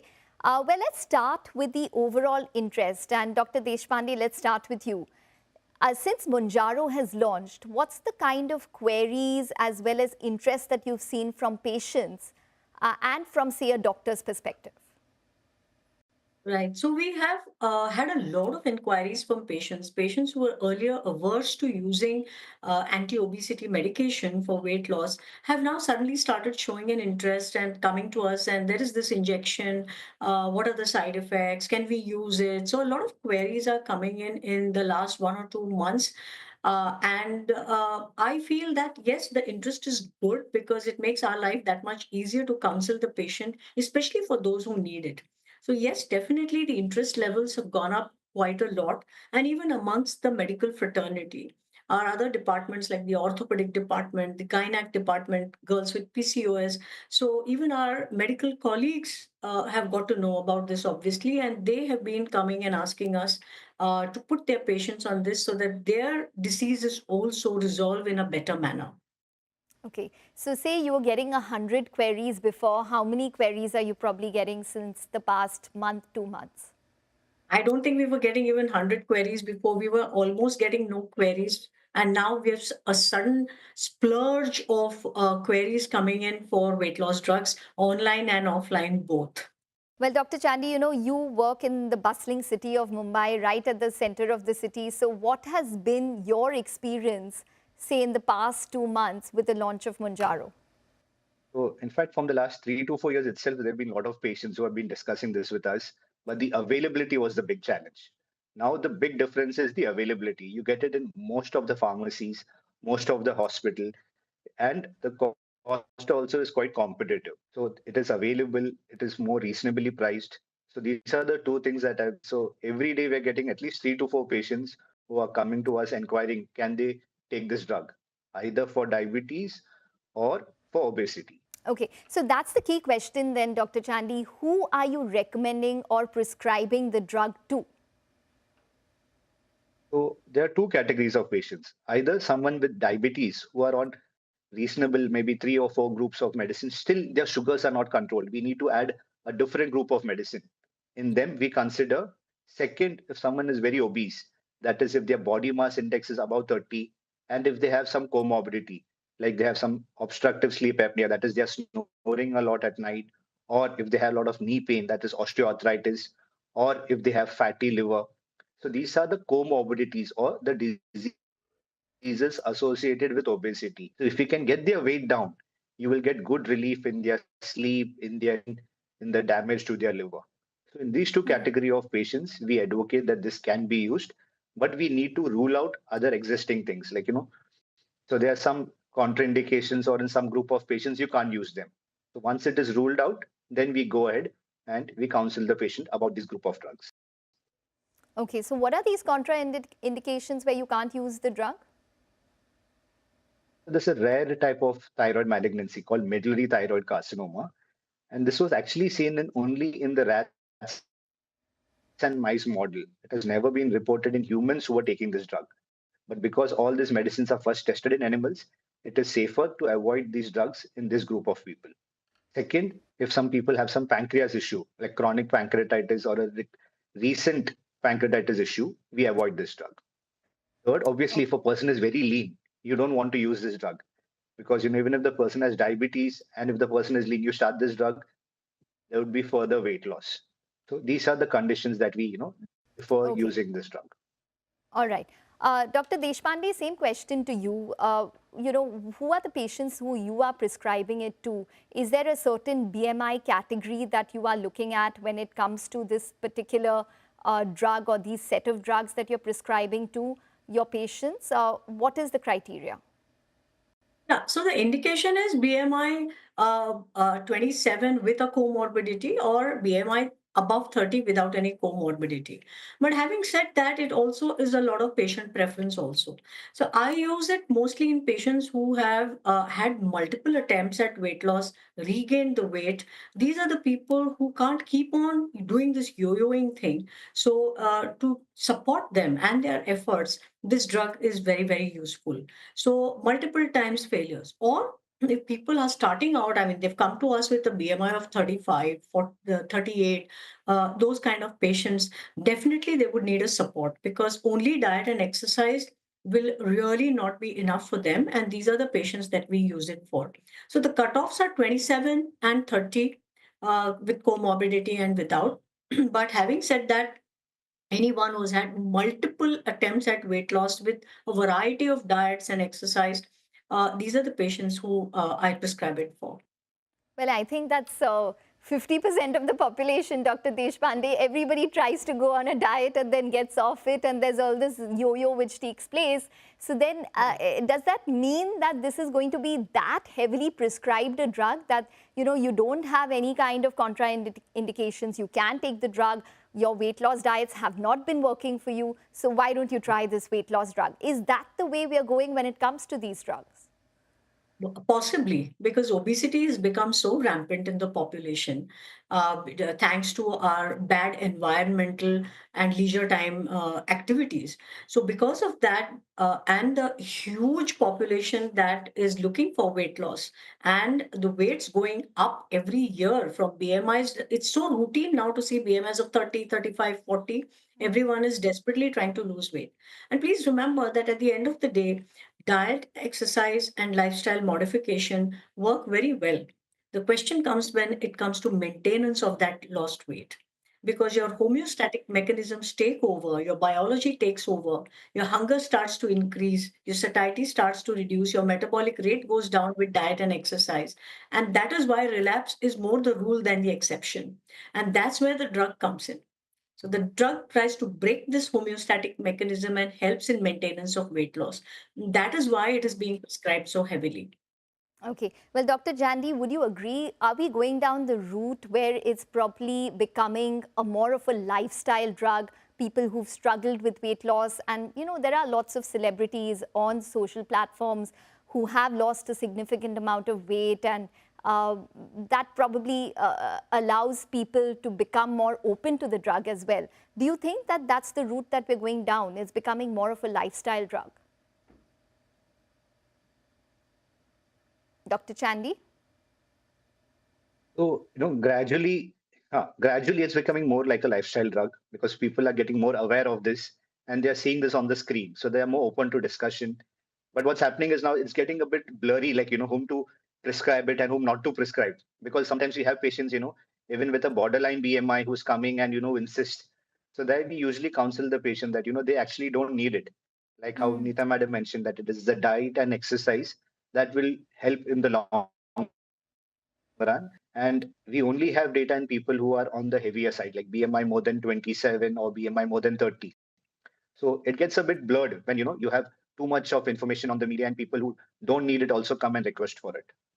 Okay. But the other question then is that when you mention lifestyle, Is this a magic drug? Do you just take that one injection once a week and then you miraculously lose weight despite your old lifestyle of, say, processed food, junk food, and lack of exercise? Or do you have to change your lifestyle along with the drug to lose weight? Dr. Chandy. Very good question. So most of the patients, spend a lot of time discussing this. So my take on this is like this. It's 1/3 your food, 1/3 exercise, and 1/3 medicine. You can rely only on medicine, but there'll be two things that will occur if you only focus on medicine. You will lose weight, but along with your fat percentage that goes down, you will lose muscle mass. And you don't want to lose muscle mass. So it's important in the diet, you have a good balanced diet, reasonable amount of protein, and you need to do some amount of weight training, some amount of aerobic exercise. The second thing is, if you can do these two things, a good diet, good exercise, you can manage with a reasonably moderate dose. But if you don't rely on diet and exercise, gradually what would happen is your dosage that is needed would gradually keep on going up. You would need then very high doses of this weight loss drug, and you are more prone then to side effects. So I counsel the patients, if you want a low dose or a moderate dose, then the diet and exercise are very important part of your treatment. That's actually one of the side effects that I wanted to touch upon, and you did mention it, muscle loss, or that gaunt look that people get because of the usage of the drug for a period of time, or sarcopenia, which is basically muscle loss across the body. How do you prevent it? Can it be prevented with resistance training, and to what extent? Dr. Chandy. So what we have seen is, so because you're aware of this, we follow a policy of start low and go slow. So we start with a very low dose, and instead of building this dose, quickly, we build up the doses very slow, and we encourage the patients to have a good protein diet and a good weight training with if possible, with a instructor, with a physical trainer. With this, we have seen very few patients actually develop this protein loss. And what we have done is, most of the patients, we track them. We do a DEXA scan for body composition, and we check how much is their muscle mass, how much is their fat mass. And we track this every 6 months to see, how they are doing. And usually the patients do well if they keep these 3-4 things in mind. Okay. Is there a cultural element to that, Dr. Deshpande? Because, in India, we have a large number of the population which is vegetarian as well. So the protein intake might not be as much. And separately, maybe there could be some amount of resistance for some people to do resistance training as often in the gym. So are there any kind of cultural differences in an Indian population using Mounjaro or any other weight loss drug as compared to the Western? Yeah, cultural differences in terms of protein intake, yes, because for a largely vegetarian diet, and even people who do consume non-vegetarian, they do it like just once or twice a week, which is not enough. So a protein supplementation almost becomes mandatory. Because if you try to give all the protein by natural means through a vegetarian diet, it's not always possible without increasing the calories at the same time. And therefore, proteins, we do have to rely on good protein supplements. So that is very, very important. As far as resistance training is concerned, yes, going to the gym, doing it under a trainer, this is desirable. But I always like to tell my patients that you can do this at home. And resistance training can be done twice a week or even thrice a week, 20 minutes. So that's not really too much. You can learn it online and you can do weight training even at home. And that is a must. So cultural differences are there, but they can be surmounted provided the patient is willing to take protein supplements.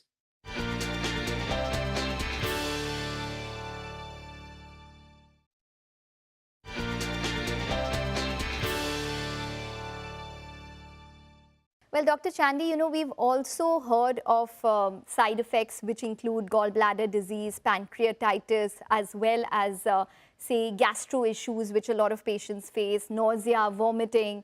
Give us a sense in terms of how serious these kind of side effects are. How much of it have you seen in your practice? So nausea is the most common thing that we see. It's in tune of almost 10 to 20% of the patients whenever we start or whenever we step up the dose. So we prime the patient that, avoid having anything spicy or avoid overeating. The stomach will tell you when it's full, and listen to your stomach. Don't overfeed yourself. The second thing is the intestines are more sensitive. So patients are more prone to food poisoning.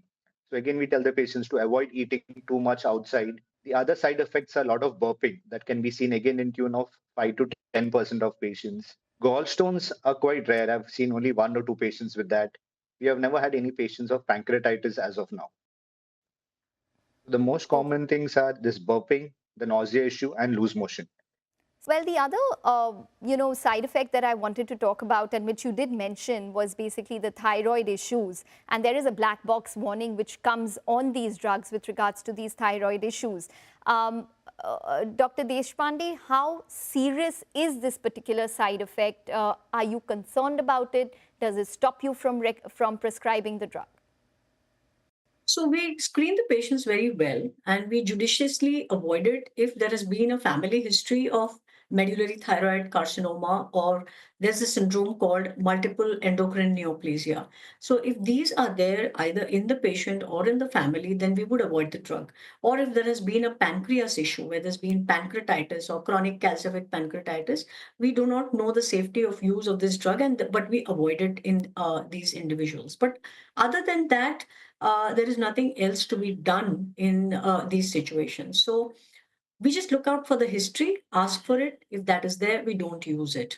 So yes, the warning is there, but that's what it is. And it's pretty rare, actually. We don't find this particular, it's called MTC. So it's not really there in a big way, but we ask the history of that. Okay. Well, Dr. Chandy, this particular drug has also been linked to retinal issues as well as an increase in heart rate as well by say 10 to 15 beats.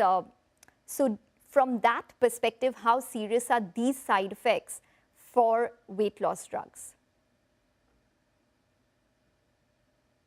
If you look at the study or the research done in the eye issue, it was mainly done in patients who had diabetes. So when they were started to get their sugars down, that is when they had seen this issue in the retina or the blood flow to the artery supplying the eye, which would get injured. So even in patients not on this drug, we know that if we rapidly control the person's sugar, it can sometimes cause problem in the eye or even in the nerve. So when you're starting this in a diabetic patient, we always do it gradually. Like I mentioned earlier, start low and go slow.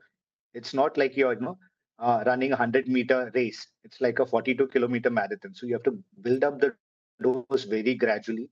That is when you can avoid the side effect.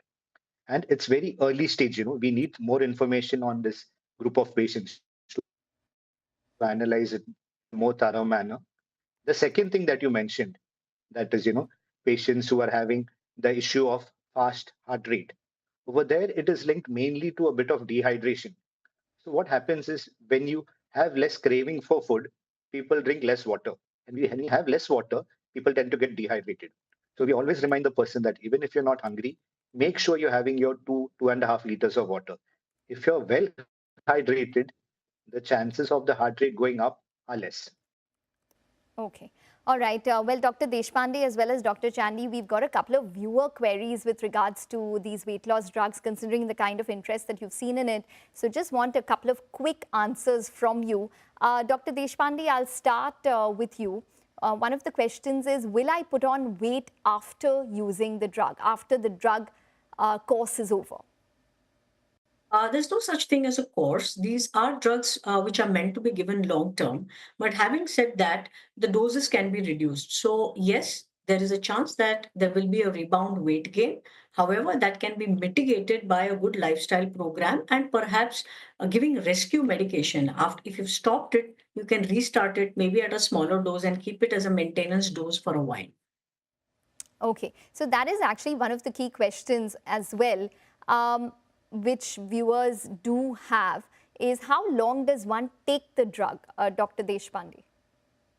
So there is no recommendation for how long it needs to be taken, but it just says long term. And obesity being a chronic disease, there could be a chance that you might end up taking it for a few years. And there is data for up to 3 years in all of the studies that have been done and even perhaps beyond. So there is no specific guideline to say that it's a course or it can be taken for only this much amount of time. So we have to go need-based, see how the patient is doing, see how the lifestyle modification is, try to reduce the dose, wean off the drug for a while, and wait and watch policy. Okay, all right. So one can take it for up to a few years as well. Now, just talking about the side effects, queries have also come in about what are the early warning signs that patients should have when it comes to side effects? What is a red flag and what is an early warning sign? Dr. Deshpande. Yeah, one of the red flags is for pancreatitis, where you have pain abdomen, maybe radiating to the back with or without vomiting, and it comes on suddenly. So this is one of the warning signals where they should go to their healthcare professional and get tested for pancreatitis. Or if on their routine examination, when they keep going for follow-ups, maybe there's a small little nodule on the thyroid, then that needs to be investigated. So these are some of the red flags that one should be looking out for, and these are the symptoms. Okay. Dr. Chandy, impact on fertility? So whenever weight comes down, it accelerates the fertility. So we had some patients who have been sent to us who are quite obese before they want to plan for a child. So whenever the weight goes down, their ovarian reserve improves. So whatever data we have, it's a good data, but there's no data during pregnancy. So if anyone is, planning pregnancy, immediately we don't start it. We at least want this drug to go in for around 6 to 12 months. And once we stop it, then we allow them permission to plan for pregnancy after, say, 2 to 3 months. Okay. Depression and anxiety, Dr. Chandy? So there's been some data from the West that, it can cause some depression, anxiety. But what we have seen is usually the patients who want these drugs are actually more motivated. They want to get the weight down. And we make sure that, we are constantly in touch with them and we keep a watch. If we see some features of anxiety or depression, then we reach out and we, ask them to meet a counselor so that the root cause is analyzed. Okay, all right. And quickly, last question then, Dr. Deshpande as well as Dr. Chandy, from both of y'all. Will you prescribe the drug if the patient can manage without it? Dr. Deshpande. It is very subjective and relative. So we...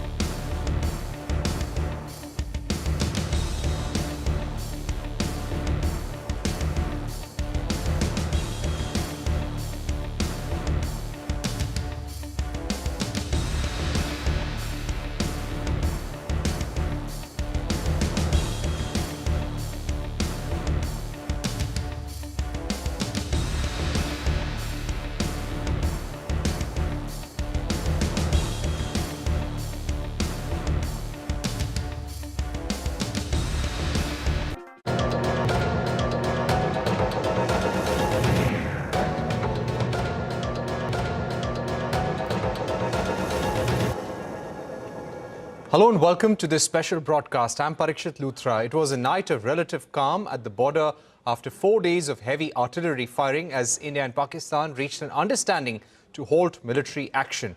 Defense Ministry sources said that the night remained largely peaceful across Jammu and Kashmir and other areas along the international border. Prime Minister Modi chaired a high-level meeting with Defense Minister Rajnath Singh, External Affairs Minister Subramaniam Jaishankar, NSA Ajit Doval, and all three service chiefs on the India-Pakistan tensions. Sources said that certain political decisions were taken during the meeting. The three defense forces held a joint presser and showed the damage caused to Pakistan's airbase. They revealed that India used a multi-layered air defense system to minimize damage from Pakistan's attacks. Air Marshal A.K. Bharti said all of India's military bases continue to remain fully operational and are ready for any future mission should the need arise. He added that the Indian Air Force did not strike Pakistan's Kirana Hills. Is there a confirmation that we actually hit Kirana Hills, or we were careful of not to do any such thing? Thank you. Thank you for telling us that Kirana Hill houses some nuclear installation. We did not know about it. Okay. And we've not hit Kirana Hills, whatever is there. Okay. I did not brief in my briefing yesterday. Thank you. All our military bases, all our systems continue to remain fully operational and ready to undertake any future missions should the need so arise. It is a cat and mouse game, and you have to be ahead of the curve to beat your adversary. So that is what is going to happen. So if you ask, was this different? Was this engagement different? Definitely it was different. And a lot of new aspects have come out, but we were prepared for it, we were trained for it, and we were equipped for it. Joining us now is former Foreign Secretary Kanwal Sibal, who's also been our ambassador to the United States. Ambassador Sibal, thank you very much for joining us. We, of course, commend our forces for a successful Operation Sindoor. But there seems to be some discomfort in the Indian establishment with the manner in which the United States has taken credit for this. Just to read out what Donald Trump has said on Truth Social, and he said this on 10th around 4 o'clock in the evening. He went on to say that I thank the strong and unwavering, powerful leadership of India and Pakistan for having strength to end and to know when to stop this aggression. He literally equated Pakistan and India together. Why do you think the United States does this, and how does this leave India with its economic, military and diplomatic campaign against Pakistan? Actually, it's a big mistake that Donald Trump and the American establishment is making in suggesting that this ceasefire is the handiwork of United States of America and giving no agency to India and Pakistan. In fact, the message that comes through is that India could not take any further independent decisions based on the ground situation about whether they should proceed ahead with the confrontation or step back. And that's America has intervened and persuaded both countries to step back. In fact, if you notice that right from the start, we've not at all focused on American intervention. And we've made it appear that it is the Pakistani DGMO who took the initiative to contact our DGMO to talk about a ceasefire. It is the Americans who are saying that they intervened. The Indian side is not saying that. That's one aspect. The other is this equation that Trump is establishing between India and Pakistan, talking about the wisdom of both sides. Also that he's going to increase his trade with both countries, etc., etc. I don't know what the volume of trade is between the United States and Pakistan. But with India, it's a very significant number, $200 billion, with the aim of increasing it to $500 billion by 2030. So there's absolutely no parity. The problem with this is that nowhere has Trump, in his statements, talked about Pakistani truck with terrorism, Pakistan's involvement in terrorism. Now, even if in this statement he had introduced a line that while he commends the leadership of both countries to find to agree to a ceasefire, it is very necessary for Pakistan to address the terrorism issue, because the terrorism issue in Pakistan is not only India directed; it's also been US directed, and it could be directed against US interests in the future too. It's more than a regional issue; it's more than an India-Pakistan issue. So Pakistan seems to have got away with this, and this will embolden them. This is not going to change their narrative. Already they think that they forced India into a ceasefire, and that India actually approached the United States for a ceasefire. And this victory kind of discourse that is coming from Pakistan suggests that there's not going to be any change in their policy. So the United States should have addressed this issue. Even now they should address this issue. Ambassador Sibal, and clarify.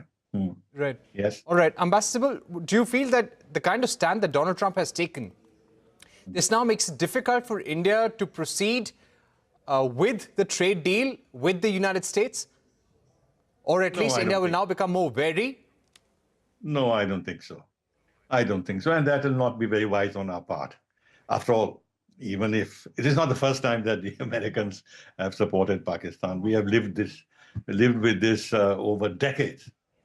In fact, since the time when the United States was openly supporting Pakistan on Jammu and Kashmir issue and pressing us to make territorial concessions, arming Pakistan, also overlooking China's support to Pakistan to develop its nuclear capability. America had a hand in that too. From that time to today, there's a huge difference in our relationship with the United States.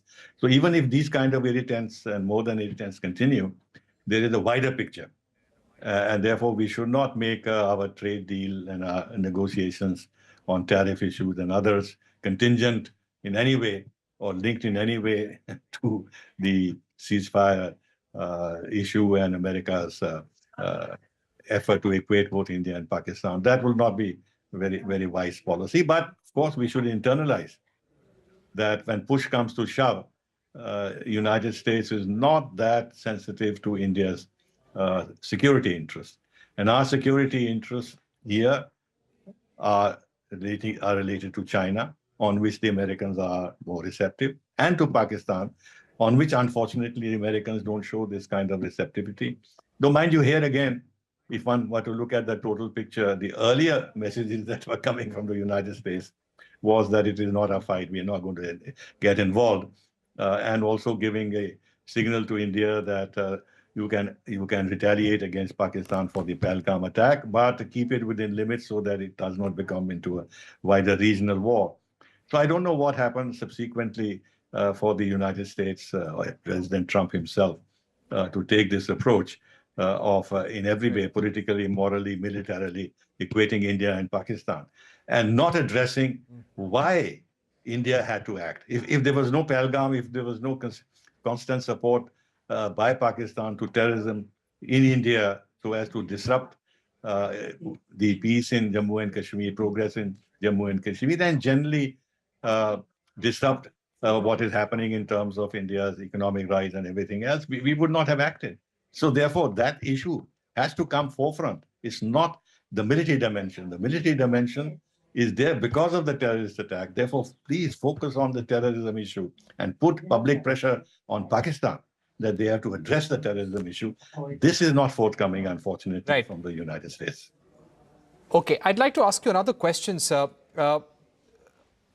Do you think that India going forward has to be careful in its dealing with US President Donald Trump? It clearly shows that here's a person, an administration which cannot possibly be trusted. Here you have equated Pakistan, which has so many terror camps which also bred and raised terrorists like Ajmal Kasab, David Headley. They were behind the 26/11 Mumbai attacks, where US citizens were also killed. And here you're saying that both the leaders are leaders of very great countries. He has a tremendous amount of respect for both leaders, and he would love to mediate on the Kashmir issue one day. So he's equated both the countries together, somehow embarrassed India. Do you think India will now have to take Donald Trump very carefully and with a certain degree of skepticism? Yes, certainly. Now, this whole business about finding a solution to the Kashmir issue. Now, why is he trying to reopen the Kashmir issue? If there's any issue left, as we have stated very clearly, it is that Pakistan must vacate its illegal occupation of parts of Jammu and Kashmir, which legally belong to India. Now, this will encourage other countries also to see if they can offer mediation or open up the Kashmir issue. And then, of course, he's actually himself ignoring totally the Simla Agreement, which is the bedrock of India-Pakistan talks on our bilateral relations, including Jammu and Kashmir. And this is an agreement which has been registered with the United Nations. And Pakistan and India are both bound by it. So why is Trump actually sidelining the Simla Agreement and offering mediation, knowing, or at least his advisors should know and would know, that India has never accepted third-party mediation? Now, as in the case of Kargil, if Clinton at that time felt that if India attacked Pakistan at that stage in the West, then Pakistan could collapse as a country. And therefore, he summoned the Pakistani Prime Minister and read the Riot Act to him. Now, that is up to the Americans to do whatever they want to do with Pakistan. But that's not mediation. But for Trump to talk about mediation, I think is totally uncalled for. However, having said that, Trump talks pretty loosely about these matters. His facts are not right. He's talking about a 1,000-year war between India and Pakistan when Pakistan only got created in 1947. So the point also is how seriously one should take him, ignore much of what he says, and see if you can, somehow steer him away from some of these statements, swallow them, but also at the same time, through diplomacy, through his aides and everything else, and we have good equations with people around him to steer him away from this loose talk and made to understand that it is actually alienating sections of the Indian public opinion and also making it difficult. Very quickly, Yes. While we come out successful from Operation Sindoor, where do you think this leaves India with its diplomatic toolkit or the cards it has available? US, by praising Kashmir, by praising Pakistan's leadership, equating both countries together, has shown that they may or may not come to India's assistance in a time of crisis. China and Pakistan, extremely close together. Chinese fighter jets, Chinese missiles were used against India. Turkish drones were used against India as well. US and China, despite all the hostilities, no matter what he's said, United States has been saying about China, has gone ahead and signed a trade deal with China today. They've announced a trade deal. So, and all this while we were thinking one of the first countries to get a trade deal with the US would be India. That has not happened. One of the first countries is China. So where does this leave India in the scheme of things, and what's the learning here? Well, the learning here is that Trump cannot be fully relied on. He is obviously, and that you can't hold against him, his goal is to make America great again and sacrifice any relationship with any country, including friendly countries and allies, as has happened with Europe, if it does not fit into his larger goal of MAGA or what have you.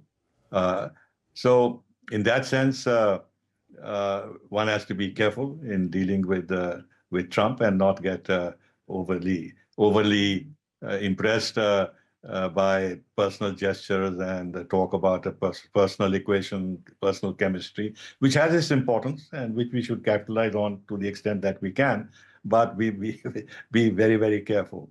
And there's a lesson in this as to what you said just now about the trade deal with China. There's a lesson in this with regard to how much we should now strategically become increasingly a part of Quad and this Indo-Pacific business, because all this raises doubts. But of course, keeping in mind that even if he's had a trade deal, the larger challenge of China to the United States remains, and the public mood and the political mood in the United States is very anti-China.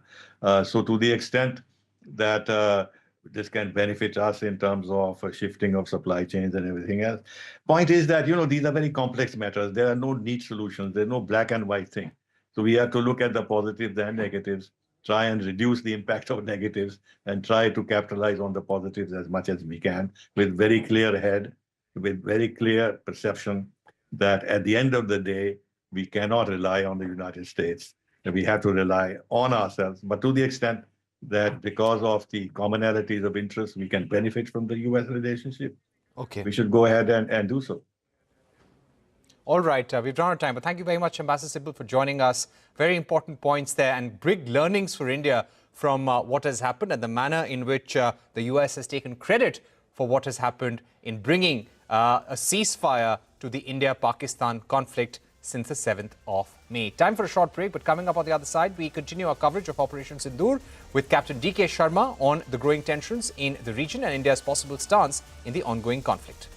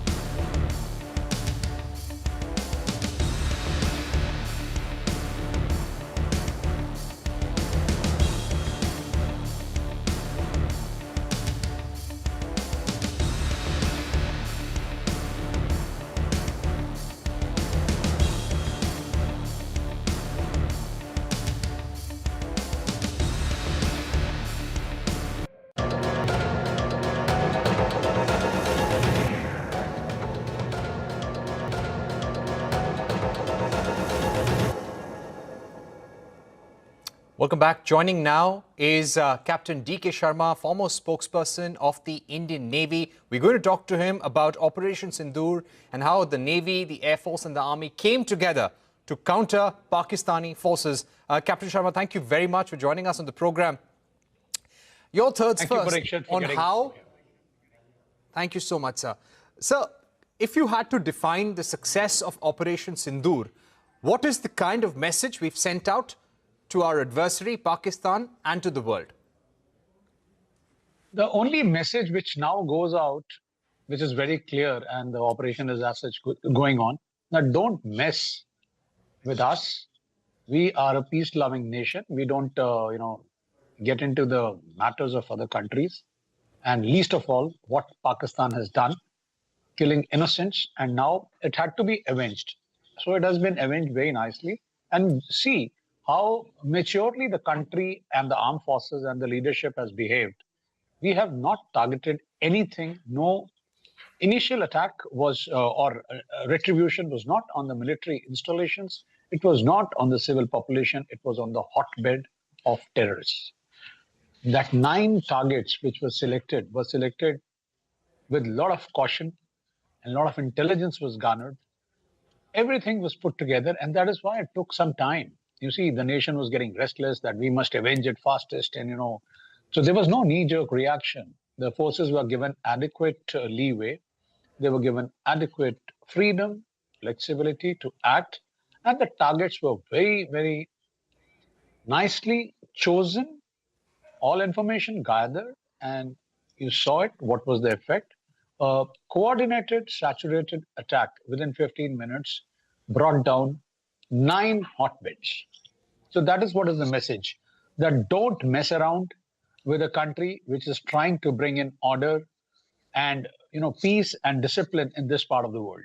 So that is what is Indo-Pacific. Correct.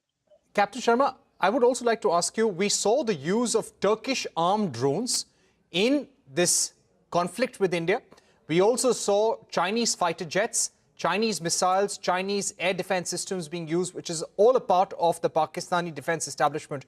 Could you give us a sense of what would be the percentage of Turkish and Chinese equipment that Pakistan used against India since the 7th of May?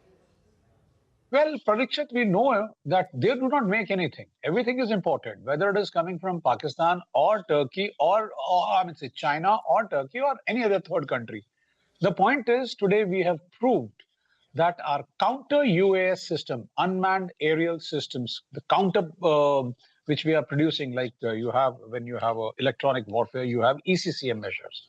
So when you find that their ECCM measures are catching up with us, then you have ECCM measures. And then the equation keeps on increasing.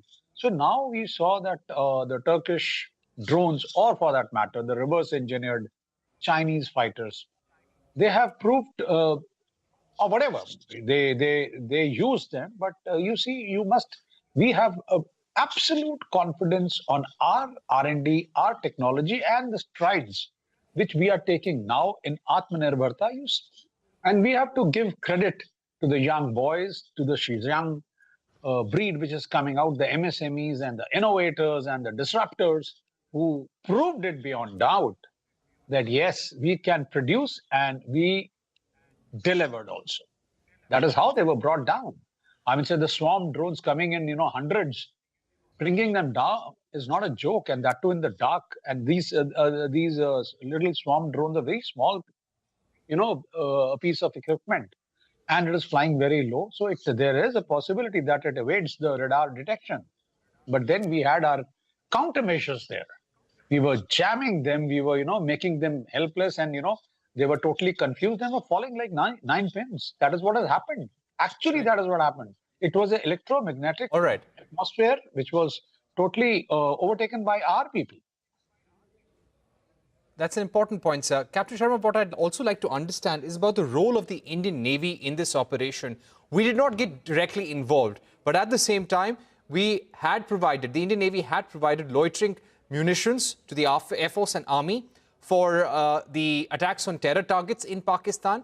At the same time, the Indian Navy was on a very offensive position in the Arabian Sea. We were carrying out missile firings on a regular basis as part of our exercise. We heard the Director General of Naval Operations saying that we have a very strong operational edge in the ocean, in the Arabian Sea, and Pakistan knows about that very well. Give us a sense of the kind of role, the dominance role that Indian Navy plays in such operations. Well, Parikshit, you have brought out, and this is a very, very pertinent question, and I must, through your channel, put out to our Indians and my fellow countrymen and women that this was, though the Navy is not seen, that is why we are called a silent service. But let me assure you, we were ready and deployed much, much, much before the trigger was pressed by the Army or the Air Force. And I'm not getting into a competitive mood. As brought out by you, a lot of efforts were sent from Navy to the Air Force and Army for like the loitering munitions and all. But the biggest action which the Navy did and the message which went across to Pakistan, they knew it, our deployments. We were all across the Makran coast, and that's 800 kilometers. And they I'm sure their P3C Orions and their INT sorties were finding out, and they were keeping a track of us also. And we were there. The CBG was deployed, as the DGNO has said. So the message which went out that they are in solid numbers and they were very close out of their weapon ranges, but patrolling over there, ready to fire. But we exercise restraint, as the topmost leadership is saying, that our idea was not to attack on the civilian population or the military installations. We were only looking at the terror hubs, first of all. What happened after that was a little bit of, provocation by them, and then we came out. But Indian Navy, insofar as, choking Pakistan ports, and there are 5 ports, Jiwani, Gwadar, Pasni, Ormara, and Karachi. So we were all across, and should the need be there, and had it been there, we would have choked them. We would have cut their supply lines. We would have cut their fuel supply lines, and we would have choked them. We would have starved them of the essentials which were coming from abroad. That is the export-import routes.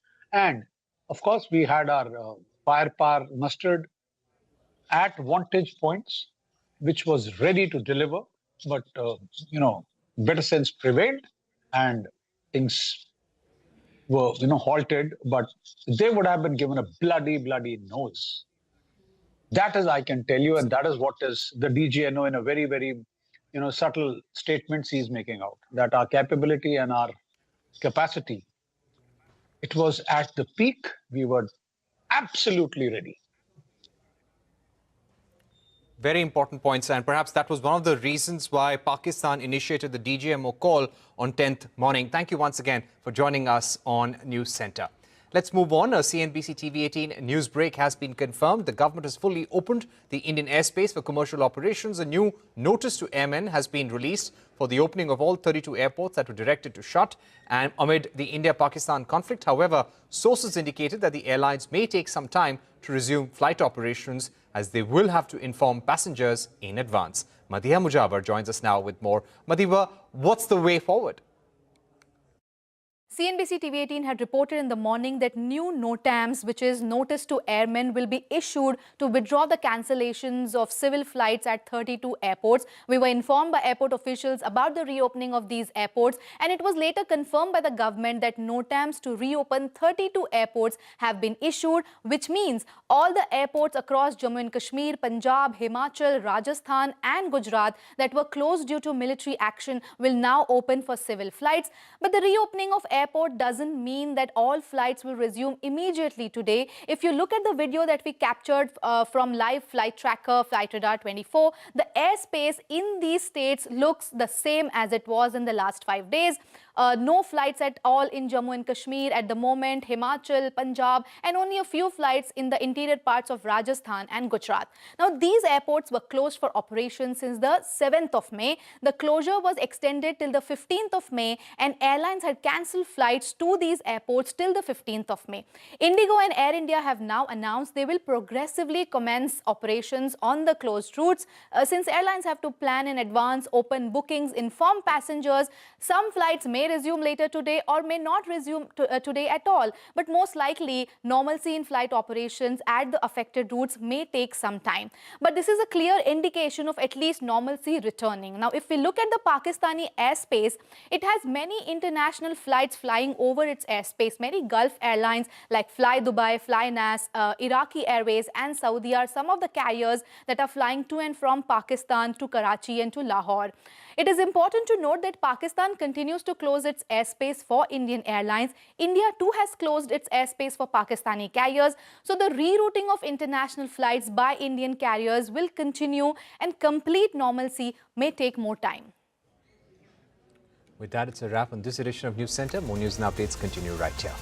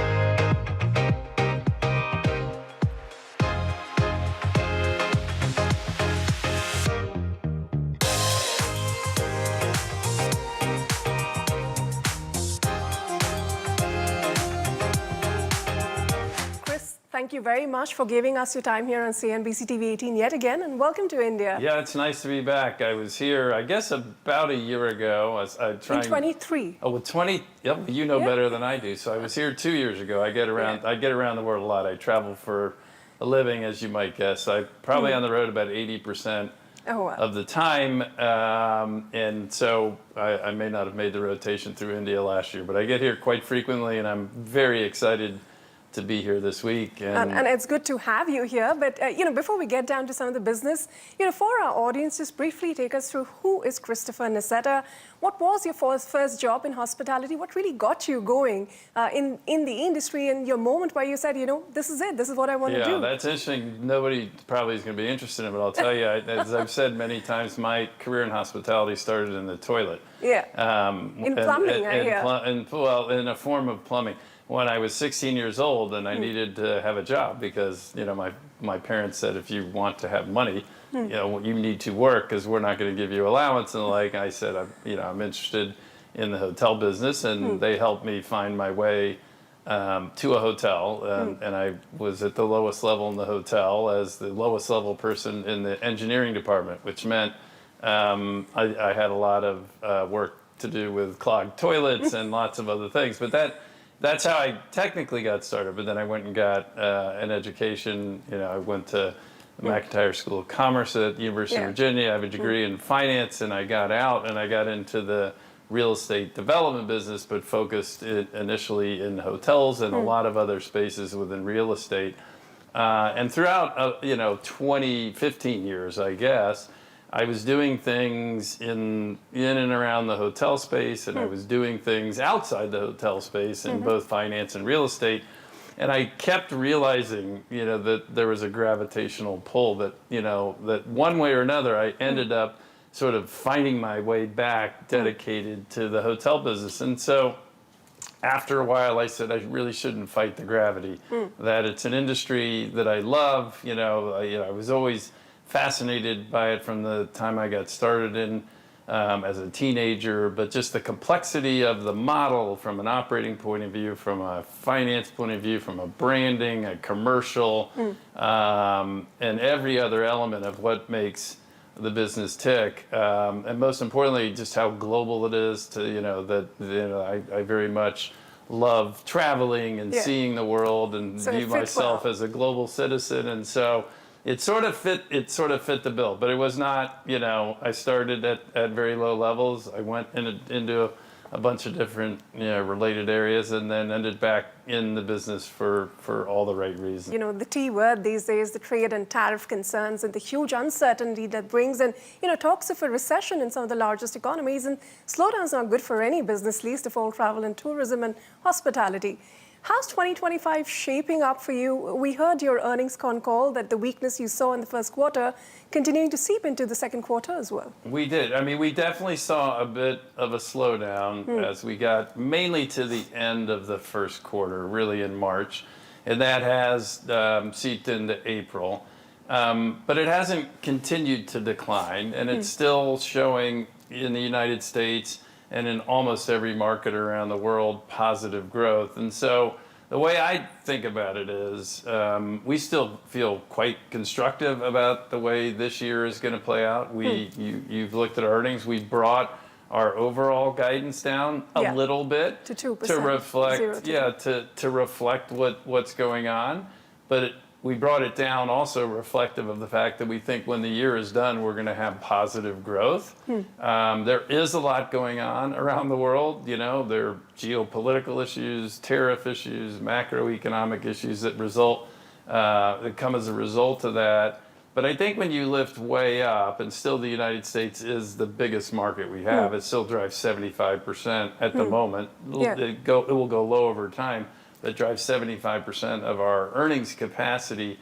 I think, markets are funny things. Like, they can tend to overreact. And so, my own view is that, the sort of the risks of downside, upside are pretty equally weighted. Okay. And what the market has been saying more recently, well, up until a few weeks ago, is it was more weighted to the downside. There's a common theme in how I look at life, which is lift up, stay steady, don't panic. That this administration, the president want to get better deals, but they want to make trade deals, and that they do want to settle things down, and that they do want the economy to be strong, but on the right basis. So I would say markets are generally pretty efficient. The market's saying, all right, I think we might be headed in a way that we're pivoting to a little bit more, sort of a little bit less uncertainty. And that, markets don't like uncertainty. That's what you saw in the equity markets. That's what you saw in the bond markets.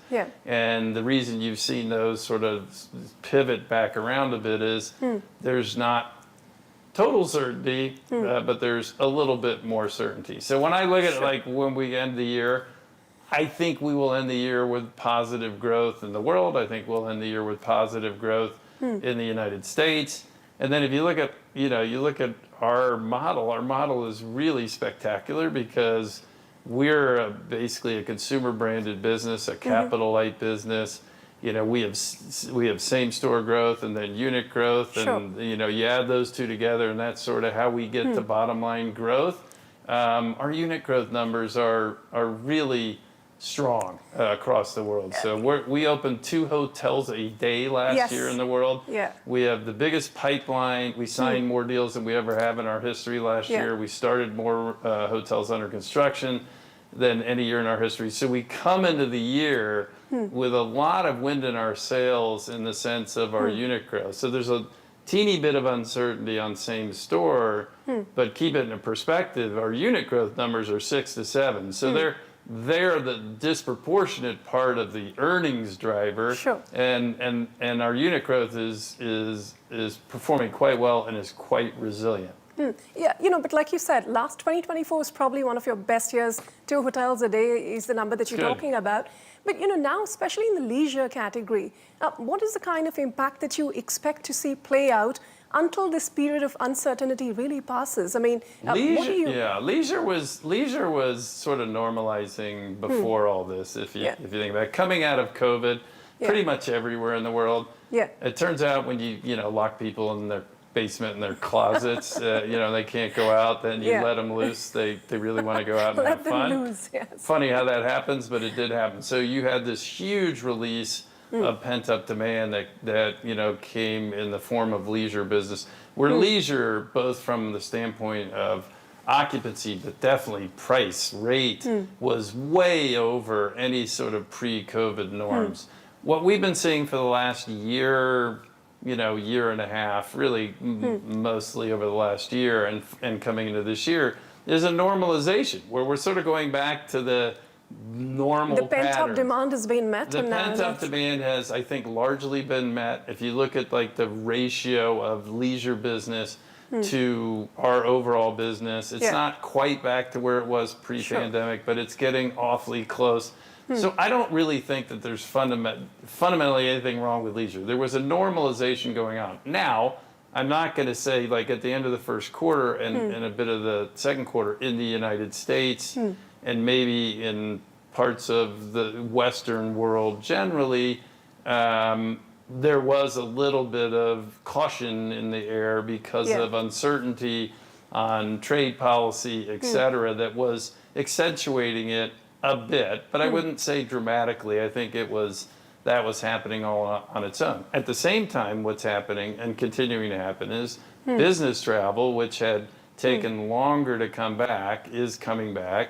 And meetings and events, which are longer lead time business, continue to chug and churn and continue to go up. So again, when you blend it all together, I think you're going to see in the world, in the United States, at some point I hope we'll talk about India, because India is leading the world to a large degree. But I think you'll see it be positive. I think you'll see all segments, business transient, leisure transient, and meetings and events on a global basis be higher than they were last year. Sure. Leisure, not by much.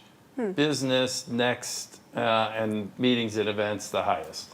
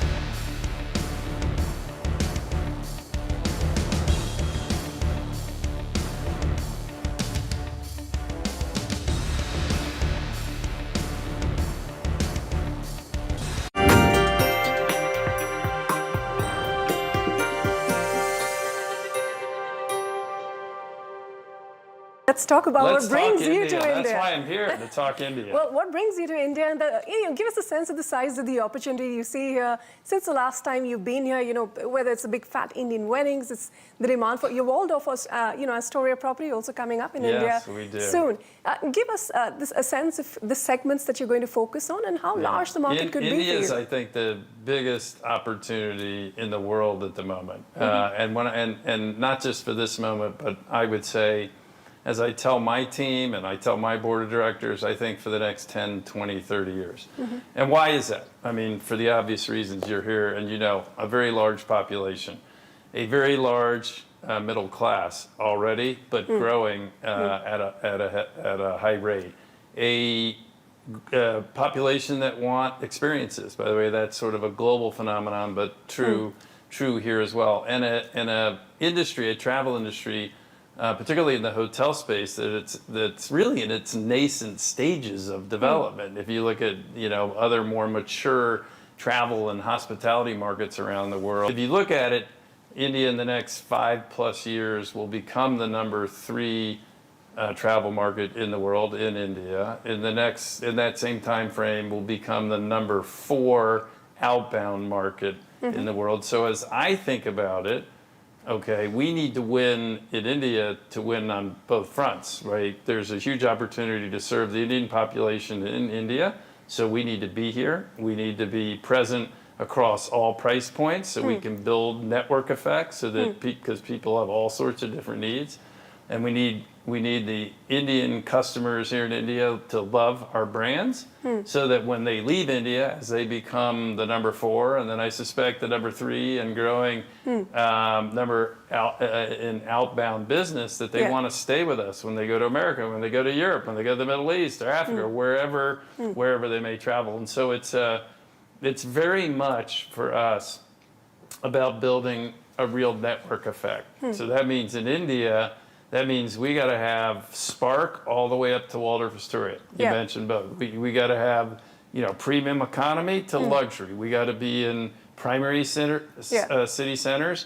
We got to be in resort destinations. We have to be in secondary and tertiary locations because Indian travelers, just like American travelers, European travelers, Asian travelers, they have needs for all of those different price points and products depending on what's going on in any particular stay occasion. And we have to be able to serve it. The more that we can serve any need for any travel need they have anywhere they want to be within India, the more, with good products and service, the more loyal they will become to us. When they become loyal to us here, when they leave here, they stay with us in other parts of the world. But in your words, the market is pretty underserved by Hilton. At the moment, you have about 32 properties and five brands. And that's why I'll be back again this year. So tell us, how many of your 28 global brands do you think would be in India in the next, say, 5 years or so? And what proportion of your overall revenues do you think India could generate outside of the US, which of course is your largest market? Listen, we have 5 brands here today. We have a very small footprint here today, in my opinion. We have 60 hotels open or in the pipeline, which is actually quite good progress over the last few years. We've just signed 2 big MLAs, one with Spark, one with Hampton. That's 225 hotels. We've signed 3, have a letter of intent on 3 Waldorfs and a whole bunch of other things. I think we easily, with deals that are real, will be 10x where we are today over the next 7 to 10 years. That's still not enough, but that is going to start to help us build a real network effect because, as I said, Spark premium economy and secondary and tertiary markets, Waldorf Astoria and the major urban and resort destinations, Conrad and otherwise. And so the ultimate goal is, I think, to be able to serve travelers in this market with this size population over a very long span of time. It should be thousands of hotels. I mean, to scale it, we have 5,000 plus hotels, 5,600 in America with 325 million population. So, I mean, if you really think about India over the long span of time, I doubt I'll live long enough to see it, but it should be thousands and thousands of hotels. For me, at the moment, it's really getting to hundreds of hotels that are at the different price points and in the different market segments so that we can start to build a real network effect. And I think it's not unreasonable to think. In fact, I think if we don't, I'll consider it a failure. This will be our third biggest market in the world over the next 10 years. I mean, it really needs to be, should be, and certainly my strategy in what we're investing in terms of people and resources, commercially and otherwise, is to make it the third biggest market in the world. Well, that's good to hear. Hopefully we'll see it over the course of the next few years. But when you talk about your global expansion strategy, I think when you took over, it was about 70, 76 hotels globally to now, you're now in about 140 countries from what I read. We are. What are the hottest markets for Hilton right now, where you're looking to expand, of course, apart from India that you spoke about at length? I mean, it's interesting. We want to win everywhere because in the end, we're trying to be able to serve any customer for any need they have, for any trip occasion they have, anywhere in the world they want to be. So that, there is no, one place that we're, that we're interested in growing. We're interested in growing everywhere. I mean, even the United States, where we have a huge density, 5,000 plus hotels. By number of hotels, we'll open more hotels in the United States in the next 3 to 5 years than anywhere on earth, just because there's still a lot of markets that we're not in. There's segments, like we're just getting going with Spark as an example, Live Smart, which will come here eventually too, is a brand new, we haven't even opened our first hotel.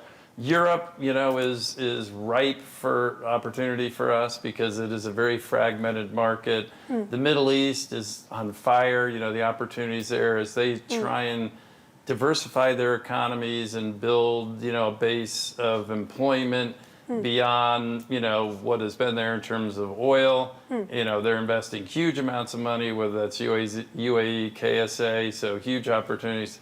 The whole African continent is, ripe with opportunity. All of Asia Pacific, We've covered all continents, I think. And I won't forget, Caribbean and Latin America, where I think we have a huge opportunity. So it's basically the world. And again, the whole strategy is network effect. Where we want to be is where our customers tell us they want to be, and with the kind of product that they're looking for. And we have a lot of data to help us figure out. Like, people are coming on. We serve 250 million people a year. 10 years from now, that'll be 500, 600 million people. We have 225 million honors members. We have a lot of data on what they're looking for when they can't find what they're looking for. We know where we're not serving them, and we're very strategic and scientific about how we go about our development strategy to figure out where are the places people want to go the most, at what kind of product, price point, what kind of micro locations, et cetera. So it's a very, there's a lot of granular analysis that goes into sort of developing our strategy. Did you see the White Lotus? I do. I love the White Lotus. Although I think, I shouldn't say this publicly, but I like season 1 and 2 better than 3. Not so although much I found it interesting. And being in the hotel business, a couple of my kids were watching it. They live in different cities, so we were sort of watching it at the same time. I think it's sensational, but if you're in the hotel business, it's sort of hard not to want to watch it. It was very entertaining. I will give credit to the writers, producers, actors, actresses. They did a great job. It was very entertaining. But any regrets that it wasn't shot at one of the Hilton properties? No, well, you never know. Someday, maybe. Someday, no. Is there any conversation, do you think? Because, it sparked this cultural moment around leisure travel. Has that in any way influenced, or, how you think about branding, marketing, about traveling? I think it's brilliant that they did that. We're not having any real conversation, but you never know. Life is long. For someone who's been in the hospitality business for that long, what is the best kept industry secret that perhaps only the insiders know and guests rarely notice?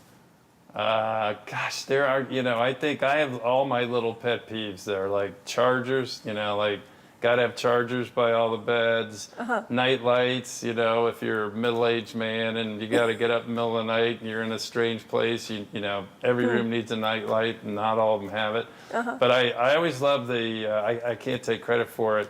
Our founder said it on Johnny Carson on The Tonight Show when he was on it 50 years ago or whatever, and Johnny Carson asked our founder, what's the best advice? What's sort of the one pet peeve you have? And Conrad Hilton said, if you could just remember to put the shower curtain inside the shower when you take a shower, it'd be really helpful. Well, it's really the little things that make a difference. But what's the first thing you notice when you walk into your hotel room? Oh my! I notice everything. I drive my teams crazy. I'm a detail fanatic, and so I notice everything. Smell. I have a really, I have a very keen sense of smell. One of the few gifts I was given. So I first recognize that. The lighting. Basic, cleanliness, those are the things those things I look for. Does it smell fresh? Does it have the adequate lighting? Is everything really, really tight? Is it, is the fit and finish right?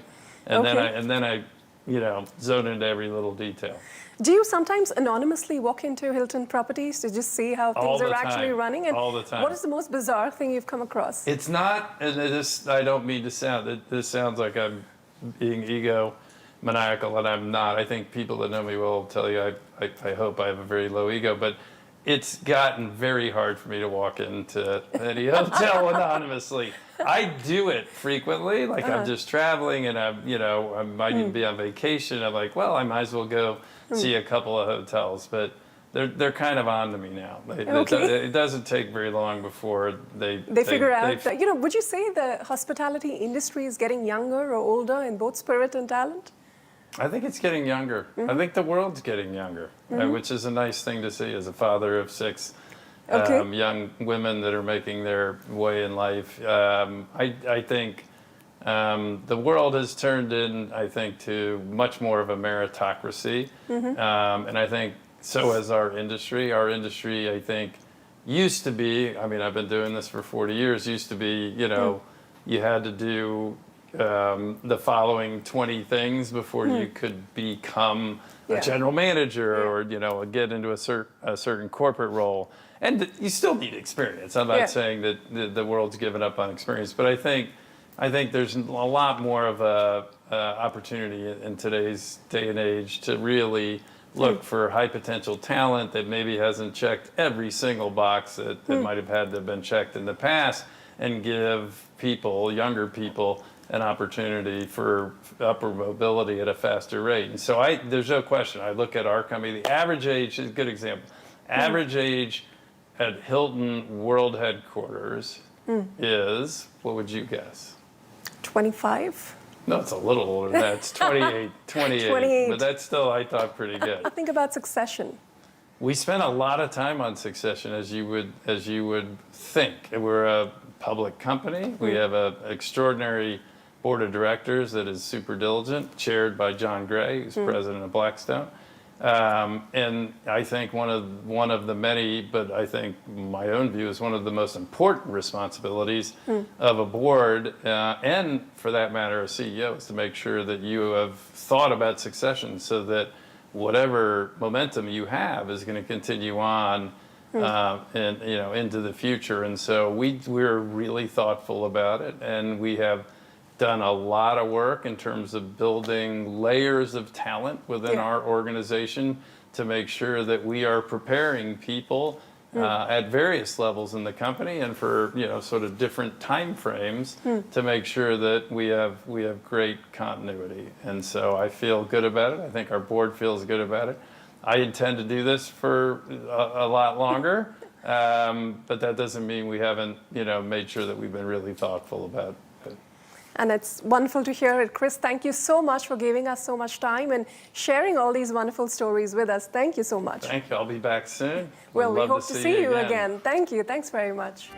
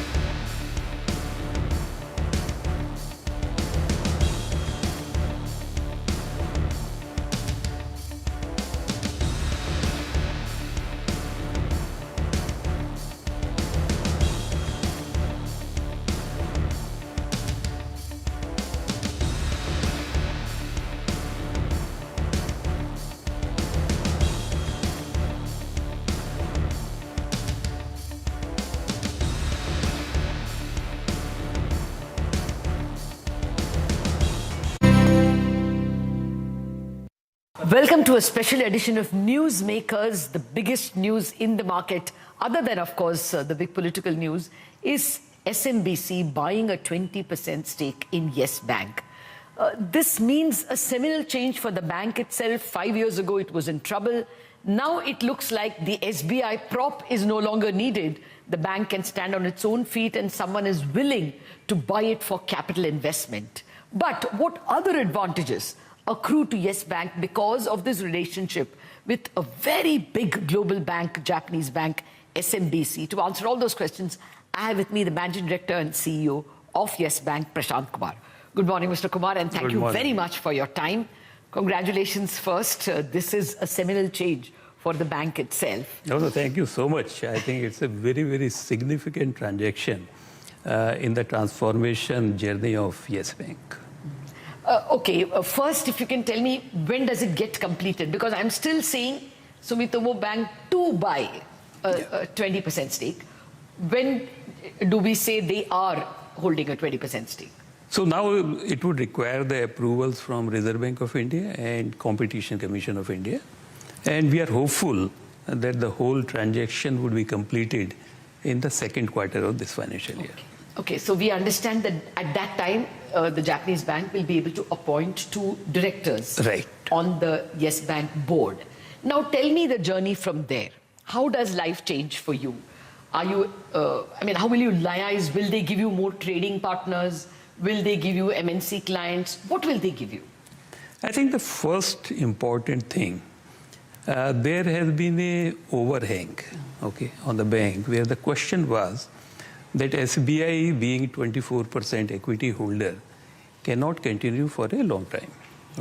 It means we need to have a strategic partner, and that was very critical for us.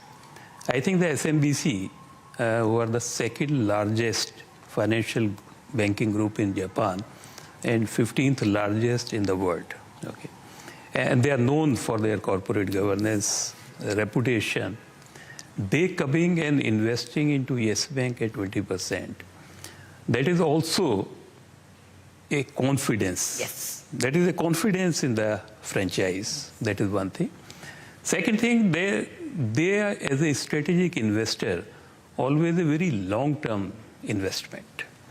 Unlike private equities, where always there is a short-term objective, it's a long-term investment strategy. So this investment would definitely build this franchise for future. So we are quite hopeful that this investment would be an opportunity for re-rating of the bank. Because this overhang... That is discussed. Yes. The re-rating is there because you don't need SBI crutch anymore. Somebody has respected Yes Bank for the franchise it is. And someone very reliable.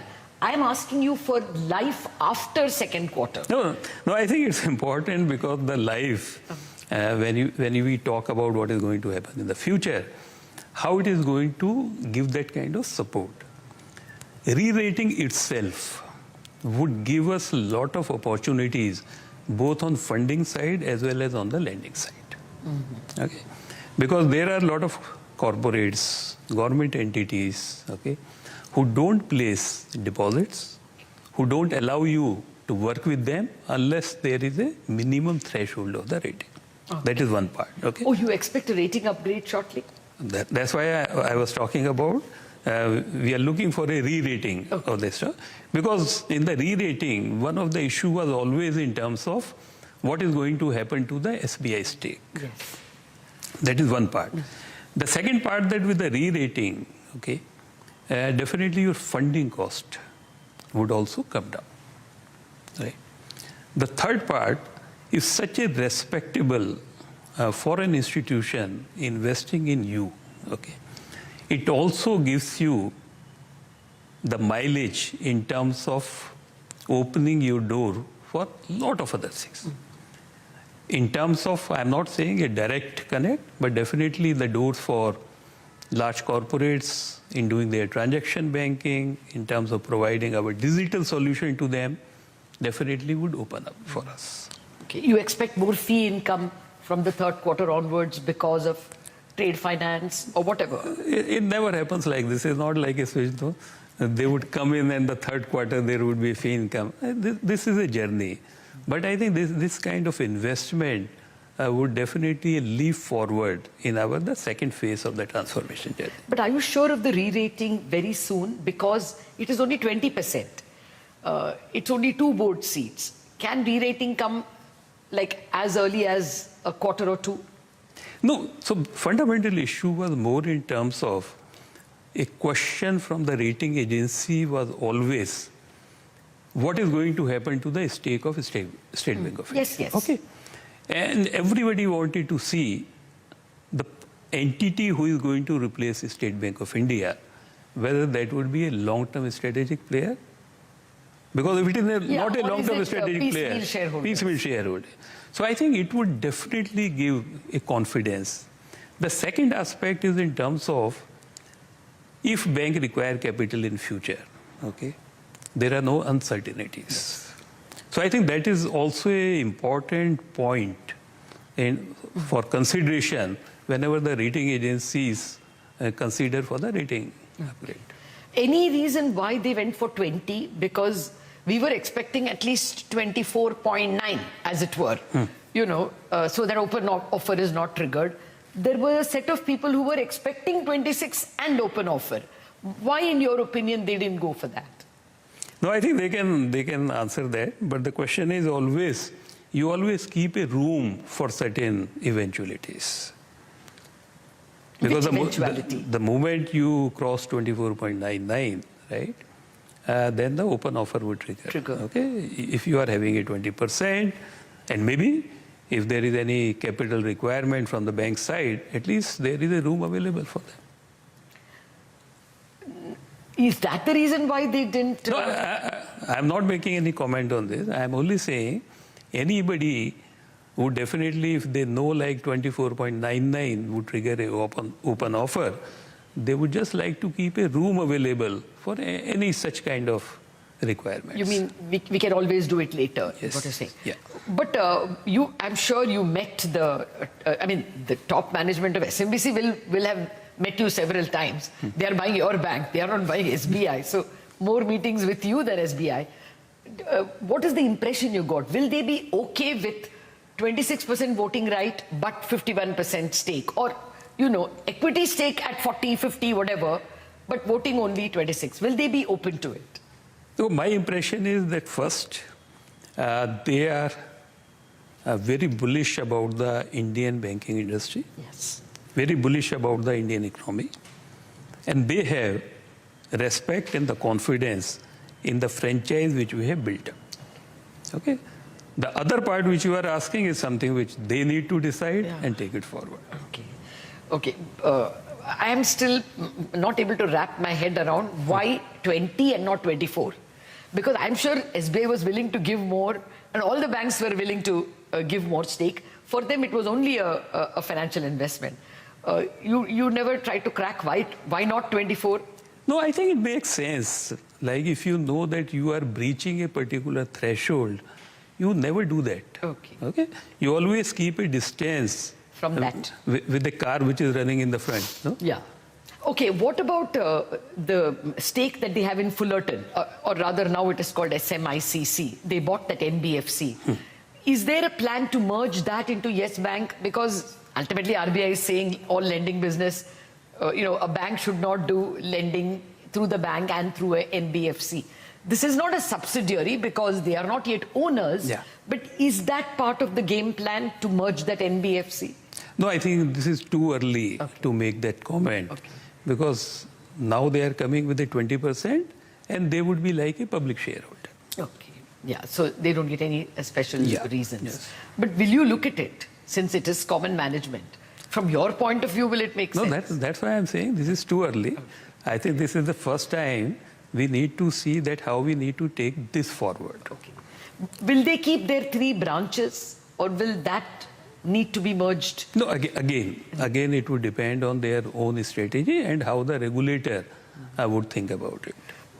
But if they went beyond 25, if they went to 25, then they will have to give up those branches, right? I think the I'm not so much expert on the regulation. Okay, so that's a question for RBI and SMBC. They need to answer. Okay. Now, coming back to your relation with SMBC, have you all drawn up any game plan of regular visits after the deal is completed to improve liaison? No, I think this would be too early. I think the first thing would be to close the transaction. Their two nominees, directors, would be inducted into the board. And I think once that process is over, then we would start thinking in terms of going forward. Okay. You know, the news that SMBC is looking for a stake in Yes Bank is at least 1 year old. And now, even in the last 1 week, the media was full that it is almost a done deal. It has inched closer. Have you already noticed a fall in the cost of funds, a better openness on the part of bulk depositors to give you money a little cheaply? Lata, you are a veteran in this field. You know much better than me. These kind of news items would not result into any such kind of change in the business dynamics. Okay. It takes its own time. Okay. Well, just tell me this. What is your new goal in terms of ROA and ROE for the bank, or at least ROE? Now that you have the confidence of capital, can you give us some guidance? So we actually came out, and this is the guidance which we have given to the investors, that we are looking for a 1% ROA by FY27. And we would like to exit the FY26 with 1% ROA. It means the fourth quarter. Fourth quarter, we would like to exit with a 1% ROA. And for the full FY27, we would be targeting a 1% ROA. Okay. So this is our business strategy. I think once SMBC deal is concluded, their nominee director would come. We would definitely, as a part of the annual exercise, we would examine whether there is any need for changing our strategy or changing the goals.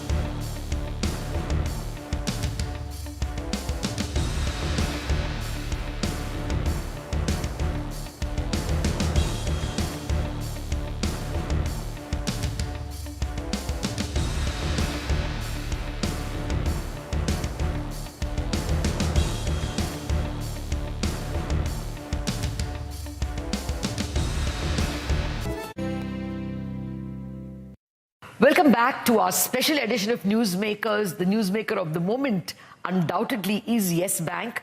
I have been speaking with the Managing Director and CEO, Mr. Prashant Kumar. Mr. Kumar, thank you again for your patience for staying on. Let me come to the actual running of the bank. Have you seen a fall in the cost of funds, considering the kind of liquidity Reserve Bank has poured into the system? I think what we are seeing last 18 months, there were a lot of headwinds for the liquidity. Okay, we as Yes Bank were able to contain our cost of deposit.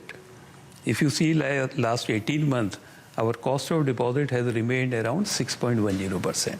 So we have not allowed it to go beyond If you see, our deposit growth has been good. CASA deposit is better than the overall deposit. This year end, we have not looked for any bulk deposits by offering a higher rate of interest. Okay. We have not participated in any CD programs. Our focus was only on the retail deposit. And actually, like if we see the average deposit for the bank in FY25, the growth was 16%. Current account was more than 20%, and saving was 32%. Okay. I'm saying average. Yeah. So we are continuously working in terms of improving our liabilities from the retail franchise, and we really don't want to go for the offering the higher rate. Okay, just after the fourth quarter, have you seen a fall in? So after the fourth quarter, we have done two actions. Okay, we have reduced our rate of interest on the term deposits, and we have also reduced our rate of interest on the saving banks significantly. Yes, yes. So I think that result of that would start happening now. Will you be able to see improvement in NIMs as early as current quarter, or will it take time because more repo cuts are on the off? I think the current quarter would be challenging because your loan book start getting repriced very fast. Yeah. Whereas whatever you do on the term deposit would take its own time, yes. Right? But what we have done on the saving side would be able to neutralize the negative impact because of the repricing of the loans. So you think NIMs can be steady? Steady, yes. Okay. No change in NIMs. No change. What is the extent of your loan book which is priced immediately, which is linked to EBLRs, any external benchmark? So almost like 60%, okay. Which would be linked to either repo or the treasury bill kind of things. So 60% is that. Okay, so that you have that much which will be priced lower. Yes. And you think the savings bank cut can neutralize all that? Can neutralize by and large. For the current quarter. Okay, and what kind of an end year NIM or FY20, 26 fourth quarter NIM you think is possible? No, I think difficult to pinpoint a number. Okay. But if you see that continuously, even for last 18 months, NIMs have not fallen. We were able to protect, whereas in the banking industry across, we are seeing the NIMs are coming down. Yes, yes. And actually for us, last quarter, there was a NIM expansion by 10 basis points. It has moved from 2.4 to 2.5. No, many congratulations on that. Yes. I'll tell you the understanding of the analyst community. There is a lot of appreciation for Yes Bank for the ability to garner liabilities. The way the bank has succeeded in deposits is seen as A-class, but it is not the same in terms of assets. The asset book has repeatedly shown pressure, both retail and non-retail. Can you tell us the breakup in terms of slippages? Where is, how much of it is contributed by retail, how much by non-retail? You're talking of a growth or slippage? Slippage. Slippage, okay. So slippage, like if you see on the wholesale side, okay, there is hardly any credit cost. Large corporate, no slippage at all. Commercial banking, which is the medium corporate, the slippage is hardly 0.2%. Okay. SME slippages are around 1.5%. Retail, we have seen the slippages, which was high. And this is what is happening in the industry also. Yes. But what we have seen that Q4, actually it has reached to the peak. Actually, it reached to the peak at Q3. Q4 slippages have improved on the retail side. Yeah, overall slippage ratio improved. Yes. No, even on the retail, it has come down in the Q4. Okay. So you're expecting that in the current quarter, yes, things would further improve. The experience has been that even unsecured loans are doing better? Better than the previous quarters, okay. Yes. Which asset class is going to be your, winning horse? Will it be corporate? Will it be MSMEs, SMEs, or retail? I think as a part of the transformation of the entire bank, what we have done is in terms of distribution of risk across the asset class. Okay. So currently, if you see, we have the corporates, large corporates, and the mid-corporate, which is constituting almost 40%. Retail and SME together, they are around 60%. I think we would like to keep this mix. Okay. Corporates are growing, large corporate is growing around 10 to 12%. We would be happy with this kind of rate growth. If you see the mid-corporate and SME, they are continuously growing between 20 to 25. Retail, in the last year, it was also a calibrated call not to grow in those kind of assets where there is a higher slippage. So actually only on the retail, there was a degrowth in the FY26. And we are quite hopeful that in the current financial year, the retail would also grow around 10%. So our objective is to grow the loan book between 12 to 15%, where the large corporate around 12%, mid-market and SME around between 20 to 25, and retail asset would be around 10%. Are you confident of the quality of MSME? Because every banker I met, not every, or many bankers whom we interviewed after the Q4 are banking on MSME and SME. Of course, they were in deep pain during COVID, and now there is a burst of activity. But if all of you enter there, like in retail, are you expecting trouble? I think we have been very strong on the SME right from the beginning. Okay.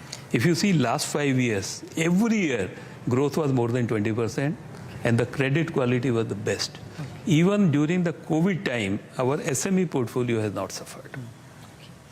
Let me come to the big question that you may have already answered during Q4. How much are you saving on LDR? Everybody had more liquidity deposit because the expectation was the draft rules will have 40%, will have 100% on wholesale loans. And now that has been reduced to 40% if it is from LLPs, trusts. Yeah. Are you saving, where are you on LDR? So these are going to be implemented from 1st April, okay? And we have done our calculation. There would be a positive impact on us to the extent of 6 to 7%. Okay. Yeah. So you can lend that much more as loans. The expectation of cost to income, because that's substantially reduced in the fourth quarter, you came down to the mid-60s actually, 67%, whereas you were above 70. What is the goal there by this quarter or half year? Is there anything that you have? No, I think we would continuously working on both income and the cost side, okay? And in our 5-year strategy, we would like to bring it down to below 50% by the FY29 and FY30 kind of thing. Okay, so that's the 4-year plan. Yeah, 4-year plan, but every year if you see, like we are not just looking for what is going to happen in FY29, every year we would be seeing an improvement by at least 5%. Yeah. If you have to reach 50, it will be. And this year you have shown, FY25, you have shown a 4 percentage point fall in cost to income. Will that be speeded if SMBC's partnership improves? Yes, because ultimately our issue is not so much on the cost side, I tell you. Our issue is more on the income side. Yes. So I think this strategic partnership would definitely help us in terms of improving our income. Okay. How? Though again, income is more in terms of both when you have more lending opportunities and also the fee-based business. Okay. So I think since we are very strong on the transaction banking and the digital banking, we would be getting a lot of opportunity to offer our solutions and also a lot of lending opportunity. Okay, but will it be more fee income or will it be more growth in loan book? No, so it's a combination. Okay. I would be saying, and this would also be helped by reducing the cost of deposit. Oh yes, as you pointed out, a rating upgrade. Another big factor, I think, where the bank was impacted in the past, 11% of our assets were sitting in the RIDF because the bank was not compliant on the PSL. No, even last time, I think it was 7% or something, no? So it has come down to 7.8%, okay? It was 11%. A large number. Large number. And FY24 and FY25, bank is fully compliant on the PSL. Okay. Actually, in FY25, we have sold the excess PSL in the market and earned the money. Okay. So we have reached to that situation. So going forward, whatever is lying in RIDF has started coming back to us. Okay. That's why 11% has come down to 8.7%. It would be below 5% in next 2 years. Do you think the Reserve Bank will be equally adventurous, or not adventurous, that's the wrong word, equally bold enough to strike a new path in terms of ownership? Do you see them stuck on 26%? Or do you think that now that Indian banks are very strong, why not allow foreign banks more than 26%? You see that possibility? I think the first part, it's important for, I think, all of us to remember this kind of solution which has come, okay, could not have come without a very active support from the government, Reserve Bank of India, and State Bank of India and other banks. That was not possible. So I think everybody came together, and I think the whole solution was found in an absolutely time-bound manner, which has not been seen in the past. We have been able to take it forward, but your second question, I think that would be beyond my pay scale. Okay. Well, I'll leave it at that, Mr. Kumar, and I will be back probably at the end of the second quarter when the transaction will be complete and you will be taking guard for perhaps another innings to see how the bank goes from there on. Thank you very much and many congratulations. Thank you so much, Lata. Thank you. Well, that's the word from the biggest newsmaker at the moment, other than, of course, the political news. The biggest commercial news at the moment, the Yes Bank transaction. The expectation is that the bank will be able to see, a lower cost of credit simply because there is a large global bank backing it. And more importantly, they're expecting their ROE to reach 1% by FY27. Very welcome moves for investors. Let us see how it goes from here. Thank you very much for watching this special edition of Newsmakers.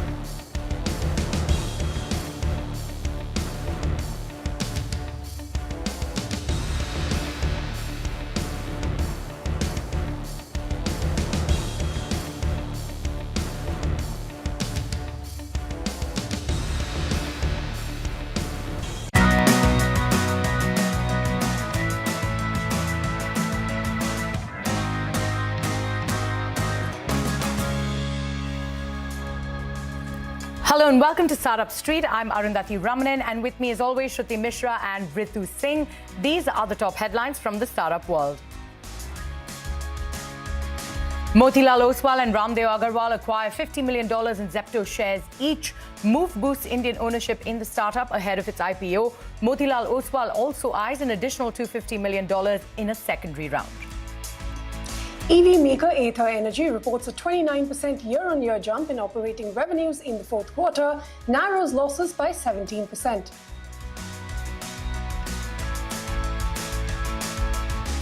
Chinese e-commerce major Alibaba's group firm Antfin is likely to sell Paytm shares worth 2,200 crore rupees via block deals. According to Money Control, Antfin is likely to sell near 4% stake in the fintech firm at a floor price of a little over 809 rupees apiece. Healthy snacking brand Family backs $40 million. The Series C round was led by L Catterton with participation from existing investors DSG Consumer Partners. The funds are going to be used for capital expenditure, expanding distribution channels and investing in product formulations.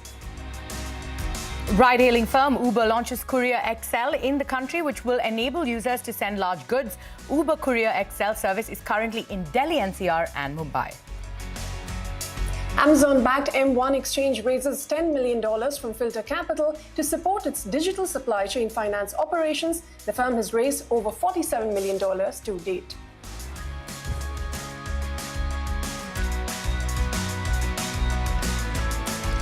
Well, those are the headlines we've been tracking for you this evening on What's Brewing. Motilal Oswal and Ramdev Agarwal have each invested $50 million in Zepto in their personal capacity. And that's not all. Motilal Oswal is also gearing up to lead a $250 million secondary round in the startup. Shilpa Ranipeta is here with the details. Shilpa, take us through what you're picking up from your sources.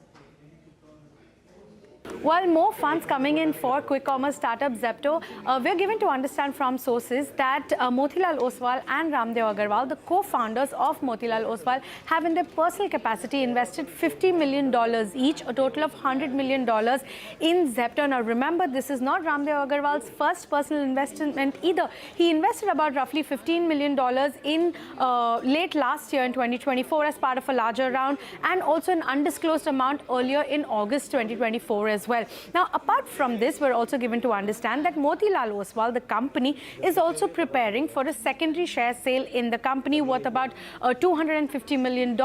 It will lead this round where they are looking to shore up funds from these domestic investors and then use that to buy international investors. Now, remember, this is part of Zepto's larger effort where it is looking at increasing domestic ownership, which is currently roughly at about 20 to 30% now, and it wants to show that up much further, and these funds will be used to buy shares back from international investors. Now, remember, some of the international investors currently in Zepto include the likes of General Catalyst, Nexus Venture Partners, Stepstone Group, Y Combinator, Goodwater Capital, Gladebrook Capital, amongst others. And the company also, last time when it raised funds, had very clearly said that as it heads towards public listing, as it heads towards an IPO, it wants to ensure that it is a fully domestic company, and that is the strategic direction that the company is going in through these rounds. Now, the last round, if you remember, which is about a $350 million round that Zepto raised in November 2024, which is again led by Motilal Oswal Private Wealth. There also it saw a whole host of domestic investors coming in, including the likes of Haldiram. So yes, as the company moves ahead with its plans for the IPO and as the quick commerce space, the competition heats up rapidly, Zomato is raising funds continuously to be able to become a completely Indian-owned company.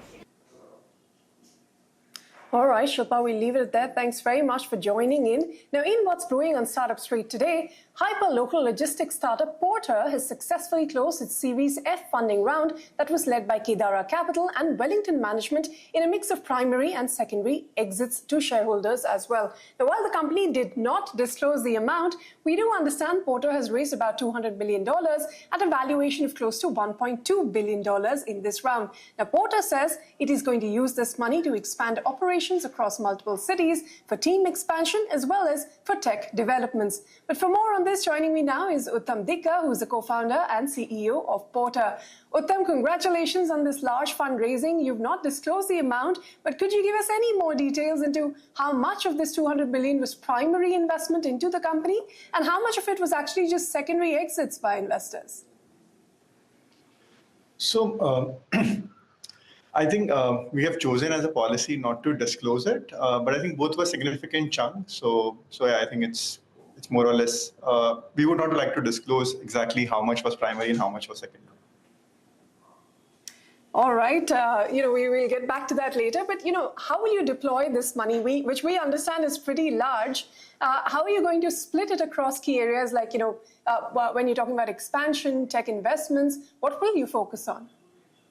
So there are three primary areas where this funding would help us to go. One of the first is it would help us take our service to more users, which would mean we'll expand to more cities, more areas and geographies. Second, it would also help us enhance the service mix. So currently we cater certain user needs. It would also expand our association with user, where we will help to, where we'll add more and more service segment and help our users, SMEs, to move goods from point A to point B much more effectively. This funding would also help to build the density of the existing network far better, and which would help us to up the experience of our users. Because once you have a dense network, your fulfillment of service becomes better, your ETAs become smaller, and your price becomes better. So I think these are the key areas which this funding would enable us to do. Okay, in FY24 was your last disclosed number. There was a jump in revenue to about 2,700 crores. You also managed to narrow losses. How did the year that's just gone by, FY25, shape up? And with this new money in your coffers for expansion, what kind of earnings boost should we expect going ahead? So the growth momentum has been good for the last couple of years. If you look at our trajectory, Porter has been one of those brands which has not, it's like a marathon mindset where we have compounded consistently for last 8-10 years. We never had a phase where we have grown 10x in a year and then not grown year after that. So I think it's a marathon mindset. Typically, I think that mindset is going to continue. Can you repeat the question? Sorry, I missed the last part of the question. Yeah, the other part of the question really was, what kind of earnings boost should we expect and how FY25 shaped up for you? So in FY25, the same momentum continued. We have grown north of 50% last year. We were supposed to reach quarter level profitability in one of the quarters last year. We are happy to report that we have also been able to achieve that as well. Okay.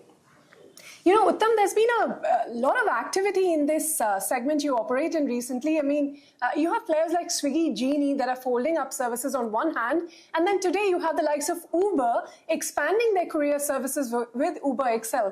Just give us a sense of what kind of opportunity you're seeing in this current environment to capture a larger share of the market. For instance, you've been expanding operations by running this intra-city courier service on two-wheelers. What more could we see from Porter? So if you look at our current assortment of services, our objective is that anything which moves from point A to point B within a city, Porter should be the right company to enable that journey for SMEs and retail users. In our journey today, we have been able to, if you look at our monthly transacting base, it's already north of 3 million per month, and it's powered by roughly around 3 lakh gig workers who are depending on livelihood on us. And again, I think it's a fairly nuanced industry because goods movement is heterogeneous, and it's very important to solve for the right use cases. There are smaller shipments which require speed. There are bigger shipments which require handling. So it's a fairly nuanced industry, and one would understand the know-how to crack this well. Over the years, we have compounded well. It demonstrates that how we have understood the market well and how we have understood the use case of the users well. All right, you've understood the India market, Uttam, but what about the other countries? There are 2 countries you've expanded to. What have you learned from those international forays, and does the funding signal a more aggressive global push or a deeper consolidation within India first? So India remains our key focus area. We are committed to build the business more deeply and more extensively in various cities of India. Okay. International is again an important strategic bet for us. that the markets which we are currently focusing in our international expansion are markets which has a very high SME contribution to their economies. These are typically developing countries or which has large trader communities. For example, markets like Dubai, Bangladesh has been good for us, and a couple of other markets which we're catering to, scouting to, and I think that's what our international plans is about. All right, Uttam, we've run out of time. Just the final few seconds. What kind of emerging technologies, if you could briefly tell us, do you see fundamentally reshaping logistics in the next few years? And how is Porter positioning itself in that? So again, we see a lot of use of AI, which would come in across tech platforms. How it would translate to us is that the way the customer books a vehicle today, I think that journey can be simplified with the use of AI. The way we allocate or find the right partner for the service can also be shaped with the help of AI. And again, I think whenever you have complaints and escalations, we have to take a lot of real-time decisions. I think those decisions can also be taken into consideration with the help of AI. The other thing which we feel, again, I think it's an opportunity area for us to become better. Today, when we move goods, there is, especially within a city, you need a full truck load which goes from point A to point B. One of the things which we are chasing in order to make our service much more affordable for our users is how we can make sure that can we club goods of 2 users into 1 vehicle as a pilot, and this would help to reduce prices further for our users. So bring in more efficiency through AI. Uttam, on that note, thanks very much for your time here today on CNBC-TV18. It was a pleasure speaking with you. Thank you. Thank you for the opportunity. And moving on, tech-led commercial design startup Flip Spaces has raised $35 million in a fresh funding round led by Iron Pillar and supported by key investors. With a proven profitable model and over 65% annual growth, Flip Spaces is transforming the fragmented commercial interiors market by offering SMBs and large enterprises an integrated technology-driven design and build solution. As the company expands aggressively into the US, UAE and beyond, this investment will fuel their technology innovation, brand leadership and global growth ambitions. Today, we dive into how Flip Spaces is reshaping the future of commercial spaces worldwide. And joining me now to discuss this further is Kunal Sharma, the founder and CEO of Flip Spaces. Kunal, thank you so much for taking time out and being here with us today on the show. Now, the SMB segment accounts for about 60% of the commercial interiors market, right? And Flip Spaces has sort of positioned itself as a tech-first, one-stop solution for this audience. So what unique pain points are you addressing for SMBs that traditional players have failed to solve? If you could sort of take us through what's on offer. Sure. Thanks first and foremost for having me on the show. As you correctly pointed out, the SMB segment has seen an upsurge across the last 30 years. Where SMBs or SMEs today across India and North America and UAE, which is the territory that we're looking at, they want more and more aspirational offices. They want offices or cafeterias or commercial spaces, whichever segment we're talking about. They want a piece of their personality or a piece of their brand to actually reflect in the way that the spaces are being built out. At the same point of time, legacy supply, which is traditional interior designers or traditional interior design and build outfits, have not been able to keep pace with the kind of design aspirations that this customer base will typically have, right? Which is where Flip Spaces comes in as an integrated one-stop brand, looking at the entire design and build journey, right? And in doing so, the fundamental tenets of customer delight that we look at is whether the mandate is being completed in time, because most of the SMB properties or commercial properties that they pick up are leased out properties. So it's important that they finish off within the rent-free period. It's also important for SMBs to finish off in cost, which is the second parameter. And third is obviously what is the kind of quality promise that you come across with. So I'd say time, cost, quality are the 3 cornerstones of customer delight in the SMB interior design and build category. Time, cost, and quality is what you're talking about. Now, with this $35 million funding round, right, what are your immediate priorities for technology enhancement and brand leadership? And how will, sort of these investments differentiate Flip Spaces in the global commercial interiors market? Look, for us, and I'm glad you asked that question, right? So for us, it's important that Flip Spaces is not just looked at as an interior design and build venture.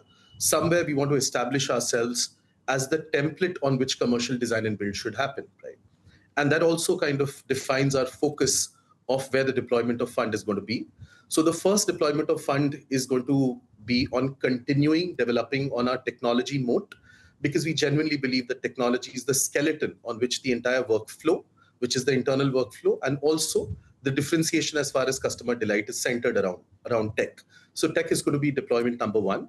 Deployment number two is obviously going to be other geographical areas, except for the 3 locations where we're primarily present. So currently within India, while we're present across West and South India, in the US, we are only present in the East Coast. So I think we'll be looking at more number of cities for expansion across India and North America. And of course, we're also now looking at UAE as a market and several other international hubs. So geographical expansion is going to be deployment number 2. Deployment number 3 is to actually look at inorganic acquisitions where we can merge or buy out legacy outfits which have a similar kind of mindset as we continue moving towards a public market listing in the next couple of years. So I think tech growth and inorganic opportunities is how I would summarize the deployment. Sure. And, you know, FlipSpaces has achieved over 65% in CAGR in the last 4 years, while also maintaining profitable execution, right? So what are the key operational strategies behind this capital-efficient growth, and how do you plan to sustain it? If you could sort of take us through where you hope to close this year also when it comes to revenues. Are you on track to stay profitable? Look, we often joke about the fact that we're the kind of entrepreneurs who don't sleep well at night if we're burning too much money. So I think capital efficiency is ingrained as a part of our entrepreneurial DNA. I believe on the metrics, as far as what has led to a profitable growth, except for the mindset, and the mindset is that it should never be growth versus profitability. It has to be growth with profitability, right? That being said, I believe our average order values have doubled in the last 3 to 4 years, providing us very, very strong operating leverage. Repeat business has continued to be 50% plus of the entire GTM strategy, which is a testament to a lot of customer love for the kind of tech-led services that we're providing, which has again led to it has led to reduction in CAC. And finally, there's a lot of economies of scale that has come in from being able to scale up and being able to target enterprises across India and US. So I would say increasing order values, CAC going down, and better procurement has been one of the reasons why we have continued to grow at the rate and while sculpting our EBITDA or our bottom line. Sure. And, one more thing that you pointed out is that you are looking at inorganic growth. If you could sort of quickly tell us and take us through the kind of companies you're looking at. Are you in talks with anyone? What's the acquisition roadmap for FlipSpaces? While it will still be early days, to be honest with you, we have initiated conversations with a couple of interested parties. Our idea as far as acquisitions is concerned will be twofold. One is to look at enterprises who are doing integrated design and build, but probably without any technology leverage in a geography where we are currently not present, right? So probably, latching on, or these organizations latching on with FlipSpaces, where we can bring in our tech-led template in order to expand their EBITDA and also to bring in more structure, to the process, would be one kind of organizations. At the same point in time, we would gain from the legacy of work that they have created in a new geography, right? So this would be on the revenue side. The other kind of acquisitions would be in categories that are adjacent to us, right? Right. In India and US, we happen to be very strong in the offices and cafeterias and restaurant segment. There are other commercial categories where we would want to look at acquisitions. All right, Kunal, we're completely out of time, but thank you so much for joining us on the show, and we wish you all the best going forward. Thank you. Likewise. Thanks a lot for having me. Note it's time into a short break, but coming up, skincare brand Deconstruct reports a 10x surge in revenue and sets its sights on 500 crore rupees by FY26. We speak to the founder on the other side. Stay tuned.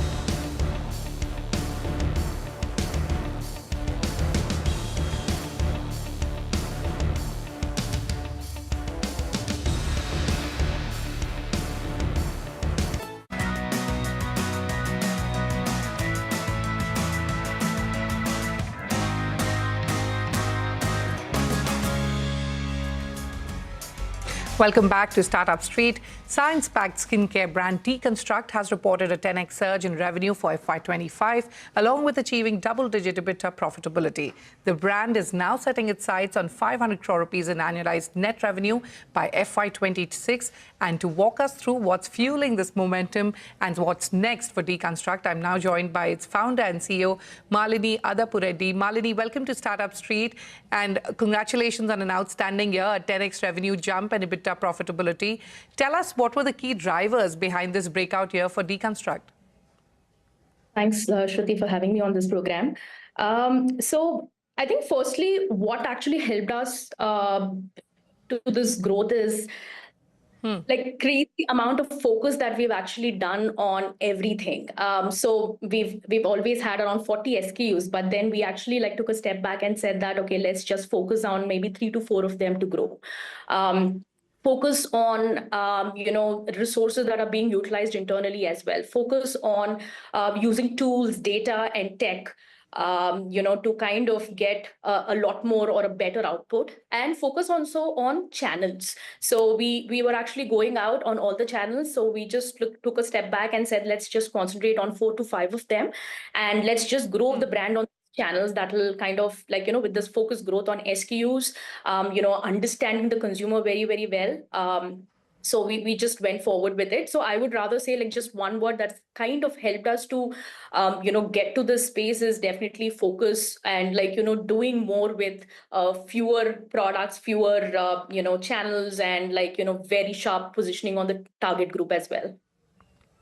Okay, clearly the strategy has worked out for you. You've touched 200 crore rupees in annualized net revenue and are now aiming for 500 crore rupees by FY26. Malini, what is the strategy to get there? Will it come from product innovation, deeper market penetration, or something else? Sure. I think product innovation or, product, being obsessed with product as a DNA has always existed for us as a brand. And probably that's the reason why, the brand got received very well by the consumers. That's something definitely we will be putting a lot of resources, we'll be putting a lot of time on as we go forward, because, I feel that's the base, that's the table stakes for us to get to the next level for sure. And we will, we'll definitely be putting in, a lot of monies over there. Second is on channel expansion. Now, like last year, we've talked about how we actually went very, very focused on channels. Now going forward, I think 2 of the things which we have not explored until now is something we'll be doing a lot more of. Is one is expanding into the offline retail. That is something we have not touched. And number 2 is expanding into international markets. So these are the 2 things, which we will be doing a lot more on, and basically what will fuel the growth. Absolutely, and we'll discuss the global ambitions in just a bit. But tell us, how do you consistently identify strong product market fit with customer acquisition costs coming down and marketing ROI improving? What's working for you in today's crowded D2C landscape? I can't actually stress the importance of being obsessed with the product and the product quality, every product, every batch that comes out. So that's definitely a must, I would say. And that's something we've maintained and we got the consumer love. Secondly is basically, knowing your target group very, very well, who are you positioning your product for? While we are a science-backed brand which talks a lot on efficacy, but what makes us stand apart in this crowded market is that a promise of being effective while also being gentle. And, that promise comes out in every product of ours. And we also know who's the target group who actually needs something that's just not effective while also being gentle. We know that target group also sharply. You recently raised 65 crore rupees from marquee investors, included L'Oreal's Bold, VC, and V3 Ventures. Now, what does this fresh capital enable in terms of product and market expansion? Sure. So I think from a product innovation perspective, as I said, opening up a lot more labs, doing extensive testing, more testing than what we have done before on our products, and of course also launching newer categories. Number 2, as I talked about, is international expansion and offline retail. These both channels are going to be more capital intensive. So these are the 2 places where largely the monies will be going into. Okay. You know, Malini, with global beauty giants now backing emerging brands, what does L'Oreal's validation mean for Deconstruct, and is an acquisition a possibility down the line? So definitely L'Oreal's VC arm Bold investing in us is a great validation that we are on the right track. That we are doing the right things. That's something not to take away from. That's been really helpful for us as well internally as a marker that we are doing things, have been doing things the right way. From an acquisition perspective, I think the market for beauty and personal care India has just started happening, and we are riding on that early wave. And as I said, we just work with 3 SKUs, hero SKUs at this point in time. The idea is to go deeper into the market, penetrate more into the market, and think of any other plans, for the future with respect to acquisition for sure. All right, one final question before I let you go. Like you mentioned, you're eyeing global markets. What's your approach to international expansion? Will you replicate your India model or tailor it for each market? And what are the markets that you're eyeing? So we're yet to focus on which markets will be going forward, but then we are seeing early signs that a lot of markets require D2C brands, require like D2C brands to focus on that very fast evolving consumer need. So we'll definitely target those markets where there is a dearth of D2C brands. And absolutely right, the way we go forward in each of these markets will be very, very different because the consumer is very different. The kind of products we need to be targeting each of these markets will be very different. And the channels will be launching products in these markets will be very different. So given that everything is very, very different, we need to have a very focused go-to-market strategy in each of these countries. All right, with that, it's time for me to wrap up our discussion. But many thanks and wish you the very best for all your aggressive growth plans. Thank you so much, Shruti. Thank you so much.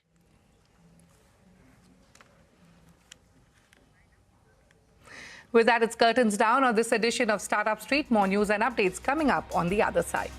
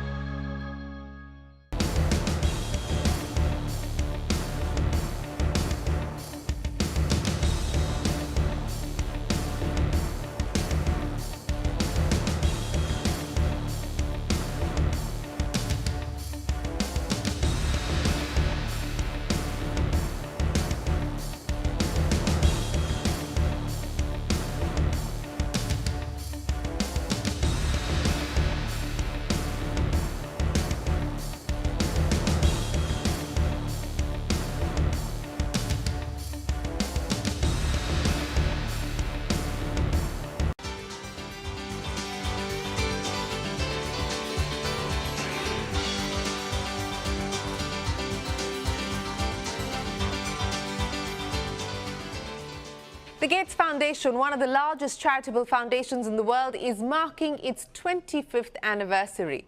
Now, the Silver Jubilee comes with a big commitment. Bill Gates is pledging to give away, in his words, virtually all of his wealth over the next 20 years, which means the foundation plans to spend $200 billion over the next 2 decades. Now, this accelerated timeline has meant a change to the foundation's charter, which had stated that the organization would sunset 20 years after the death of Bill Gates. The last big change to the foundation had come in 2021, when Bill and Melinda Gates announced their divorce. Melinda Gates resigned as co-chair in 2024, which left Bill Gates as the sole chairman of the Gates Foundation.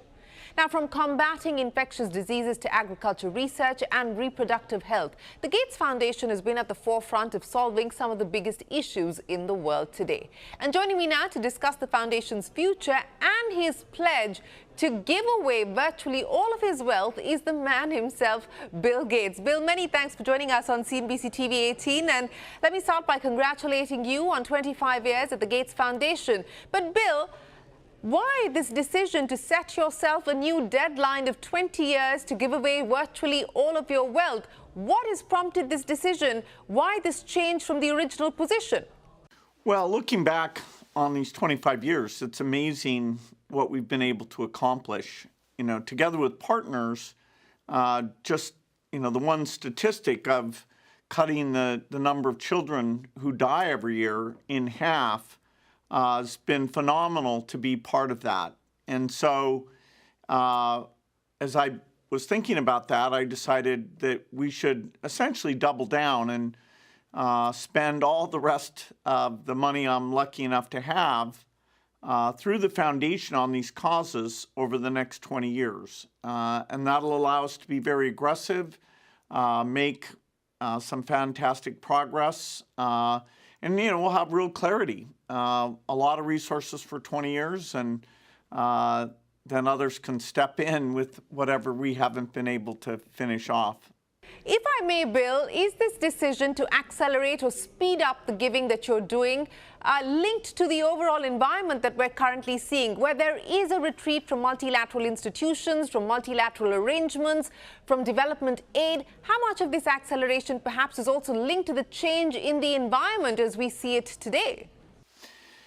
Now, this decision was made before all of these reductions were clear to us. I would say in the short run, it means the work we do is going to be challenged. Although I expect every year we'll have progress in India and some of the countries we work in. In Africa right now, these cuts to the aid budgets, the debt situation, some of the instability means the next 4 or 5 years will be difficult. But over the time period that all my money will be given, I still expect to see pretty incredible progress.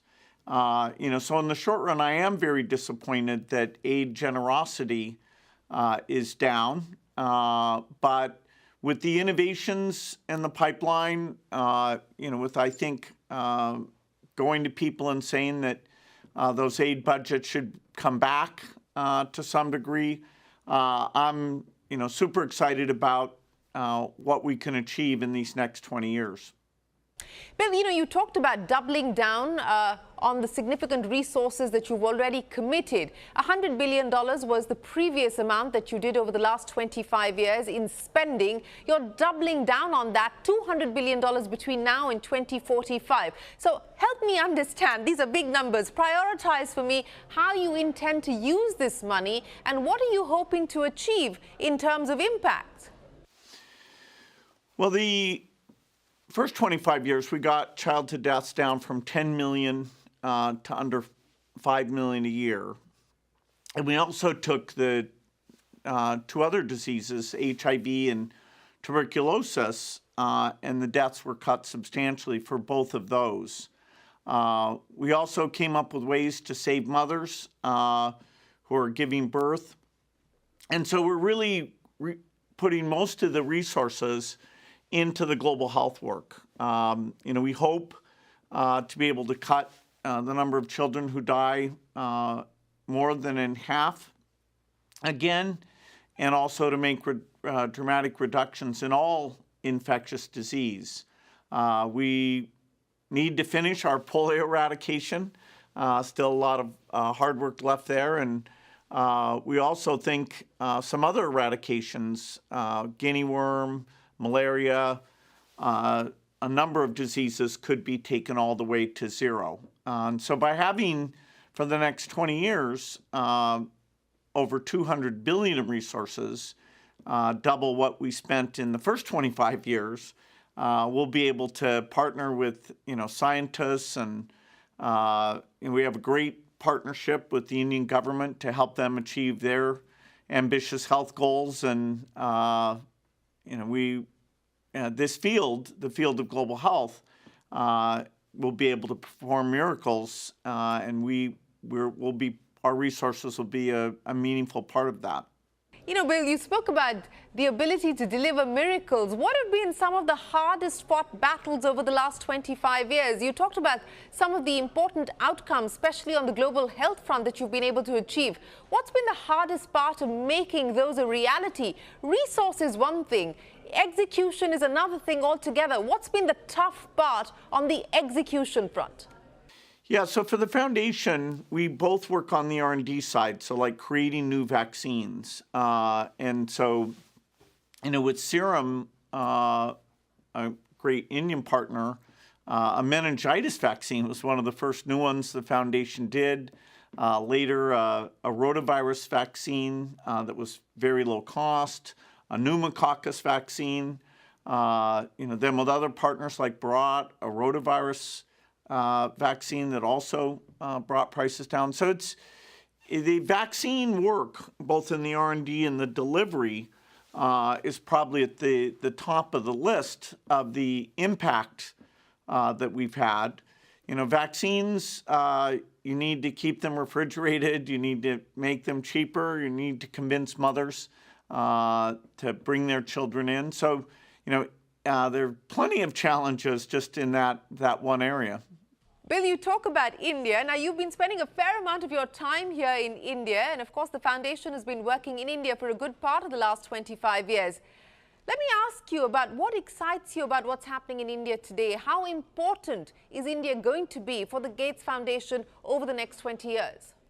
Well, certainly India's a very, very important place for us. It's our biggest overseas office, and it plays two big roles. One is that the Indian government has very aggressive goals for improving health, and so we get to partner and try out the latest advances in medicine, and that we've seen great results from that.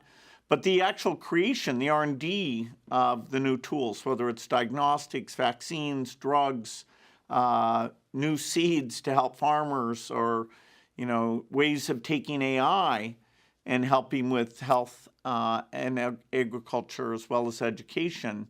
India is going to be a place where there's so many smart people, so much desire to see these improvements that will pioneer a lot of things first in India, and the brilliant work there will then benefit the entire world. Paradigmatic of that is the work in digital finance, where Aadhaar and the ability to pay digitally, India really did an amazing job on that, and now we work with the Indian government to make that available to all countries. But Bill, you've been spending more and more time here in India and doing lots of fun, interesting things, not just linked to the foundation, but even outside of the work that the foundation is doing. What about being in India, about making the connections here in India, the people that you're spending your time with inspire you today? I mean, is this a new romance with India that started over the last few years? No, I've always been fascinated by India, and of course Microsoft has had a fantastic relationship in terms of the huge development offices that we have in India, as well as amazing people like Satya Nadella that have come and made huge contributions to the company. And so as I moved from Microsoft to the foundation, I took that understanding of the great talent that's there with me. And so, I get to India on a regular basis and get to meet with the partners there. The majority of the world's vaccines by volume are made in India. We've had, so many important partnerships with that, and that's really growing. The quality of research in India, its desire to go even beyond vaccines with the tools that are provided. It's very timely, and part of that is Prime Minister Modi's been very generous at sharing with me his goals, and so we can talk about how the foundation helps with that. Bill, you've referenced vaccines, and I want to ask you this in the context of the last conversation you and I had, which was in September in New York last year. Now, there you had talked about being a salesman for Gavi, the Global Vaccine Alliance, in its quest to raise funds. You've been central to Gavi's ambition and aspiration of providing affordable vaccines to the world. At this juncture, with the very real possibility of funding drying up, specifically from the US, how concerned would you be about Gavi's future? Well, I'm very, very concerned. It would be tragic if Gavi weren't able to raise as much or more money for this next 5 years as it's had for the last 5 years. And yet, it's pretty clear that we're going to see a reduction. I continue to talk to all the governments about the impact. There's nothing more amazing than, making sure all the children of the world have these miraculous vaccines. So we'll see what we're able to raise, but it's looking tough. I'd say the next 5 years, the whole aid picture, whether it's Gavi or Global Fund, are going to mean that we might go backwards a little bit before we resume the progress we've seen since the turn of the century. And that's just a mistake, and I'll be speaking out very loudly. Try to get the U.S. back in, try to get others to maintain or even increase, in some cases, their giving. But do you feel confident or optimistic about that? You said you're going to try and draw people back to the table. But at this point, with the global retreat that we are seeing, especially from development goals, Bill, how much of a slide back do you believe we should be prepared for? Are we set for? Well, we have two forces. One is the power of innovation.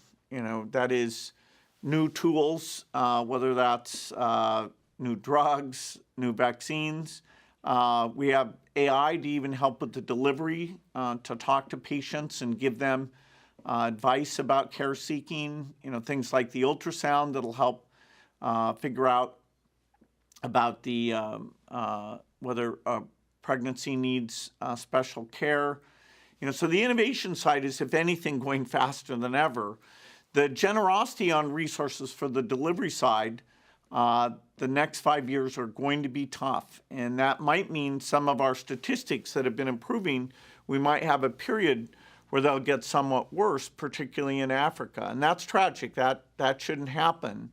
If you look at the full time frame that all my money will be given over, I'd say we will be much better off by the end of that than we are right now, despite this period where the aid budgets are really going to hurt our work, particularly, as you said, things like Gavi and Global Fund not being fully funded.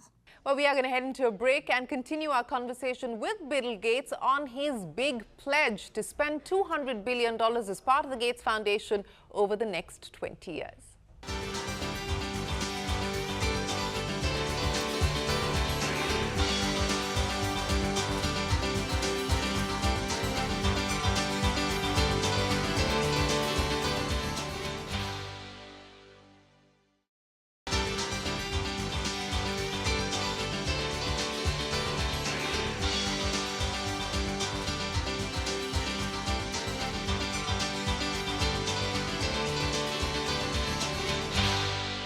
Welcome back. You're watching the CNBC-TV18 exclusive. We're in conversation with Bill Gates on the big pledge of accelerating the spending being done by the Gates Foundation, $200 billion over the next 20 years.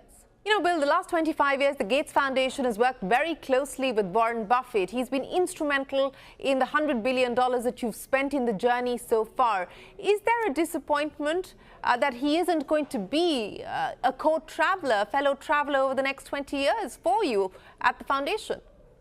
Well, I'll certainly be very sad not to have Warren's regular advice. I mean, Warren is so wise, so generous. He's been a great friend to me.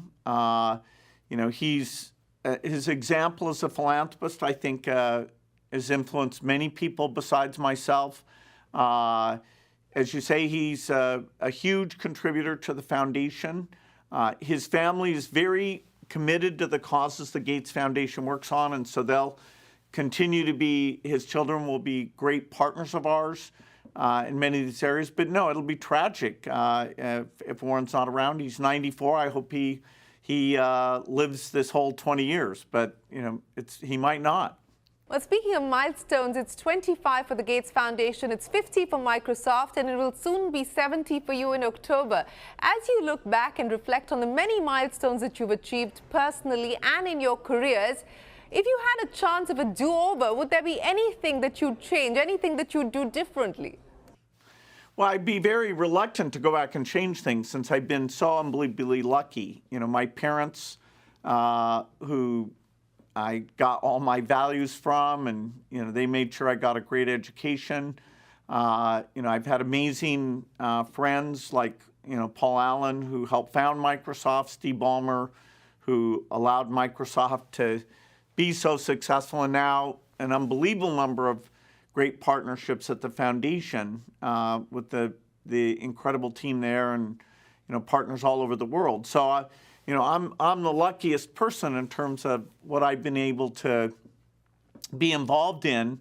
So yeah, I've made plenty of things that I've had to learn and do better, but I don't think I'd want to risk going back and making any changes. Well, speaking of wanting to do better, you're no stranger to criticism, and it's been constant, but perhaps post-COVID even more so. Questions about the influence that organizations like yours build on decisions that have been taken. Many call it the tyranny of the unelected. How do you now respond to that criticism, Bill, and how do you believe the foundation should learn and position itself over the next 20 years to take some of that feedback and criticism on board in some constructive way?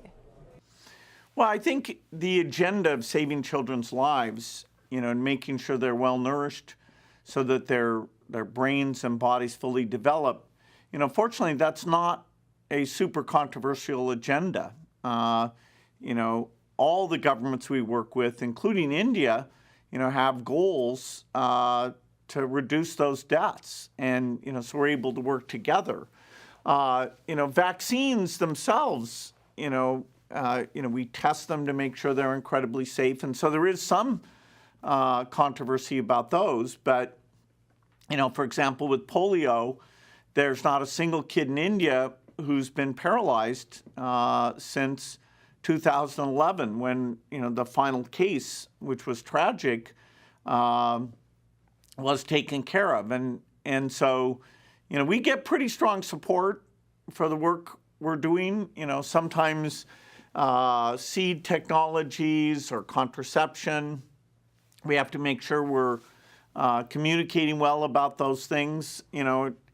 I wish there were more people involved in, critiquing what we're doing in malaria and TB and HIV. Some of the work we do can actually be pretty lonely because it doesn't get the attention, the resources or the number of people engaged. So, I'd love somebody to criticize our TB drugs or vaccines or diagnostics and, share their ideas because, TB is back to being the world's biggest killer. And, there's just so few people funding the work there that, we wish there were more. You talked about TB, malaria, and you're hoping that we see breakthroughs on both those fronts. But outside of health, the innovations on energy, the R&D work that's happening on Alzheimer's, I know that there's been a large part of your mind space and as well as your resources that have occupied these areas in the last few years. What are you most optimistic about, both on energy, specifically nuclear energy, and the work that's happening on things like Alzheimer's, the tuberculosis vaccine, etc.? Well, if I had to pick one, I'd say, getting to the bottom of malnutrition and really solving that might get to the top of the list. It's a tough competition because we've got a HIV vaccine, a TB vaccine that you mentioned, a malaria vaccine, all very important.